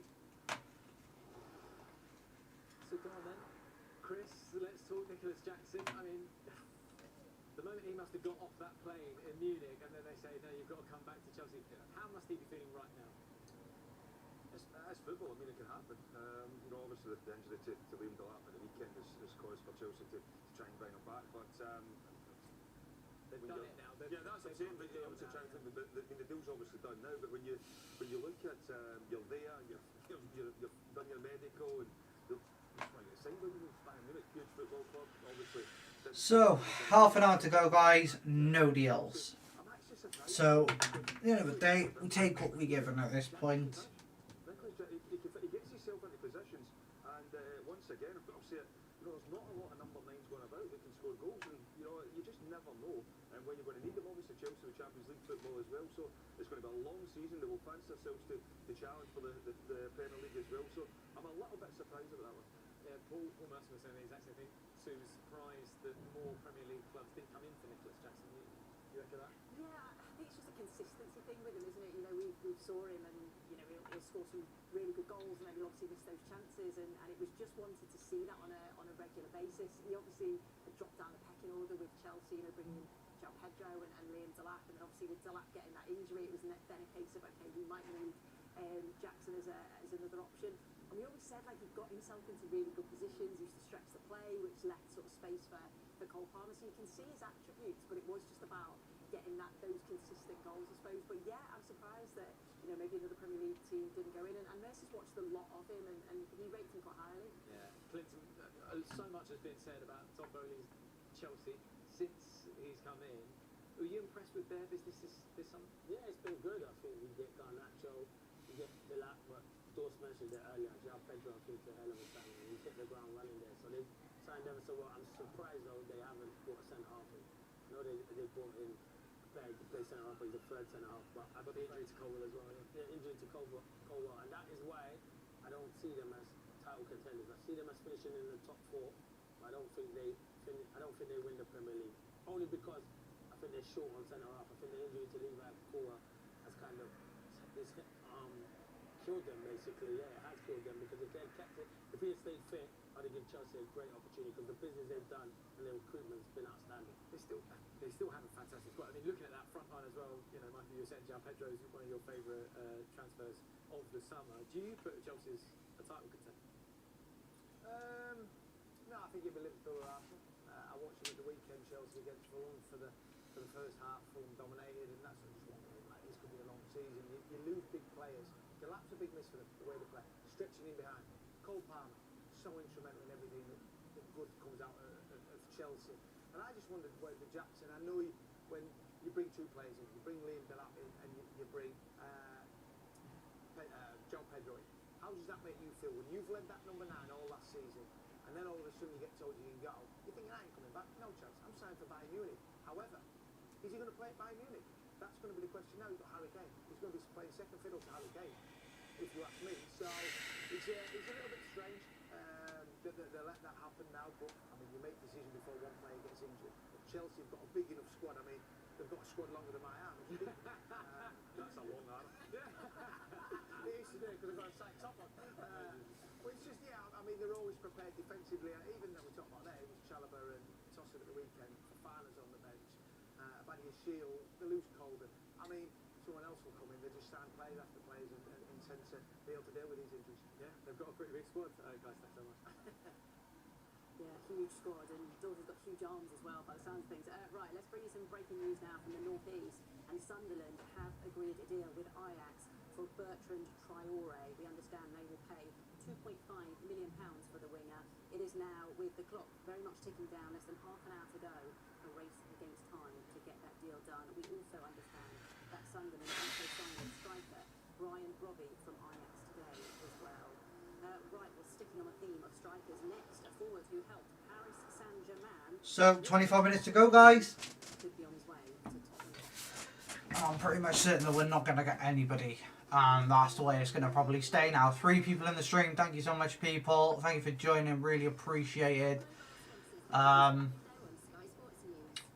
has happened as of yet. We are waiting, though, for a big deal to go through or something to happen.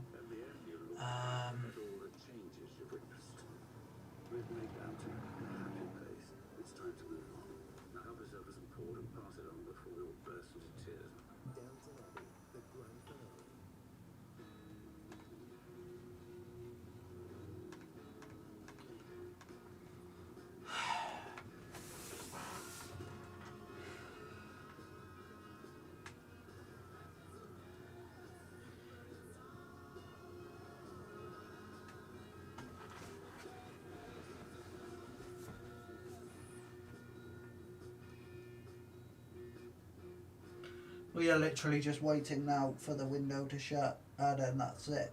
When life plays dirty, water wipes. Water wipes. Pure clean, happy skin. This is so wild that I actually, from a dream, started a business. I don't think I could ever work for anyone else after that. Sky Mobile wants everyone to expect more. Joy? Can't take the joy? So, let's run it by the one person who expects more than anyone. Well, we'll get on with this. Okay, right. Our customers said Sky saved them over £100 when they switched. That's their job. And Sky customers can roll their spare data and keep it for a whole year. It's not that unfair. With Sky Mobile, everyone, and we mean everyone, can expect more than.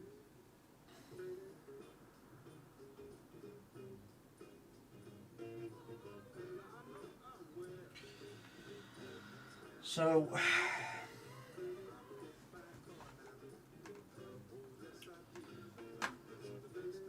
nothing's happening. Nothing's been done. That's your big step. Available now from only £25,215. We've kicked off an incredible start to the new season, and now is your chance to get in on the action. People's Postcode Lottery is offering the first month free for new players in their October. And I have been live for pretty much nearly 9 hours now, guys. And every single view is so appreciated. I am absolutely flabbergasted by the support.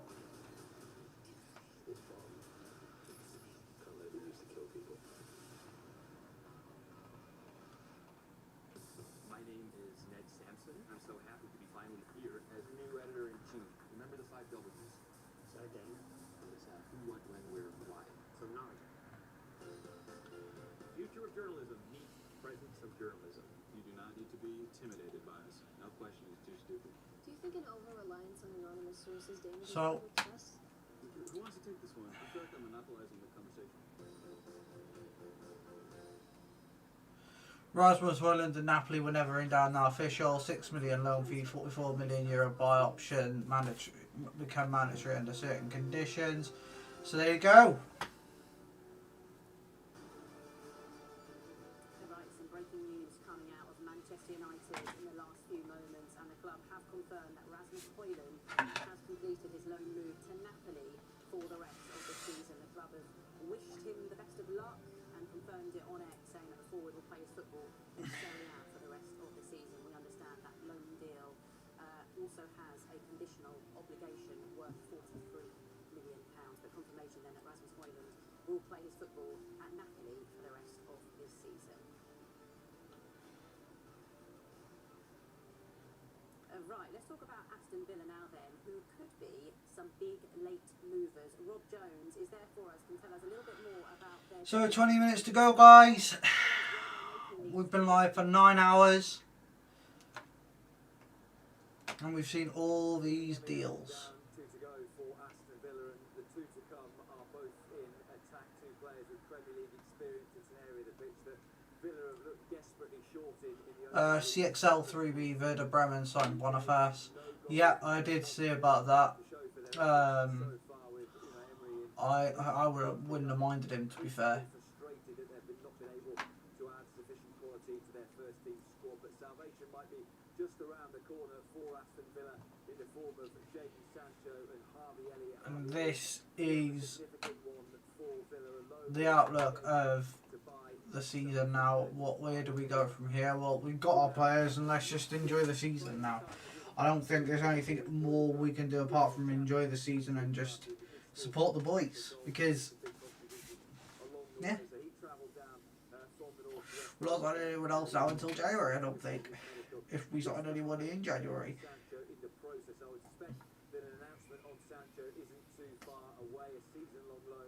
Where Villa have paid a fee along with 80% of his wages, with further bonuses that could top up those 80% a little bit more. Sancho spent last season on loan with Chelsea, 3 goals and 4 assists in 31 Premier League appearances before Chelsea paid a fee to send him back to Manchester United, and he has been training away from the first team squad throughout the course of the summer. Another player with Manchester United links that has already been confirmed by Aston Villa at 1 o'clock this afternoon is the defender Victor Lindelof with nearly 200 Premier League appearances to his name.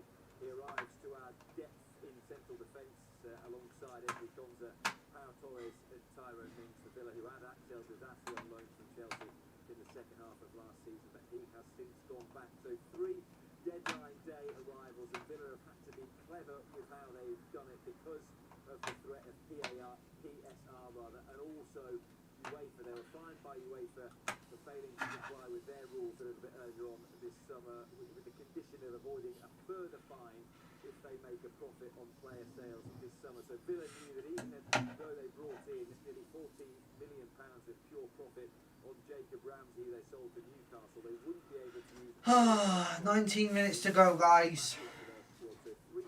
And still nothing. None of the big boys have been announced yet. Unless...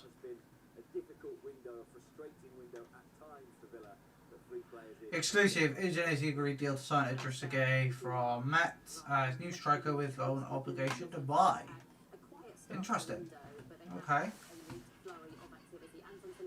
Is at the City ground for us. Anton, what's been happening today? That late flurry continues right up until the deadline, because Nottingham Forest are potentially signing 4 players on deadline day. Let's start with the most exciting, shall we? That is Dylan Bakwa, the Strasbourg winger, who was electrifying at times in Ligue 1 last season. £35 million deal. His medical deal is expected to be confirmed before the deadline. Now, Nottingham Forest are also signing not 1 but 2 left backs potentially as well. One of them we've seen here in the East Midlands today. That is Cuibano, the Brazilian coming in from Botafogo. He's passed his medical. He was at the club's training ground a little bit earlier meeting club officials. That deal looks close to completion as well. And Nottingham Forest have been in discussions about Atletico Madrid about a late move for experienced defender Javi Galan as well. Another left-sided defender potentially coming in. So 18 minutes to go. None of the big players have been announced yet. No Isak, no Moani, no Sancho, no Harvey Elliott, nothing. So unless these have got deal sheets, these are not going through. 1 midfielder and 5 forwards. Add to that another 2 forwards and another 2 defenders. It's never quiet here in Nottingham Forest, and it's going to be interesting, isn't it? Does that mean Nuno Espirito Santo, who talked about the balance of his squad, is he now happy going into the international break? Remember, his talks with owner Evangelos Marinakis are expected to take place after the deadline. Ooh, interesting. Anton, thank you. Michael, Forest looking to add more players. I mean, realistically, they've brought in some real talent, but... 2 people in the stream, thank you so much, guys. Really appreciated. I'm just literally waiting for anything now, any news to come through. Simon Johnson. Now updated to reflect deal agreed. Not unusual for clubs to provide slightly different interpretations of the transfer, but no. Most important aspect is Jackson is leaving CSU Bayern. £16.5 million loan fee, conditional obligation of €65 million. Not bad. Not bad at all for a stinker of a striker. Winning mentality. They've got European football this year for the first time in a long, long time. So the owner's certainly put his money where his mouth is and is making them competitive. Absolutely. Right, just over 15 minutes to go. We'll bring you the very latest on Alexander Isak in one of the great transfer windows. We have had striker stories, high-profile hijackings, and plenty of Willie won't he's. But the shutters are coming down very shortly on this incredible summer transfer window. And will Mark Gueye, Crystal Palace captain, be a Liverpool player? So, 16 minutes to go, guys. And nothing has been agreed and nothing has gone through for Chelsea apart from Facundo Buonanotte, which I can understand. I can understand that wholly. Cole Palmer on Instagram Cole Palmer has posted on Instagram 2 years ago, I signed for this amazing club. What a man, what a player. Absolute baller, that guy. Manesk Uncle, like the live. Thank you for the likes, my friend. Big up, mate. Big up.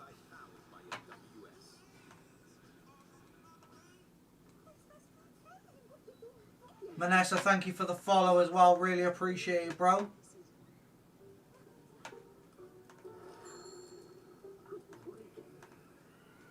Two people in the stream. Thank you so much, guys.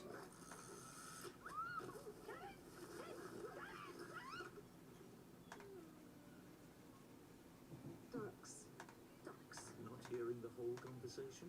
Book a free hearing check with one of our experts.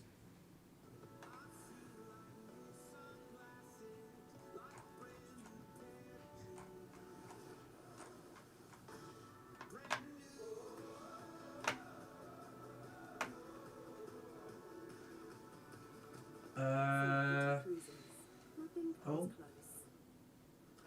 If you were inventing a business today, you'd do right by people. Not long to go now, guys. Literally 14 minutes left. And that is it. Transfer window is shut. Insist if your meat can be British, it will be. You make your carrier bags compostable. And you know what? It has been a good window. Your profits in your communities. If you were inventing a business today, you'd invent Co-op, owned by you, right by you. So, Xavi Galán and Nottingham Forest deal collapsing as not ready in time for his documents. So, that's gone. Brill Donald Dembolo has just signed a new contract as Ren player. That is all the news that's coming through at the moment for what I can see. Talk to Gemini about anything you see. Powered by EE. Offer ends 15th of September. After a brilliant test match summer, the white ball is back. And something 13 minutes to go, guys. 13 minutes to go, and we have literally signed Facundo Buonanotte, and that is it.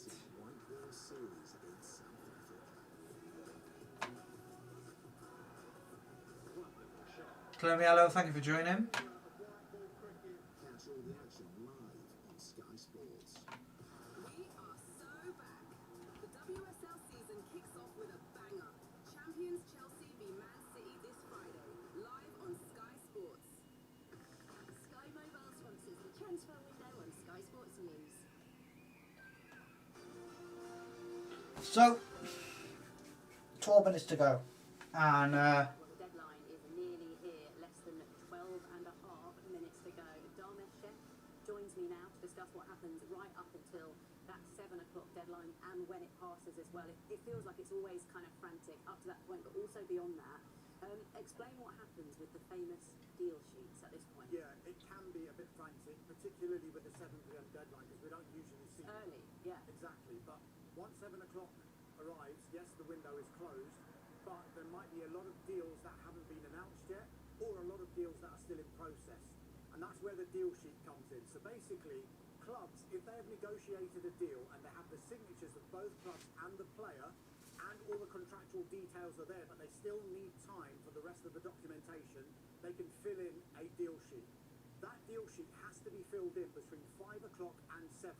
It cannot be filled in before, it cannot be filled in after the deadline.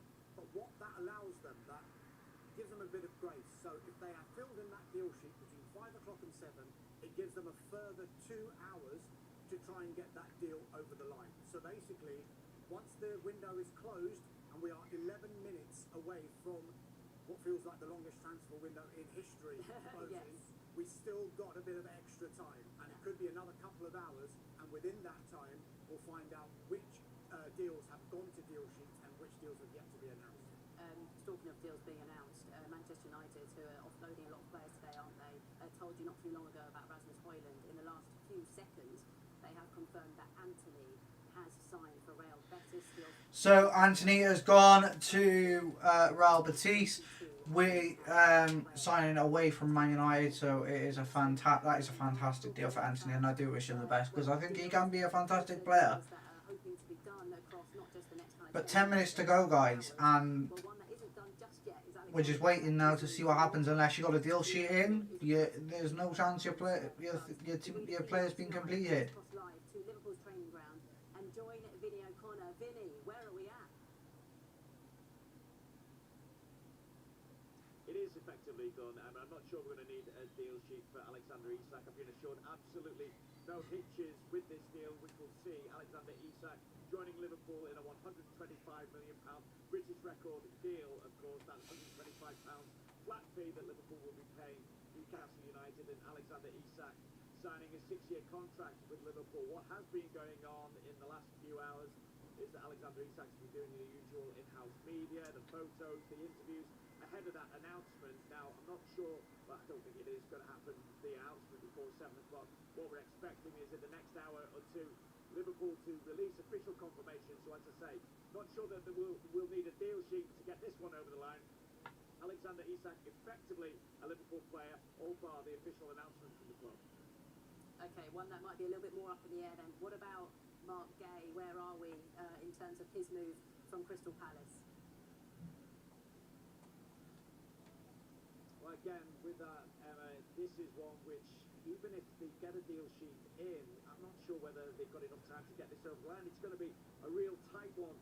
Mark Gay's proposed move from Crystal Palace. There is a £35 million fee agreed. Mark Gay has been given permission to undergo a medical with Liverpool, but of course, part of the caveat to getting this deal done was Crystal Palace getting in adequate reinforcements, adequate replacements. Now, they've not been able to do that. We have heard from a number of sources that that's not going to see Crystal Palace pull the plug on this deal. At the same time, Liverpool won't believe that until they've got Mark Gay over the line, and he's a Liverpool player. A little bit of hope for Crystal Palace fans, I think. Vinny, So guys, thank you for joining. We're 8 minutes away from the window shutting. Is edging ever closer as well. Right, Keith Downey is at Newcastle for us. Keith, talk to us. How close are we with this one? Yeah, hi Emma. Well, we're almost over the line with this one, but as you guys were just chatting there in the studio, we're almost at the deadline. Look, it's this sort of situation where Newcastle could announce it later on tonight or even tomorrow morning, because as you know, with these sorts of deals, it's not just the medical and the final paperwork. The club media team want to do their photographs and interviews and stuff as well, so that kind of almost holds things back in terms of an announcement anyway. What I can tell you is that he has completed and passed his medical, so everything in order as far as that is concerned, and we're just waiting really on the final pieces. We were expecting him here at the stadium here at St James's Park at some point this evening, probably just to be shown around the place, because he's been here before. He scored here last season, and he's going to be met with this, Emma. I'm just going to get Simon, the cameraman, just to scroll the lens round here. A couple of Newcastle fans, you might just see in the distance, we'll zoom in here. A couple of Newcastle fans have just turned up in the last 15 minutes, and put that signage up there, and Johan Wissa, when he does turn up at the stadium in the next couple of hours, will pretty much be driven right past that. And yeah, the fans, the Newcastle fans, making their feelings clear. 6 minutes to go, and nothing been done. Deal sheets will be needed. Deal sheets will definitely be needed. And yeah, Chelsea have done their business, and I'm happy now. I'm fully aware that whatever happens now is not Chelsea. Yeah, as I say, a couple of Newcastle fans turning up there, putting up that banner and making their feelings clear on Alexander Isak's decision to move to Liverpool, and I guess his conduct throughout that whole protracted transfer window, which has been it's gone on for weeks now, hasn't it? And he's finally got his wish and left Newcastle for Liverpool. Yeah, fans making their feelings known. Keith, thank you. Well, Tottenham Hotspur fans have had some frustrations in this window, haven't they? Missing out on Morgan Gibbs-White and Adire Eze, of course, but they have been busy on deadline day. Michael Bridge is at the training ground for us. Michael, are Spurs about to sign another forward? Looks like it, Emma. Yeah, Randall Moani from PSG. A straight loan, no option or obligation, as we understand. So it'll be a straight loan until the end of the season. He's very highly regarded here. He was talked about last January. He ended up on the loan spell at Juventus and did ever so well. So he gives options for Thomas Frank as a striker and as a forward on the left and on the right. Dominic Solanke, potential ankle injury. We don't know how long he'll be out for. He has just posted an Instagram story of him in the Spurs gym working hard. So hopefully that's a good sign that he won't be out for too long. But either way, Emma, you know, when European football kicks in for all these clubs, you know, when Spurs' Champions League campaign starts, we're talking about Saturday, Tuesday, Sunday, Wednesday. So you're going to need bodies in. But this is the key here. Thomas Frank doesn't want anyone. He wants good players to enhance his 11. And we saw that sign. Nicholas Jackson deal documents have just been signed or sealed. He is a new FC Bayern player. There you go. So officially, Jackson is done. He is gone, and he is no longer part of Chelsea. So that's fantastic news. Oh, and now we have a bit more news. No. 4 minutes to go, guys. 4 minutes. But thank you so much, everyone who's been joining the stream so far. It's been fantastic to have you with me today. I know it's not been easy. 8 or 9 hours of constant streaming, constant talking. It's tiring, I'll give you that. But I love doing this. I wouldn't be here otherwise. If I didn't love doing it, I wouldn't be doing it. But I love transfer deadline day usually. It's such a fun time. And yeah, we're seeing all these deals happen. And we're seeing them together. And we can react to them together. But so we are literally just waiting now for the deadline to hit. 3 minutes and 59 seconds to go. Guys, thank you all so much for joining. If you're new to the channel, please make sure you like, comment, subscribe. Turn that notification bell icon on to be notified when I upload and when I go live. Also, guys, go and follow me on all the socials. Instagram, X, TikTok, Facebook. They're all there for you.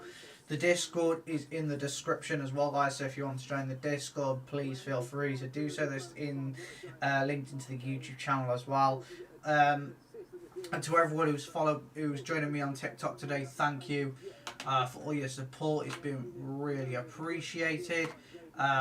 Big love to all of you who are watching this today, and you know, thank you to all the supporters who have joined.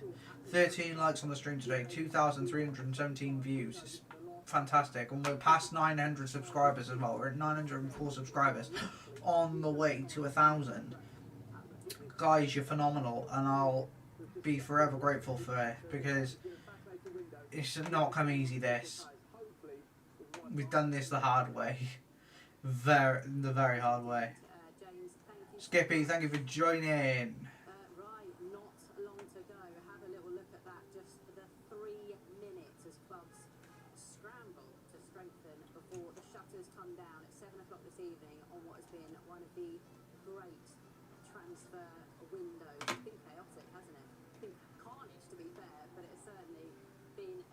Ilya Malawian followed the host, thank you. So no doubt there will be one last dash in the transfer trolley for some of these clubs. Really appreciate it, guys. For you as well of some of the breaking news coming out, Manchester United in the last sort of half an hour, a couple of big name departures. One of those, Rasmus Højlund, who has joined Napoli on a season-long loan. That with conditional. So 1 minute 59 to go, guys. And then it's done.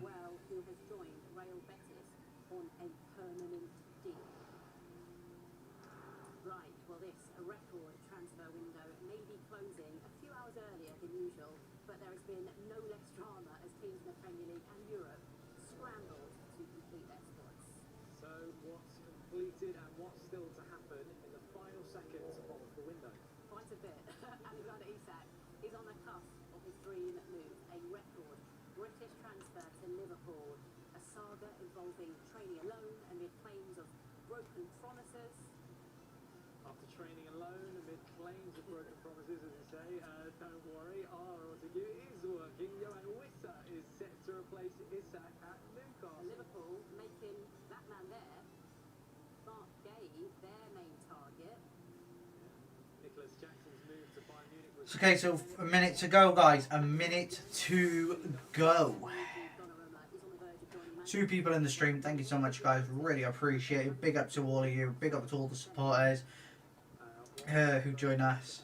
Theatre of dreams, nightmares on deadline day.